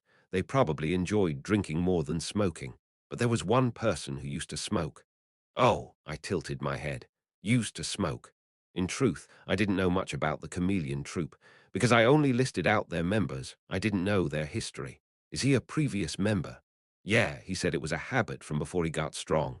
Ah, it's the same for me. I went with the explanation Boss gave. Boss then looked at me for a moment and murmured softly, "You sure have many similarities." Then she let out a deep sigh. "Pardon, nothing. I'm going back to my mansion now." "Ah, yes, take care." "Oh, right, Boss." Suddenly remembering the furniture I made yesterday, I held Boss back. "What is it?" "I put a bed in your room." "I don't need it. I'm not fond of beds." However, Boss firmly declined and left the training room. Kung, the door shut heavily. Let's see." I peered through the closed door. Boss was heading to the portal, but she slowed down little by little until she stopped in front of the portal. After glancing back at the training room's door, she stealthily changed course. Her destination was a room signed Boss Room. Boss made it look like she went inside the portal, then shashashak. She entered her room and jumped on her bed. With a satisfied expression, she rolled around on the soft bedsheet. PFT. I cancelled the 1,000-mile eyes vision. Then I turned on my smartwatch to see what was happening around the world. Trending 1, Kim H. Wonho, 2, Hajin, 3, YunSeo-jin. YunSeo-jin, a name caught my attention. YunSeo-jin appointed as the guild leader of Creator's Sacred Grace. I will give my all for the benefit of the guild and the world. As expected of YunSeo-jin, she chose to charge through the obstacle directly. I read the article about her appointment with a smile. 2026, August 21st. Even at night, Beekdu Mountain's sky was lit up with numerous stars. At the same time, tens of thousands of magic spheres were lighting up the surroundings like fireflies. Oh, that felt great. In this picturesque scenery, Kim Suho walked outside after taking a bath. Although he looked at his wrist out of habit, smartwatches didn't function in this place. Kim Suho smacked his lips and headed back to his room. But suddenly, a strange odor came down on his head, followed by an acrid gray smoke. Kim Suho slowly raised his head. Ha! On the balcony of the girls' lodging, he saw a girl smoking a cigarette. She was looking up at the sky with melancholic eyes while letting out puffs of smoke. The girl was Ki Nayan. Caught off guard by this unexpected sight, Kim Suho only stared at her in a daze. Then, while Ki Nayan was flicking the ashes off her cigarette, their eyes met. "What are you doing here, Kim Suho?" "Me. Ah, well, anyways, since when have you been smoking?" "Ah, you don't need to know that. It's not good for you. It doesn't look good either. I only smoke 3 a day anyways." "Then why don't you just quit?" Suddenly, Ki Nayan frowned. "Shut up if you don't know anything." "What? Is that something you should say to a caring friend?" "Shut up. I'm angry that you beat me up today, too." Kim Suho scratched his head. In today's duel, Kim Suho thoroughly crushed Ki Nayan. He thought that would be better for her. "Just how the hell am I supposed to beat you, who?" With a deep sigh, Ki Nayan put her cigarette out and threw it into a portable ashtray. "At least she doesn't litter." Kim Suho smirked. But then Ki Neon frowned and shot back. Hey, what? Fight me tomorrow too? Sure, don't go easy either. Of course, seemingly satisfied, Ki Neon smiled. Then I'm heading back. Yeah, good night. Yeah, she waved her hand and walked back into her room, but even after she left, Kim Suho remained standing in the same spot. Ehu. Eventually, he let out a deep sigh. Feeling frustrated, he looked up at the sky. Beekdu Mountain's sky was full of stars. They must have broken up for real. That was Kim Suho's best guess. 2026, December 17th. Time flew by, and the final day of CUBE's second year arrived. All cadets were gathered at the auditorium for the closing ceremony. In CUBE, the second year was the last year in which cadets received training. Starting from March, once their rankings were finalized today, they would be participating in real-life field training. Hugh, I made it into the top 10. Yonha let out a sigh of relief. She had already received her ranking, which would soon be announced with the rest of the cadets' rankings. Hua, now, she no longer had anything to worry about. Stretching her arms, she glanced at the seat next to her. Beep, beep, Kinean was busy playing a mobile game. Since it looked like she wasn't interested in talking to anyone, Yonha strained her ears to eavesdrop on other nearby cadets. Ah, I'm so jealous. You're going to Desolate Moon. Yep, I'm going to work my ass off. Field training was structured as such. First, guilds from across the world would select up to 10 cadets, excluding magician cadets. Then, cadets would choose one from the guilds that selected them. This field training would continue for 6 months, giving cadets a chance to be in 2 guilds. After a year, the Hero Association would appoint them as heroes, and cadets would go on to become official heroes in guilds or other groups. Jiyun, didn't Essence of the Strait contact you? Yona's ears perked up. With Creator's sacred grace falling, Essence of the Strait was the unrivaled. Well, perhaps not yet. Essence of the Strait was still vying for the first place along with Desolate Moon and Cradle of Glory. Yeah, I'm glad. Essence of the Strait was always my first choice. Oh, right, I heard Kim Suho is going to Creator's sacred grace. Tusk. Hearing this, Yonha suddenly felt displeased. Kim Suho chose to go to Creator's sacred grace. It was likely because of his relationship with their guild leader, YunSeo-jin. However, Yonha wasn't too upset. Although Kim Suho was certainly desirable, he was also a tiring person as well. Oh, right. Why did you choose Essence of the Strait? Yonha turned around and looked at the girl sitting next to her, Rachel. Yes, why didn't you choose the English Royal Court Guild? Oh, it's to learn. Guilds in Korea are more advanced, so I'm hoping to learn a thing or two for the English Royal Court Guild to adopt. Rachel gave a simple explanation. I see. Well, there is a lot to learn from our guild. Although Rachel was saying she wouldn't stick around after graduation, Yonha no longer minded it too much. In a way, she was a lot more generous than she was freshman year. At that moment, a deep voice rang out from the speaker. Kyuham, we will now announce the final rankings and commence the closing ceremony. Every cadet faced the stage. On a huge projector screen, the rankings of cadets popped up. Rank 1. Kim Suho rank 2, Shin Jonghak rank 3, Rachel rank 4, Ki Naeun rank 5, Yohei rank 6, Shen Yuan rank 7, Yu Yonha rank 8, Yi Yonghan rank 13, Yi Jiyun rank 14, Kim Horak rank 33, Heizuki rank 48, Jin Hosung. God damn it, I'm rank 4 again because of theory. Ki Naeun immediately grumbled. Although Rachel was a rank above her, Ki Naeun showed tremendous growth in the second semester. Looking only at combat training results, she rivaled Kim Suho. Yonha stared at Ki Naeun and carefully asked, Naeun, I heard you're going to Beekdu Mountain again. Huh, oh yeah, sorry. I won't be going to Essence of the Strait. Ki Naeun decided to go to Beekdu Mountain rather than participating in the practical field training. A special exception had been made thanks to Yu Sihyuk's recommendation letter. Don't overwork yourself. I won't. Once I go, I won't come down for 2, maybe 3 years, so save me a seat. You're coming to our guild. Yep. Yonha should be happy, but she couldn't smile. It was because she thought of that person every time she looked at Ki Naeun, and because the truth about Ki Jinyun tormented her. Okay, that's all Yonha said. 2027, March 1st. It was the day CUBE's third-year students were going to work under the title of Apprentice Hero. Yonha stood in front of Essence of the Straits Guild building with Rachel, Yijiyun, Yohei, Heizuki, and Rose. Yu Yonha was proud of Essence of the Straits Guild building, which had gotten a lot fancier than it was only 2 years ago. Young miss, Essence of the Strait only chose us 5. Yohei kept asking stupid questions. Yu Yonha frowned and glared at him. There are 3 magicians too. Rather than that, stop calling me young miss. Haha, I apologize. Tusk, let's go in first. Yu Yonha entered the building with everyone else. Oh, welcome. The person who greeted them at the lobby was Essence of the Strait's new vice leader, Yijina. Yu Yonha gave her a big smile, to which Yijina returned the same. I'm sure you all know me. I also looked at your profiles and specs, so let's skip over the introduction. Since it's the first day, I'll give you a tour around the guild. Follow me. Yijina walked to the elevator with the apprentice heroes following her like ducklings. Lounge, they first stopped at the second-floor lounge.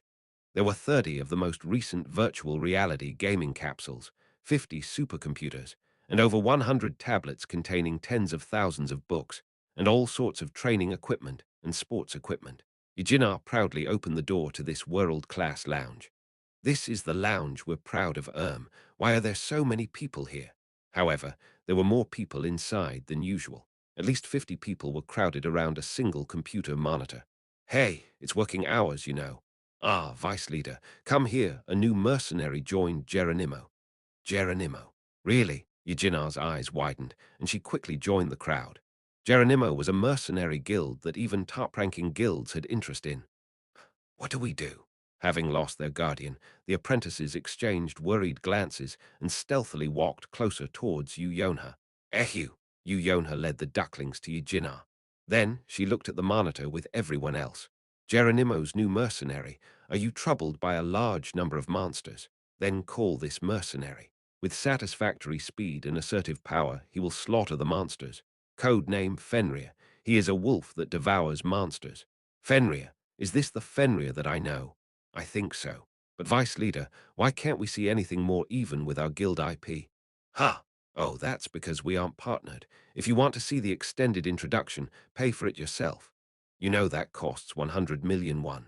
Geronimo's special website required money for even the tiniest information.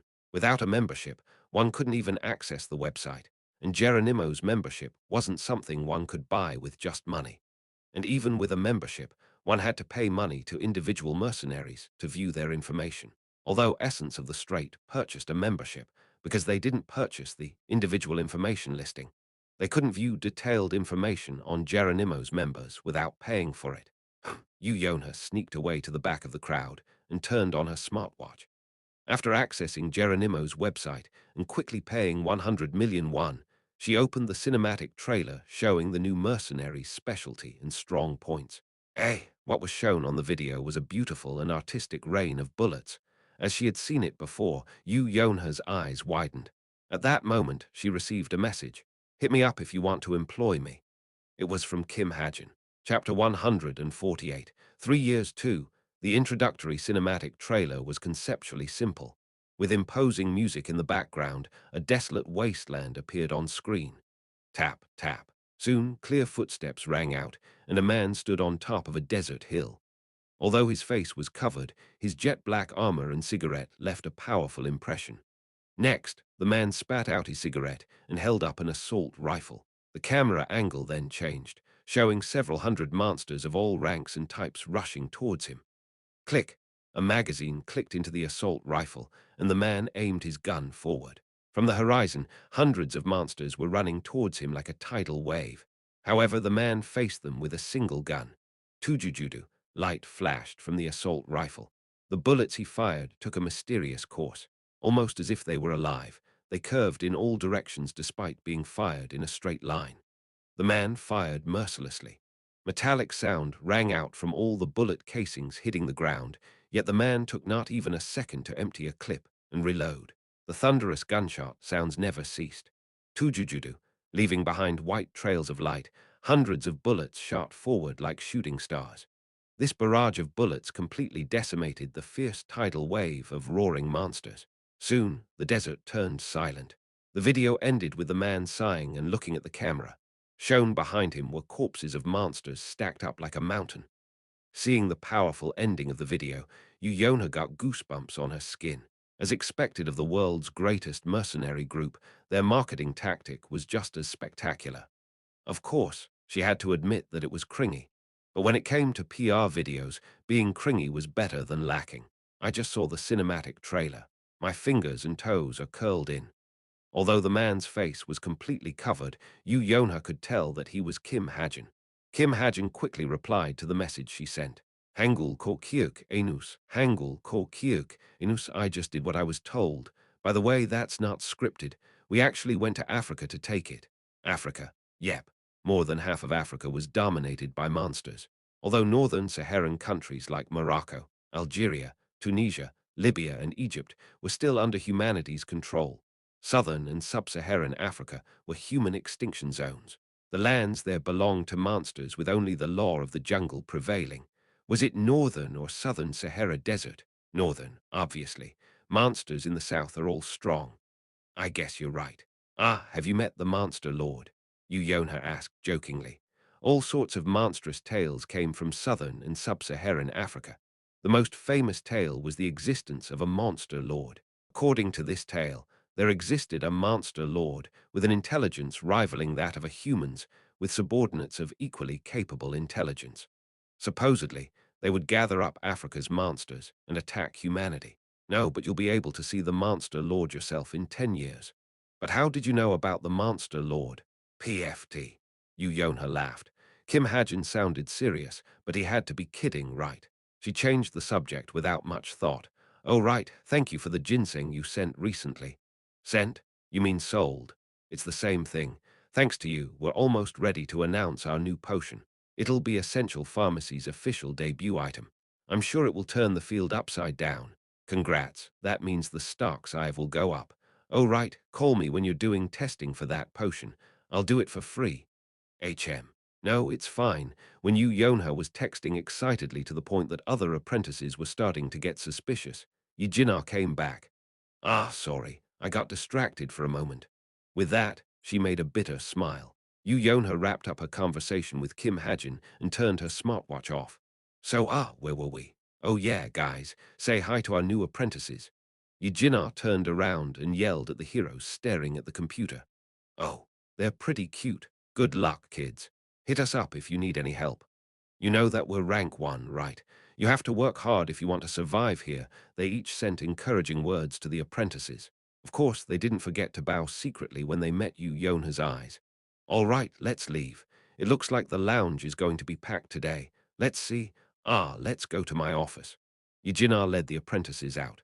On the other hand, Kim Suho and Yi Yonghan were standing in front of Creator's Sacred Grace's entrance. Wish, cold wind, sent dry leaves blowing across the entrance. You should really treat me well. Yi Yonghan spoke as he nudged Kim Suho. Justifiably, Kim Suho and Yi Yonghan were the only cadets who chose Creator's Sacred Grace. If it wasn't for Kim Suho persuading him, Yi Yonghan would have chosen Essence of the Straight too. When did I ever not treat you well? You got rank 8 all thanks to me, because I helped you train. Oh please, you ran away to Beekdu Mountain for summer break. Still, at one point, Creator's Sacred Grace had fallen all the way down to rank 20. Now, with the new leader YunSeo-jin's reformations and successful dungeon campaigns, they had climbed back up to rank 13. Even so, cadets didn't choose Creator's Sacred Grace. Although Creator's Sacred Grace threw away their pride and selected cadets under rank 100, none of the cadets chose them. In a way, cadets couldn't be blamed. There was simply no reason for them to choose Creator's Sacred Grace, which was still under the scrutiny of the public, while there were fancier, more stable choices. Let's go in. My future is going to be ruined because of you. Oh, please, what matters is what kind of a hero you become. Is it really important what guild you're in? Of course it is, you bastard. While Kim Suho and Yi Yonghan were arguing, Kim Suho SSI, Yi Yonghan SSI. A soft voice shook their ears. They immediately stopped arguing and turned around. There, they saw the guild leader YunSeo-jin. Thank you for choosing Creator's Sacred Grace. Even with her status as the guild leader, she had come out to greet apprentice heroes. SSSS. At that moment, a gentle breeze softly blew. YunSeo-jin's long hair fluttered in the air, a sweet scent spread out, and a blooming smile emerged on her face.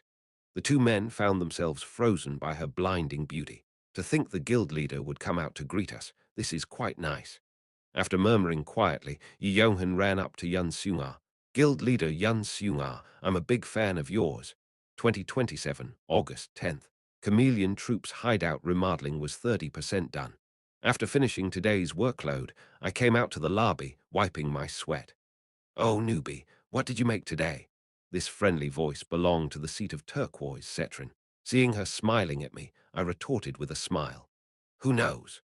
After more than a year of remodeling, the hideout became fancier and fancier, and after hearing the news, Chameleon Troops members often came by to hang out. Anything interesting? No, I wouldn't say interesting. Currently, only Boss, Khalifa, Jane, and Cetrin's rooms were finished, but other than individual rooms, I also made a workshop, a training room, work in progress, a gaming room, and a bathroom. For the individual rooms, I received sufficient payment from each member. Khalifa gave me a blue rockstone, Jane gave me a bracelet for improving energy circulation, and Cetrin gave me a medicine that improved stamina, let's say. I'm working on a hot spring. Hot spring, Cetrin shot up with an excited smile. How did you know I love hot springs? Although I didn't plan on making one, I found an underground water reservoir, so I changed my plan. It's not ready yet. It won't be finished for at least a week. Is it mixed bathing? She licked her lips, which was a rather seductive habit of hers. I shook my head. No, it's separated. But we can still go in the same bath, right? Kick, suddenly, the door to the biggest room in the cave opened and Boss came out. She seemed to have just woken up as she looked drowsy. Boss is up. I'll leave then. Tell me when the hot spring is done, Cetrin smiled, and returned to the room. Hum. Boss rubbed her eyes and trudged up to the couch before lying down with disheveled hair. For the record, she was wearing black, silk pajamas. No one asked her to wear pajamas, and no one gifted them to her either. But perhaps about 2 months ago, Boss came back with those pajamas in her hands. When I asked about them, she called them precious items for wonderful sleep, with a pleased face. What happened to only needing 5 hours of sleep per week? Boss suddenly raised her head and looked at me. Was that directed at me? No. I see, Huam. Then she yawned and buried herself in the couch. As demonstrated, Boss was obsessed with my furniture. I couldn't blame her as the furniture I made were far better than I initially anticipated. Boss, bed, superior grade, contains 3% magic power. Allure of magic power while resting in this bed, both mental and physical exhaustion will be washed away. Waking up in the morning on this bed will increase your perseverance by zero point 0.3 point. Artistic design, this bed's beauty will make you want to lie down. Creator. Kim Hajin with dexterity growing by the day, I was now able to make furniture containing magic power. In a way, it was to be expected. Since I transformed Stigma's magic power into tools and refined magic power itself into furniture, it was only natural that they contain magic power. The result was that the furniture I made were masterpieces. Look at those brilliant effects. Sleeping in that bed for just a day would wash a week's worth of exhaustion clean. But what was more important was the final line, Creator, Kim Hajin. This meant that the world had acknowledged my furniture-making skills. If I continued to make good items, my name itself would get items to receive beneficial effects. Though, of course, there was the caveat that I would have to work hard for at least 3 years. Newbie, Boss called me with her eyes still closed. Yes, my hair is itchy. She was clearly expressing her desire to have her hair combed. You should wait until you wash your hair first. It's itchy. Boss bobbed her head up and down. It's itchy, it's itchy.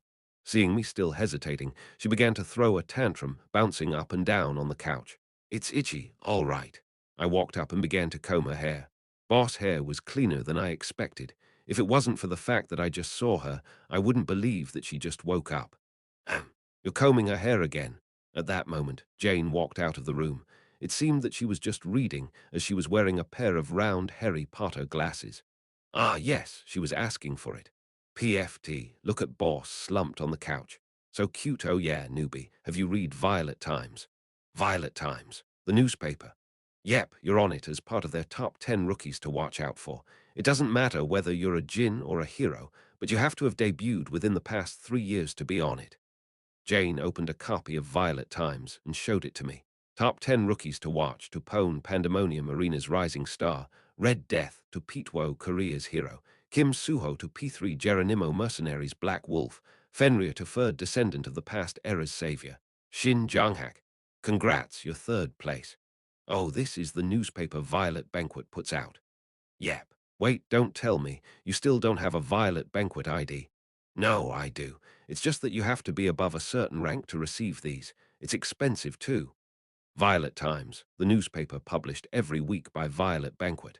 You had to be at least at the red ruby rank to subscribe, and I also heard it cost 3 million points per month. Still, take a look. It's fun. Lots of countries have been asking for you recently, especially America and China. Well, those two countries are big, so they naturally have more monsters to worry about. My specialty was slaughtering monsters. Given that the condition was right, I could decimate over 1,000 monsters under intermediate rank grade -1 without any help. There wouldn't be any friendly fire either with my extreme accuracy. In fact, just a month ago, I went to China's Guangdong province and slaughtered hundreds of invading monsters in a single day.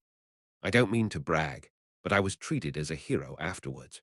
The most important aspect here was time.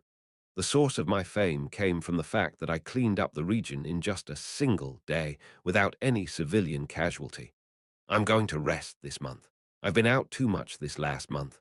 Sure, just make sure you accept at least one mission a month. As she said that, Jane put down a stack of documents on the couch. Pick one from here and tell me. Got it. Okay, I have something to do, so I'm leaving. Take care of boss, bye-bye. Jane disappeared into the portal. I picked up the documents with one hand and continued to comb boss hair. Ignoring boss, who was humming in joy, I turned the page with Stigma's magic power. Hey! As I was glancing through them, one document caught my attention. I stopped combing boss hair and focused on the document's content. Newbie, newbie, Kung, Kung, Kung. But because I stopped for too long, boss began to unhappily bounce up and down. Kung, Kung, Kung. All right, stop bouncing. Your hair is going to get disheveled. I put the documents down and began combing boss hair again.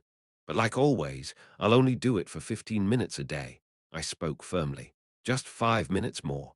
No. HMPH. 2027, August 14th. On a blazingly hot summer afternoon, Essence of the Straits apprentice heroes were out on a dispatch mission. Dispatch missions came from local governments, but they were one of the duties guilds had to perform by the central government's directive. Dispatch missions are rare. Guilds are only required to perform 6 of them a year, so it's easier to think of them as a once every other month thing. A total of 8 guild members were taking part in today's dispatch mission. Of the 8, 3 were apprentices and 5 were active heroes. Today's mission is a bit easy too. The mission given to them by the local government was to destroy a goblin settlement. But because goblins weren't necessarily the easiest targets, and because apprentices were participating in the mission, a high intermediate rank grade -6 hero was present as the leader. Don't underestimate them just because they're goblins. The team leader, YunSeo-jin, spoke. The 3 apprentices, Rachel, Yohei, and Rose, nodded with serious faces. But don't be too tense either. Also, the most important thing in urban battles is to prevent civilian casualties. Be careful so that your magic power doesn't fly off somewhere. The vice leader, YunSeo-jin, added. The goblins they were subjugating today built their base in a rundown building in Inchen's outskirt. As far as she was concerned, it was quite daring for mere goblins to come so close to a human habitat. All right, let's wait for 30 minutes for the police to finish blocking the roads. Then us active heroes will go in first. You apprentices can follow us slowly. Yes, understood, Rachel replied firmly with her back straight. Chapter 149. 3 years, 3. Essence of the Straits dispatch mission team slowly entered the building used as a goblin settlement. Cough, cough. The acrid fog inside the abandoned building made Rachel's throat sting whenever she breathed. Without any other choice, Rachel covered her face with magic power. Span, how long has this building been abandoned to be in such a poor state? One, Yohei asked, as he cut the fog apart with his katana. His archaic manner of speech was a bit annoying, but Rachel was wondering the same thing. They were in Incheon, even if only its outskirt. With residential districts and shopping districts tightly packed only 2 km away, how could goblins have settled in this building? The settlement was reported 2 weeks ago. By the looks of it, someone's been doing goblin business here. Since the military is concentrated around the coastal area, it must have been easy for the culprit to avoid guild's eyes. YunSeo-jin murmured with a low sigh. He didn't seem happy with how things looked. Goblin business. Yeah, goblins are specialized in crafting. If they're managed properly, they can be used to obtain all sorts of items and materials. But by the looks of it, YunSeo-jin pulled his hair back roughly and kicked a human corpse that was lying on the ground. Mushrooms and spores were already growing on the body. They must not have thought that goblins could trick them instead. What a bunch of fools. Rachel finally understood what happened. The human corpses lying inside the building must have belonged to people who reared goblins, but ended up being killed by them instead. There were many such instances recorded in Cube's textbooks. As the saying went, human greed had no bounds. Here, bad. At that moment, her elemental whispered. Rachel glanced at her shoulder. A winged, slime-like elemental was coughing. I want to leave. After painstaking effort, Rachel finally learned to talk to elementals. Although she even gave a pretty name like Sunday to this cute wind elemental, she had one complaint. That was that Sunday talked in Korean. It didn't make much sense to Rachel, who was a native English speaker. Hang in there, Rachel spoke in English. What was that? However, the elemental couldn't understand her. Was it because her master, Shin Yohwa, was Korean? Just hang in there. According to the local patrol force, there are about 200-300 goblins in this building. YunSeo-jin stopped in front of the abandoned building's entrance and gave a quick briefing. A goblin settlement with a population of 200-300 was similar to the ones that naturally occurred in the wild. There are mercenaries waiting outside, but it'll be troublesome if goblins escape to the city. Like I said before, we'll split into two teams with Team 1 going right and Team 2 going left. Don't forget, our priority is to prevent goblins from escaping. Then, the 8 members separated into two teams. Rachel and Rose were in YunSeo-jin's Team 1, while Yohei was in Vice Leader Jeon Yohwa's Team 2. In the case of an emergency, send a signal immediately. Yes, sir. Each team wished each other good luck before splitting. Rachel headed to the right side of the building with YunSeo-jin. Although the first floor's goblins were easily taken care of with light attacks, a problem arose as soon as they entered the second floor. KRRK. Kiek. As though they were waiting in ambush, dozens of goblins suddenly rushed in and surrounded them. Front and flank, I'll handle the front. Along with YunSeo-jin's quick order, a battle began. YunSeo-jin took out his greatsword and sent sword waves flying out. 10 or so goblins were instantly cut apart by his attack. However, the trouble was on the other side, where a group of goblins were using their most threatening weapon, poisonous darts. Sunday, however, Rachel remained calm. No matter how threatening they were only blow darts in Rachel's mind. Sunday unleashed a blast of wind that changed the course of the darts. As the darts they shot flew back to them, the goblins panicked greatly. Without missing this opening, Rachel stormed forward and cut them down. Right side is done. Left is done too. Thank you for taking care of the darts. The other apprentice hero, Rose, spoke. The two girls smiled at each other. Perhaps because they were both from England, they became close friends. Good, well done. With YunSeo-jin's praise, their first battle came to an end. Afterwards, they continued to sweep through the goblins on the second floor's hallway.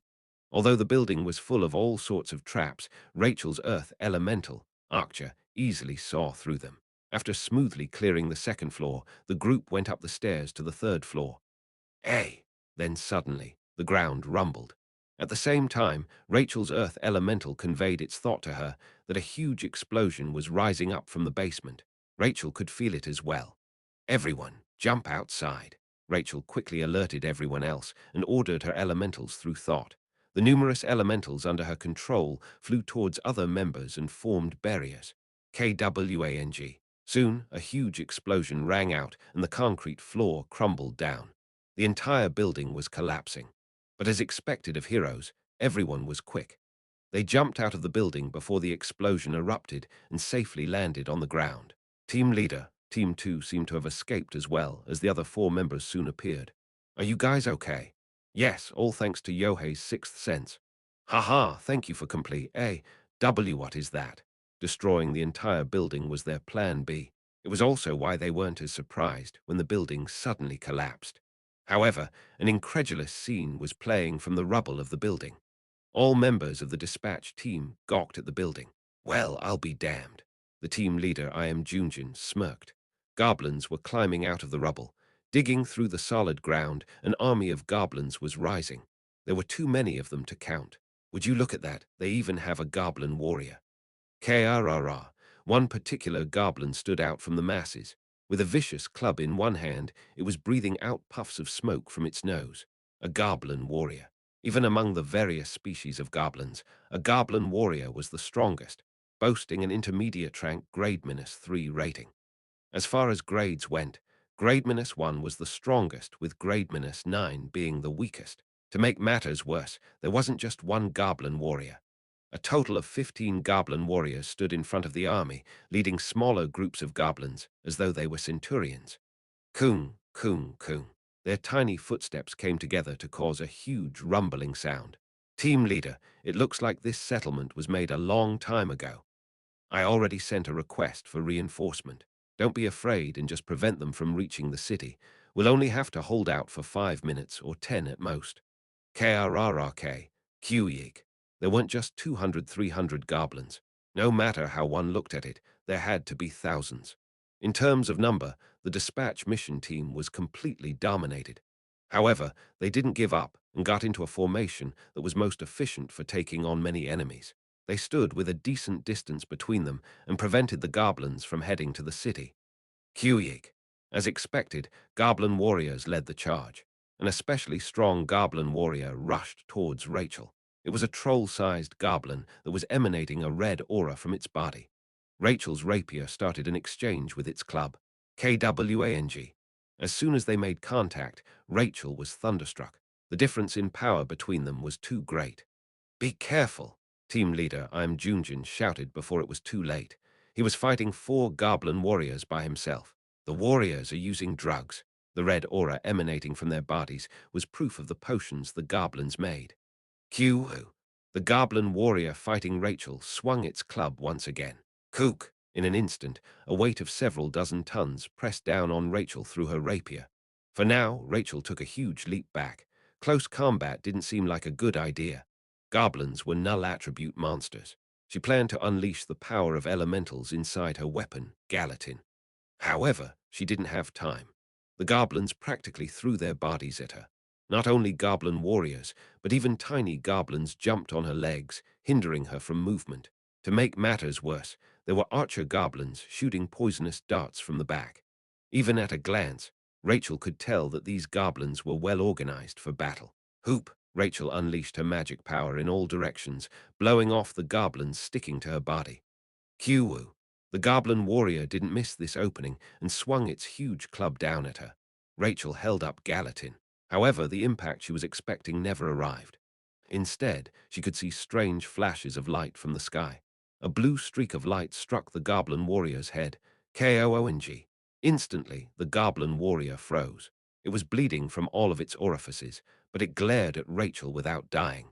Even as its hands trembled, it tried to swing its club down at Rachel. It didn't matter who the reinforcement was.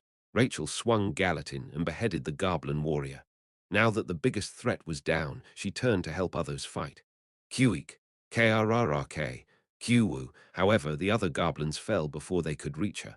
The causes were streaks of light similar to the one that struck the goblin warrior. Rachel put Gallatin down and fell in a daze.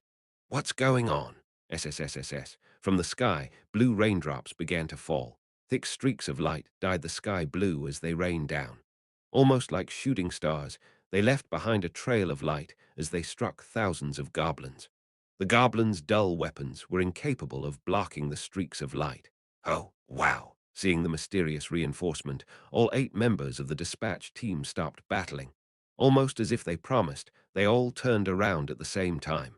Immediately, they became speechless. Ha! Hundreds of blue streaks of light were falling from the sky. It was as though the stars in the sky were falling down, or as though a heavy rain was pouring down. They only targeted goblins.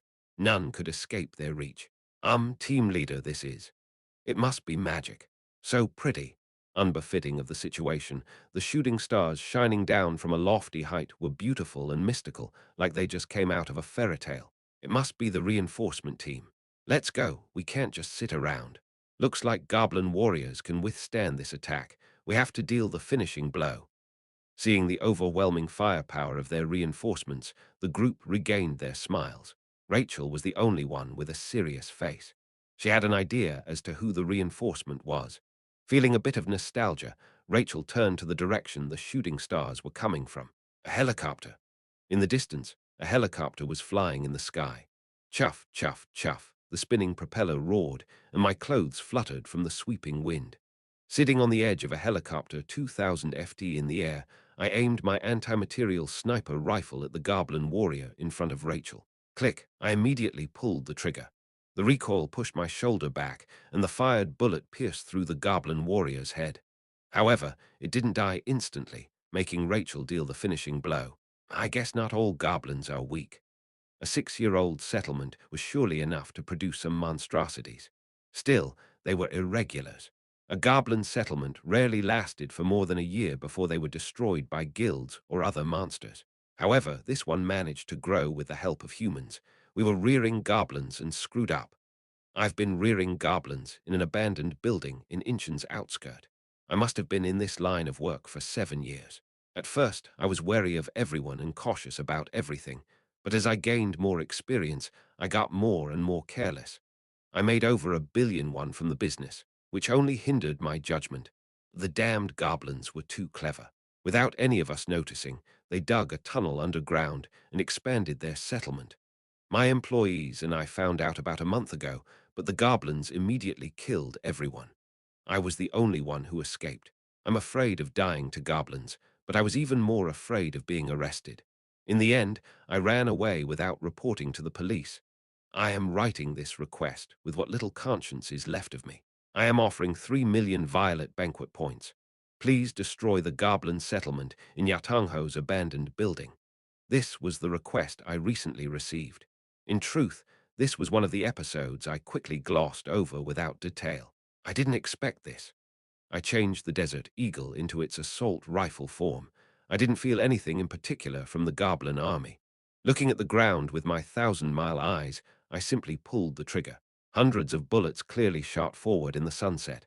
Tujujudu, I could say with utmost certainty that my firing speed exceeded even the standard of superhumans. Rapid fire, the ability to shoot something quickly. Using a portion of Stigma's magic power, your weapon exceeds its structural and mechanical limits. This was one of the low-rank gifts I obtained with Master Sharpshooter and Dexterity's linking.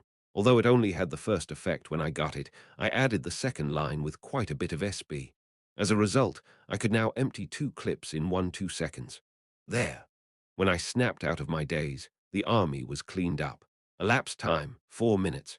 Used magazines, 48. I thoroughly slaughtered every goblin, even the ones trying to escape the settlement. Goblin warriors, which were a bit more difficult to kill with the assault rifle, were taken care of by the other heroes. About 1,300 bullets. Purely in terms of profit, I didn't gain anything from this mission. Cost was also the reason that I didn't use the machine gun form. I used 1,320 bullets to kill about 4,000 goblins.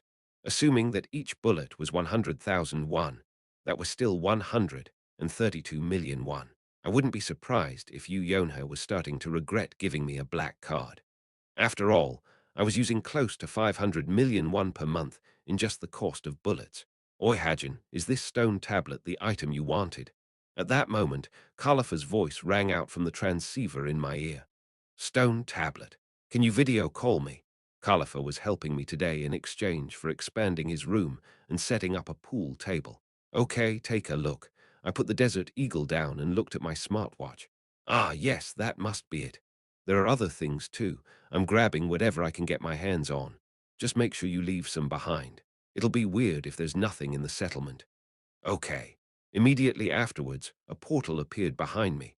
Soon, Khalifa walked out with the stone tablet I asked for, along with a cane, urn, bottles of potions, a magician's hat, and others. So what does this do? I can see what the other items are for, but this is the only one I can't grasp. Khalifa muttered as he examined the stone tablet. You know how goblins like to do ceremonies and rituals? This is a ritual item they created. The goblins in this settlement dreamed of a rebellion. Although they started out by being reared by humans, they secretly dug an underground tunnel and almost achieved an unachievable dream. This stone tablet contained their grand dream. That dream should have been Incheon conquest. They were too ambitious, and their opponent was none other than the Korean government. They simply stood no chance. In any case, I was happy since I got to obtain this unique stone tablet. I see. Khalifa gave the stone tablet to me without further questions. Anyways, then he stared at me with interest. You sure took care of them quickly. I can see why you're a specialist for mass slaughter. You don't need to praise me. Even without me, those high intermediate rank heroes would have been fine, though they would have taken more time, with some goblins running off to the city or hiding nearby. However, I slaughtered them without leaving a single one behind. That was the one thing I was good at. Anyways, don't forget your promise. Of course not. Great. Khalifa smiled and waved his hand before disappearing. I looked down at the ground once again. At that moment, my eyes met Rachel's. No, I was the only one who saw her. Rachel shouldn't be able to see me from this distance. Seeing her after such a long time, my heart beat slightly. Ha! A sigh came out. Was this caused by luck too? Something came up, and I had to bring a helicopter here as well. My original plan was to take care of it quietly with just Khalifa. Well, now that it was over, there was no reason to stay. I should go home and look at the items I obtained. I sat down on the driver's seat of my super helicopter, which had a 43% boost from random consolidation system. For the record, piloting a helicopter was easy. Horse saddle, antique horse saddle used by a nameless cavalryman 500 years ago. If you sit on this saddle, you will be able to handle rides better. The saddle I bought in Clancy Islet applied to every rideable object. A helicopter, of course, was one of them. 1. Yohei has an archaic manner of speech, like samurais from historical drama. Chapter 150, 3 years, 4. After returning my helicopter to Essential Armory, I returned home. Standing in front of the door, I checked my dimensional pouch once again. Of the items Khalifa brought back, I chose to keep some of the useful ones. Ceremonial magic hat. Low intermediate rank magic item. Improves spirit wielding abilities, including rituals and ceremonies. Ceremonial ritual wand. Low intermediate rank magic item. Improves spirit wielding abilities, including rituals and ceremonies. These two items were especially noteworthy, as there weren't many items that were related to spirits. However, these weren't suitable for me. I planned to give them to a cute girl who was much better than me at wielding spirits and would look much better with them. Luckily, I knew someone who fit the bill. Beep beep beep. I inputted the password and opened the door.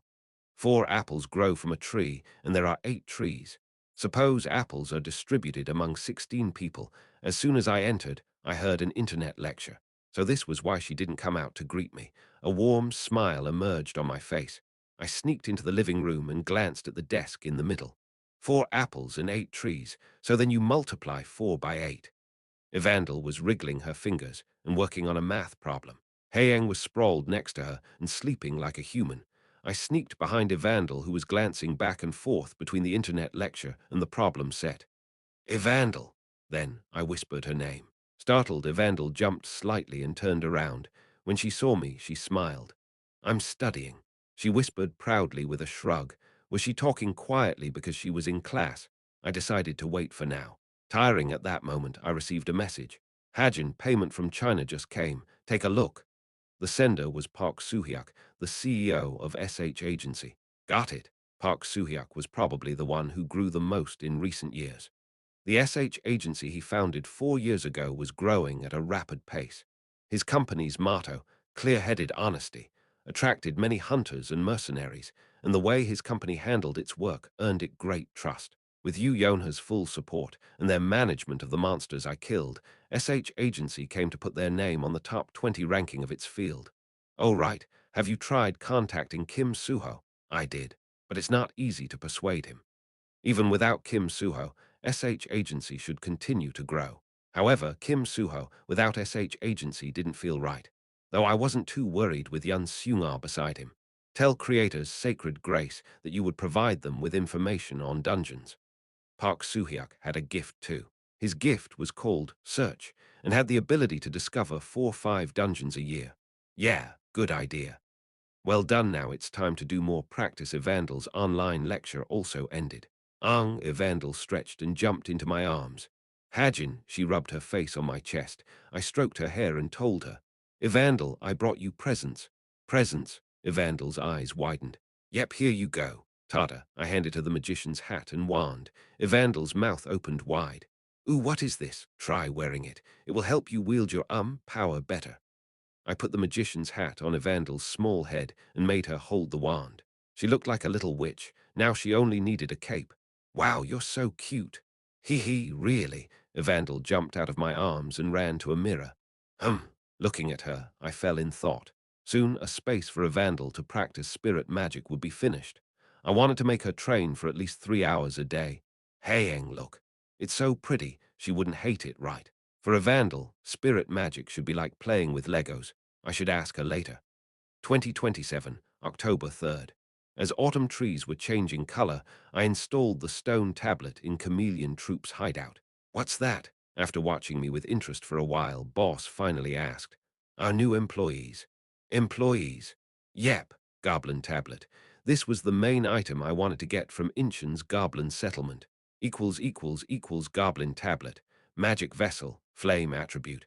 A stone tablet containing the lifelong wish of goblins. Has the ability to permanently summon goblins. Summonable count goblin shaman, 1 goblin, normal. 3. Growth goblins can rank up and become specialized with experience. The number of summonable goblins will also increase. I wasn't sure if it was Aileen or Nicholas. But in the original story, the goblin tablet was used by an extremely lazy high-rank hero. Although this item was extremely practical, it didn't have much use inside my house, so I brought it to Chameleon Troop's hideout instead. Employees. This thing. Boss stared at the stone tablet curiously. Yep, and my only flaw is with appraisal to me. This just looks like a stone tablet with a goblin drawn on it. You're not wrong. I got it from the goblin settlement in Incheon. MN, I saw the news too. I see. I scratched my head. The goblin settlement incident from a month ago was reported worldwide. As it happened in Korea, it caught the attention of many. The videos taken by the mercenaries who ran away only made the matter worse. As a result, the name of Geronimo's Fenrir spread rapidly, netting me a decent amount of SB. But because it wasn't impactful to the main story, it wasn't all that much. Boss, you like coffee, right? What do you mean? Boss slowly shook her head. I don't like anything, especially when it comes to food. You're lying again. Lying? Ahem, you're doubting your boss too much recently. Boss frowned and glared at me. I had no choice but to nod. All right, if you say so. Anyways, I'm planning on making a mini coffee shop too. Coffee shop? Yep, one of these guys will operate it. They'll be in charge of the hot spring too. Boss tilted her head, still unable to understand. I'll just show you. I infused magic power into the stone tablet. Then the stone tablet shone and spat out 4 lumps of light which transformed into goblins. Oh ho, Boss eyes widened. KRRK, KRRR. Nice to meet you, I'm your owner. KRRK, KRR. Be quiet, I'm going to assign you your jobs. I pointed at the smallest and seemingly quickest goblin. You're in charge of cleaning. Then I pointed at the goblin with the prettiest fingers. You're the barista. KRRK. You'll be making coffee. I'll show you how to do it later. I was better at brewing coffee with my dexterity skill, but frankly, it was too annoying. Once Boss tasted my coffee, she would surely get addicted to it as well. Next, you're in charge of the hot spring. The third goblin was in charge of taking care of the hot spring. And you're a shaman. Keruru. The last goblin was holding a wand unlike the others. All right, you'll be the overseer for the other goblins. Since they were summoned creatures, they wouldn't rebel or go against my orders. Still, it didn't feel right to give a shaman the same level of work as normal goblins. Kerara. The goblin shaman seemed to be happy as it laughed. Oh right, if a magician comes by, help him. Keru. Chameleon Troop had a magician too, Harano Arashi, the seat of Brown. He was a master of destruction magic and stronghold creation. Oh ho, this is interesting, Boss muttered, watching the scene with interest. Can I order them around too? Of course. I'm their owner, but they should listen to Boss as well. Tearing at that moment, I got a call from Yonha. Let me take this. Sure, or you come here. KRRRK. This is fun. Leaving Boss behind to play with the goblins, I entered my room. Hello, hello. Yonha sounded a bit thorny. Ah, what's up? Well, you see, I just saw your statement for this month. I felt a pang of guilt. 6,000 bullets and 3 drones. You used close to 1 billion this month. It was more than I thought, but I didn't have any other choice. To create magic bullets, an expensive material called mana crystals were needed. Since I used hundreds of bullets per day on average, the cost could only be astronomical. I thought you said I could use however much I wanted. Well, that's true. To be honest, I don't mind too much. Then why did you call me? I just had a good idea. Do you mind if I use Fenrir's name for marketing? Marketing? Yep. Quite greedy, aren't you? How big are you trying to get? Isn't your pharmaceutical company going public soon, too? I'm still far from being satisfied. Essence of the Strait was growing bigger by the day. No, Yonha was getting bigger by the day, and not in the bad sense. Essential Pharmacy's debut potion blew up, and the other businesses Yonha started were also showing great promise. So, what marketing? Nothing much. We'll just use your name for advertisement. You know, like saying bullets used by Fenrir and so on. Will that even be effective? Of course. Mercenaries surprisingly have clear role models. Once they pick someone as their idol, they have the tendency to use everything he does. I see. Have your sales been bad recently? No, it's the opposite. Our bullet-making technology is improving by the day, and the gun business is always profitable. Guns were the only weapon that ordinary people could use to fight monsters. Of course, no one was able to reach my firepower with guns. I could add ether to my Desert Eagle, which was already amplified significantly through effects added with setting intervention. Well, go ahead. Thank you, no problem. I was about to hang up when Yonha quickly added, "Oh, right, I saw the video of you fighting in Incheon. You looked amazing." I'm hanging up. Even if it earned me SB, I felt uncomfortable being a hot topic. Don't worry, Nayeon is in Beekdu Mountain, so she won't be able to see it. I flinched. No, it's not that. Ah, I'm hanging up now. I have to go somewhere. All right, have fun.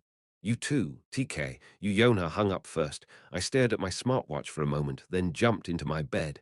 2028, January 1st. A New Year's sun rose up. As is tradition, all sorts of celebrations were being held across the globe. Pandemonium also had an exciting event planned for this holiday. Fight Club. For this event, Pandemonium's famous 10,000 Demon Arena was completely open to the public. I'm surprised you're sitting here so peacefully. As things were being torn apart, crushed, and obliterated on the ground level, the waiting room of the arena's demon rank warrior was completely peaceful. Hello. Are you going to just ignore me? Belle asked Jin Sahyuk, who was lying on her bed and reading a newspaper. What point is there in going down anyways? They're all going to be trash. Jin Sahyuk muttered apathetically. Ehue. Belle scratched his head and sat down on the couch. He suddenly thought back to a year ago. That was when Jin Sahyuk first announced her debut in the arena. At the time, Belle hoped for her to get crushed. He wanted her to learn humility and modesty. However, his wish didn't come true. In fact, it was the opposite. Jin Sahyuk crushed her way through the arena until she gained over 40 victories and obtained a personal waiting room and the title Demon. Wait, you're reading a newspaper? Belle suddenly got curious. Although Jin Sahyuk liked reading books, she never liked reading newspapers. If you're curious, take a look. Jin Sahyuk opened this week's issue of Violet Times. Bell widened his eyes and read its content. == top 10 rookies to watch, New Year verse. Topone, Demon of the Arena, Red Death, to Pitwo, follower of Michael, Kim Suho, to P3, Slaughter Wolf, Fenrir. It was the Violet Banquet's ranking of rookies. As all candidates were judged strictly and rankings were renewed monthly, it was quite a meaningful list. Top 10 rookies. You've been first ever since you debuted. Jin Sahyuk smiled as she stared at the newspaper. Kim Suho second. Then, when Belle mentioned the second-ranked rookie, her face contorted with rage.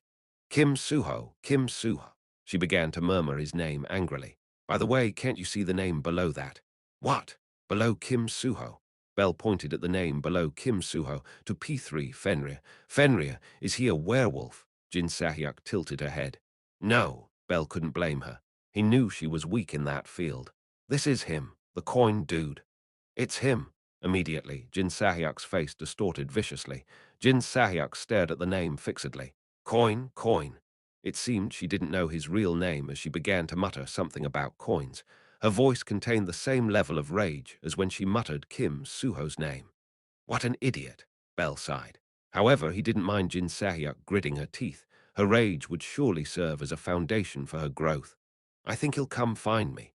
At that moment, Jin Sahyuk suddenly spoke with a somewhat serious expression. Bell sneered. PFT, and why do you think that? I heard there's going to be a huge event in the arena next year. I think we'll meet then. This was something Bell had heard about as well. The owner of Pandemonium Arena announced that he would host a huge competition over an item in 2029. I see. Then you might be right, Bell grinned. Do you have to always sound like an ass? Screw off before I kick you out. Jin Sahyuk had not changed. 2028, March 1st. Third-year cadets finished their apprenticeships. Rachel stood in front of Essence of the Strait's entrance. She was saying goodbye to her comrades who had laughed, cried, and sweated with her for the past year. Ha! Although she steeled her heart before the day began, now that it was time to leave, Rachel couldn't help but sigh. Many people she got to know were in front of her. Team leader YunSeo-jin and vice team leader Jeon Yoa, who guided her for a year. Her past classmates, Rose, Yi-Jiun, and Yohei, who were now official members of Essence of the Strait. And finally, Yu Yonha. Rachel was filled with regret and sadness. Before she realized, she had gotten close to everyone. Coming to terms with this revelation, Rachel smiled bitterly and straightened her posture. Thank you for everything. Then she bowed respectfully as was taught by the royal court. Goodbye. See you. I'll come visit, Yu Yonha, and everyone else waved their hands at her. Rachel replied with a smile and turned around. A limousine had come to pick her up.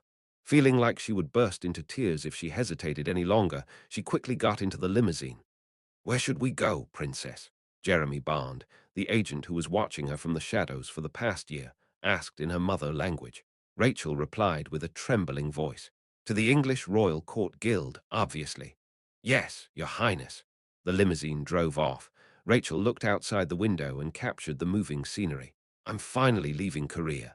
Feeling sentimental, Rachel took out her smartwatch to play a game and get her mind off of things. However, one mercenary's trending name caught her attention. Geronimo's mercenary, Fenrir, had defeated yet another army of monsters. I'm hearing a lot about him recently, Rachel whispered to herself. Kim Hajin had chosen to become a mercenary. Showing shocking results, he had already become famous throughout the world. Of course, more people knew him by his title, Fenrir, than his real name, which had not been released officially. He never contacted me. He said we would meet often, that he'd come visit me in England. Was everything a lie? Rachel pouted but soon acquiesced.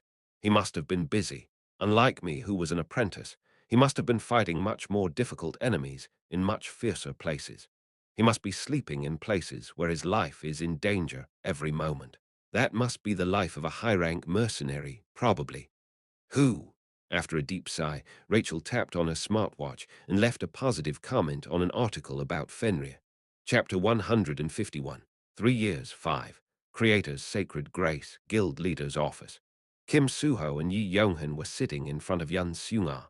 However, all three parties present seemed to have their own worries as their expressions weren't good. Here, it's the official application form. YunSeo-jin initiated the conversation as she put two application forms on the table. Kim Suho and Yi Yonghan picked up the forms simultaneously. Creator's Sacred Grace application form. Starting salary of 400 million won plus performance-based benefits.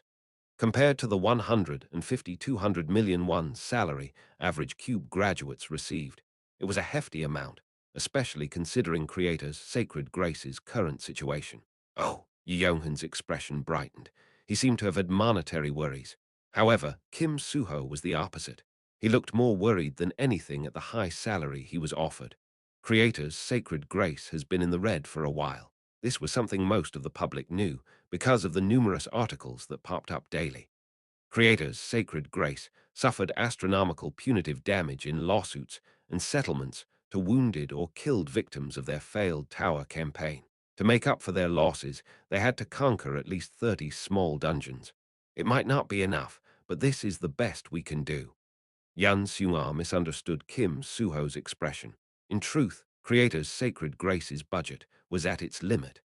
Not only could they not afford to give out any more, some of the amount that was offered also came out of YunSeo-jin's pocket. No, it's fine. I'm happy too with this amount. Kim Suho didn't say anything in consideration of Yun Seung-ar's pride, and Yi Yong-han signed the form satisfied. Great, then you can go take a look at your assigned offices. Yes, yes. Kim Suho and Yi Yong-han left, and Yun Seung-ar was left alone in her office. Ha! She let out a deep sigh. Money, money, money. This word continued to haunt her from all directions. She never thought money would be a problem she had to face, but the amount of debt she incurred in the past 2 years was 5 billion won. My net worth used to be 5 billion won. Yun Seung-ar laughed self-mockingly and picked up her phone. She no longer hesitated to make calls to borrow money. Her pride was long gone from all the bank trips she had to make in the past 2 years. Rather than worrying about today, she was more concerned with figuring out how to survive the next day. Tearing, hello, hello, Annie. Oh, what's up? It's me, Yun Seung-ar. I know. Ha ha ha, right. Yun Seung-ar laughed awkwardly. After hesitating for a bit, she chose the easy way out. How have you been doing lately? Anyways, do you want to reconsider? We still have seats open. Aileen quickly made a counter-offer. Taken aback, Yun Seung-ar was at a loss for words. Why do you care so much about that guild anyways? Do you want to be a guild leader that much? Even when you have to go through so much? Last time I checked, your guild was still at rank 20. It's rank 13 now. We recovered a bit. Plus, it's been my dream to become Creator's Sacred Graces guild leader ever since I was young. I achieved my dream, so Annie. What? Thanks to what Aileen said, Yun Seung-ar's tension loosened. She decided to be a bit more shameless. Can you lend me some money? 2028 June. Because of the silver moon phenomenon, monsters all over the world began to go wild. Governments began to issue a state of emergency and ordered guilds to destroy monster habitats. Creator's Sacred Graces hero, Kim Suho, showed fantastic results. He destroyed a settlement of blood bears located in Suwon's mountain range and became the youngest intermediate rank hero as a result. Soon afterwards, Shin Jong-hak achieved a similar result and also became an intermediate rank hero. 2028, August. Essence of the Straits businesses, Monster Corpse Dismemberment and Refinement, and Mana Crystal Refinery were founded. Even in Korea, these two factories contained state-of-the-art mana technology. We'll start the ribbon-cutting ceremony. The opening ceremony was grand. Essence of the Straits Guild leader, Yoo Jin-woong, its vice leader, Yi Jin-ah, SH Agency's CEO, Park Soo-hyuk, the mayor of Yeojangbu, and Yoo Yeon-ha were all present. Clap, clap, clap. Along with a roaring applause, the ribbon-cutting ceremony ended. Good work. Yoo Yeon-ha shook hands with Park Soo-hyuk. These two factories were made possible thanks to Essence of the Straits' partnership with SH Agency. SH Agencies, numerous hunters provided them with monster corpses, making the cost of production much cheaper. So from now on, we should transfer all the monsters Fenrir kills to this place. Yes, but in front of me you can just call him Kim Hajin. Yes, understood. Then I'll take my leave. Yes, see you later. After giving Park Soo-hyuk a warm smile, she approached Yoo Jin-woong, who was waiting for her by the limousine. 2028, October. The number of aerial and oceanic monsters exploded. Because of this sudden increase, island countries like Japan and England were greatly impacted. A portion of England's islands and Japan's Kyushu Island were immediately designated as intermediate rank danger zones. 2028, December.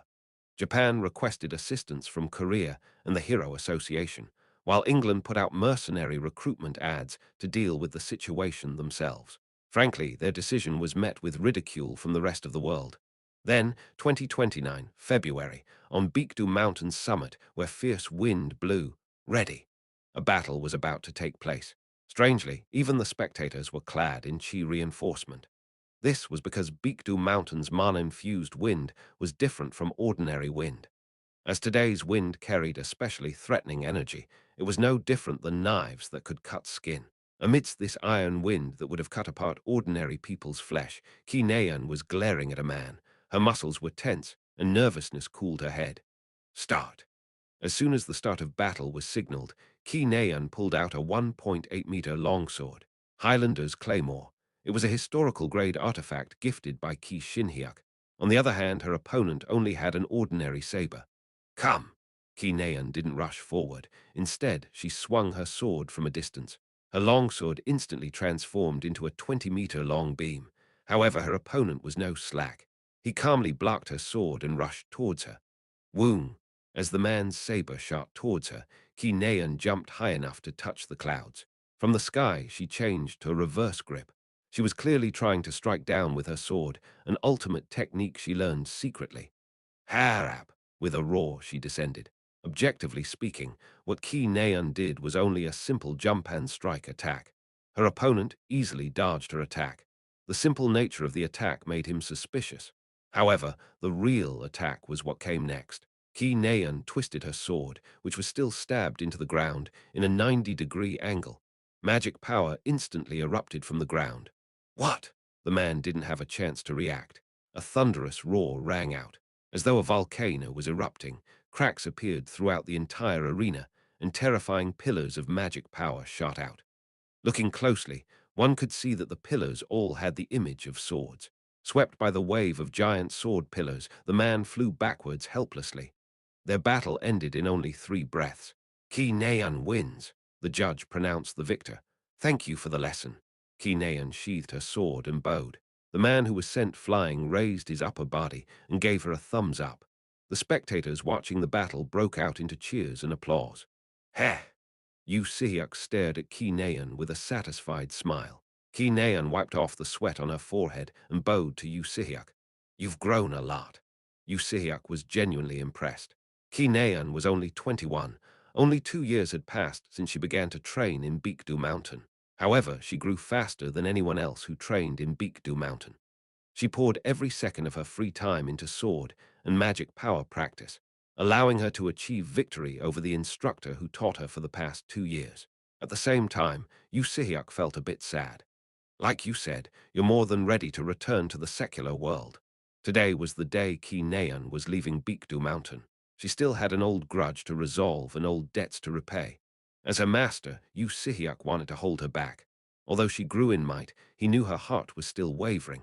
However, Ki Neon was firm in her conviction. Kwang. After putting her sheathed sword down, she bowed. Thank you for everything. Yu-sehyuk stared at her with a somewhat dissatisfied look. Then he decided to ask her one last question. Do you really plan on joining a guild? With Yu-sehyuk's recommendation, Ki Neon was able to become a hero without going through an apprenticeship. However, Yu-sehyuk knew Ki Neon well. For the work she wanted to do, being a mercenary was more suited than being a hero. Yes. Even so, Ki Neon nodded firmly. The twisted smile on her face bothered Yu-sehyuk slightly. If you want, I can introduce you to the vast expanse. I will have to decline that offer. Why? You sure have many questions. What do you say? Heh, Ki Neon smirked. It's been my dream to become a hero, so it's only obvious. I don't want to give up on it with lame excuses. She remembered hearing about it, that it was foolish to give up on a dream because of a man. She agreed with it 100%. Out of spite, out of refusal to lose, she planned to become a hero. Fine, then pack your belongings and leave. I assume you can go down by yourself. Of course. Yu-sehyuk turned around to hide his hurt expression. Ki Neon remained bowing as Yu-sehyuk walked away. Coon. Ki Neon didn't raise her head until her master's office door closed shut. You're the best, Annie. That was amazing, Nuna.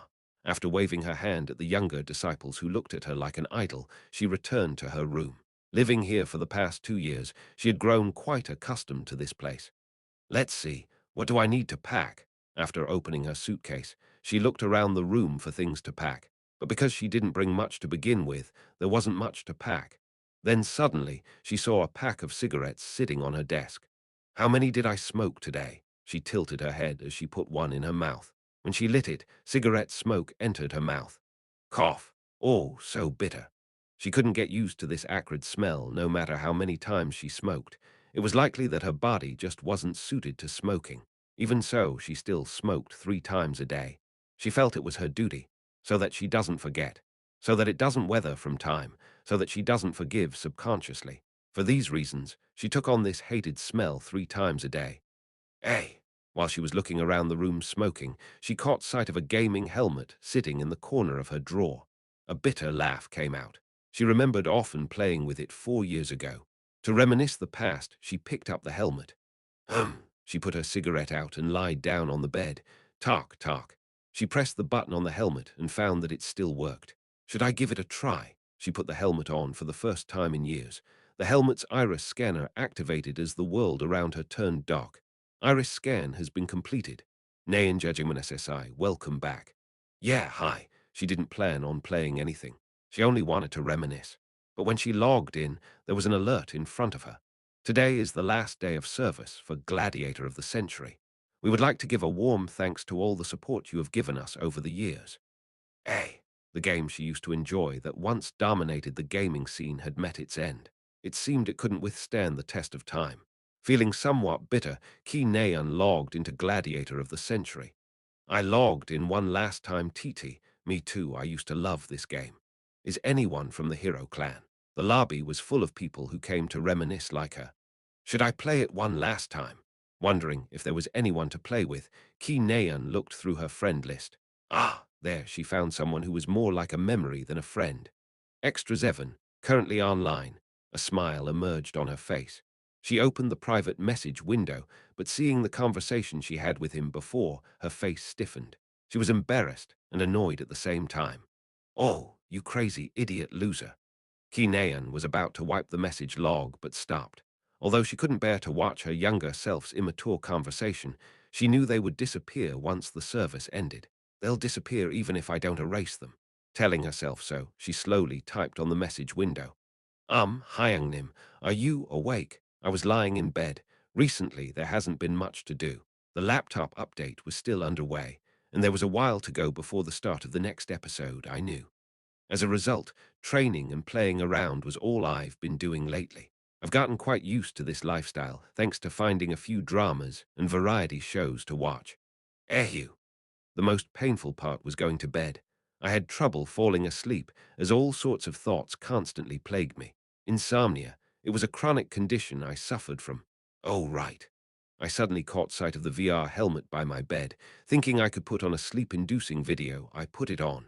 As soon as I entered the lobby, an alert popped up. Today is the last day of service for Gladiator of the Century. We would like to give a warm thanks to all the support you have given us over the years. Ah, so this is disappearing too. I suddenly realized how much time went by. I remembered playing this game a lot in the past. I even made a friend. I never said goodbye as I naturally stopped playing the game when I got busy. Curious, I logged in. A lot changed, huh? I was put into a waiting room which didn't exist in the past. It seemed the game developers did everything they could to not fall behind. Looking around here and there, I reminisced on the old features and observed the new ones. Hyungnim, are you awake? Ding. Suddenly, I received a message. The sender was Nayan Jajingman. I immediately recalled the past. To be honest, I was happy to the point my drowsiness washed away. Yeah, I'm awake. It's been a while, man. Kork Hanus, I think so too.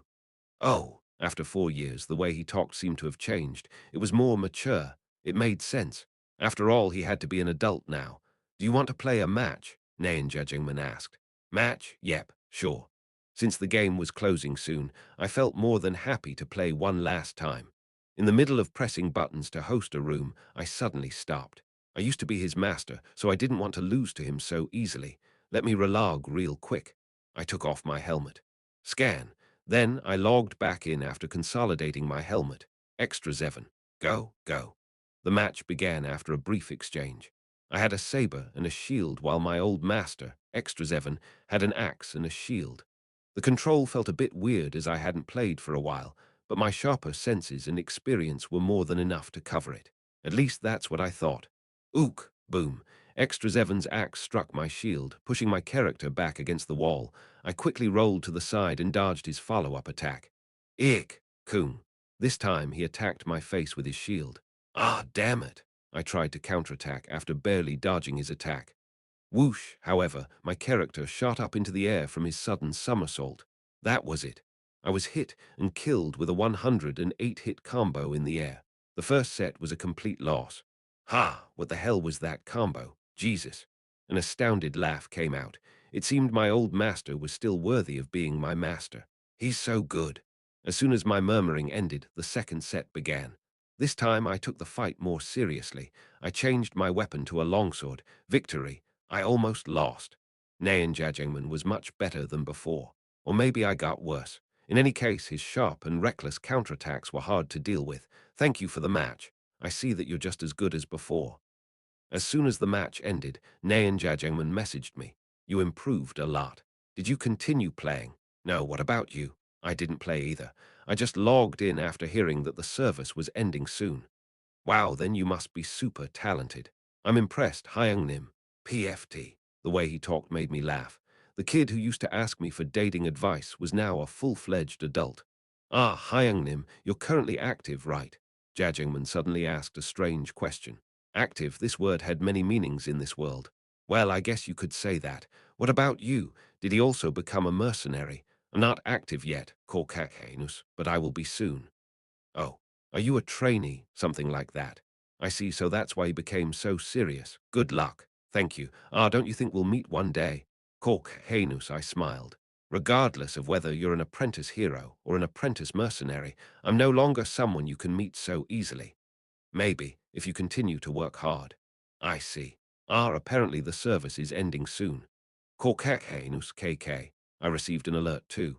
The service will end in 30 seconds. I smiled bitterly and slowly typed my goodbye. Good luck. Be happy. Jajangman's reply came instantly. It's too late for me, but be happy too, Hyung Nim. I wanted to reply to him.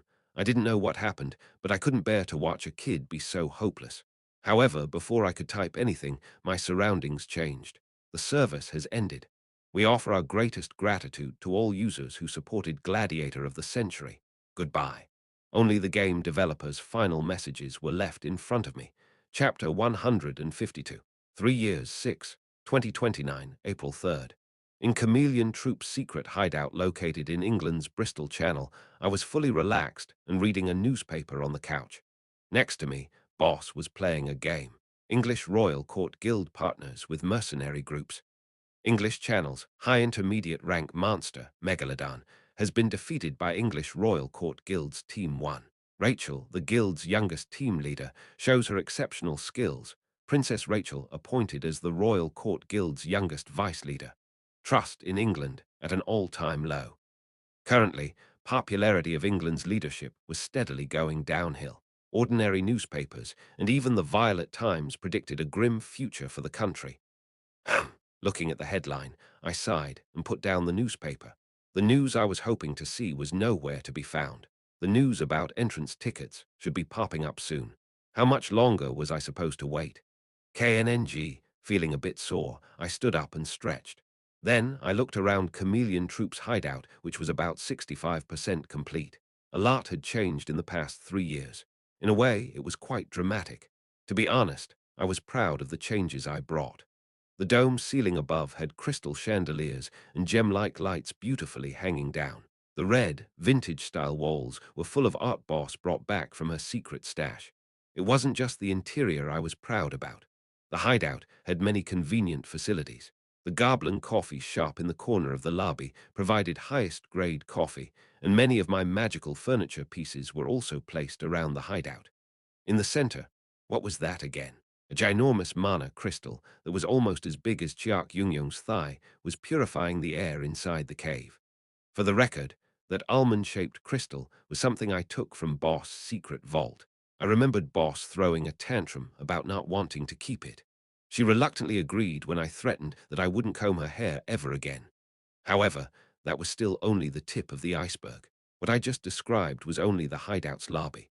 Outside the lobby, there was a hot spring, a shooting range, a training room, a library, a game room, a cafeteria, etc. Hoo-ha-ha! The door to the lobby suddenly shot open, and a giant stormed in. Boss, who was playing a game on the couch, looked up with a frown. It's crazy out there, boss. Did something happen outside? Oh, newbie, you're here too. Jack Yungyong smiled brightly as he held something up. It was a sea monster twice the size of his body. Monsters underwater are going crazy. Jeong, what is that? A sea monster. This blind bastard kept bumping into me, so I hooked it up. It's a blue ocean fish. Blue ocean fish. It was a delicious species of fish that was classified as a fish rather than a monster. Hearing these 3 words, Boss smacked her lips. Then she glanced up at me. She was clearly telling me to cook it for her. Blue ocean fish, huh? I started cooking for Boss 3 months ago, mostly because controlling her with just combing her hair could get difficult.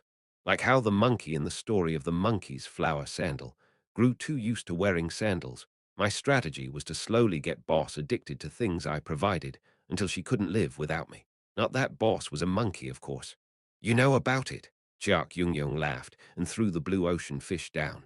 For the record, other members didn't know I was good at cooking. Because I was too lazy to cook for everyone, I only revealed it to Boss. She considered it special treatment and enjoyed it. You can keep this guy in the fridge and eat it later. Hearing his kind offer, I looked down at the blue ocean fish. I wasn't sure if it was still alive or spasming out after death, but the way it violently flopped around was scary. Boss, come out if you're bored. It's really fun. I'm fine. You can enjoy it alone. Hee hee, don't regret it later. Jiak Yungyong's latest hobby was fishing. Because having to use the portal was too troublesome, I created a secret pathway connecting the hideout to the ocean. Obviously, it was covered with an illusion magic and a fortress-grade seal to prevent outsiders from recognizing it. Ever since Jiak Yungyong took a liking to it, he's been using it once a week to go fight sea monsters. I remembered him saying something about wanting to overcome the restraint of the ocean. Anyways, I'm going back out. Jiak Yungyong left the lobby. KOONG, he should really stop slamming the door close. Oh, right. Jiak Yungyong quickly came back in. I almost forgot. Oi, Bling, give me an Americano. The barista goblin quickly reacted to Jiak Yungyong's command. As expected of a barista with a year's worth of experience, the goblin named Bling made an Americano in the blink of an eye. Perfect. Gulp, gulp. Jiak Yungyong emptied the 2-liter cup in only 3 seconds before leaving. Guys, when I clapped, the 6 normal goblins gathered around the blue ocean fish. KRRK, Kururu. The goblins discussed which part of the fish to grab, then ended up equally putting it on their shoulder. Newbie, Boss, who was watching from the couch silently, suddenly asked. For some reason, she was already drooling. Yes, when is breakfast? Boss was honest when it came to food. In fact, most strong people were like that. They could rein in their sexual desire or desire to sleep, but they couldn't withstand hunger because of their body's high metabolism. 30 minutes later. I see, SSB. Boss nodded with a look of anticipation. I grinned and turned on my smartwatch. Just in case, I checked Violet Banquet for any news on entrance tickets, but the only thing that popped up were tickets to amusement parks. Disappointed, I checked the trending topics. Fenrir unseen for 6 months. Was he just another seasonal mercenary? There was another article about Fenrir. When I was active, they criticized me for using my gift for money, but now that I wasn't, they were berating for a different reason. I skipped the article and checked the comments. Rashel for 118. Then what? You expect a mercenary to work for free? I'm sure Fenrir is taking a rest because people like you keep bothering him. PFD. As I expected, there was another comment from Rachel. Was she looking at online articles all the time? Click. I liked the comment without much thought. Then suddenly, a light bulb went on in my head. Oh, right. The Royal Court Guild was fated to obtain entrance tickets faster than other guilds. When it came to entrance tickets, their rank was the most important. Still, it was nice to have extra tickets, since I was also worried about England's situation, which was worse than what I predicted. Boss, I have an idea. Staring at Boss eyes, I began to choose words for a negotiation. But regardless of what my idea was, Boss was likely to agree with the blue ocean fish being my negotiation tool. April. The Royal Court Guild greeted its new apprentice heroes. In any other year, England should be booming with tourists who would come to enjoy its beautiful spring. Ha! The weather was great, but the Royal Court Guild's vice leader Rachel was sighing. I didn't learn any of this in Cube. She became the youngest vice leader because the previous vice leader was scouted by a guild in Korea. As the position was practically pushed onto her, she didn't know what to do with the heavy responsibility she now had. England and the Royal Court Guild's situation was that bad. Rachel didn't blame the vice leader who ran away either. Heck. Rachel scrolled through the emails on her computer screen and sighed. Thank you for contacting Desolate Moon. We received the Royal Court Guild's request for aid, but military negotiations should be done through the association. The Royal Court Guild's requests for aid were all declined. Of course, as the above example showed, not all were flat-out rejections. In fact, most advised to request aid from the Hero Association. However, Rachel knew all too well what that meant. Once the association was brought in, the Royal Court Guild would lose too much influence and control. just like how Roten Corporation schemed to take control over Clancy Islet. The association was likely to ask England something similar. England couldn't afford to set its house on fire to catch a flea, though the flea was absurdly big. Sylvie, how many representatives are we scheduled to meet today? Rachel called her personal secretary. 13 in total. 11 of them are already waiting in the building. When the number of monsters exploded, the Royal Court Guild decided to partner with mercenary groups. It only made sense as they were separate from the association's influence, so most of them are here. Of course, as the number of monsters in England increased, the Royal Court Guild and its heroes would gain more experience. Then, their guild ranking would naturally go up, and they would have more monster corpses to use for research and development. However, the question was whether England had the power to overcome the odds. Shall I send them in? Yes, one at a time. England, London outskirt. Ordinary citizens were full of tension as they walked around the streets. Nowadays, they didn't feel safe even in their country's capital. The monsters living in River Thames were too ferocious. I'm going to leave the country for a while. Where are you going? Korea. My older brother has residency there. He's not in Seoul, but it should still be safer than here. Ah, I'm jealous. They didn't sound too hopeful either, as they worried about their country's future and their loved one's safety, almost as if to confirm their worries. Whining, whining. The siren suddenly went off, alerting that monsters had invaded. At the same time, a manhole in the middle of the street shot open, and monsters began to climb up.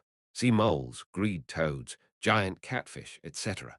They were all low-rank, low-intermediate rank monsters, but not only were they too much for ordinary civilians to deal with, there also were just too many of them. Ooh, Ewok! Monsters that popped out of the manhole quickly took over the streets. Flashing their bloodthirsty eyes, they chased people who were running away. The civilians did all they could to avoid being devoured. However, without guns, even low-rank monsters were too much for ordinary people to handle. Ribbit, a greed toad, jumped on top of a woman. Let me go. She punched the toad's face, but it was futile. The toad opened its mouth with a cheeky smile. It was then, boom, the toad's head suddenly exploded. Ooh, ooh. A mysterious attack saved the woman. Suddenly being covered with the fluids of a monster, the woman was unable to properly assess the situation. But knowing that she was saved, she began to escape. At that moment, another monster jumped towards her. This time it was a sea mole. Giarara. Ah, however, the sea mole's head exploded before it could even touch her.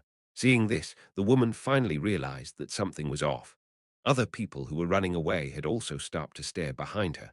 The woman followed their line of sight and turned around. Streaks of light were raining down from the sky. It was a scene she had seen before in a YouTube video. Tujujudu, bullets that obliterated monsters. This terrifying barrage of bullets was lighting up the sky as it annihilated hundreds of monsters. From the onset to the end, only 3 minutes passed by. The screams of chaos ringing out from the streets were long gone. Wow, my God. The civilians were all staring at a single man who was sitting on a bike. Because of his helmet, no one could see his face. Vroom, his bike roared. While everyone stared at him in awe, he quickly disappeared. That must have been Fenrir, a motorcycle enthusiast who loved to slaughter monsters with a mystical gun. He was a mercenary who was famous even among ordinary people.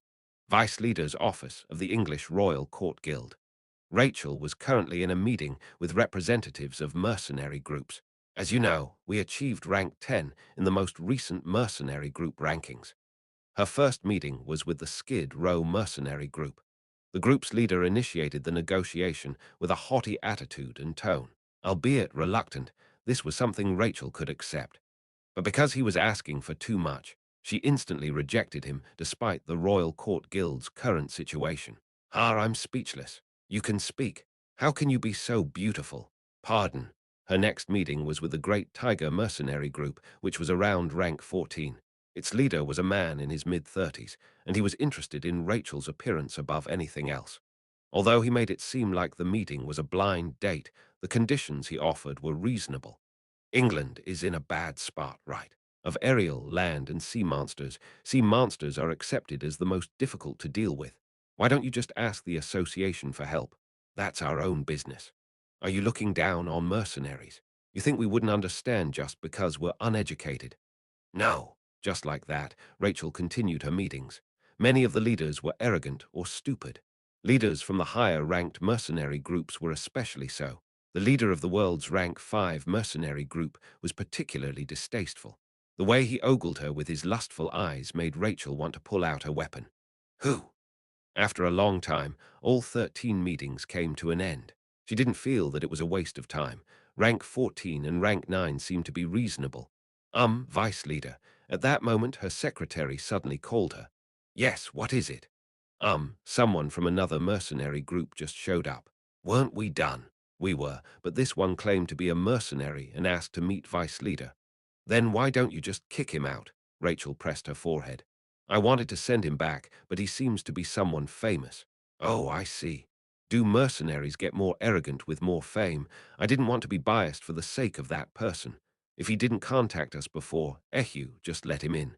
It's not like I'll lose anything by seeing another person. Understood. The secretary replied. Rachel let out a deep sigh as she tapped on her desk. After about 5 minutes, talk, someone knocked on her door. Come in, Rachel spoke with an exhausted voice. Kick, the door slowly opened, and heavy footsteps rang out. Rachel slowly raised her head. She saw the mercenary that just entered. It was a man clad entirely in black. His hair was in a clean pomade style, and his well-kempt beard made him particularly handsome. As soon as Rachel saw him, her eyes widened. It was only natural. Despite the slightly different aura he had, Rachel was too familiar with him. It's nice to meet you. The man greeted her casually with a charming baritone voice. Then he sat down in front of her naturally, exuding a pleasant scent. Because of their sudden reunion, Rachel was at a loss for words. Her voice didn't come out. Her 5 senses seemed to have frozen. I'm Geronimo's Fenrir. Rachel was unable to tell whether the man knew of her plight. However, she saw the warm smile he had on his face. Chapter 153.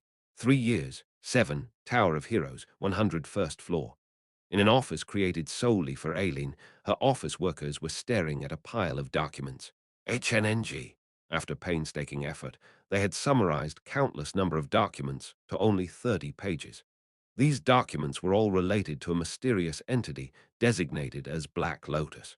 This is all we have on him, Aileen asked as she glanced at the summarized documents. Black Lotus, the new black color of that group and the one who caught Aileen's attention.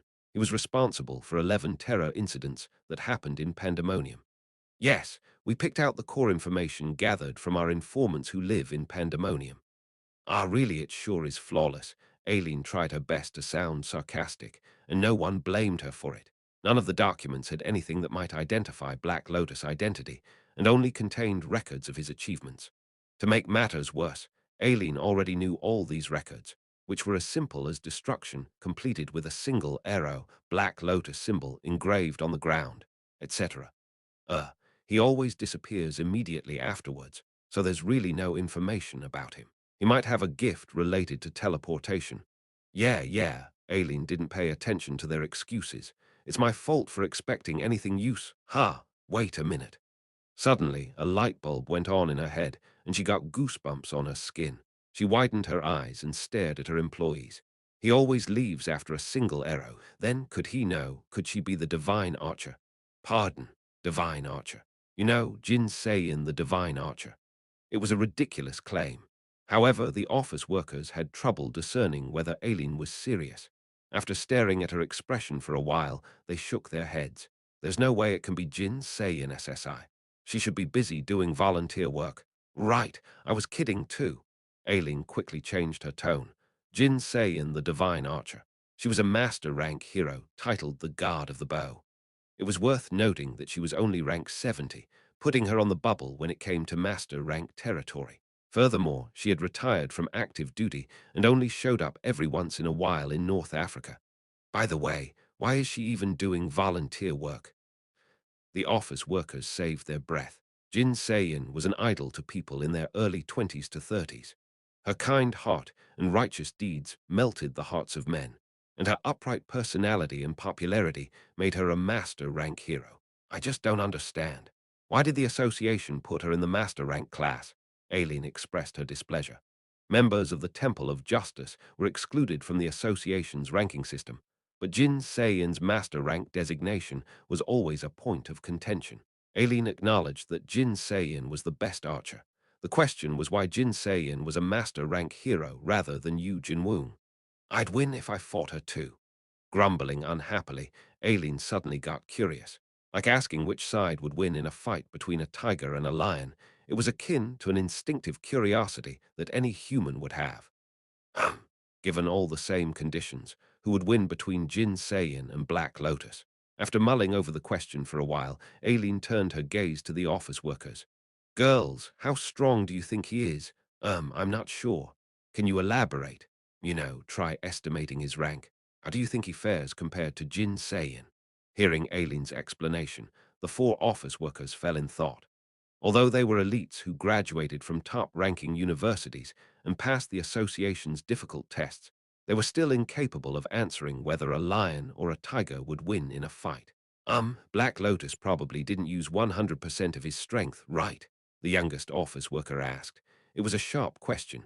Aileen rubbed her chin and mulled it over. Black Lotus' arrow was undoubtedly powerful. There wasn't a single target he couldn't destroy with a single arrow. Let me think. In reality, archers had difficulty amplifying the power of a single arrow. At the same time, it was what they desired the most, as archers wanted to finish off their enemies in one blow. Otherwise, their location would be found out. Without a warrior to protect them, they would then be in great danger. There was a reason archers had trouble doing this. Pouring too much magic power into a magic arrow made its form fainter and harder to control.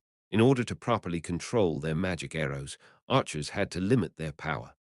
40%. However, Black Lotus always managed to obliterate his target with one arrow. This meant that his control over his arrow was superb, which also meant that he didn't use his full power.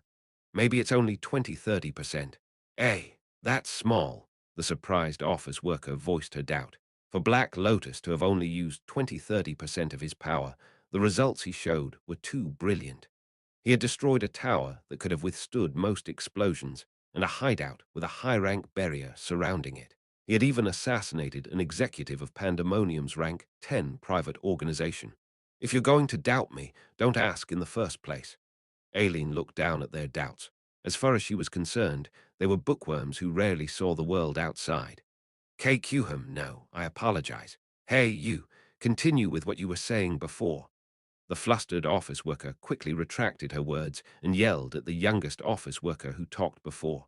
Ah, yes. So assuming that we've only seen 25% of Black Lotus' full strength, the youngest office worker furiously typed on her laptop, performing complex calculations. When she arrived at the answer, her expression turned pale. This? What? Hurry up and say it. Well, in terms of numbers, he's at the level of a master rank hero. Really? Everyone in the office was surprised. Yes, the estimated value of the magic power explosion he caused is similar to divine archer Jin Se-in-nim's crystal arrow, which she used to defeat the basilisk 3 years ago. Ooh. Where did she learn how to do this? Aileen smiled. That's interesting. Remember that this is only theory. Still, it's interesting. Aileen was suddenly filled with anticipation. Two archers aiming their bows at each other, letting go of their bowstrings in high tension, two arrows shining in different colors and flying towards each other, and the final clash. Frankly, she hoped Jin Se-in would lose. Aileen didn't like women who always acted kind, noble, and refined. All right, that's it for today. You can all go home. Yes, thank you. See you tomorrow. The office workers smiled brightly and bowed. Yeah, see ya. Aileen was certainly a boss with many complaints and outbursts. However, she was still popular with her subordinates because she let them go home early. Rachel had changed a lot in 3 years. She now had a perfect V-line after losing her baby fat, and her innocent eyes looked more mature. Was it because of all the trouble she faced? She had a thin, dark circle under both eyes, but even that looked charming on her. It's been a while, Rachel stuttered. Although many things had changed, her voice was still the same. Yeah, I replied simply. Then I purposely stayed silent. I was curious how she would react. MMN. Her fidgeting hands were toying with her computer mouse. Seeing this awkward side of her, I couldn't help but laugh. Why aren't you talking? Is it because I came too late? Why, yes. Ah, no, that's not it. Rachel suddenly froze and looked straight at me. Meeting her eyes, I waited for her next words. Your beard, you grew it out. However, what came out of her mouth was something I didn't expect. "Oh, this." I rubbed my chin. I had a cool nickname like Fenrir, but because Ether kept making me look younger, I grew out my beard. In a way, I looked like Western movie stars. Oh, and for the record, it wasn't a goatee. A famous barber trimmed it for me. Does it look weird? I found the son of the master barber I met in the past. Although he wasn't as skilled as his father, he was also working as a barber. No, it looks great. That's nice to hear. Thanks to him, I was under a zero point 0.4 point charm buff. Since I was meeting Rachel for the first time in years, I put in some extra effort, but I'll shave it off soon. Eh? And no, it really looks nice on you. Really. Rachel waved her hands, and I smiled. Sometimes when I saw myself in the mirror, I arrogantly thought I looked like Jake Gyllenhaal. But because Evandel didn't like it, I planned to cut it off soon. Anyways, I heard you were taking a break from mercenary work. Rachel carefully changed the subject. I've been busy with other things. For the past 6 months, I was focused on the Chameleon Troops missions. Robbing a rich djinn, hunting a jewel whale in the deep Pacific, destroying hideouts of Pandemonium's organizations, etc. I tried to make the chameleon troop attack djinns as much as possible. Well, we can catch up on personal matters later. For now, let's talk about our partnership. Ah, yes, wait, partnership. Rachel's eyes widened. Of course, that's why I'm here. I smiled. Don't you remember? I said we'd probably work together through a mercenary partnership. Right, I remember. It didn't look like she remembered, but she nodded excitedly anyways. It's coming back to me. It was really sunny that day. It was raining. I narrowed my eyes and glared at her. All right, it was raining. I got confused for a moment. I'm kidding, it was sunny.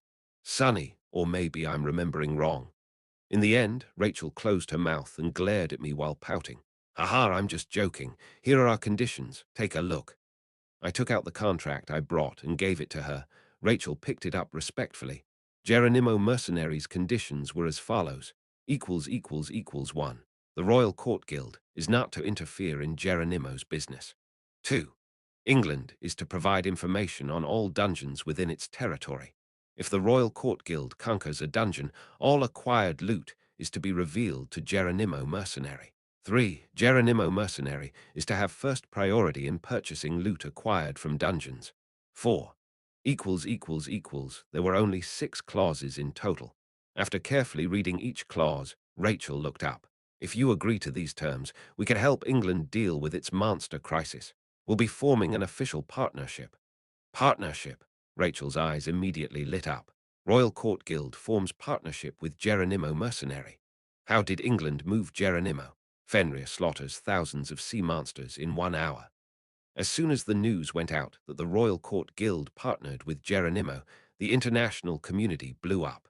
Headlines all over the world reported on England and Geronimo's new relationship, and the Royal Court Guild's stocks skyrocketed.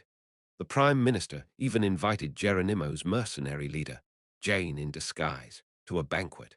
Additionally, Rachel was appointed as the successor to the guild leader for her achievement in this negotiation.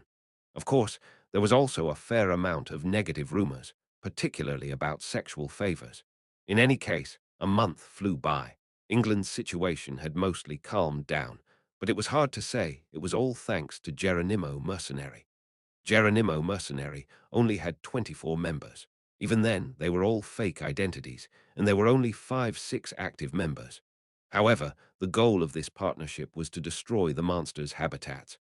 Once the habitats were destroyed, monsters would naturally stop reproducing, and over time, the increased monster count would naturally dwindle. In only a month, Geronimo destroyed 6 habitats of sea monsters, a feat Chiak Yungyong achieved alone.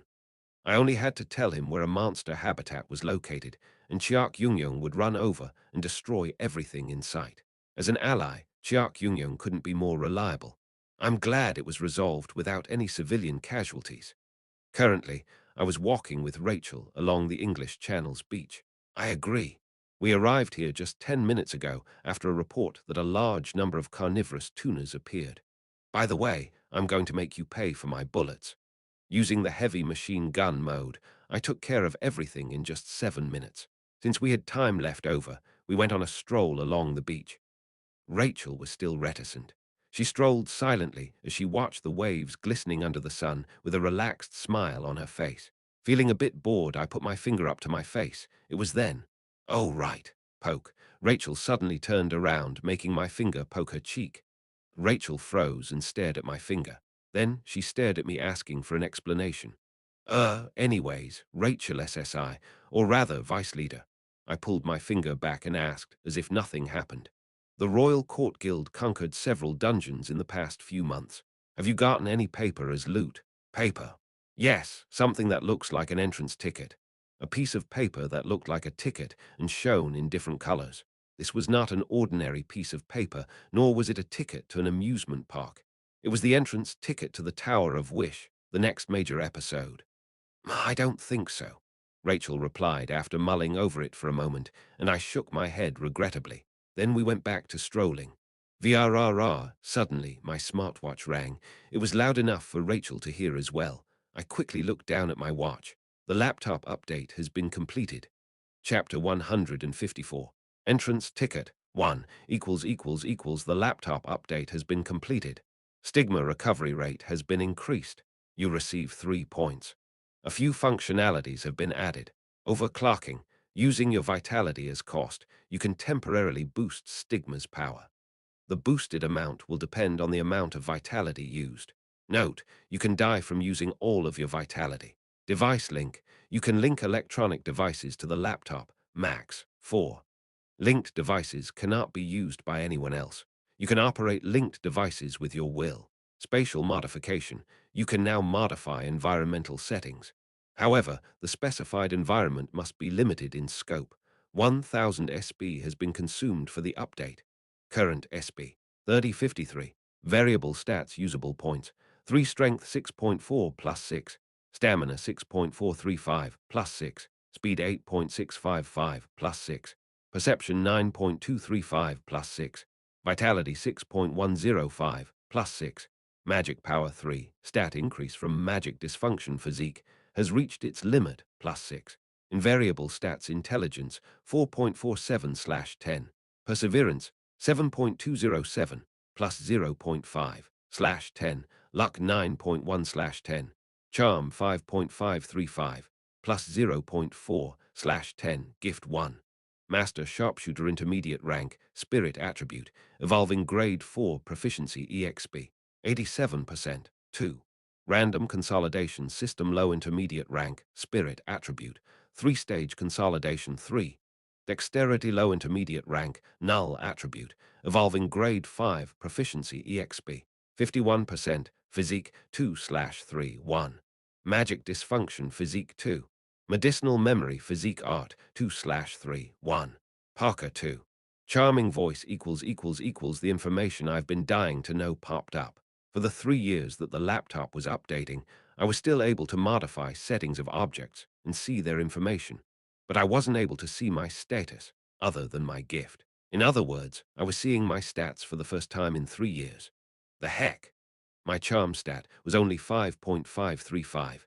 Aesthetic greed raised by charm by 0.002 points every 24 hours up to a maximum of 1 point. I also made sure to use random consolidation system on ether every day, so my charm increase should have been much bigger. Well, I guess that's how it got to 5.535, since it was originally around 4.1, assuming I was getting an average of 40% on each consolidation. 5.535 points came out exactly. Oh, for the record, I used 1,500 SB 1 year ago to raise random consolidation system's maximum limit to 54%. But even with all that, and the charm buff I got from the barber, my charm stat was only at 5.935. For some reason, I felt a bit bitter. Jake Gyllenhaal, you're too far away. Of course, I wasn't being all that serious. It was just a little self-evaluation that everyone did once in their lifetime. What's wrong? Seeing that I was staring at my smartwatch in a daze, Rachel asked.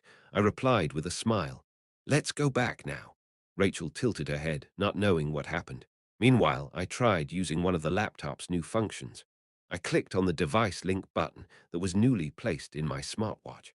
After scrolling through the list of available devices that I owned, I clicked on a picture of a motorcycle. Kim Hajin's Augusta Vigilante has been found, device link complete.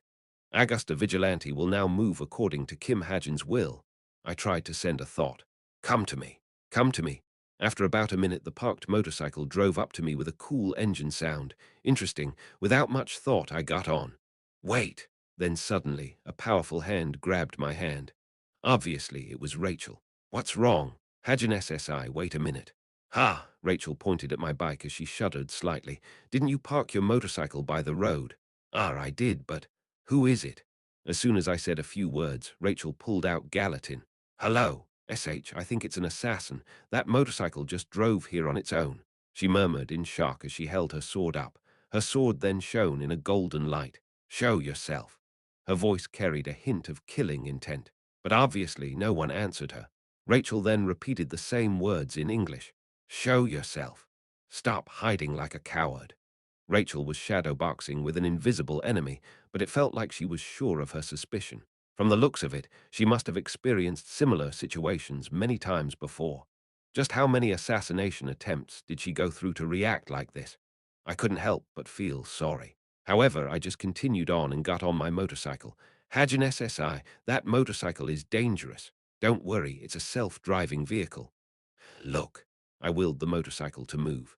At the same time, I voiced out my command for Rachel. Make a circle around us. Vroom, vroom. The motorcycle began to run through the sand at a frightening speed.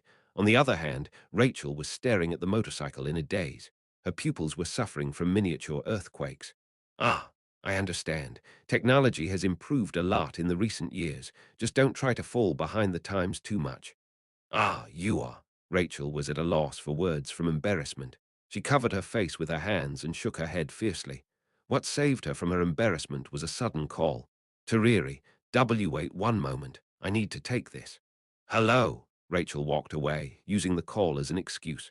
The call didn't last long, and she quickly came back with a serious face. Hajin SSI. Yes. Apparently, strange papers came out of the dungeon we conquered. 1 week later. May Guild rankings, the English Royal Court Guild on the rise. Essence of the Strait maintaining rank 1 for 3 consecutive months. Creators Sacred Grace, on the verge of revival. Kim Suho and Yi Yonhan, the world of heroes is watching them. Inside a luxury limousine, Yu Yonha was reading the Violet Times along with an ordinary newspaper. HNN. For some reason, Yu Yonha was pouting. She was jealous. The English Royal Court Guild entered the top 20 with the help of Geronimo, but this partnership was something Yu Yonha wanted for Essence of the Strait. It was just that she never had the chance to bring it up with Kim Hajin. We're here. The limousine stopped. Yu Yonha glanced outside the window. She could see a luxury cruise ship anchored to Han River's dock. Today, she had planned a gathering for Noble Society. Thank you, Noble Society. It was the name of a friend group Yu Yonha made. She had started it as a fun project before she entered Cube, but starting from her second year, she began to expand the group proactively. First, she invited high-ranking officials with the help of her father. Then, she donated to universities and charities under Noble Society's name.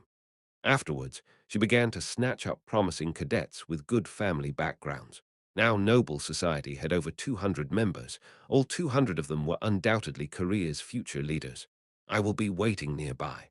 All right, Yu Yonha got off. Tack, tack. Walking with high heels that she was used to wearing by now, she arrived at the entrance to the cruise ship. The ship's guards recognized her and let her in without verifying her identity. Yu Yonha then walked on board. She scanned the deck and quickly noticed a guest who had arrived early. This guest was leaning on the deck's railing and staring intently at something. Yu Yonha held her bitter heart and slowly walked up to her. Nayan, you are. Startled, the guest turned off her smartwatch. The girl unnaturally leaning against the railing was Ki Nayan. Oh, hi. What were you doing? Yu Yonha glanced at Ki Nayan's smartwatch. And nothing. Although that was what Ki Nayan said, Yu Yonha quickly found out about it through her own smartwatch. Master, a user by the nickname Imgasu, requested for a background check on Kim Hajin as well as his current whereabouts. For now, we've put the request on hold. Yonha read the message she received and looked back up at Ki Nayan. Hooey, she was whistling with a cold sweat. Yonha forced herself to smile. She had already heard rumors that Ki Nayan was looking to investigate Kim Hajin. She also knew that Ki Nayan was scammed a dozen times because of her low violet banquet rank. Do you want to come inside? I prepared a private room. Why, yeah. Yonha led Kinean to a private room she prepared for her close friends. What is this place for? We can hang out here. You don't like parties anyways, right? The other guys will come soon.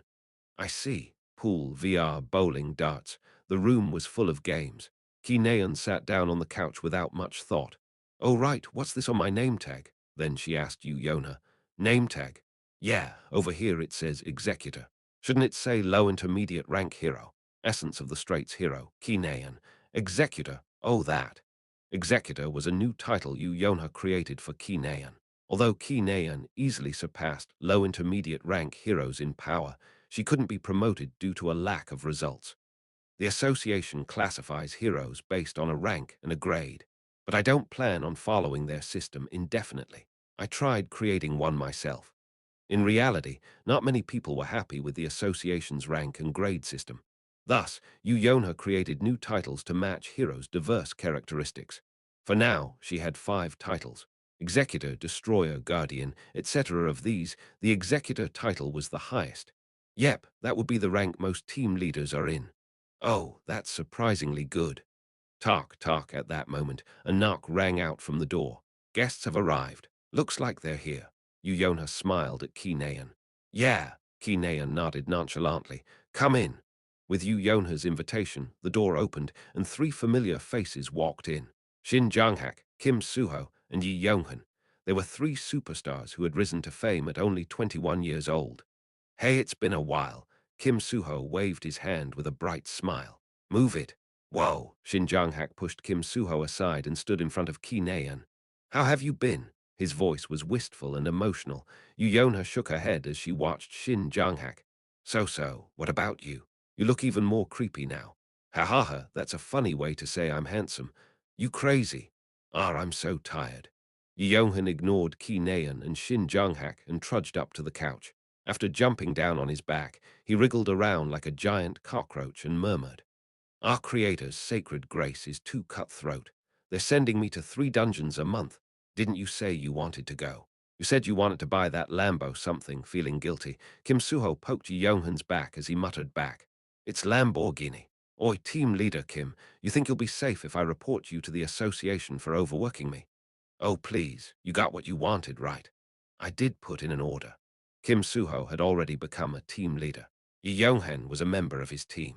When there was a big difference in rank between 2 people who joined a company or guild at the same time, there were often minor tensions that broke out between them. However, there was nothing of the sort between Yi Yonghan and Kim Suho.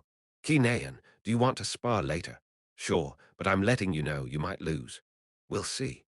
While Kinean and Shin Janghak were planning a spar, Yi Yonghan turned on the huge flat-screen TV on the wall. Emergency report. What's up? There's apparently an emergency. The sudden news report grabbed the party's attention. A mysterious tower has appeared in the middle of the Atlantic Ocean. This tower of unprecedented size seems to have risen from the depths of the ocean. Nearby sea monsters are also reported to be acting more violent the same time. After hearing about the emergency report, YunSeo-jin quickly turned on the TV. A mysterious tower has appeared in the middle of the Atlantic Ocean. A newly discovered tower was being shown on TV. What the hell? YunSeo-jin was almost shocked to the point of fainting. Just 10 minutes ago, Violet Banquet had no reports about a new tower. The fact that there was little delay between the release of information to the public and Violet Banquet indicated that this was sudden and completely unexpected. There is currently nothing known about this tower. It seems to have risen from the deep-sea earthquake that occurred 8 minutes ago. YunSeo-jin stared at the tower in a daze. She could only think about one thing. That was the only scenario in which Creator's sacred graces can revive perfectly. The only way for Creator's sacred grace to reclaim the coveted rank 1 spot equals Chameleon Troop's hideout. Comfortable space. You will become rejuvenated the more you stay in this area. Staying here for more than 8 hours will cleanse your mind. Staying here for more than 24 hours will make you happy. Staying here for more than 96 hours will increase all stats by up to 0.5 points. What a great air. The area's high mana density keeps the air fresh. Staying here for more than 8 hours will cure light illnesses. As shown above, Chameleon Troop's hideout was turned from hell to heaven. 4 members of the troop, Setrin, Jane, Boss, and Chiak Young were now living here as well. Sitting on the couch I made, I was watching TV. There is currently nothing known about this tower.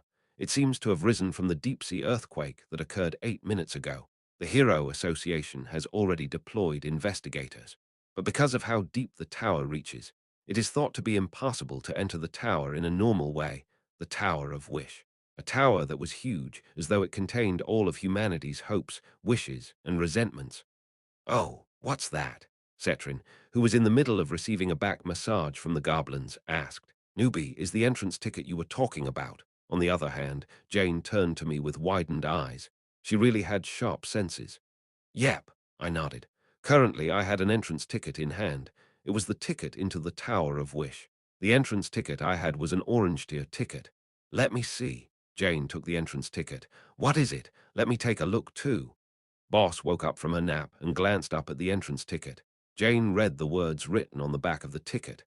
"By having this ticket in your possession, you can enter a designated place on a promised date. The promised date is July 1st. After July 1st, all entrance tickets will disappear and new tickets will be issued. The next promised date will be September 1st. Note, participants entering this place will undergo a small balance change to even the playing field." "Oh, this sounds fun. Little apprentice, are you going to use this?" "No." Entrance tickets had different tiers.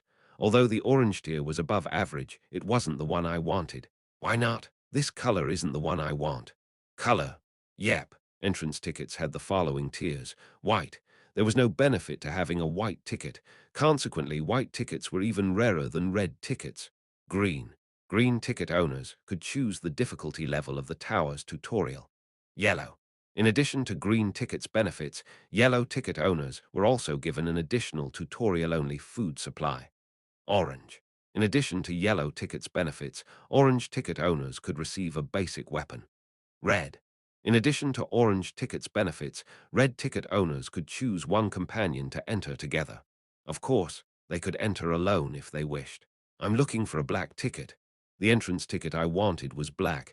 Without the black ticket, there was no reason to enter the tower early. "Black?" Boss asked. "Yes, black." The black ticket worked a bit differently than other tickets. Black ticket owners didn't receive benefits from the previous tier tickets. In fact, they could only choose the highest difficulty tutorial. In this sense, they were at a disadvantage. However, the black ticket had a benefit that far outweighed its disadvantages. Skill. The concept of skills didn't exist in this world. However, it existed in the Tower of Wish. If used properly, you could win against someone you normally would never beat and achieve a goal that would be impossible in the real world. That was why it was called the Tower of Wish. In a way, this tower was a chance for those abandoned by heaven to shine. In that regard, the black ticket was the VVIP ticket. By entering the Tower of Wish with a black ticket, I would obtain a bonus skill at no cost. Black ticket. Yep. Do color of tickets matter? How do you know that in the first place? I have a good source of information. That said, I don't know too much about it either. The distribution of entrance tickets had already begun. They could appear anywhere. Sandboxes children played in, corpses of monsters killed by hunters, treasure chests found in dungeons. And on the promised date, these tickets would become portals linked to the Tower of Wish. Even if you have a good source of information, it's only been, no, never mind, I won't nitpick. Thank you. It's my policy to not nag. I see. So, did we hear anything from Pandemonium? Because of the series of terror incidents, there were many organizations in Pandemonium who were fearful of the chameleon troop. Using this to my advantage, I made an open declaration that I would reconsider attacking them if they offered any entrance tickets they found. Nothing so far. The moment Jane shook her head, Woong, her smartwatch suddenly rang. Jane looked down at her watch without a change in her expression. Huh, I could tell that my luck was working in full. I just received a message. Apparently these guys found a ticket. Jane projected the picture of the entrance ticket someone sent. Ha! A smile emerged on my face. The black ticket inside the hologram was just as beautiful as I thought. Chapter 155. Entrance Ticket 2. Pandemonium's 30th ranked private organization, Hounds of the Demon Realm. Its executive, Kim Gu-won, was walking in stifling nervousness. He was in a daze so much so that he didn't even know where he was. He was solely focused on following the puppet in front of him and not straying off course. After about 30 minutes, clunk, the puppet stopped and pointed deep into a desolate alleyway. Kim Gu-hon nodded as he took a deep breath. The puppet soon disappeared, and Kim Gu-won walked into the alleyway. There he found a portal created through magic power. Gulp! He swallowed hard. They were beyond this portal. The ones who shook the whole of Pandemonium were waiting for him. His stomach churned from nervousness. He was starting to regret coming forward. However, Kim Gu-won clenched his fists and stepped into the portal courageously. He could feel himself traveling through space. Where was it the sound of leaves rustling, or was it the sound of waves crashing? He opened his eyes in an unknown place. You're here. In a completely dark space, an excited voice rang out from a dilapidated staircase.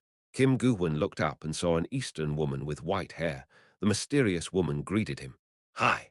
Why, yes, it's an honor to meet you. My name is Kim Gu-won. He tried to maintain his composure as much as possible. However, he was sweating profusely, and his breathing was starting to get rough. Where's the item? Here. He felt dizzy, as though he was going to faint at any moment. Thankfully, he had practiced what to say and what to do over 100 times. Kim Gu-won reached into his pocket and took out a ticket. Even while maintaining respect, he wasn't showing any weakness or submissiveness. No, pardon. However, the woman didn't take the ticket. I won't be taking it. There's someone else who wants it. Although Kim Gu-won didn't expect this situation, he quickly adapted to it. Yes, understood. He backed off and waited. Oh, there he is. Tap, tap. Footsteps echoed out in the empty space.